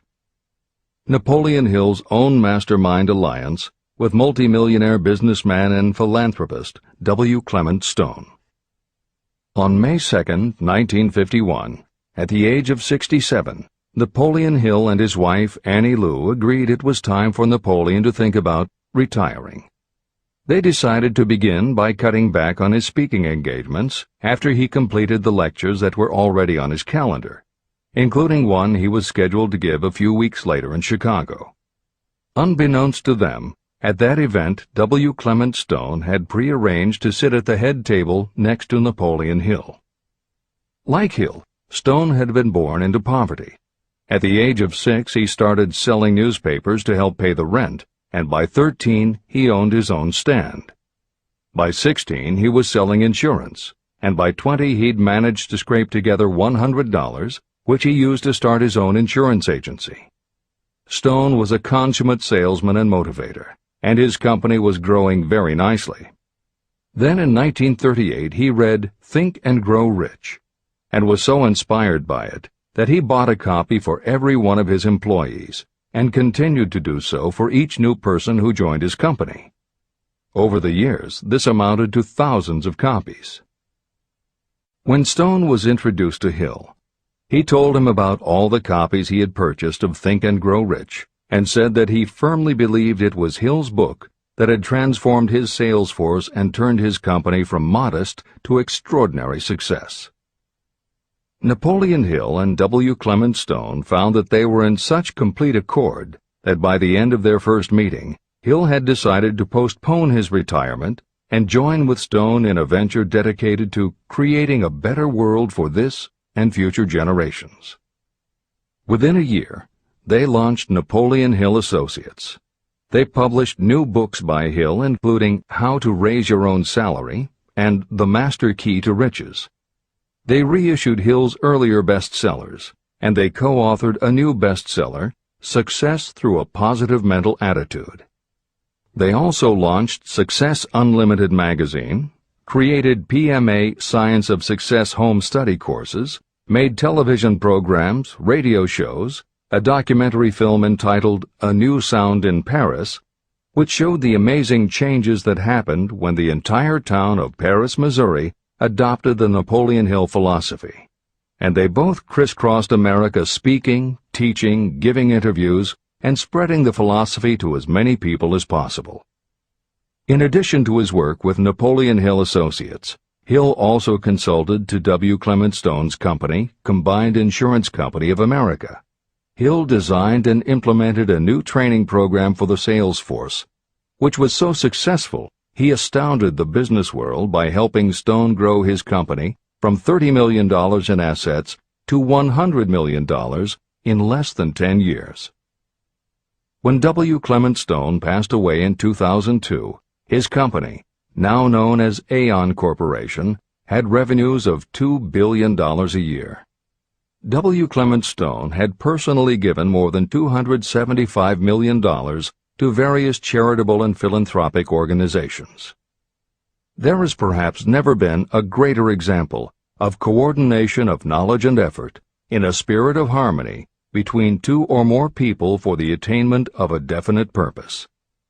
The sheer volume of work and scope of influence achieved in a 10-year period by Napoleon Hill and W. Clement Stone leaves little question as to the power and importance of a mastermind alliance. This is the end of the editor's comments. The power of positive emotions. Money is shy and elusive. It must be wooed and won by methods not unlike those used by a determined lover. And the power you use in the wooing of money is not greatly different from what you use to attract the one you love. It is the power of positive emotion. That power, when successfully used in the pursuit of money, must be mixed with faith. It must be mixed with desire. It must be mixed with persistence. It must be applied through a plan, and that plan must be set into action. When money comes in large quantities, it flows to the one who accumulates it as easily as water flows downhill. There exists a great unseen stream of power, which may be compared to a river that flows in two directions. One side flows in one direction, carrying all who get into that side of the stream onward and upward to wealth. The other side flows in the opposite direction, carrying all who are unfortunate enough to get into it and can't pull themselves out downward to misery and poverty. Everyone who has accumulated a great fortune has recognized the existence of this stream of life. It consists of one's thinking process. Positive emotions form the side of the stream that carries you to fortune. Negative emotions form the side that carries you down to poverty. This is a point of great importance to the person who is following this book with the object of accumulating a fortune. If you are caught in the side of the stream of power that leads to poverty, this book will serve as an oar by which you may propel yourself over into the other side of the stream. But it can serve you only through application and use. Merely reading and passing judgment on it, either one way or another, will be of no benefit to you. Poverty and riches can change places. But when riches take the place of poverty, the change only happens through well-conceived and carefully executed plans. The same is not true of poverty. Poverty needs no plan. It needs no one to help it because it is bold and ruthless. Riches are shy and timid. They have to be attracted. More gold has been mined from the thoughts of men than has ever been taken from the earth. Chapter 12. Sexuality, Charisma, and Creativity. The 10th step toward riches. Editor's comments. What motivates human beings is the subject of continuing scientific research and philosophical debate. There is general agreement that the prime motivators are the basic human needs for food and water, shelter and clothing, and safety. Beyond these basic life-sustaining needs, however, there are other factors that motivate people to action. It is the definition of the other factors and their order of importance that continues to be open to interpretation. Perhaps the most widely known theory is psychologist Abraham Maslow's hierarchy of human needs, which lists 8 levels of motivational forces, starting with the basic physiological and safety needs, then ascends through belonging and love, esteem, understanding, aesthetics, self-actualization, and transcendence. Other psychologists and sociologists have defined and arranged the categories differently, but in almost all cases there is agreement that after the primary life-sustaining needs are met, sex and love are the next most important motivating forces. Napoleon Hill also compiled a hierarchy of what he referred to as mind stimuli. Like Maslow and other researchers, Hill identified sex and love as the most powerful non-life-sustaining factors in human motivation, but his focus was not on sex and love as they pertain to procreation. Hill was intrigued by the theory that if sex and love are such powerful forces in driving humans to action, there might be a correlation to outstanding achievement or material success. And if such a relationship exists, can the motivating force be intentionally channeled to this purpose? In the original edition of the following chapter, Hill used terms such as sex emotion and sex energy in his analysis of these motivating forces as they relate to attitude and personality. In this context, the use of the word sex was not meant to have the physical connotation that it often has today. Today, these concepts would be conveyed by words such as sexuality, passion, or charisma. In this edition, where appropriate, the editors have opted for the modern usage of these and similar terms. This is the end of the editor's comments. Charisma. The world is ruled, and the destiny of civilization is established by the human emotions. People are influenced more by feelings than by reason. Your creativity is set into action entirely by emotions, and not by cold reason. The human mind responds to stimuli, through which it may be keyed up in such a way that it takes on characteristics such as enthusiasm, creative imagination, and intense desire. The stimuli to which the mind responds most freely are 1. The desire for sexual expression, 2. Love, 3. A burning desire for fame, power, or financial gain, money, 4. Music, 5. Close friendship and or admiration, 6.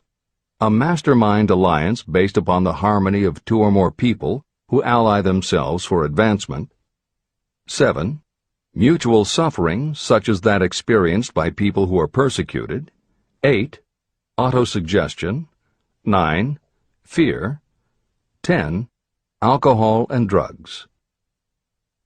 The desire for sexual expression comes at the head of the list of stimuli that step up the mind and start the wheels of physical action. The emotions associated with a human sexual drive bring into being a state of mind.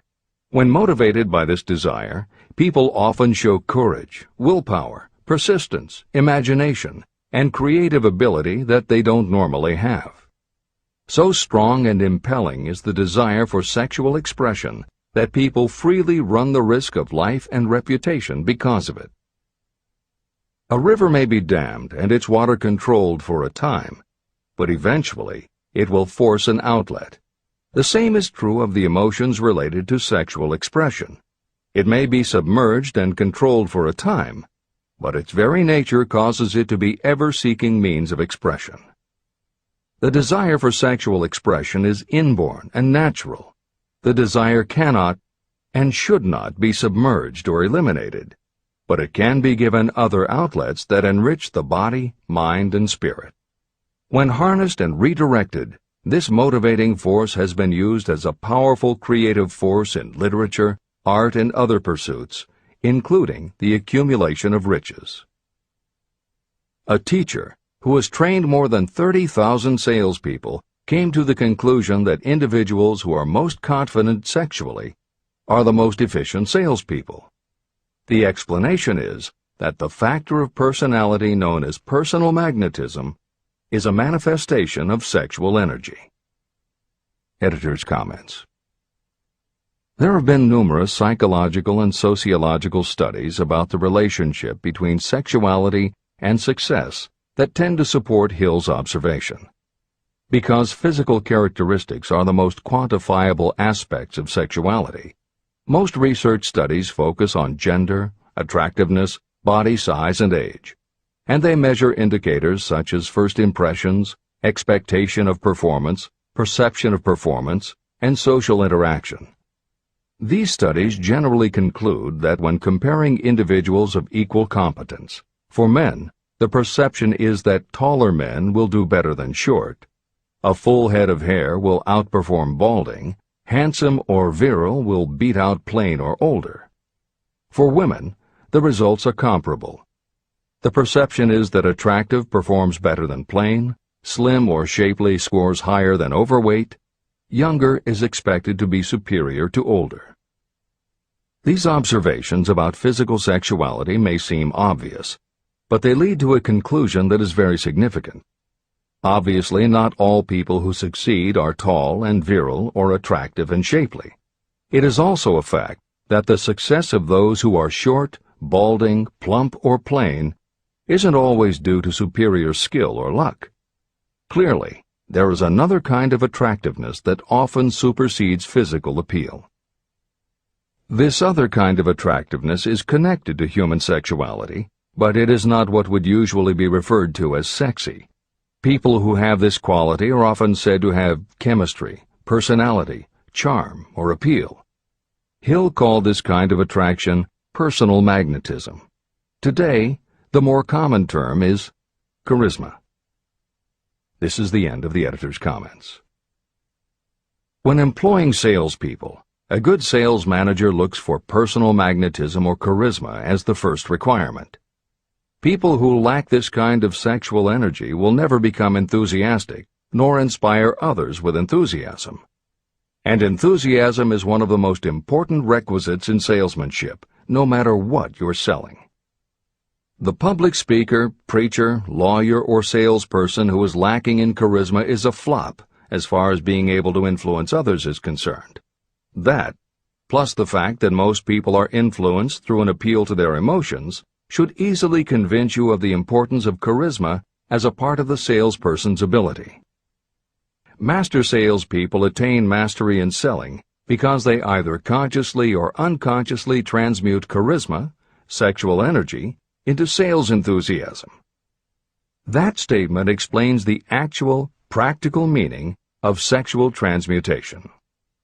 The meaning of the word transmute is, in simple language, the changing or transferring of one element or form of energy into another. The transmutation of sexual energy means switching the mind from thoughts of physical expression to thoughts of some other nature. Salespeople who know how to turn on charisma have acquired the art of sexual transmutation, whether they know it or not. The majority of salespeople who transmute their sexual energy do so without being aware of what they are doing or how they are doing it. You can cultivate and develop this quality in your dealings with others. Through cultivation and understanding, this vital motivating force may be drawn upon and used to great advantage in relationships between people. This energy may be communicated to others in the following ways. The handshake. The touch of the hand indicates instantly the presence of charisma or the lack of it. The tone of voice. Charisma, or sexual energy, is the factor with which the voice may be colored or made musical and charming. Posture and carriage of the body. People with charisma move briskly and with grace and ease. The vibrations of thought. People with charisma project sexuality through their personality in a way that influences those around them. Clothing and style. People who are charismatic are usually very careful about their personal appearance. They usually select clothing of a style becoming to their personality, physique, complexion, etc. Editor's comments. Having established a link between sexuality and success in the form of charisma, in the following section, Napoleon Hill explores how sexuality might also be a motivating factor in success by enhancing creativity. To illustrate the connection, Hill draws upon the biographies of historical figures who exhibited both charisma and exceptional creativity. In the time since Hill conducted his research, many women have risen to positions of power and influence. Their accomplishments have been well documented and are readily available in bookstores and libraries. However, when Hill was assembling his data, the majority of historical biographies available were about successful men. Further, the successful industrialists and political leaders he had personally studied during the previous 30 years were also men. Because of this limitation, Hill does not theorize about the role men might play in motivating the success of women. This issue is addressed in a later editorial comment. This is the end of the editor's comments. Creativity. It seemed quite significant to me when I made the discovery that practically every great leader I had the privilege of analyzing was a man whose achievements were largely inspired by a woman. In most instances, the woman was a wife, of whom the public had heard little or nothing.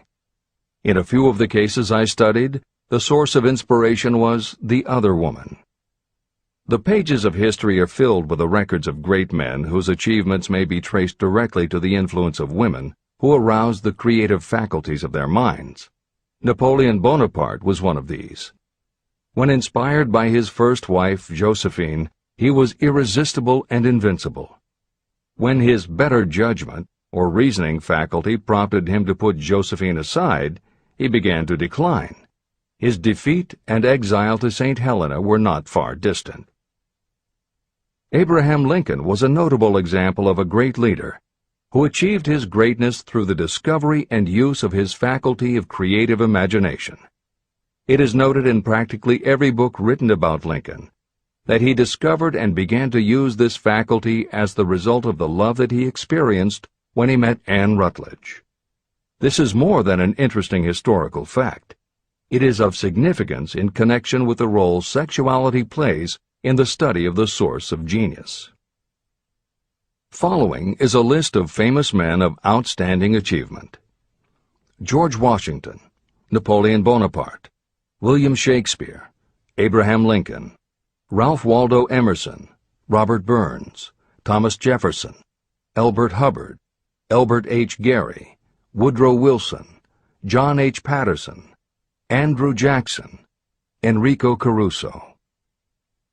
Wherever there was evidence available in connection with the lives of these men of achievement, it indicated most convincingly that each possessed a highly developed sexual nature.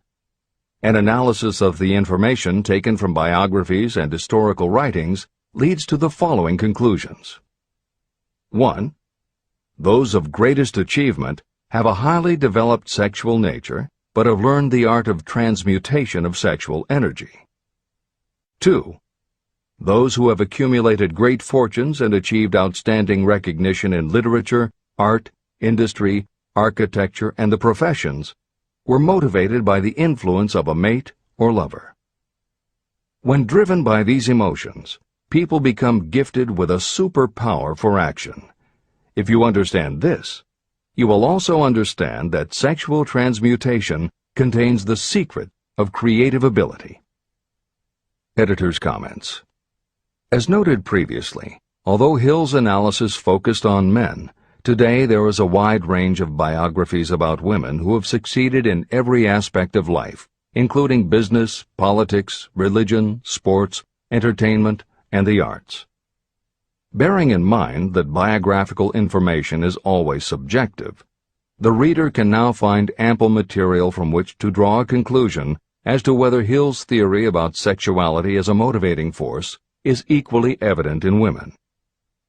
Napoleon Hill had to do an in-depth analysis of biographies in searching for indications that the subject sexuality had a correlation to their success.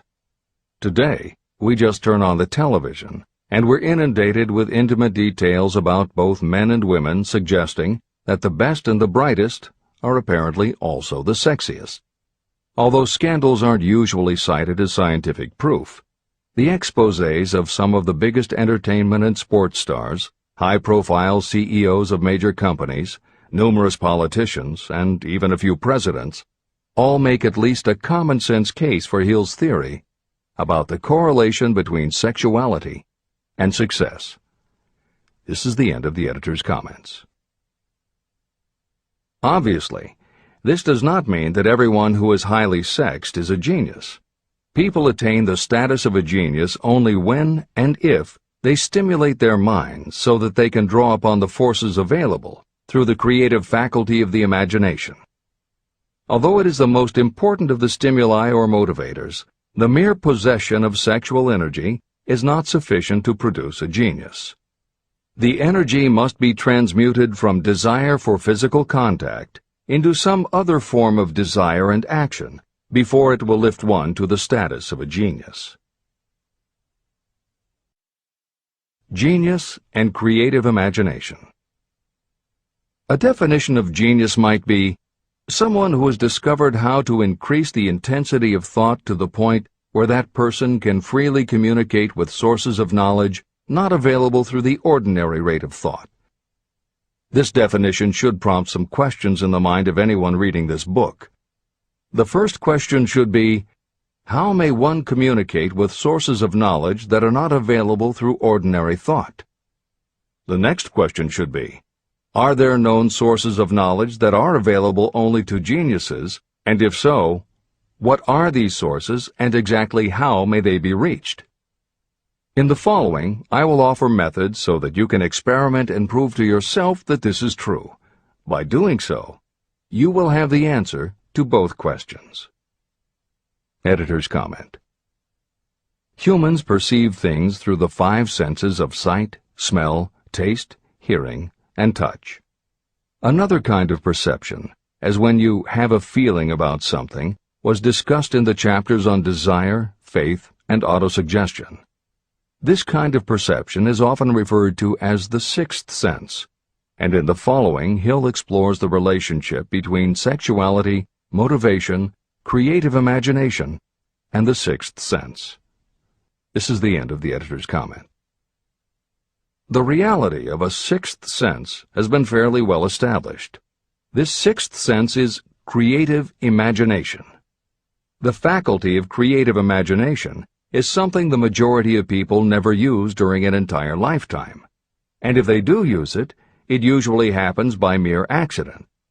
Only a small number of people deliberately use their creative imagination for a specific purpose. Those who do use this faculty voluntarily and with understanding of its functions are geniuses. Creative imagination is the direct link between your finite mind and what I have termed infinite intelligence. All revelations and all discoveries of basic or new principles in the field of invention take place through the faculty of creative imagination. When ideas, concepts, or hunches flash into your mind, they can only have come from one or more of the following sources. 1. From the mind of some other person who has just released the thought, idea, or concept through conscious thought. 2. Your subconscious mind, which stores every thought and impression that ever reached your brain through any of the 5 senses. 3. From another person's subconscious storehouse. 4. Infinite intelligence. There are no other possible sources from which inspired ideas or hunches may be received. When brain action has been stimulated through one or more of the 10 mind stimulants listed at the beginning of this chapter, it has the effect of lifting you far above the horizon of ordinary thought.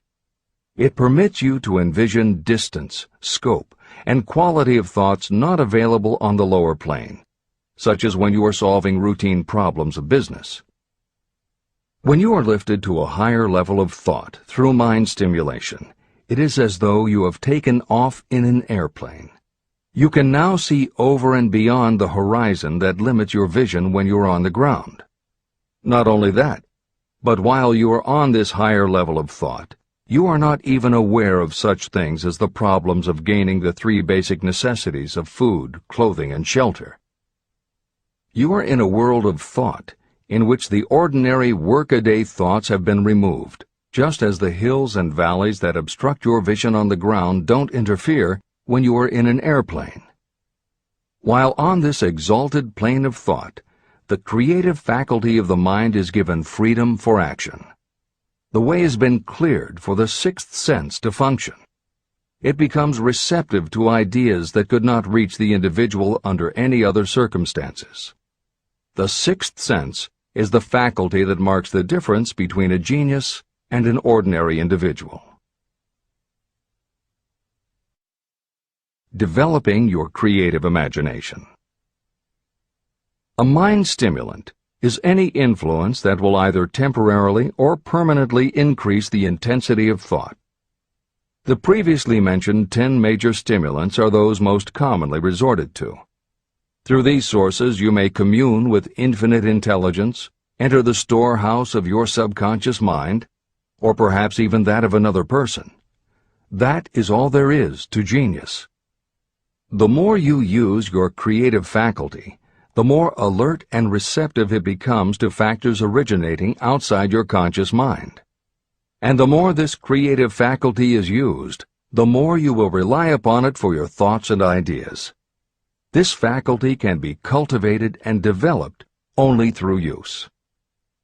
What we generally refer to as our conscience operates entirely through the faculty of the sixth sense.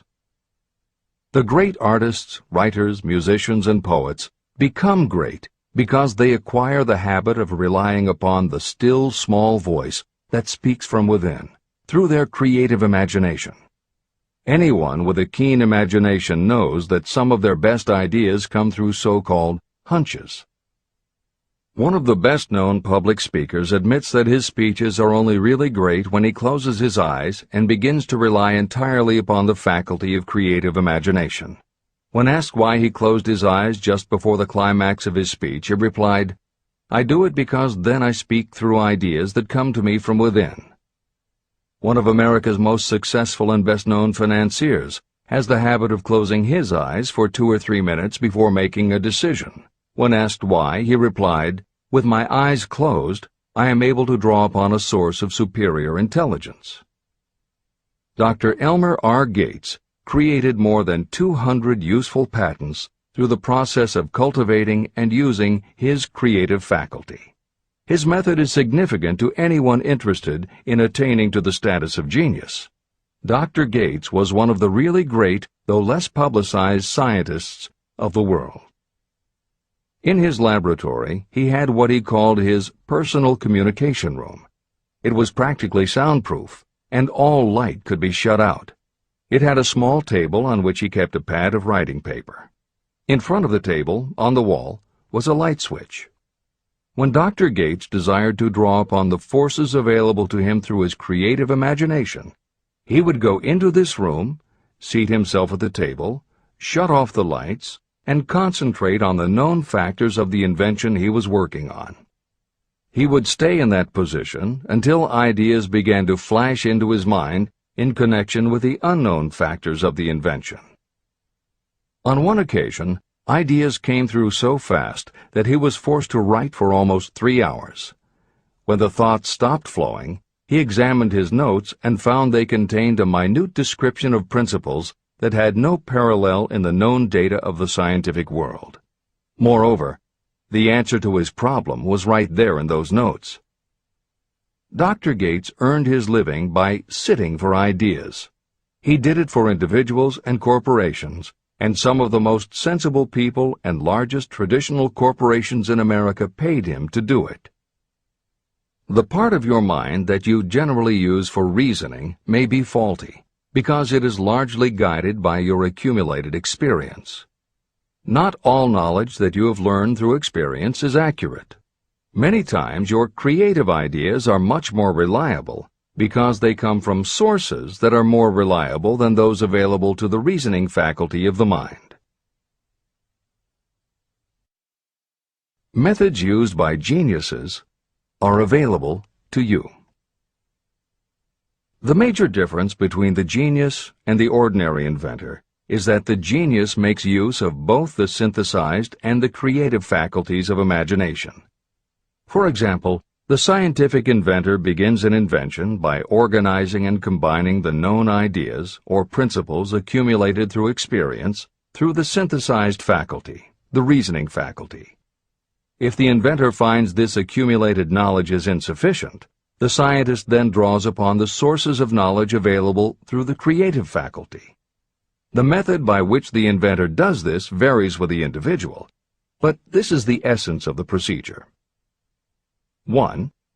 The inventor stimulates his or her mind so that it functions on a higher-than-average plane through one or more of the mind stimulants. 2. The inventor then concentrates on the known factors, the finished part of the invention, and creates in his or her mind a perfect picture of the unknown factors, the unfinished part of the invention. The inventor holds this picture in mind until it has been taken over by the subconscious, then relaxes by clearing his or her mind of all thought and waits for the answer to flash into mind. Sometimes the results are both definite and immediate. At other times the results are negative, depending on the state of development of the sixth sense or creative faculty. Thomas Edison tried out more than 10,000 different combinations of ideas through the synthetic faculty of his imagination, before he tuned in through the creative faculty and got the answer that perfected the incandescent light bulb. His experience was similar when he produced the phonograph. Editor's comments. Synchronicity, precognition, intuition, flashes of insight, hunches, gut feelings, symbolic dreams.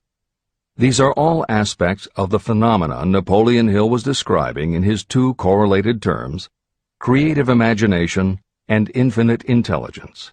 And the fact that Hill made a serious study of this function of the mind puts him in exceptional company. The fathers of modern psychology, Sigmund Freud and Carl Jung, recognized and tried to explain this sixth sense. Jung's concept of the collective unconscious, which is the very basis of Jungian psychology, is in many ways identical to Hill's concept of infinite intelligence. Scientists from Archimedes to Newton to Einstein to the team of Watson and Crick, who determined the structure of DNA, all conceded that intuition was instrumental in their discoveries. Duke University created a department for the sole purpose of studying these phenomena under scientific conditions. Many scientists admit to using personalized techniques similar to Hill's method for accessing intuition and creativity.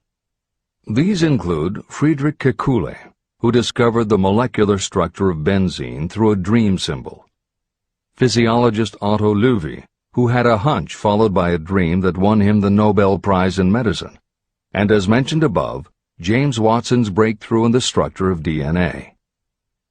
Mozart, Shelley, Coleridge, Huxley, Descartes, Robert Louis Stevenson all claimed intuition played a role in their creations. William Blake learned the secret to a copper engraving process from a dream. British Prime Minister Winston Churchill firmly believed a premonition saved him from being killed by a bomb during the Blitz of London. As was noted earlier, psychiatry, clinical hypnosis, and affirmations all had to overcome considerable skepticism before they were accepted. That is also true of those phenomena Hill terms infinite intelligence. However, in the 1970s and 80s, the public's interest was piqued by well-researched books such as The Intuitive Edge by Philip Goldberg, Creative Dreaming by Patricia Garfield, and The Right Brain Experience by Mary Lee Zdenek. Though these anomalies of the mind still defy laboratory proof, contemporary researchers continue to publish tantalizing results. This is the end of the editorial comments. Nature has equipped the human brain and mind with internal stimulants that safely trigger the mind to tune in to fine and rare thoughts. No satisfactory substitute for nature's stimulants has ever been found. However, history is not lacking in examples of people who rose to the status of genius as the result of using artificial mind stimulants. Edgar Allan Poe wrote The Raven while under the influence of alcohol, dreaming dreams no mortal ever dared to dream before. Samuel Taylor Coleridge wrote Kubla Khan during an opium-induced dream, and Robert Burns wrote best when intoxicated. For auld lang syne, my dear, we'll take a cup of kindness yet, for for Auld Lang Syne. It is true that these and others who are known as geniuses relied upon artificial mind stimulation. But a more important lesson to remember is how many of these people destroyed themselves through the use of those stimulants. Editor's comments.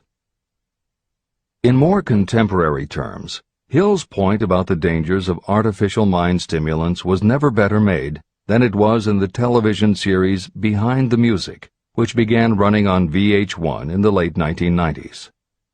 The series was meant to chronicle the lives of rock stars and celebrate their hits, but after viewing 2 or 3 of the shows, they all began to look the same. Young singer and band have a hit record, make millions of dollars, plunge into the sex, drugs, and rock and roll lifestyle, everyone gets addicted, and they blow all of the money. By the end of the show, at least one band member overdoses, the band breaks up, the singer hits the skids, meets someone who inspires him or her to go into rehab, the ex-star makes an anti-drug TV spot and professes newfound faith and family values while announcing a comeback tour. Although the shows played like a bad parody of themselves, the fact that the stories were so similar, that so many talented singers and songwriters who depended on drugs ended up burning out, should be telling you something, especially if you don't just want to succeed, but want to keep and enjoy your success. This is the end of the editor's comments. Every intelligent person knows that stimulation in excess through alcohol or drugs is a destructive form of intemperance. For some, overindulgence in sexual expression may become just as destructive. A sexually obsessed person is not essentially different from a person addicted to drugs or alcohol. Both have lost control over their faculties of reason and willpower. Human sexuality is a mighty urge to action, but its forces are like a cyclone, almost impossible to completely control.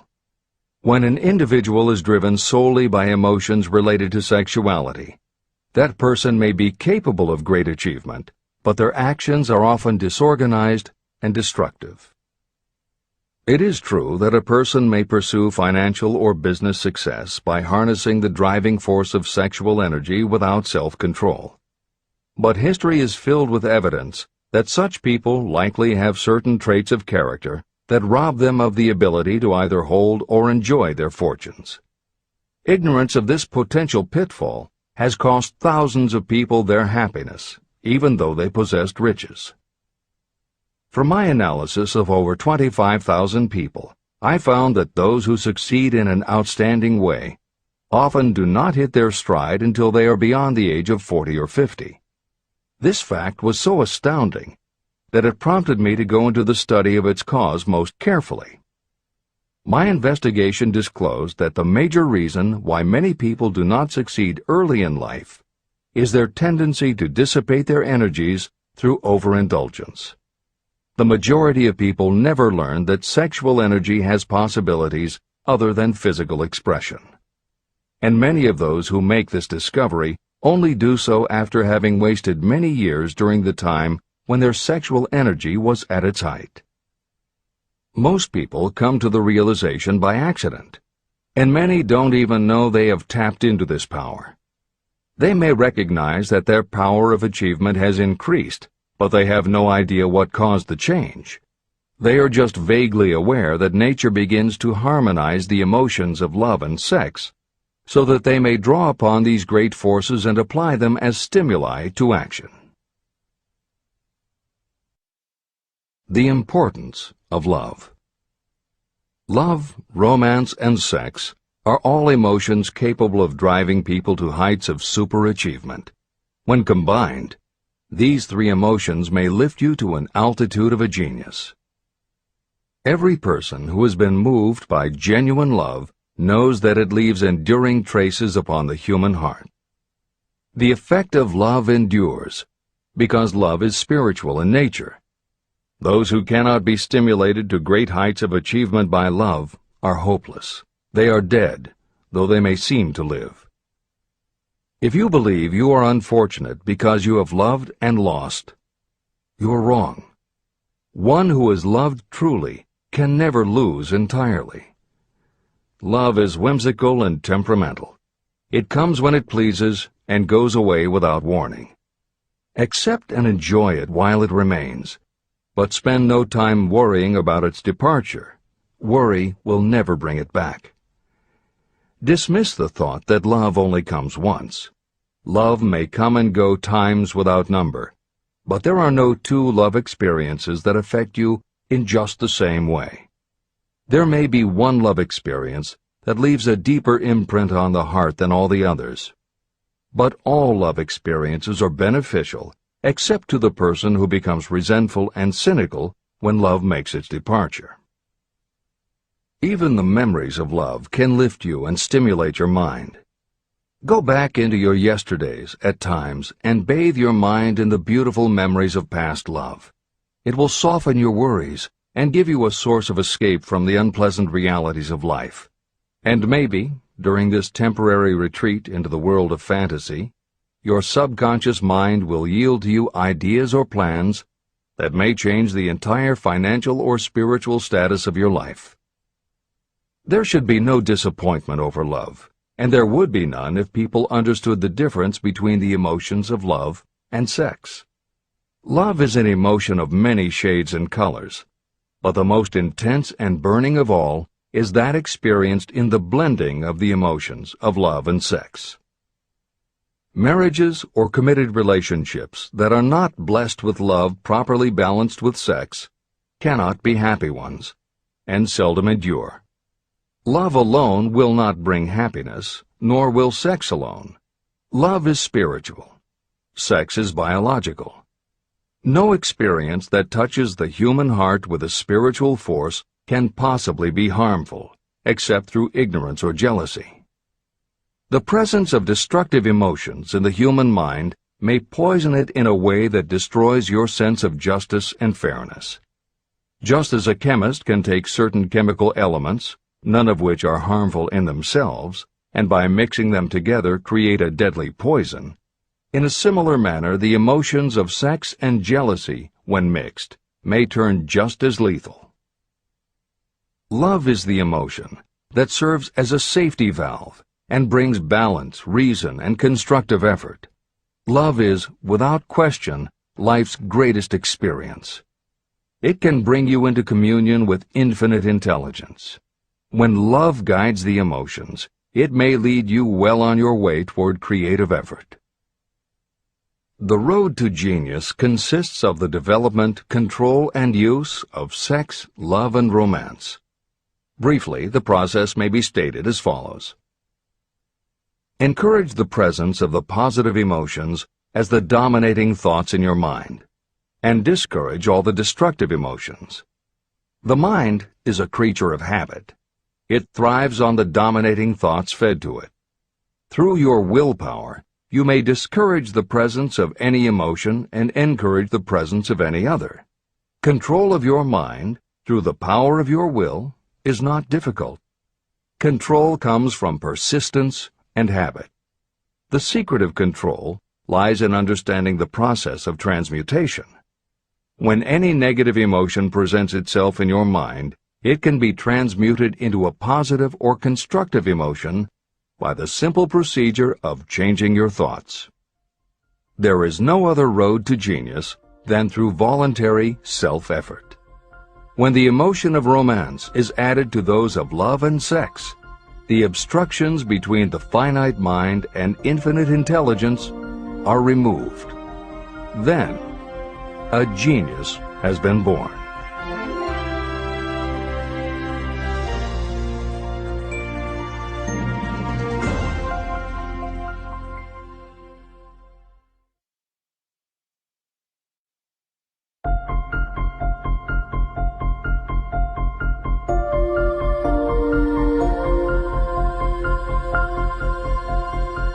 Success requires no explanations. Failure permits no alibis. Chapter 13. The Subconscious Mind. The Connecting Link. The 11th Step Toward Riches. The subconscious mind consists of a field of consciousness, in which every impulse of thought that reaches the conscious mind, through any of the five senses, is classified and recorded. The subconscious receives and files sense impressions or thoughts regardless of their nature. You can plant in your subconscious mind any plan, thought, or purpose that you desire to translate into its physical or monetary equivalent. Those desires that have been mixed with emotional feeling and faith in your ability are the ones that are strongest. Therefore, they are the first to which the subconscious responds. The subconscious mind works day and night, and in some way which is not fully understood, the subconscious seems able to draw upon the forces of infinite intelligence for the power to transmute your desires into their physical equivalent. And it does it in the most straightforward and practical way. You cannot entirely control your subconscious mind, but you can hand over to it any plan, desire, or purpose that you wish transformed into concrete form. Refer again to the instructions for using the subconscious mind in Chapter 5, Autosuggestion. Editor's comments. In the chapter on autosuggestion, the four primary methods for planting and reinforcing suggestions in your subconscious are: 1. The formulation and writing out of your desire. 2. The repetition of positive affirmations. 3. The creative visualization of your goal. And 4. By acting as though the goal is already yours. This is the end of the editor's comment. From my research, I have concluded that the subconscious mind is the connecting link between the finite mind of man and infinite intelligence. It is the intermediary through which you may draw upon the forces of infinite intelligence. From my research, I have concluded that the subconscious mind is the connecting link between the finite mind of man and infinite intelligence. It is the intermediary through which you may draw upon the forces of infinite intelligence. Only the subconscious mind contains the process by which mental impulses, thoughts, are modified and changed into their spiritual, energy, equivalent. It alone is the medium through which prayer, desire, may be transmitted to the source capable of answering prayer, infinite intelligence. How to energize your subconscious mind for creative effort. The possibilities of what you can do when you connect creative effort with the subconscious mind are stupendous. They inspire me with awe. I never approach the discussion of the subconscious mind without a feeling of littleness and inferiority, due to the fact that man's entire stock of knowledge on this subject is so pitifully limited. First, you must accept as a reality the existence of the subconscious mind and what it can do for you. This will enable you to understand its possibilities as a medium for transmuting your desires into their physical or monetary equivalent, and then you will comprehend the full significance of the instructions given in Chapter 3, Desire. You will also understand the importance of making your desires clear and putting them in writing. You will understand as well the necessity of persistence in carrying out instructions. The 13 principles that are the basis of this book are the stimuli with which you acquire the ability to reach and to influence your subconscious mind. Do not become discouraged if you cannot do this on your first attempt. Remember that the subconscious mind can be directed only through habit. You have not yet had time to master faith. Be patient. Be persistent. Editor's comments. There are two aspects to Hill's theory of the subconscious mind. There are two aspects to Hill's theory of the subconscious mind. One is the concept of the subconscious as the storehouse of all information and thoughts that you have ever experienced. The second is the concept of the subconscious as the gateway to infinite intelligence. In this chapter, Hill focuses primarily on the subconscious as a storehouse. Expanding on the editorial comment about the subconscious mind that appears in the chapter on autosuggestion, proof that the subconscious is a storehouse of information is confirmed in the use of hypnotherapy by psychiatrists. Through hypnosis, psychiatrists are able to help patients open the door to their subconscious so that they can retrieve information about traumatic situations that have been filtered out or repressed by the conscious mind. Further proof is in the use of hypnosis by law enforcement officials to recapture information such as license plate numbers and other details that the conscious mind of a witness has filtered out. Although results vary from person to person, there is no doubt that the subconscious has access to information that the conscious mind does not. This storehouse aspect of the subconscious is what accounts for some ideas that come to us through creative imagination. In some instances, bits of information and ideas that our conscious mind has forgotten will connect with each other on a subconscious level to create a new idea, and that idea will be received by our creative intelligence, which presents it to us as a flash of inspiration.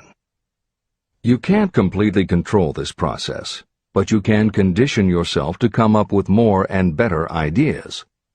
It is a fact that a traumatic experience, the result of which creates a strongly planted idea, can influence the way a person thinks and acts. If that is true, then by intentionally using all of your efforts to powerfully plant an idea in your subconscious, you should be able to create what would amount to a good traumatic experience that will influence the way you think and act in a positive way. This is exactly how you develop what Hill calls a money consciousness. If you do everything within your power to strongly, firmly, and with complete faith and conviction plant the idea that you will be successful and achieve your desire, your subconscious will accept and store that idea. If you have planted the idea so strongly that it is the dominant idea in your subconscious, it will influence all of the other ideas and information stored there. When you have given your subconscious this specific direction that it did not have before, it will begin to put together pieces of information, and through your creative intelligence, you will find that you are coming up with more and better plans and ideas to accomplish your goal. But as Hill says, you can do this only through faith and habit. You must write out the affirmation of your goal, and you must repeat it aloud every day with absolute faith and conviction that you can achieve it. You must vividly and creatively visualize yourself achieving your goal, and you must do it every day. You must conduct yourself with the attitude that says you can accomplish your goal, and that you deserve the help of those who can help you to accomplish your goal. And you must conduct yourself in that way every day. If you seriously commit yourself to doing these things, it will change the way you think and act. Your subconscious will do everything it can to transmute your desire into reality, and other people will want to do what they can to help you succeed. This is the end of the editor's comments. Many statements in the chapters on faith and on autosuggestion are repeated here for the benefit of your subconscious mind. Remember, your subconscious mind functions whether you make any effort to influence it or not. This means that thoughts of fear, poverty, and all negative ideas will affect your subconscious mind unless you master these impulses and give it more desirable food on which it may feed. The subconscious mind will not remain idle. If you don't plant desires in your subconscious mind, it will feed on the thoughts that reach it as the result of your neglect. Both negative and positive thoughts are reaching your subconscious mind continuously. These thoughts come from the four sources. 1. Consciously from other people. 2. Your subconscious. 3. Subconsciously from other people. And 4. Infinite intelligence. Every day, all kinds of thought impulses are reaching your subconscious mind without your knowledge. Some of these impulses are negative. Some are positive. Right now, you should be specifically trying to shut off the flow of negative impulses and actively working to influence your subconscious mind through positive impulses of desire. When you achieve this, you will possess the key that unlocks the door to your subconscious mind. Moreover, you will control that door so completely that no undesirable thought may influence your subconscious mind. Everything that you create begins in the form of a thought impulse. You can create nothing that you do not first conceive as a thought. Through the aid of the imagination, thoughts may be assembled into plans. The imagination, when under your control, may be used to create plans or purposes that lead to success in your chosen occupation. All thoughts that you want to turn into success and have planted in the subconscious mind must pass through the imagination and be mixed with faith, your faith in your own abilities. The mixing of faith with a plan or purpose intended for submission to the subconscious mind can only be done through the imagination. From these statements, it should be clear that if you want to make use of your subconscious mind, it will call for the coordination and application of all 13 principles of success that are the basis of this book. Make your positive emotions work for you. The subconscious mind is more susceptible to influence by thought mixed with feeling or emotion than it is by thoughts originating solely in the reasoning portion of the mind. In fact, there is much evidence to support the theory that only emotionalized thoughts have any real influence on the subconscious mind. It is a fact that emotions or feelings rule the majority of people. If it is true that the subconscious mind responds better and faster to thoughts that are well mixed with emotion, it is essential to become familiar with the more important of the emotions. There are 7 major positive emotions and 7 major negative emotions. The negatives get into your thoughts naturally and go directly to your subconscious without any help from you.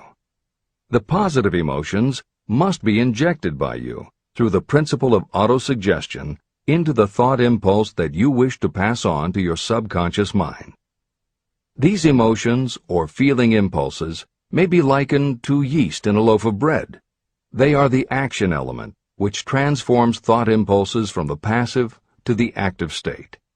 That is why thought impulses that have been well mixed with emotion are acted upon more readily than thought impulses originating in cold reason. Editor's comments. W. Clement Stone, Napoleon Hill's friend, mentor, and business partner, arranged for the publication of many of Napoleon Hill's later writings. The following is adapted from material that appears in 2 of these books, Napoleon Hill's Keys to Success and Believe and Achieve. Enthusiasm is a positive mental attitude, an internal impelling force of intense emotion, a power compelling creation or expression. Being enthusiastic is an impelling external expression of action.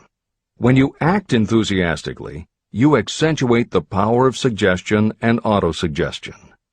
The sales manager, public speaker, minister, lawyer, teacher, or executive who acts enthusiastic by speaking in an enthusiastic, sincere manner develops genuine enthusiasm. If you act enthusiastic, your emotions will follow.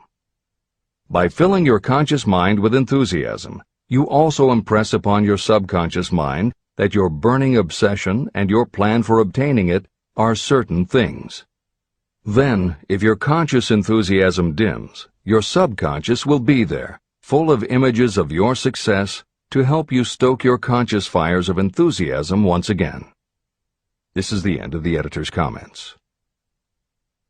You are preparing yourself to influence and control the inner audience of your subconscious mind in order to hand over to it the desire for money, which you wish transmuted into its physical, monetary equivalent. It is essential, therefore, that you understand the method of approach to this inner audience. You must speak its language. It understands best the language of emotion or feeling. Following are the 7 major positive emotions and the 7 major negative emotions. I am listing them here so that you may draw upon the positives and avoid the negatives when giving instructions to your subconscious mind. The 7 major positive emotions. The emotion of desire, the emotion of faith, the emotion of love, the emotion of sex, the emotion of enthusiasm, the emotion of romance, the emotion of hope. There are other positive emotions, but these are the 7 most powerful and the ones most commonly used in creative effort. Master these 7 emotions. They can be mastered only by use, and the other positive emotions will be at your command when you need them. Remember, that you are studying a book that is intended to help you develop a money consciousness by filling your mind with positive emotions. The 7 major negative emotions to be avoided. The emotion of fear, the emotion of jealousy, the emotion of hatred, the emotion of revenge, the emotion of greed, the emotion of superstition, the emotion of anger. Positive and negative emotions cannot occupy the mind at the same time. One or the other must dominate. It is your responsibility to make sure that positive emotions constitute the dominating influence of your mind.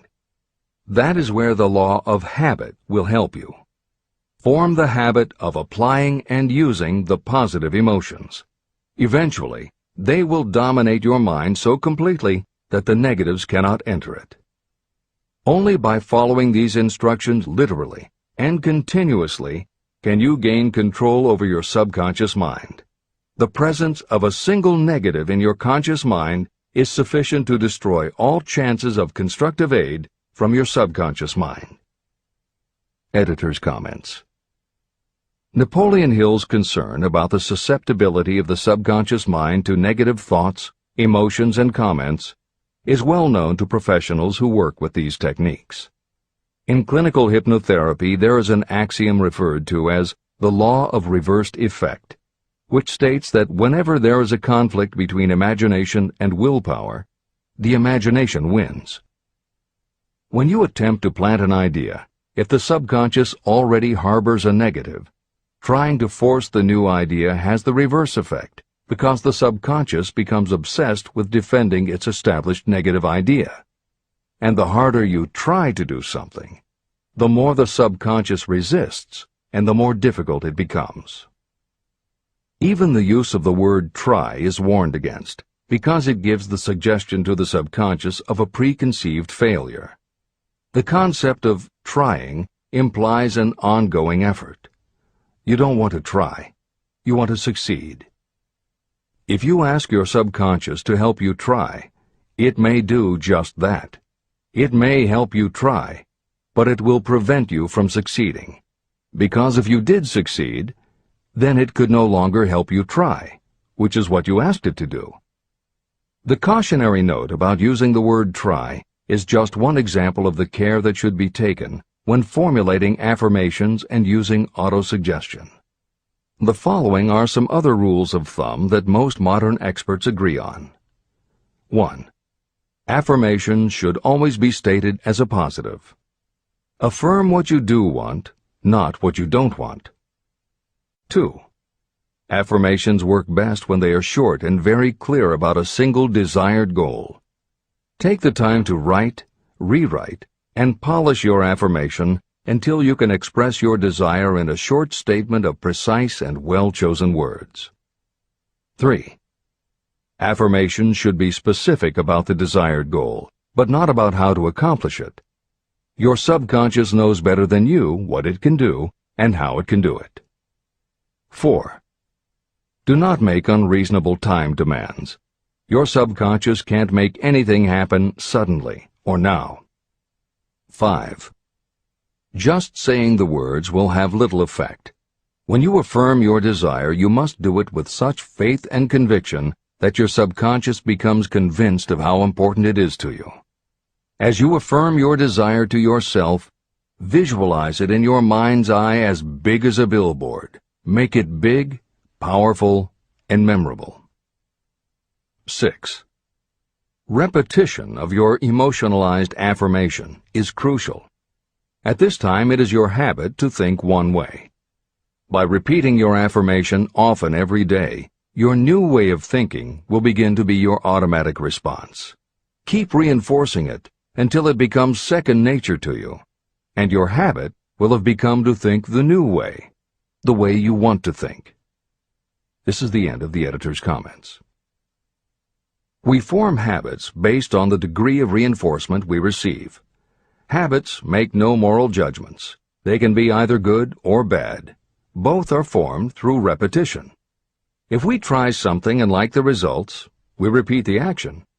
You can replace negative thoughts with positive ones. You can replace inaction with action, and you can form any habit you choose.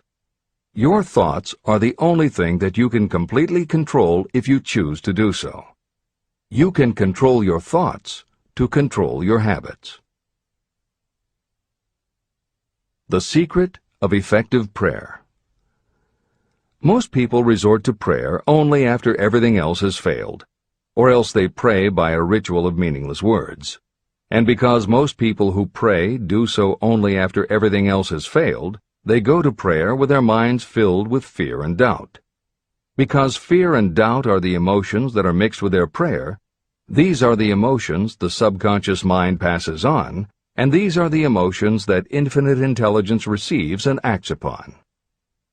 If you pray for a thing, but as you pray you have fear that you may not receive it, or that your prayer will not be acted upon by infinite intelligence, your prayer will have been in vain. Prayer does sometimes result in the realization of that for which one prays. If you have ever had the experience of receiving something for which you prayed, go back in your memory and recall your actual state of mind while you were praying, and you will know for sure that the theory here described is more than a theory. The method by which you may communicate with infinite intelligence is very similar to the way the vibration of sound is transmitted by radio waves. Sound cannot be transmitted through the atmosphere until it has been changed into a very high rate of vibration. The radio station takes the sound of the human voice and modifies it by stepping up the vibration millions of times. Only in this way can the energy of sound be sent over distances. After this transformation has taken place, the energy, which originally was in the form of vibrations of sound, is broadcast or transmitted as a radio signal. When a radio set receives the high-speed transmission, it then reconverts that energy back to its original slower rate of vibration.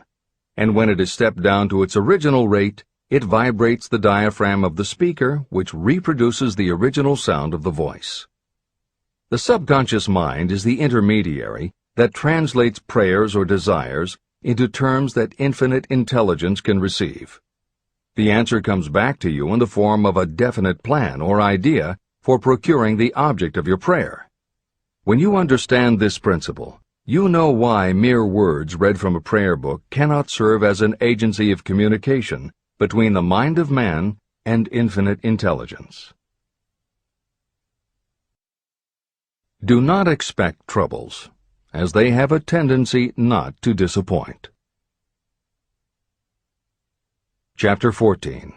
The Brain. A broadcasting and receiving station for thought. The 12th step toward riches. It was while I was working with the late Dr. Alexander Graham Bell and Dr. Elmer R. Gates that I first proposed the idea that every human brain is both a broadcasting and receiving station for the vibration of thought. In some way similar to the principle behind the operation of a radio receiver, every human brain is capable of picking up vibrations of thought that are being released by other brains. These are received as hunches and flashes of intuition. As was explained in previous chapters, it is your creative imagination that is the receiving set of your brain, which receives thoughts from your subconscious and, under certain circumstances, receives thoughts released by the brains of others.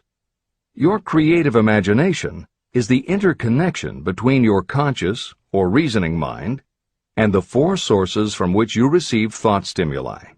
1. Consciously from other people. 2. Your subconscious. 3. Subconsciously from other people. And 4. Infinite intelligence. When stimulated, or stepped up to a high rate of vibration, the mind becomes more receptive to thoughts that reach it from outside sources. This stepping up process takes place through either the positive emotions or the negative emotions. Through the emotions, the vibrations of thought may be increased. The brain that has been stimulated by emotions functions at a much more rapid rate than it does when that emotion is quieted or absent.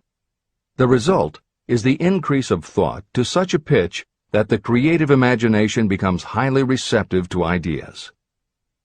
On the other hand, when the brain is functioning at a rapid rate, it also gives to your own thoughts the emotional feeling that is essential before those thoughts will be picked up and acted upon by your subconscious mind. The subconscious mind is the sending station of the brain, through which vibrations of thought are broadcast. Autosuggestion is the medium by which you may put into operation your sending station. The creative imagination is the receiving set through which the energies of thought are picked up. Editor's comments. The following combines the above concept with the related materials from previous chapters to provide a step-by-step recap of Napoleon Hill's view of the process. 1. The brain is simultaneously both a broadcaster and a receiver. 2. Emotion affects both your ability to send and your ability to receive. When under the effect of strong emotion, the more powerfully you can send thoughts. When under the effect of strong emotion, the more receptive you are to receiving thoughts. 3. When you send thoughts, to where do you send them? You send them to your subconscious by using autosuggestion. 4. When you receive thoughts, where do they come from? They come from your subconscious and you receive them through your creative imagination. 5. Your subconscious mind has two aspects. Your subconscious is a storehouse of information, as explained in the previous chapter. Your subconscious is your connection to infinite intelligence. 6. Infinite intelligence is the medium through which you receive thoughts from other brains. Infinite intelligence is Hill's term for describing the following basic law of physics.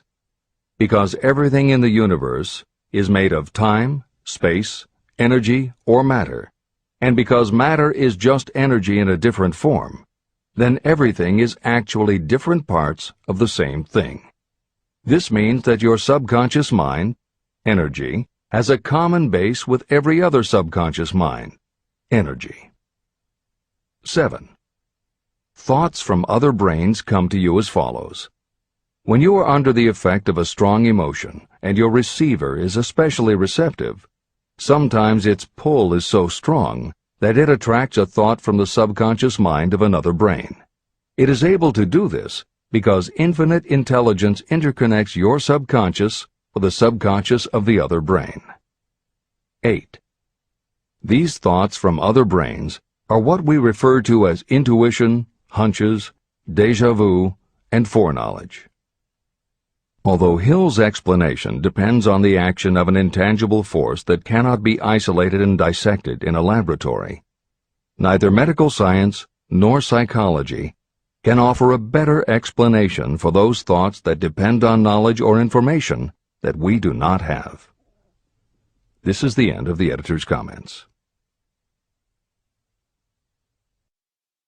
The greatest forces are intangible.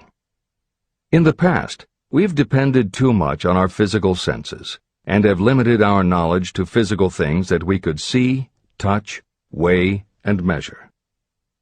I believe we have entered the most marvelous of all ages, an age that will teach us more about the intangible forces of the world about us. Perhaps we shall learn that there is an other self that is more powerful than the physical self we see when we look in a mirror. Many people do not take seriously such intangibles, the things that they cannot perceive through any of their five senses. However, to belittle the idea of forces that are intangible or cannot be explained is to ignore the fact that all of us, every day, are controlled by forces that are unseen and intangible. The whole of mankind has not the power to cope with, nor to control the intangible force wrapped up in the rolling waves of the oceans. We still do not fully understand the intangible force of gravity, which keeps this little Earth suspended in space and keeps us from falling from it, much less have the power to control that force. We are entirely subservient to the intangible force that comes with a thunderstorm, and we are just as helpless in the presence of the intangible force of electricity. We do not understand the intangible force and intelligence wrapped up in the soil of the earth. The force that provides us with every morsel of food we eat, every article of clothing we wear, and every dollar we carry in our pockets. Last but not least, with all of our culture and education, we still understand little or nothing of the greatest of all the intangibles, thought. However, we have begun to learn a good deal about the intricate workings of the physical brain, and the results are stunning. We know that the central switchboard of the human brain, the number of lines that connect the brain cells to each other, is written as the figure 1, followed by 15 million zeros. Dr. C. Judson Herrick of the University of Chicago says, "The figure is so stupendous that astronomical figures, dealing with hundreds of millions of light years, become insignificant by comparison. It has been determined that there are from 10 billion to 14 billion nerve cells in the human cerebral cortex, and we know that these are arranged in definite patterns. These arrangements are not haphazard. They are orderly. It is inconceivable to me that such a network of intricate machinery should be in existence for the sole purpose of carrying on the physical functions connected with the growth and maintenance of the physical body. Is it not likely that the same system, which gives billions of brain cells the media for communication, one with another, also provides the means of communication with other intangible forces?" Editor's comments. In the time since Hill wrote the above comments, we have learned a great deal more about the physical brain and how it operates. We understand much about the chemistry of the brain. We can measure the energies it releases. We know which areas control the various functions of the body and which areas affect memory, emotions, reasoning, and many other subtleties related to the thinking process. Through surgery, medication, and other techniques, we know how to prevent the brain from having certain kinds of thoughts. And we know how to encourage the brain to produce certain other kinds of thoughts when we want it to. For instance, a specific area can be stimulated, and you will have pleasurable thoughts. But we cannot yet control what those pleasurable thoughts will be, and we have no idea what the bits and pieces of information are that go into your pleasurable thoughts. With all of our advanced knowledge about the physical brain, we still don't know how to make it have a specific thought or idea, especially not an original thought or a creative idea. And medical science offers no better theory than Hill's as to how we could have an intuition or hunch made up from information that we don't have and were never exposed to. In short, the physical properties of the brain confirm that it is where the thinking process takes place. But it does not offer the answer to the question of how it happens, or how thoughts from one brain might travel to another. In previous commentaries, we pointed to the laws of physics as they relate to Hill's theory about the interconnectedness of all things. And although this is not meant to be a science lesson, it may reassure you to know that the work of renowned scientists lends support to the idea. Quantum theory deals with subatomic particles so minuscule that they are almost at the level of the basic stuff from which everything is made. Albert Einstein developed what is called the EPR effect. Einstein, Podolsky, and Rosen, and Irish physicist John Stuart Bell proposed Bell's theorem, both of which pertain to the concept that when two linked subatomic particles are separated from each other, when a change is made to particle A, the same change will instantly happen in particle B, even though the two are distant from each other. Another related concept is called the holographic brain or holographic universe, and is named after an unusual quality of holograms. It is a fact that if you cut a hologram in half, you don't get two halves of a picture. You get two separate but complete pictures. Cut either one of those in half, and you get another two complete pictures. Cut other pieces, and again you get whole images. Every part of a hologram has the whole of the information in the original. In the 1970s, Carl Pribram, a neurophysiologist at Stanford University, announced the results of his studies which suggest that memory is not in a specific part of the brain, but is spread throughout the brain like the image on a holographic plate. At almost the same time, renowned physicist David Bohm proposed that the workings of the universe were like a holographic image, that among all things there is total interconnectivity, and that all things influence all other things. In effect, every part of the universe contains the whole of the universe. That is probably more than enough science for most readers. The point is, Hill was not alone in his conclusion that through some intangible force, your subconscious shares interconnectivity with everything else in the universe. Previously, the example was given of the folds and bumps in a tablecloth, all being different, but all still tablecloth. Here is another way to envision the intangible interconnection of all things. Suppose you were to drill 5 holes in a wall, and have someone outside the room put their fingers and thumb through the holes and wiggle them. If you then bring into your room someone who only believes in tangible things that he or she can see, that person will see 5 separate objects that can move independently of each other. You may tell the person that behind the wall the objects are connected and all part of the same hand, but because they cannot see the connection and disbelieve anything they don't understand, the person will not be convinced. Neither modern medicine, nor psychiatry, nor technology can yet conclusively show us behind the wall. But the fact remains, we have all had a hunch about somebody, and it turns out to be right. A premonition that something will happen, and it does. Or a feeling that something isn't right with someone who is not there with you, and it turns out to be true. How does this information come to us? As mentioned previously, psychologist Carl Jung called the intangible connection the collective unconscious, also called universal subconscious. Others call it the totally unified theory, the great first cause, the universal mind, or spirit, and some see it as another way of describing God. Napoleon Hill calls it infinite intelligence and offers a common-sense explanation that allows you to work with a phenomenon even if it is not completely understood. And that, after all, is what Hill was aiming for, to give you a way to access intangible forces that will help you turn your desire into reality. This is the end of the editor's comments.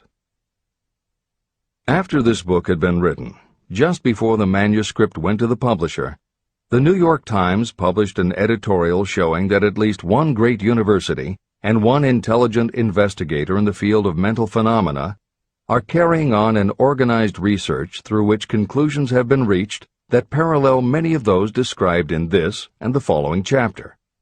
The editorial briefly analyzed the work carried on by Dr. J.B. Rhine and his associates at Duke University. From the New York Times. What is telepathy? A month ago, we cited on this page some of the remarkable results achieved by Professor Rhine and his associates in Duke University from more than 100,000 tests to determine the existence of telepathy and clairvoyance. These results were summarized in the first 2 articles in Harper's Magazine. In the second, which has now appeared, the author, E.H. Wright, attempts to summarize what has been learned, or what it seems reasonable to infer, regarding the exact nature of these extrasensory modes of perception. The actual existence of telepathy and clairvoyance now seems to some scientists enormously probable as the result of Rhine's experiments. Various percipients were asked to name as many cards in a special pack as they could without looking at them and without other sensory access to them. About a score of men and women were discovered who could regularly name so many of the cards correctly that there was not one chance in many a million of their having done their feats by luck or accident. But how did they do them? These powers, assuming that they exist, do not seem to be sensory. There is no known organ for them. The experiments work just as well at distances of several hundred miles as they did in the same room. These facts also dispose, in Mr. Wright's opinion, of the attempt to explain telepathy or clairvoyance through any physical theory of radiation. All known forms of radiant energy decline inversely as the square of the distance traversed. Telepathy and clairvoyance do not. But they do vary through physical cause, as our other mental powers do. Contrary to widespread opinion, They do not improve when the percipient is asleep or half asleep, but on the contrary, when he is most wide awake and alert. Rhine discovered that a narcotic will invariably lower a percipient score, while a stimulant will always send it higher. The most reliable performer apparently cannot make a good score unless he tries to do his best. One conclusion that Wright draws with some confidence is that telepathy and clairvoyance are really one and the same gift. That is, the faculty that sees a card face down on a table seems to be exactly the same one that reads a thought residing only in another mind. There are several grounds for believing this. So far, the two gifts have been found in every person who has either of them. If you have the abilities, both seem to be of equal strength. Screens, walls, distances have no effect at all on either. Wright expresses his hunch that other extrasensory experiences, such as prophetic dreams, premonitions of disaster, and the like, may also prove to be part of the same faculty. The reader is not asked to accept any of these conclusions, but the evidence that Rhine has piled up must remain impressive.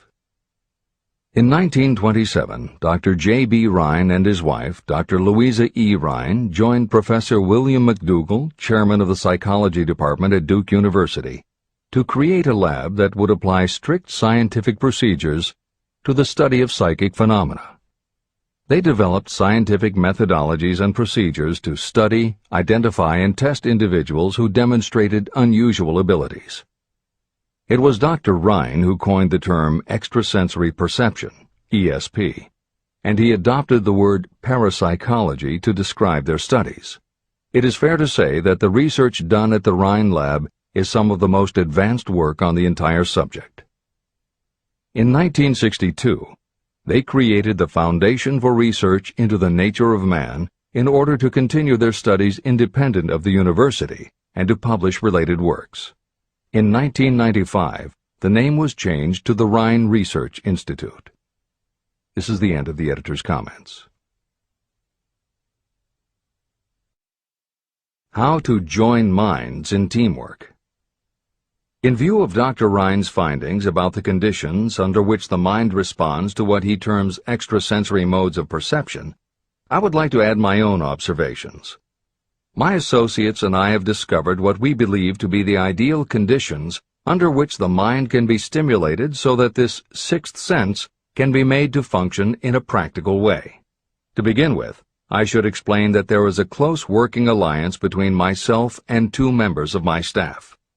Through experimentation and practice, we have discovered how to stimulate our minds so that we can, by a process of blending our three minds into one, find the solution to a great variety of problems that are submitted by my clients.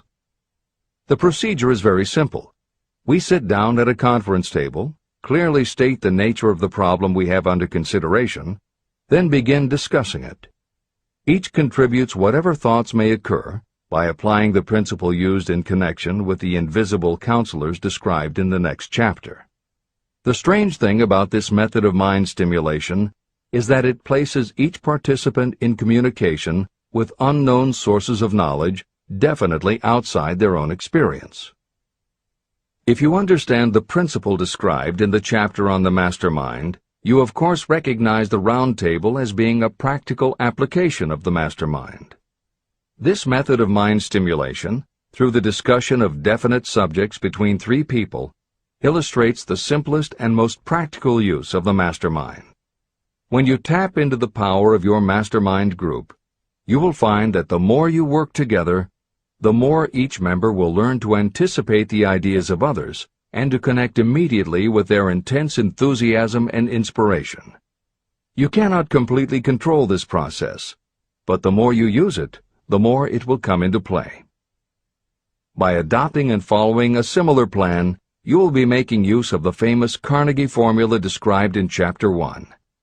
If it means nothing to you at this time, mark this page and read it again after you have finished the last chapter. Great achievement is usually born of great sacrifice and is never the result of selfishness. Chapter 15. The sixth sense. The door to the temple of wisdom. The 13th step toward riches. The 13th principle is known as the sixth sense, through which infinite intelligence may and will communicate voluntarily without any effort from or demands by the individual. This principle is the apex of the philosophy of success. It can be assimilated, understood, and applied only by first mastering the other 12 principles. The sixth sense is that portion of the subconscious mind that has been referred to as the creative imagination. It has also been referred to as the receiving set through which ideas, plans, and thoughts flash into the mind. The flashes are sometimes called hunches or inspirations. The sixth sense defies description. It cannot be described to a person who has not mastered the other principles of this philosophy, because such a person has no knowledge and no experience with which the sixth sense may be compared. After you have mastered the principles in this book, you will be prepared to accept as truth a statement that may otherwise be incredible to you. Through the sixth sense, you will be warned of impending dangers in time to avoid them and notified of opportunities in time to embrace them. As you develop your sixth sense, it is almost as though a guardian angel comes to you to be of help and assistance, a guardian angel who will open to you at all times the door to the temple of wisdom. Miracles of the sixth sense. I am not a believer in, nor an advocate of, miracles, for the simple reason that I have enough knowledge of nature to understand that nature never deviates from her established laws. However, I believe that some of nature's laws are so incomprehensible that they produce what appear to be miracles. The sixth sense comes as near to being a miracle as anything I have ever experienced. This much I do know, that there is a power, or a first cause, or an intelligence which permeates every atom of matter and embraces every unit of energy perceptible to man. I know that this infinite intelligence is the thing that converts acorns into oak trees, causes water to flow downhill in response to the law of gravity, follows night with day and winter with summer, each maintaining its proper place and relationship to the other. Through the philosophy explained in this book, this intelligence can help turn your desires into concrete or material form. I know this because I have experimented with it, and I have experienced it. Step by step through the preceding chapters, you have been led to this, the last principle. If you have mastered each of the preceding principles, you are now prepared to accept, without being skeptical, the extraordinary claims made here. If you have not mastered the other principles, you must do so before you may determine definitely whether or not the claims made in this chapter are fact or fiction. Let great people shape your life. I have never completely divested myself of the habit of hero worship. While I was passing through the stage of hero worship, I found myself trying to imitate those whom I most admired. My experience has taught me that the next best thing to being truly great is to emulate the great, to try to act like them, be like them, and feel like them as much as I could. I discovered that the faith with which I tried to imitate my idols gave me great capacity to do so quite successfully. Long before I had ever written a line for publication or delivered a speech in public, I followed the habit of reshaping my own character by trying to imitate the 9 men whose lives and life works had been most impressive to me. These 9 men were Emerson, Paine, Edison, Darwin, Lincoln, Burbank, Napoleon, Ford, and Carnegie. Every night, over a long period of years, I held an imaginary council meeting with this group, whom I called my invisible counselors. This is how I did it. Just before going to sleep at night, I would shut my eyes and see, in my imagination, this group of men seated with me around my council table. Here I had not only an opportunity to sit among those whom I considered to be great, but I actually dominated the group by serving as the chairman.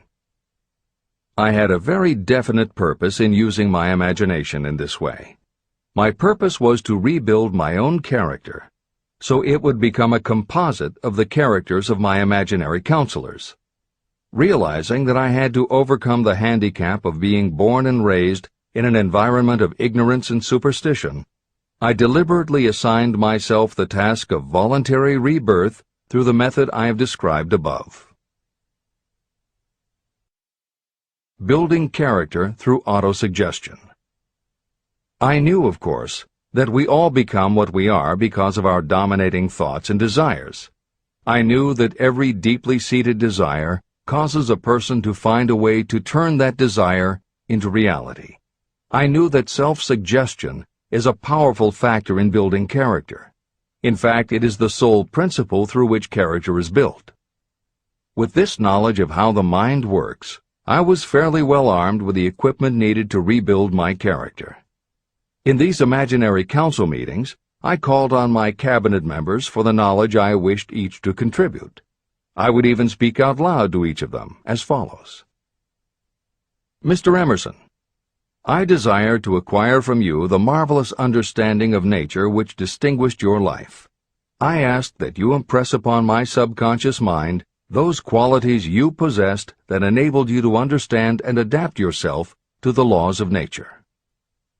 Mr. Burbank, I request that you pass on to me the knowledge that enabled you to so harmonize the laws of nature that you caused the cactus to shed its thorns and become an edible food. Give me access to the knowledge that enabled you to make 2 blades of grass grow where but 1 grew before. Napoleon, I desire to acquire from you the marvelous ability you possess to inspire men and will rouse them to greater and more determined spirit of action. I desire also to acquire the spirit of enduring faith which enabled you to turn defeat into victory and to surmount staggering obstacles. Mr. Payne, I desire to acquire from you the freedom of thought and the courage and clarity with which to express convictions which so distinguished you. Mr. Darwin, I wish to acquire from you the marvelous patience and ability to study cause and effect without bias or prejudice so exemplified by you in the field of natural science. Mr. Lincoln, I desire to build into my own character the keen sense of justice, the untiring spirit of patience, the sense of humor, the human understanding, and the tolerance that were your distinguishing characteristics. Mr. Carnegie, I wish to acquire a thorough understanding of the principles of organized effort, which you use so effectively in the building of a great industrial enterprise. Mr. Ford, I wish to acquire your spirit of persistence, the determination, poise, and self-confidence that have enabled you to master poverty and to organize, unify, and simplify human effort so I may help others to follow in your footsteps. Mr. Edison, I wish to acquire from you the marvelous spirit of faith with which you have uncovered so many of nature's secrets, the spirit of unremitting toil with which you have so often wrested victory from defeat. The startling power of imagination. My method of addressing the members of my imaginary cabinet would vary according to the traits of character I was most interested in acquiring. I studied the records of their lives with painstaking care. After some months of this nightly procedure, I was astounded as each time my imaginary counselors started to become more and more real to me. Each of these 9 men developed individual characteristics that surprised me. For example, Lincoln developed the habit of always being late, then walking around in solemn parade. He always wore an expression of seriousness on his face. Rarely did I see him smile. This was not true of the others. Burbank and Payne often indulged in witty repartee, which seemed at times to shock the other members of the cabinet. On one occasion, Burbank was late. When he came, he was excited with enthusiasm and explained that he had been late because of an experiment he was making, through which he hoped to be able to grow apples on any sort of tree. Paine chided him by reminding him that it was an apple that started all the trouble between man and woman. Darwin chuckled as he suggested that Paine should watch out for little serpents when he went into the forest to gather apples, as they had the habit of growing into big snakes. Emerson observed, "No serpents, no apples," and Napoleon remarked, "No apples, no state." These meetings became so realistic that I became fearful of their consequences and discontinued them for several months. The experiences were so uncanny, I was afraid that if I continued them, I would lose sight of the fact that the meetings were purely experiences of my imagination. In writing this book, this is the first time that I've had the courage to mention this. I knew from my own attitude in connection with such matters that I would be misunderstood if I described my unusual experience. I now have the courage to put this on the printed page, because I am now less concerned about what they say than I was in the years that have passed. While the members of my cabinet may be purely fictional, and the meetings existed only in my own imagination, they have led me into glorious paths of adventure, rekindled my appreciation of true greatness, encouraged my creativity, and inspired me to be honest and bold in expressing my thoughts. Editor's comments. Napoleon Hill's experience with his imaginary counselors is not as uncommon as it may seem on first reading. In fact, it happens to novelists all the time. As an author proceeds with the writing of a book, there will come a point when the characters in the novel become so well defined in the author's mind that the personalities of the characters themselves begin to suggest plot points and dialogue that the author never planned. Often the thoughts that come to the author when he or she is in the character are completely original, and in real life would never have occurred to the author. Psychiatrists, therapists, and motivational experts also use this phenomenon when they work with role-playing. The usual procedure is to ask two people to act out a scenario as if they were in each other's shoes. If this is done in a situation where the participants do not feel embarrassed or self-conscious, and if the people will allow themselves to become submerged and seriously try to become the other person, the results can be stunning. Depending on the faith with which you approach it, you can get not just a general sense of what the other person is going through, but also have flashes of insight, actually feel what the other person feels, and gain a real understanding about the reactions or motivations of others. Why it works is just as much a mystery as why you get hunches. It may be simply that when your imagination creates a character, it doesn't give the character inhibitions, so when you think through the character, your mind is less restricted. Regardless, the fact is that by using your imagination to project yourself into other characters, you can open yourself to ideas that you don't normally have access to, and you can use this mental phenomenon as one of the tools that will help you turn your desire into success. This is the end of the editor's comments. Tapping the source of inspiration. Somewhere in the cell structure of the brain is something that receives the vibrations of thought ordinarily called hunches. So far, science has not discovered where this sixth sense is located, but this is not important. The fact remains that human beings do receive accurate knowledge through sources other than the physical senses. Generally, such knowledge is received when the mind is under the influence of extraordinary stimulation. Any emergency that arouses the emotions and causes the heart to beat more rapidly may bring the sixth sense into action. Anyone who has experienced a near accident while driving knows that the sixth sense often comes to your rescue and by split seconds helps to avoid the accident. I mention this as background to the following statement of fact. On many occasions when I have faced emergencies, some of them so grave that my life was in jeopardy, I have been miraculously guided past these difficulties through the influence of my invisible counselors. My original purpose in conducting council meetings with imaginary beings was solely to use autosuggestion to impress upon my subconscious mind certain characteristics that I wanted to acquire. In more recent years, my experimentation has taken on an entirely different trend. I now go to my imaginary counselors with every difficult problem that confronts me and my clients. During my meetings with these invisible counselors, I find my mind most receptive to ideas, thoughts, and knowledge that reach me through the sixth sense. The results are often astonishing, although I do not depend entirely on this form of counsel. The sixth sense is not something that one can take off and put on at will. Ability to use this great power comes slowly, through application of the other principles outlined in this book. No matter who you are, or what may have been your purpose in reading this book, you can profit by it even if you don't fully understand how or why the principle described in this chapter works. This is especially true if your major purpose is that of accumulation of money or other material things. This chapter on the sixth sense was written because the book is designed to present a complete philosophy by which individuals may unerringly guide themselves in attaining whatever they ask of life. The starting point of all achievement is desire. The finishing point is the kind of knowledge that leads to understanding. Understanding of yourself, understanding of others, understanding of the laws of nature, and the recognition and understanding of happiness.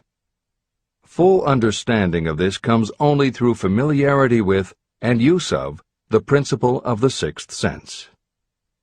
In reading this chapter, you may have found yourself lifted to a high level of mental stimulation. Splendid! Come back to this again a month from now, read it once more, and observe that your mind will soar to a still higher level of stimulation. Repeat this experience from time to time, giving no concern as to how much or how little you learn at the time. Eventually, you will find yourself in possession of a power that will enable you to throw off discouragement, master fear, overcome procrastination, and draw freely upon your imagination. Then you will have felt the touch of that unknown something that has been the moving spirit of every truly great thinker, leader, artist, musician, writer, or statesman. Then you will be in a position to transmute your desires into their physical or financial counterpart as easily as you may lie down and quit at the first sign of opposition.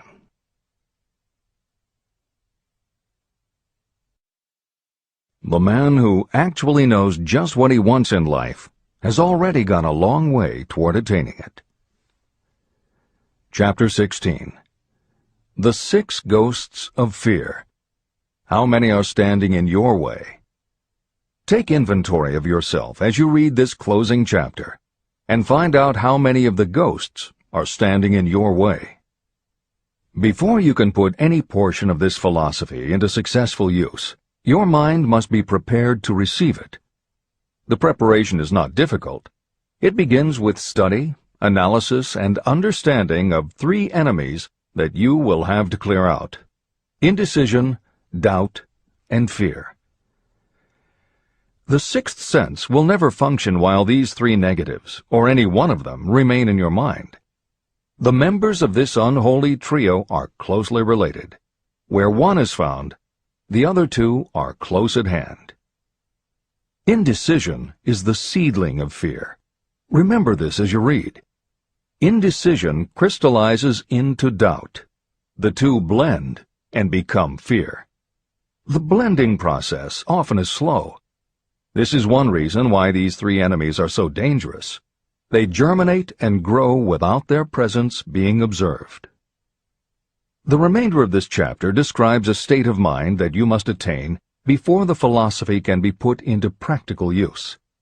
This chapter also analyzes a condition that has reduced huge numbers of people to poverty, and it states a truth that must be understood by all who accumulate riches, whether measured in terms of money or in terms of a state of mind that may be of far greater value than money.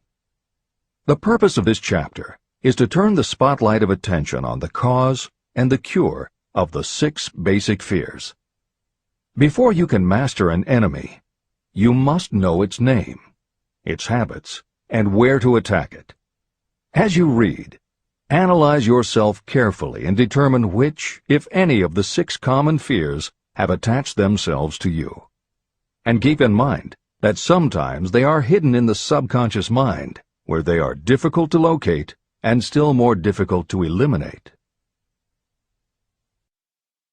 The 6 basic fears. There are 6 basic fears. At one time or another, every person suffers from some combination of these fears. Most people are fortunate if they do not suffer from the entire 6.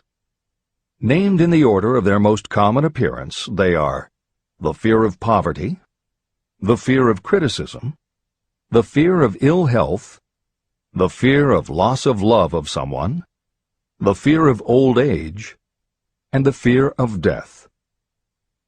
All other fears are of minor importance, and are in fact just variations on these 6. Fears are nothing more than states of mind. Your state of mind is subject to your control and direction. You can create nothing that you do not first conceive in the form of an impulse of thought. The following statement is of even greater importance. Thought impulses begin immediately to translate themselves into their physical equivalent, whether those thoughts are voluntary or involuntary. Even thought impulses that are picked up by mere chance, thoughts that have been released by other minds, may determine your financial, business, professional, or social destiny just as surely as the thoughts that you create by intent and design.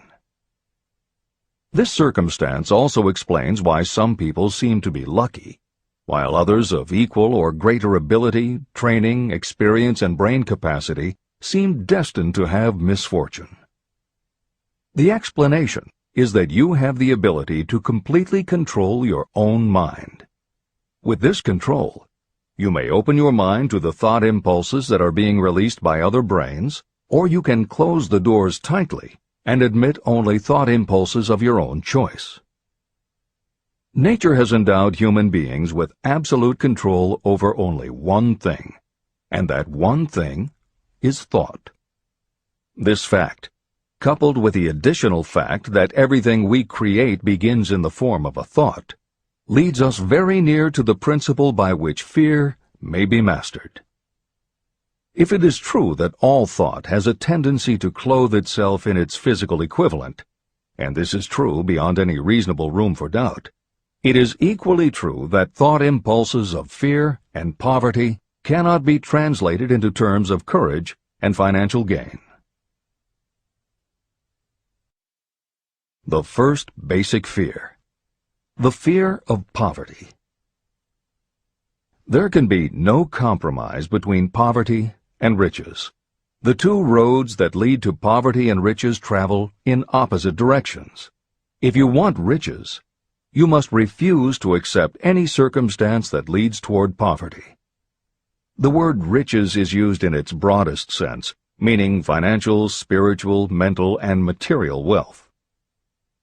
The starting point of the path that leads to riches is desire. In Chapter 3, you received full instructions for the proper use of desire. In this chapter on fear, you have complete instructions for preparing your mind to make practical use of desire. Here is the place to give yourself a challenge, which will definitely determine how much of this philosophy you have absorbed. Here is the point at which you can tell what the future holds in store for you. If, after reading this chapter, you are willing to accept poverty, you may as well make up your mind to receive poverty. This is one decision you cannot avoid. But if you demand riches, determine what form and how much will be required to satisfy you. You know the road that leads to riches. You have been given a road map. If you follow it, it will keep you on that road. If you neglect to make the start, or stop before you arrive, no one will be to blame but you. This responsibility is yours. No excuse will save you from accepting the responsibility if you now fail or refuse to demand riches of life. All you need is one thing.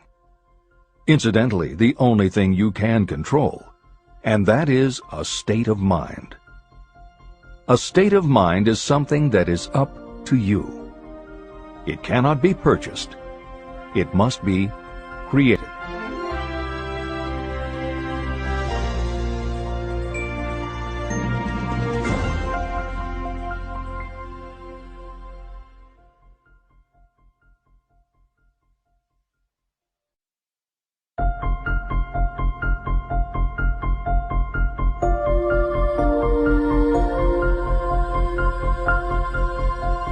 The most destructive fear.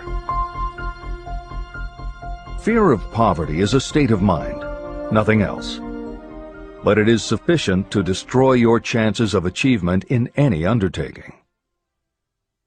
This fear paralyzes your ability to use reason, destroys the imagination, kills off self-reliance, undermines enthusiasm, discourages initiative, leads to uncertainty of purpose, encourages procrastination, wipes out enthusiasm, and makes self-control an impossibility. It takes the charm from your personality, destroys the possibility of accurate thinking, diverts concentration of effort. It defeats persistence, turns willpower into nothingness, destroys ambition, clouds the memory, and invites failure in every conceivable form. It kills love and assassinates the finer emotions of the heart, discourages friendship and invites disaster in 100 forms, leads to sleeplessness, misery, and unhappiness, and all this despite the obvious truth that you live in a world of overabundance of everything your heart could desire, with nothing standing between you and your desires except lack of a definite purpose. The fear of poverty is, without doubt, the most destructive of the 6 basic fears. It has been placed at the head of the list because it is the most difficult to master. The fear of poverty grew out of our inherited tendency to prey upon our fellow human beings economically. Nearly all animals lower than us are motivated by instinct, but their capacity to think is limited, and therefore they prey upon one another physically. We, with our superior sense of intuition, with the capacity to think and to reason, do not eat others bodily. Human beings get more satisfaction out of eating others financially. Humans are so avaricious that every conceivable law has been passed to safeguard us from one another. Nothing brings so much suffering and humility as poverty. Only those who have experienced poverty understand the full meaning of this. It is no wonder that we fear poverty. Through a long line of inherited experiences, we have learned for sure that some people cannot be trusted where matters of money and earthly possessions are concerned. So eager are we to possess wealth that we will acquire it in whatever manner we can, through legal methods if possible, through other methods if necessary or expedient. Self-analysis may disclose weaknesses that you do not like to acknowledge, but this form of examination is essential if you are going to demand of life more than mediocrity and poverty. Remember, as you check yourself point by point, that you are both the court and the jury, the prosecuting attorney and the attorney for the defense, and that you are both the plaintiff and the defendant. You are on trial. Face the facts squarely. Ask yourself definite questions and demand direct replies. When the examination is over, you will know more about yourself. If you do not feel that you can be an impartial judge, call upon someone who knows you well to serve as judge while you cross-examine yourself. You are after the truth. Get it, no matter at what the cost, even though it may temporarily embarrass you. The majority of people, if asked what they fear most, would reply, "I fear nothing." The reply would be inaccurate, because few people realize that they are bound, handicapped, whipped spiritually and physically through some form of fear. So subtle and deeply seated is the emotion of fear that you may go through life and never recognize its presence. Only a courageous analysis will disclose the presence of this universal enemy. When you begin such an analysis, search deeply into your character. The following is a list of the symptoms to look for. Symptoms of the fear of poverty. 1. Indifference. Commonly expressed through lack of ambition, willingness to tolerate poverty, and the acceptance of whatever compensation life may offer without protest. Also mental and physical laziness, and lack of initiative, imagination, enthusiasm, and self-control. 2. Indecision. The habit of permitting others to do your thinking, sitting on the fence. 3. Doubt. Generally expressed through alibis and excuses designed to cover up, explain away, or apologize for your failures. Sometimes expressed in the form of envy of those who are successful, or by criticizing them. 4. Worry. Usually expressed by finding fault with others, a tendency to spend beyond your income, neglect of personal appearance, scowling and frowning, nervousness, lack of poise, self-consciousness, and often the use of alcohol or drugs. 5. Overcaution. The habit of looking for the negative side of every circumstance, thinking and talking about possible failure instead of concentrating on succeeding, knowing all the roads to disaster, but never searching for the plans to avoid failure, waiting for the right time to begin until the waiting becomes a permanent habit, remembering those who have failed and forgetting those who have succeeded, seeing the hole in the donut, but overlooking the donut around the hole. 6. Procrastination. The habit of putting off until tomorrow that which should have been done last year, spending more time in creating excuses than it would take to do the job. This symptom is closely related to overcaution, doubt, and worry. Refusal to accept responsibility. Willingness to compromise rather than put up a fight. Compromising with difficulties instead of harnessing and using them as stepping stones to advancement. Bargaining with life for a penny instead of demanding prosperity, opulence, riches, contentment, and happiness. Planning what to do if you fail, instead of burning all bridges and making retreat impossible. Weakness of, and often total lack of, self-confidence, definiteness of purpose, self-control, initiative, enthusiasm, ambition, thrift, and sound reasoning ability. Expecting poverty instead of demanding riches. Associating with those who accept poverty instead of seeking the company of those who demand and receive riches. Money talks. Some will ask, why did you write a book about money? Why measure riches in dollars alone? Some will believe, and rightly so, that there are other forms of riches more desirable than money. Yes, there are riches that cannot be measured in terms of dollars. But there are also millions of people who say, "Give me all the money I need, and I will find everything else I want." The major reason why I wrote this book on how to get money is that millions of men and women are paralyzed with the fear of poverty. What this sort of fear does to one was well described by Westbrook Pegler. Editor's comments. James Westbrook Pegler was a controversial newspaper columnist for the Chicago Daily News and the Washington Post. Although his career lasted into the 1960s, he was most widely read and quoted during the 1930s and 1940s. During that period, he went from being a public supporter of Franklin Roosevelt and the New Deal policies to the opposite end of the political spectrum, championing conservative points of view. Pegler was also the author of 3 books based on his columns, and in 1940 won the Pulitzer Prize for his expose of union racketeering. This is the end of the editor's comments. We continue with the article by Westbrook Pegler. Money is only clamshells or metal discs or scraps of paper. And there are treasures of the heart and soul which money cannot buy. But most people, being broke, are unable to keep this in mind and sustain their spirits. When a man is down and out and on the street, unable to get any job at all, something happens to his spirit, which can be observed in the droop of his shoulders, the set of his hat, his walk, and his gaze. He cannot escape a feeling of inferiority among people with regular employment, even though he knows they are definitely not his equals in character, intelligence, or ability.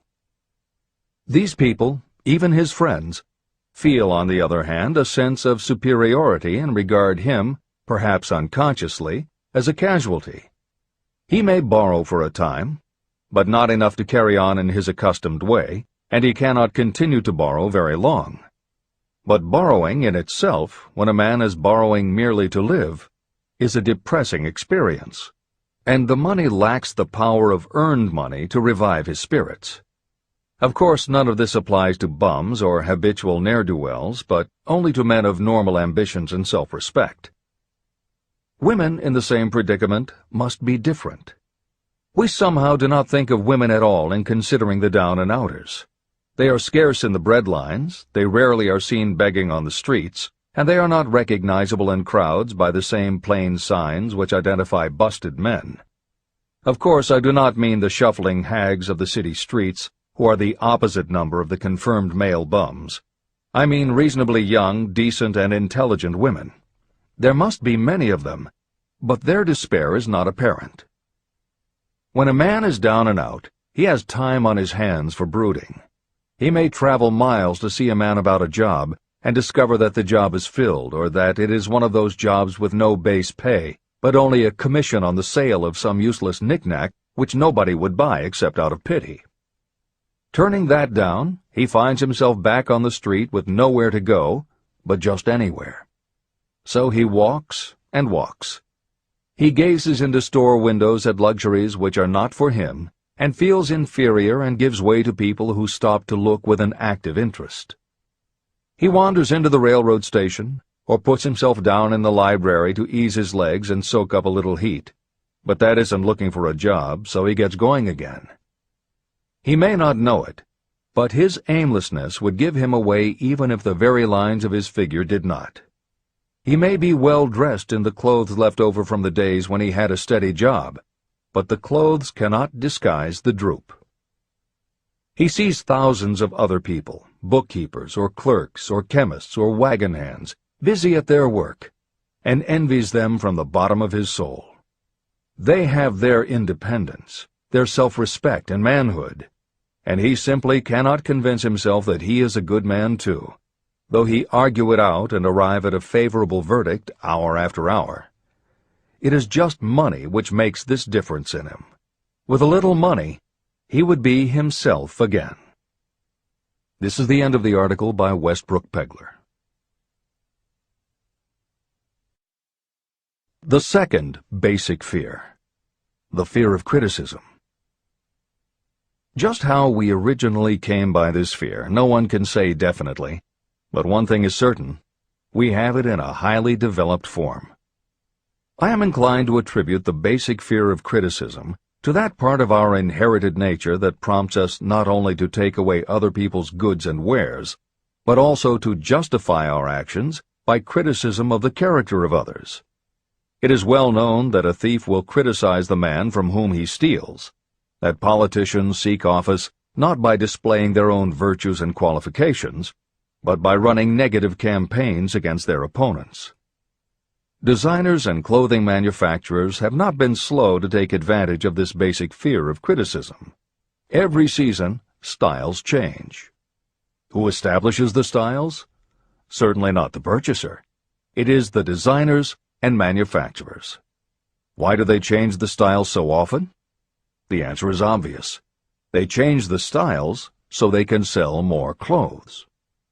The fear of criticism robs people of their initiative, destroys their power of imagination, limits their individuality, takes away their self-reliance, and does them damage in 100 other ways. Parents often do their children irreparable injury by criticizing them. The mother of one of my friends used to punish him with a switch almost daily, always completing the job with the statement, "You'll land in the penitentiary before you are 20. He was sent to a reformatory at the age of 17.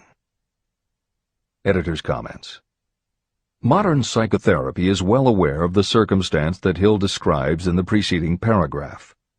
In the chapters on autosuggestion and hypnosis, reference was made to childhood traumas that result in phobias, compulsive behaviors, fixations, or complexes. However, there are instances in which the implanting of a suggestion is much more subtle. Hypnotherapists have found that common phrases such as, "Don't you ever say no to me again," "I'm afraid she'll never get over it," or "You're just like your father," can hamper a person's abilities later in life if such phrases were said often enough or at a time when a child was particularly vulnerable.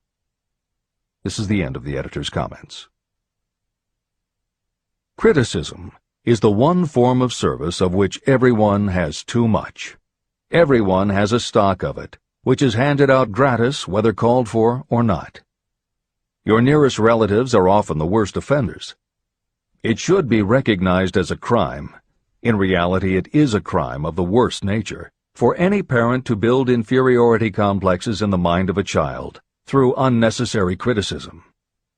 Employers who understand human nature get the best there is in people not by criticism, but by constructive suggestion. Parents may accomplish the same results with their children. Criticism will plant fear in the human heart, or resentment, but it will not build love or affection. Symptoms of the fear of criticism. This fear is almost as universal as the fear of poverty, and its effects are just as fatal to personal achievement, mainly because this fear destroys initiative and discourages the use of imagination. The major symptoms of the fear are: 1. Self-consciousness, generally expressed through nervousness, timidity in conversation and in meeting strangers, awkward movements, and shifting of the eyes. 2. Lack of poise, expressed through lack of voice control, nervousness in the presence of others, poor posture, poor memory. 3. Personality weaknesses, lacking in firmness of decision, personal charm, and ability to express opinions definitely, the habit of sidestepping issues instead of meeting them squarely, agreeing with others without careful examination of their opinions. 4. Inferiority complex, the habit of expressing your own self-approval as a means of covering up your feeling of inferiority, using big words to impress others, often without knowing the real meaning of the words, imitating others in dress, speech, and manners, boasting of imaginary achievements, and acting superior to cover up the fact that you feel inferior. 5. Extravagance, the habit of trying to keep up with the Joneses and spending beyond your income. 6. Lack of initiative, failure to embrace opportunities for self-advancement, fear to express opinions, lack of confidence in your own ideas, giving evasive answers to questions asked by superiors, hesitancy of manner and speech, deceit in both words and deeds. 7. Lack of ambition, mental and physical laziness, lack of self-assertion, slowness in reaching decisions, being too easily influenced, the habit of accepting defeat without protest, or quitting an undertaking when opposed by others. Also the habit of criticizing others behind their backs and flattering them to their faces, suspicion of other people without cause, lack of tactfulness of manner and speech, and unwillingness to accept the blame for mistakes. The third basic fear, the fear of ill health. This fear may be traced to both physical and social heredity. It is closely associated with the causes of fear of old age and the fear of death. We fear ill health because of the terrible pictures that have been planted in our minds of what may happen if death should overtake us. We also fear it because of the economic toll that it may claim. One reputable physician estimated that 75% of all people who visit doctors are suffering with hypochondria, imaginary illness. It has been shown that the fear of disease, even when there is not the slightest cause for fear, often produces the physical symptoms of the disease feared. Powerful and mighty is the human mind. It builds or it destroys. Through a series of experiments, my staff proved how susceptible people are to the power of suggestion. We asked 3 acquaintances to visit separately with the victim. They were instructed to pose the question, "What ails you? You look terribly ill." The first questioner provoked a grin from him and a nonchalant, "Oh, nothing, I'm all right." The second questioner was answered with a statement, "I don't know exactly, but I do feel badly." The third questioner was met with the admission that the victim was actually feeling ill. Editor's comment. Hill's experiment is one that you do not want to carry too far. It is not that different from the principle behind certain religious sects whose members take vengeance on their enemies by hexing or placing a spell on a victim. The spell only works because the victim believes that spells can be cast and that it is possible he or she could be hexed. When the hex victim is informed that someone has cast a spell on them, they accept that it is possible, and their mind does the rest. The same theory operated when Hill's associate was told 3 times that he looked ill. He believed it was possible. Being told 3 times was convincing, and his mind went to work and made it so. This is the end of the editor's comment. There is overwhelming evidence that disease sometimes begins in the form of negative thought impulse. Such thoughts may be planted in your mind by suggestion or created by you in your own mind. Doctors send patients to new climates for their health because a change of mental attitude is necessary. The seed of fear of ill health lives in every human mind. Worry, fear, discouragement, or disappointment can cause this seed to germinate and grow. Symptoms of the fear of ill health. The symptoms of this almost universal fear are 1. Autosuggestion. The habit of negative use of self-suggestion by looking for and expecting to find symptoms of all kinds of disease. Enjoying your imaginary illness and speaking of it as being real. The habit of trying fads and isms recommended by others as having therapeutic value. Talking to others of operations, accidents, and other forms of illness. Experimenting with diets, physical exercises, weight loss systems without professional guidance. Trying home remedies, patent medicines, and quack remedies. 2. Hypochondria, a medical term for imaginary disease. The habit of excessively talking about illness, and by concentrating the mind on disease you begin to expect it to happen to you.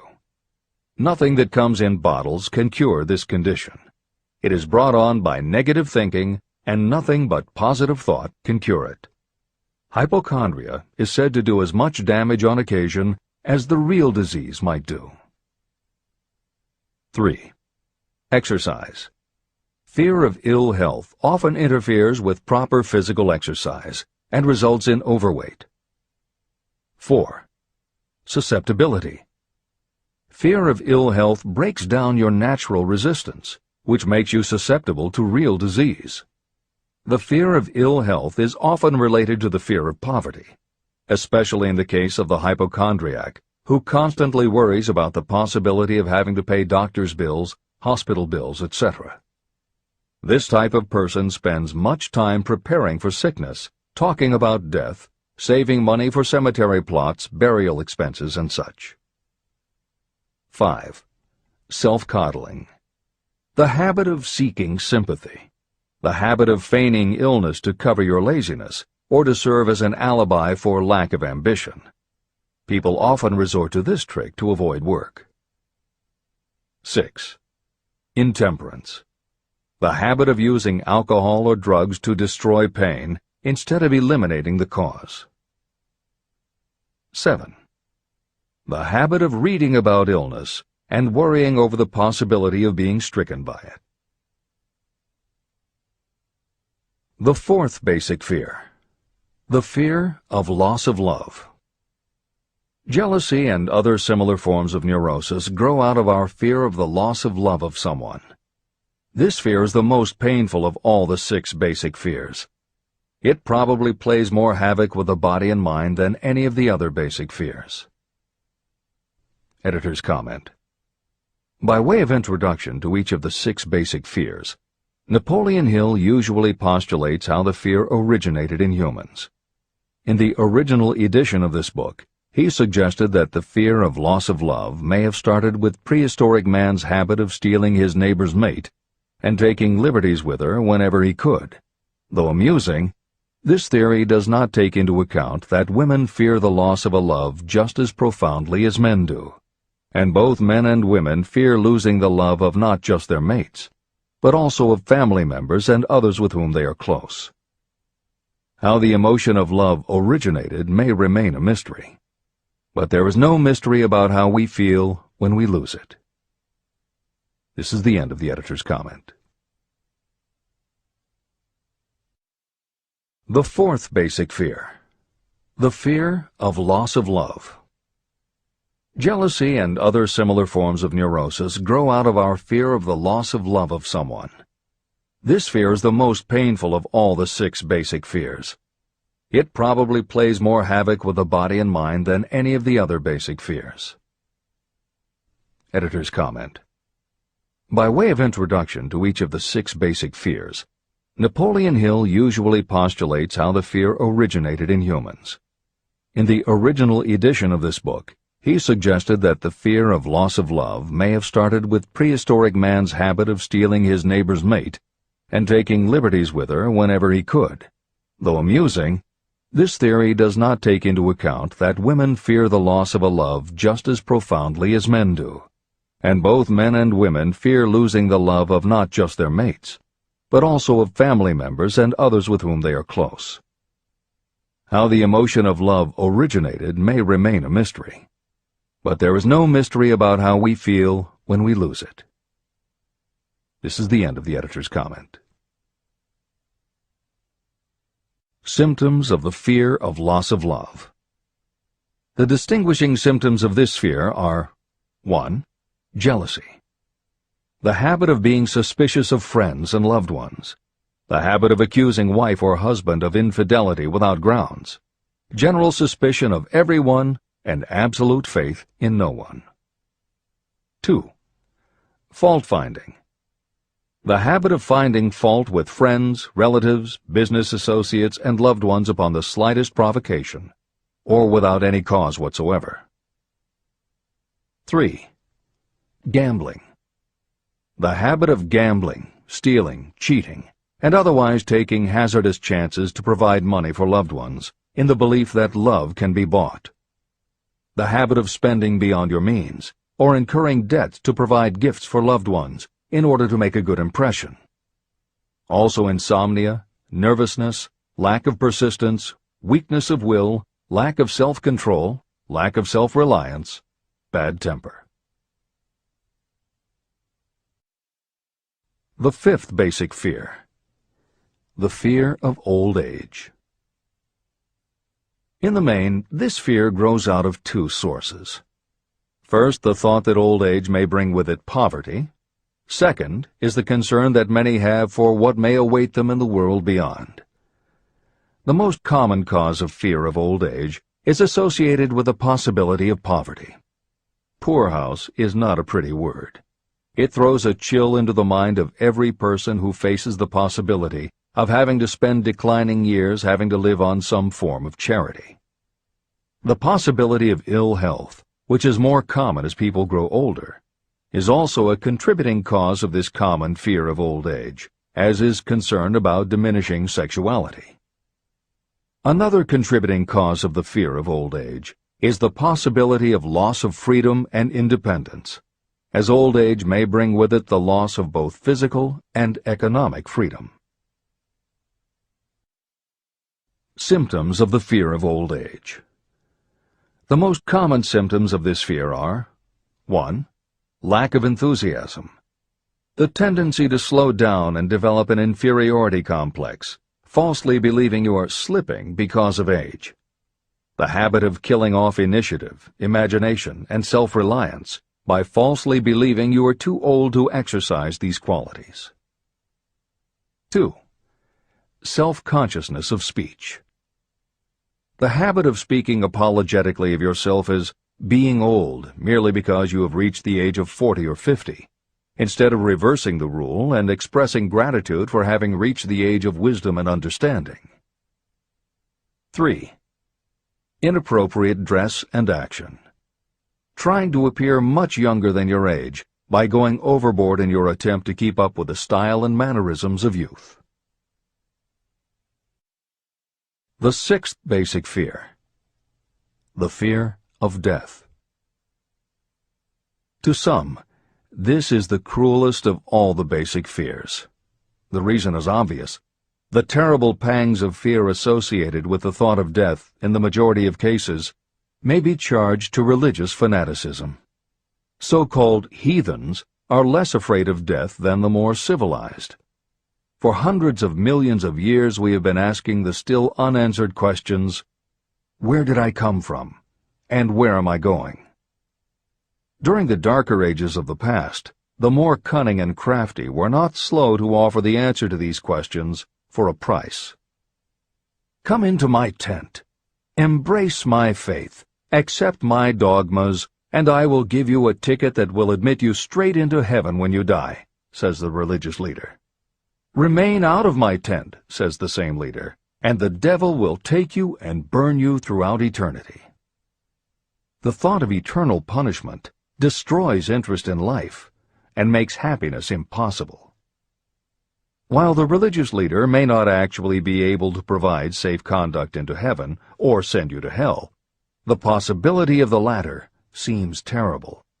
The very thought of it takes hold of the imagination in such a realistic way that it paralyzes reason and sets up the fear of death. The fear of death is not as common now as it was during the age when there were no great colleges and universities. People of science have turned the spotlight of truth upon the world, and this truth is rapidly freeing men and women from this terrible fear of death. The young men and women who attend the colleges and universities are not easily impressed by fire and brimstone. Through knowledge, the fears of the dark ages that grip the mind have been dispelled. The entire world is made up of only 4 things: time, space, energy, and matter. In elementary physics, we learn that neither matter nor energy can be created or destroyed. Both matter and energy can be transformed, but neither can be destroyed. Life is energy, if it is anything. If neither energy nor matter can be destroyed, of course life itself cannot be destroyed. Life, like other forms of energy, may be passed through various processes of transition or change, but it cannot be destroyed. Death is mere transition. And if death is not mere change or transition, then nothing comes after death except a long, eternal, peaceful sleep. And sleep is nothing to be feared. If you can accept the logic of this, you may forever wipe out your fear of death. Symptoms of the fear of death. The general symptoms of this fear are: 1. The habit of thinking about dying, instead of making the most of life. This is generally due to lack of purpose or lack of a suitable occupation. This fear is more prevalent among the aged, but sometimes the more youthful are victims of it. The greatest of all remedies for the fear of death is a burning desire for achievement, backed by useful service to others. A busy person seldom has time to think about dying. A busy person finds life too thrilling to worry about death. 2. Sometimes the fear of death is closely associated with the fear of poverty, where death would leave loved ones poverty-stricken. 3. In other cases, the fear of death is caused by illness and the breakdown of physical body resistance. 4. The most common causes of the fear of death are ill health, poverty, lack of appropriate occupation, disappointment over love, insanity, and religious fanaticism. The disaster of worry and destructive thinking. Worry is a state of mind based upon fear. It works slowly but persistently. It is insidious and subtle. Step by step, it digs itself in until it paralyzes the reasoning faculty and destroys self-confidence and initiative. Worry is a form of sustained fear caused by indecision. Therefore, it is a state of mind that can be controlled. An unsettled mind is helpless. Indecision makes an unsettled mind. Most individuals lack the willpower to reach decisions promptly and to stand by them after they have been made. We do not worry over conditions once we have reached a decision to follow a definite line of action. I once interviewed a man who was sentenced to be electrocuted 2 hours later. The condemned man was the calmest of the 8 men who were in the death cell with him. His calmness prompted me to ask him how it felt to know that he was going into eternity in a short while. With a smile of confidence on his face, he said, "It feels fine. Just think, brother, my troubles will soon be over. I've had nothing but trouble all my life. It has been a hardship to get food and clothing. Soon, I will not need these things. I have felt fine ever since I learned for certain that I must die. I made up my mind then to accept my fate in good spirit." As he spoke, he devoured a dinner sufficient for 3 men, eating every mouthful of the food brought to him, and apparently enjoying it as much as if no disaster awaited him. Decision gave this man resignation to his fate. Decision can also prevent one's acceptance of undesired circumstances. Through indecision, the 6 basic fears become translated into a state of worry. Relieve yourself forever of the fear of death by reaching a decision to accept death as an inescapable event. Eliminate the fear of old age by reaching a decision to accept it not as a handicap, but as a great blessing that carries with it wisdom, self-control, and understanding. Master the fear of loss of love by reaching a decision to get along without love, if that is necessary. Defeat the fear of criticism by reaching a decision not to worry about what other people think, do, or say. Overcome the fear of ill health by the decision to forget symptoms, and whip the fear of poverty by reaching a decision to get along with whatever wealth you can accumulate without worry.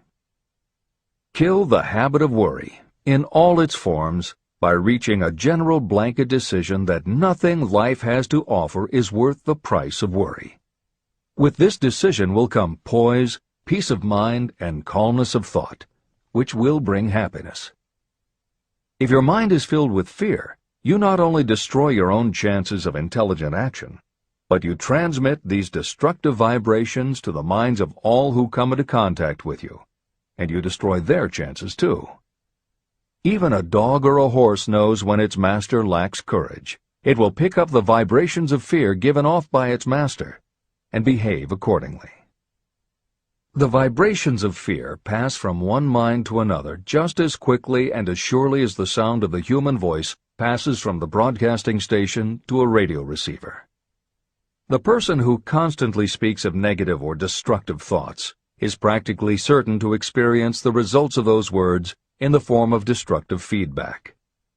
But even negative thoughts without words will come back to you. The release of destructive thought impulses alone also produces feedback in more ways than one. First, and perhaps most important to be remembered, the person who releases thoughts of a destructive nature must suffer damage through the breaking down of creative imagination. Secondly, the presence in the mind of any destructive emotion develops a negative personality, which repels people and often converts them into antagonists.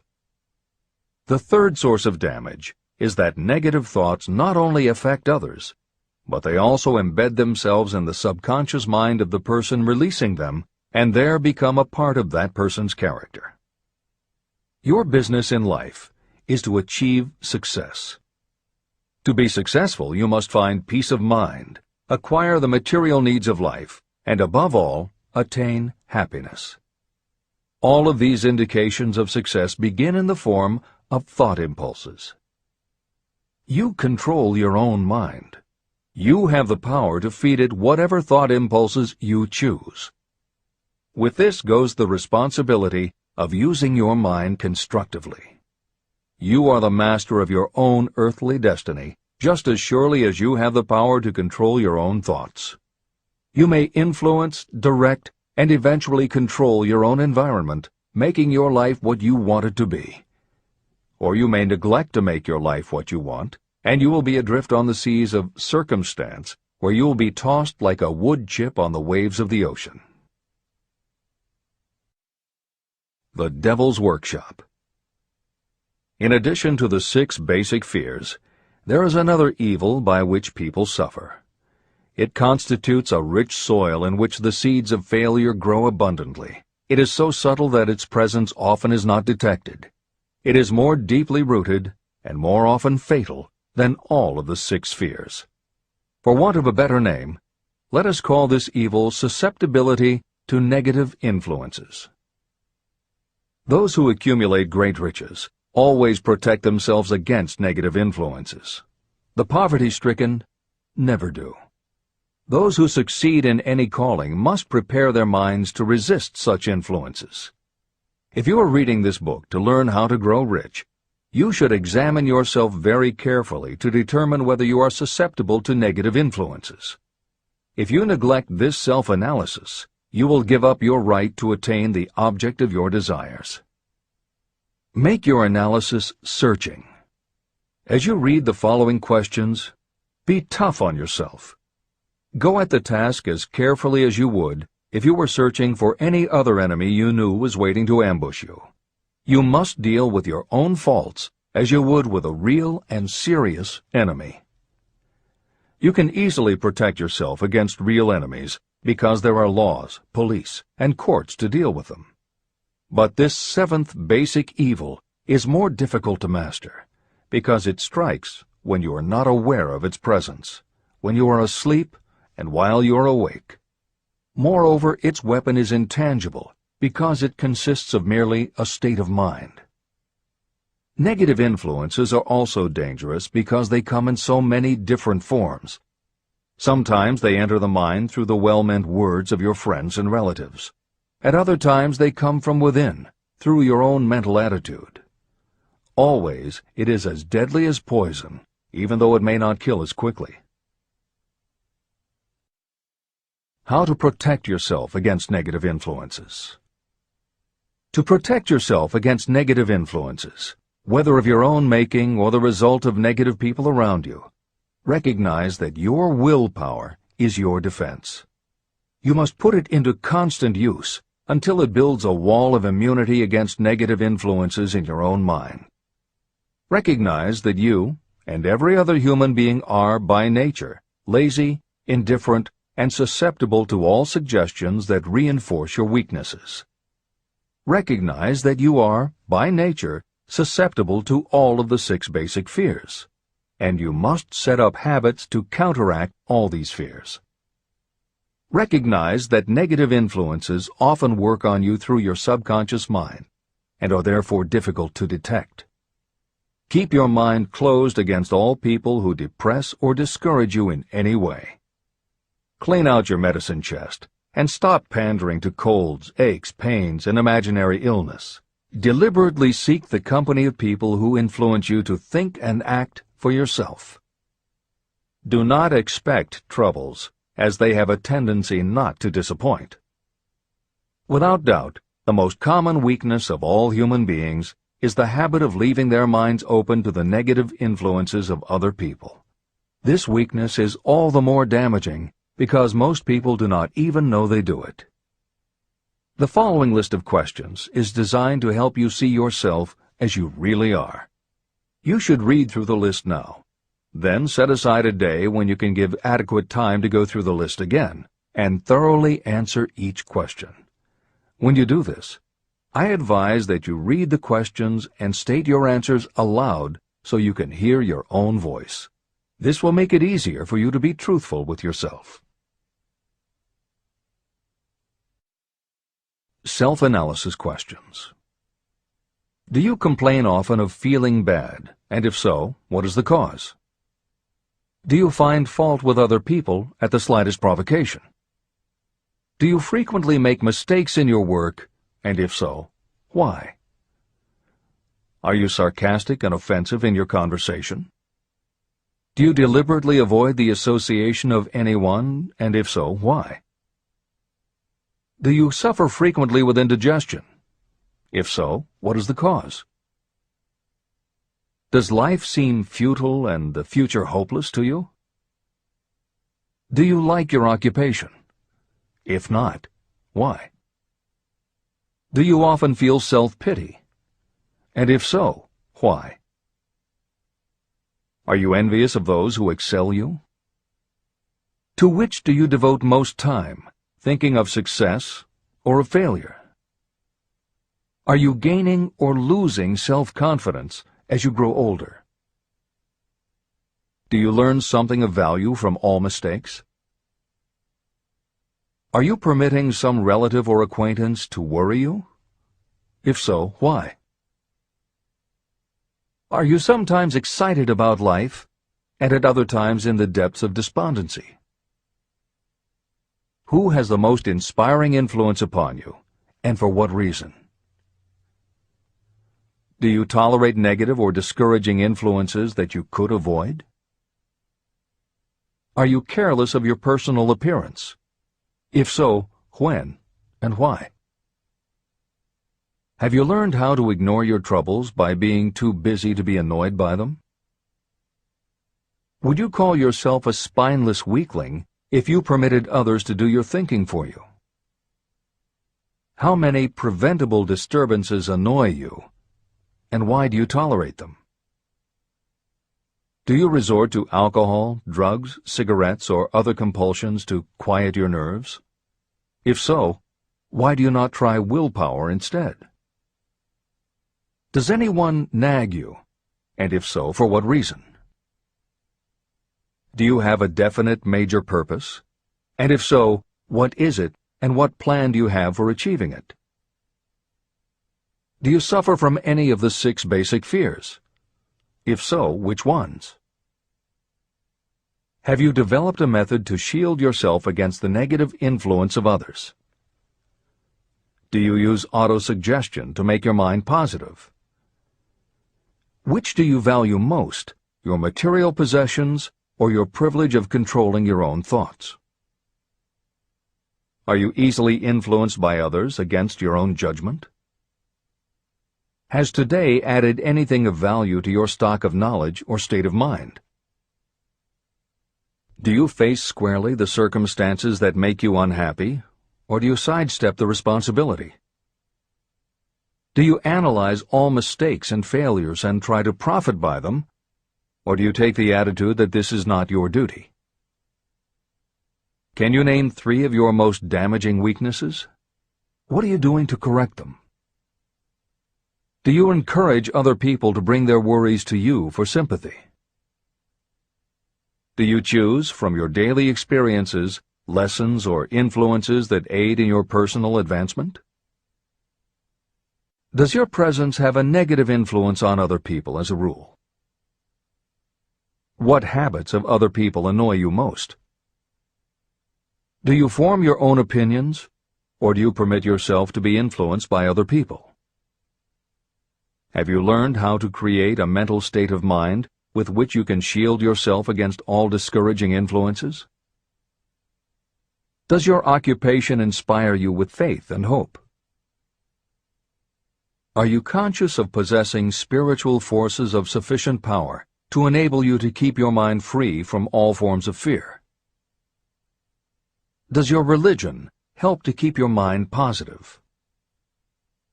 Do you feel it your duty to share other people's worries?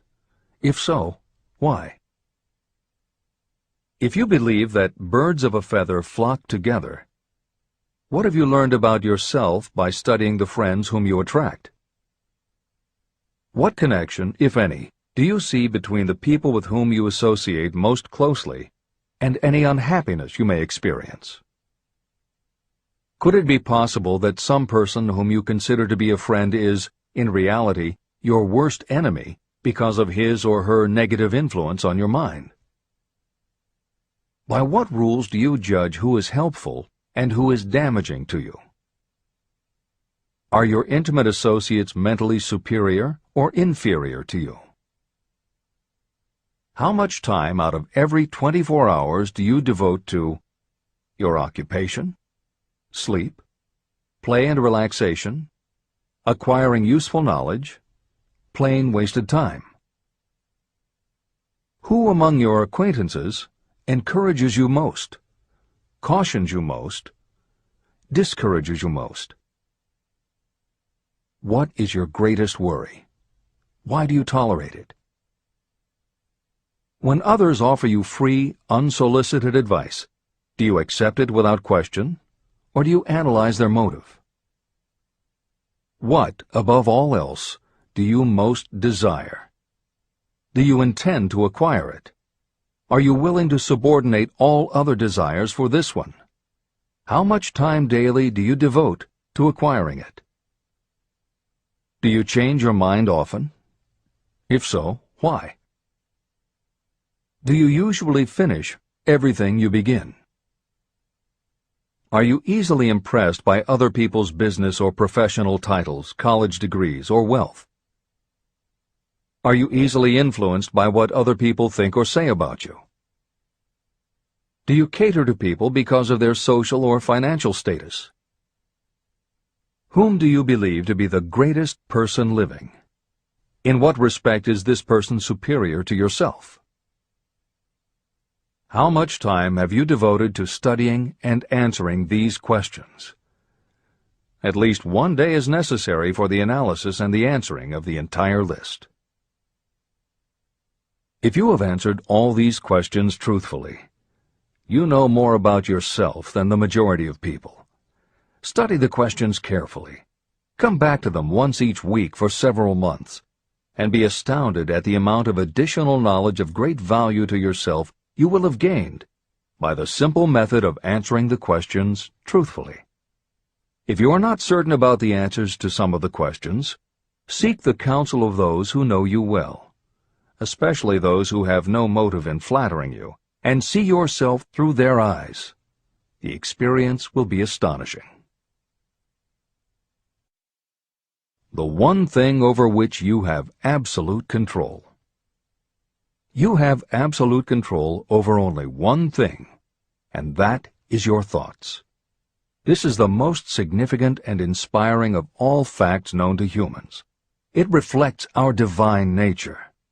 This ability to control your thoughts is the sole means by which you may control your own destiny. If you fail to control your own mind, you may be sure you will control nothing else. Your mind is your spiritual estate. Protect and use it with the care to which divine royalty is entitled. You were given your willpower for this purpose. Unfortunately, there is no legal protection against those who, by design or through ignorance, poison the minds of others with negative suggestion.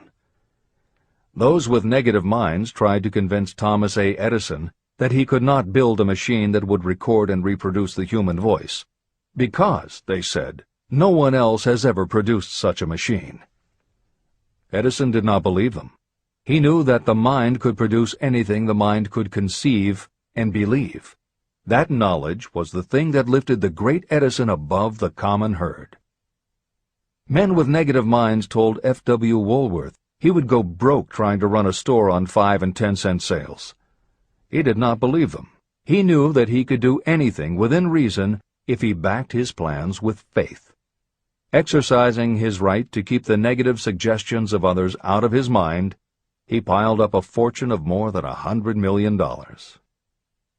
Doubting Thomases scoffed scornfully when Henry Ford tried out his first crudely built automobile on the streets of Detroit. Some said the thing would never become practical. Others said no one would pay money for such a contraption. Ford said, "I'll belt the earth with dependable motor cars." And he did. For the benefit of those seeking vast riches, Let it be remembered that practically the sole difference between Henry Ford and a majority of workers is this: Ford had a mind, and he controlled it. The others have minds that they do not try to control. Mind control is the result of self-discipline and habit. You either control your mind, or it controls you. There is no halfway compromise. The most practical method for controlling your mind is the habit of keeping it busy with a definite purpose, backed by a definite plan.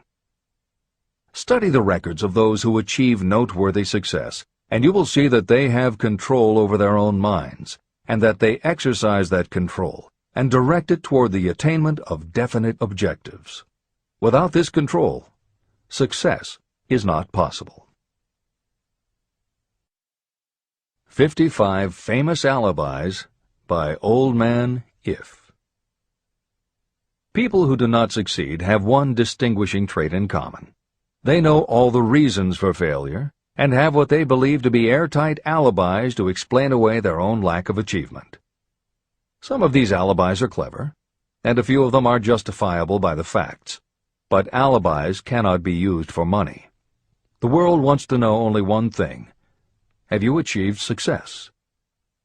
A character analyst compiled a list of the most commonly used alibis. As you read the list, examine yourself carefully and determine how many of these alibis you use. Remember, the philosophy presented in this book makes every one of these alibis obsolete. If I didn't have a wife and family. If I had enough pull. If I had money. If I had a good education. If I could get a job. If I had good health. If I only had time. If times were better. If other people understood me. If conditions around me were only different. If I could live my life over again.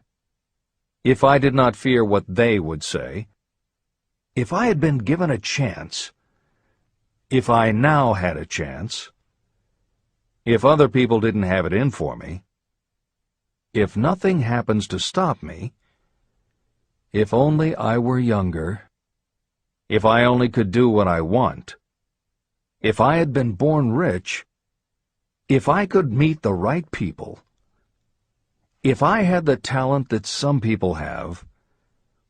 If I dared to assert myself. If only I had embraced past opportunities. If people didn't get on my nerves. If I didn't have to keep house and look after the children. If I could save some money. If the boss only appreciated me. If I only had somebody to help me. If my family understood me. If I lived in a big city. If I could just get started. If I were only free. If I had the personality of some people. If I were not so fat. If my real talents were known. If I could just get a break. If I could only get out of debt. If I hadn't failed. If I only knew how. If everybody wasn't against me. If I didn't have so many worries. If I could marry the right person. If people weren't so dumb. If my family were not so extravagant. If I were sure of myself. If luck were not against me.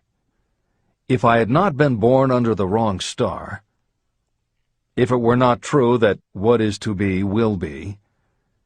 If I did not have to work so hard. If I hadn't lost my money. If I lived in a different neighborhood. If I didn't have a past. If I only had a business of my own. If other people would only listen to me. If, and this is the greatest of them all, if I had the courage to see myself as I really am, I would find out what is wrong with me and correct it. And I know that something must be wrong with the way I have done things, or I would already have the success that I desire. I recognize that something must be wrong with me, otherwise I would have spent more time analyzing my weaknesses and less time building alibis to cover them. Building alibis to explain away failure is a national pastime.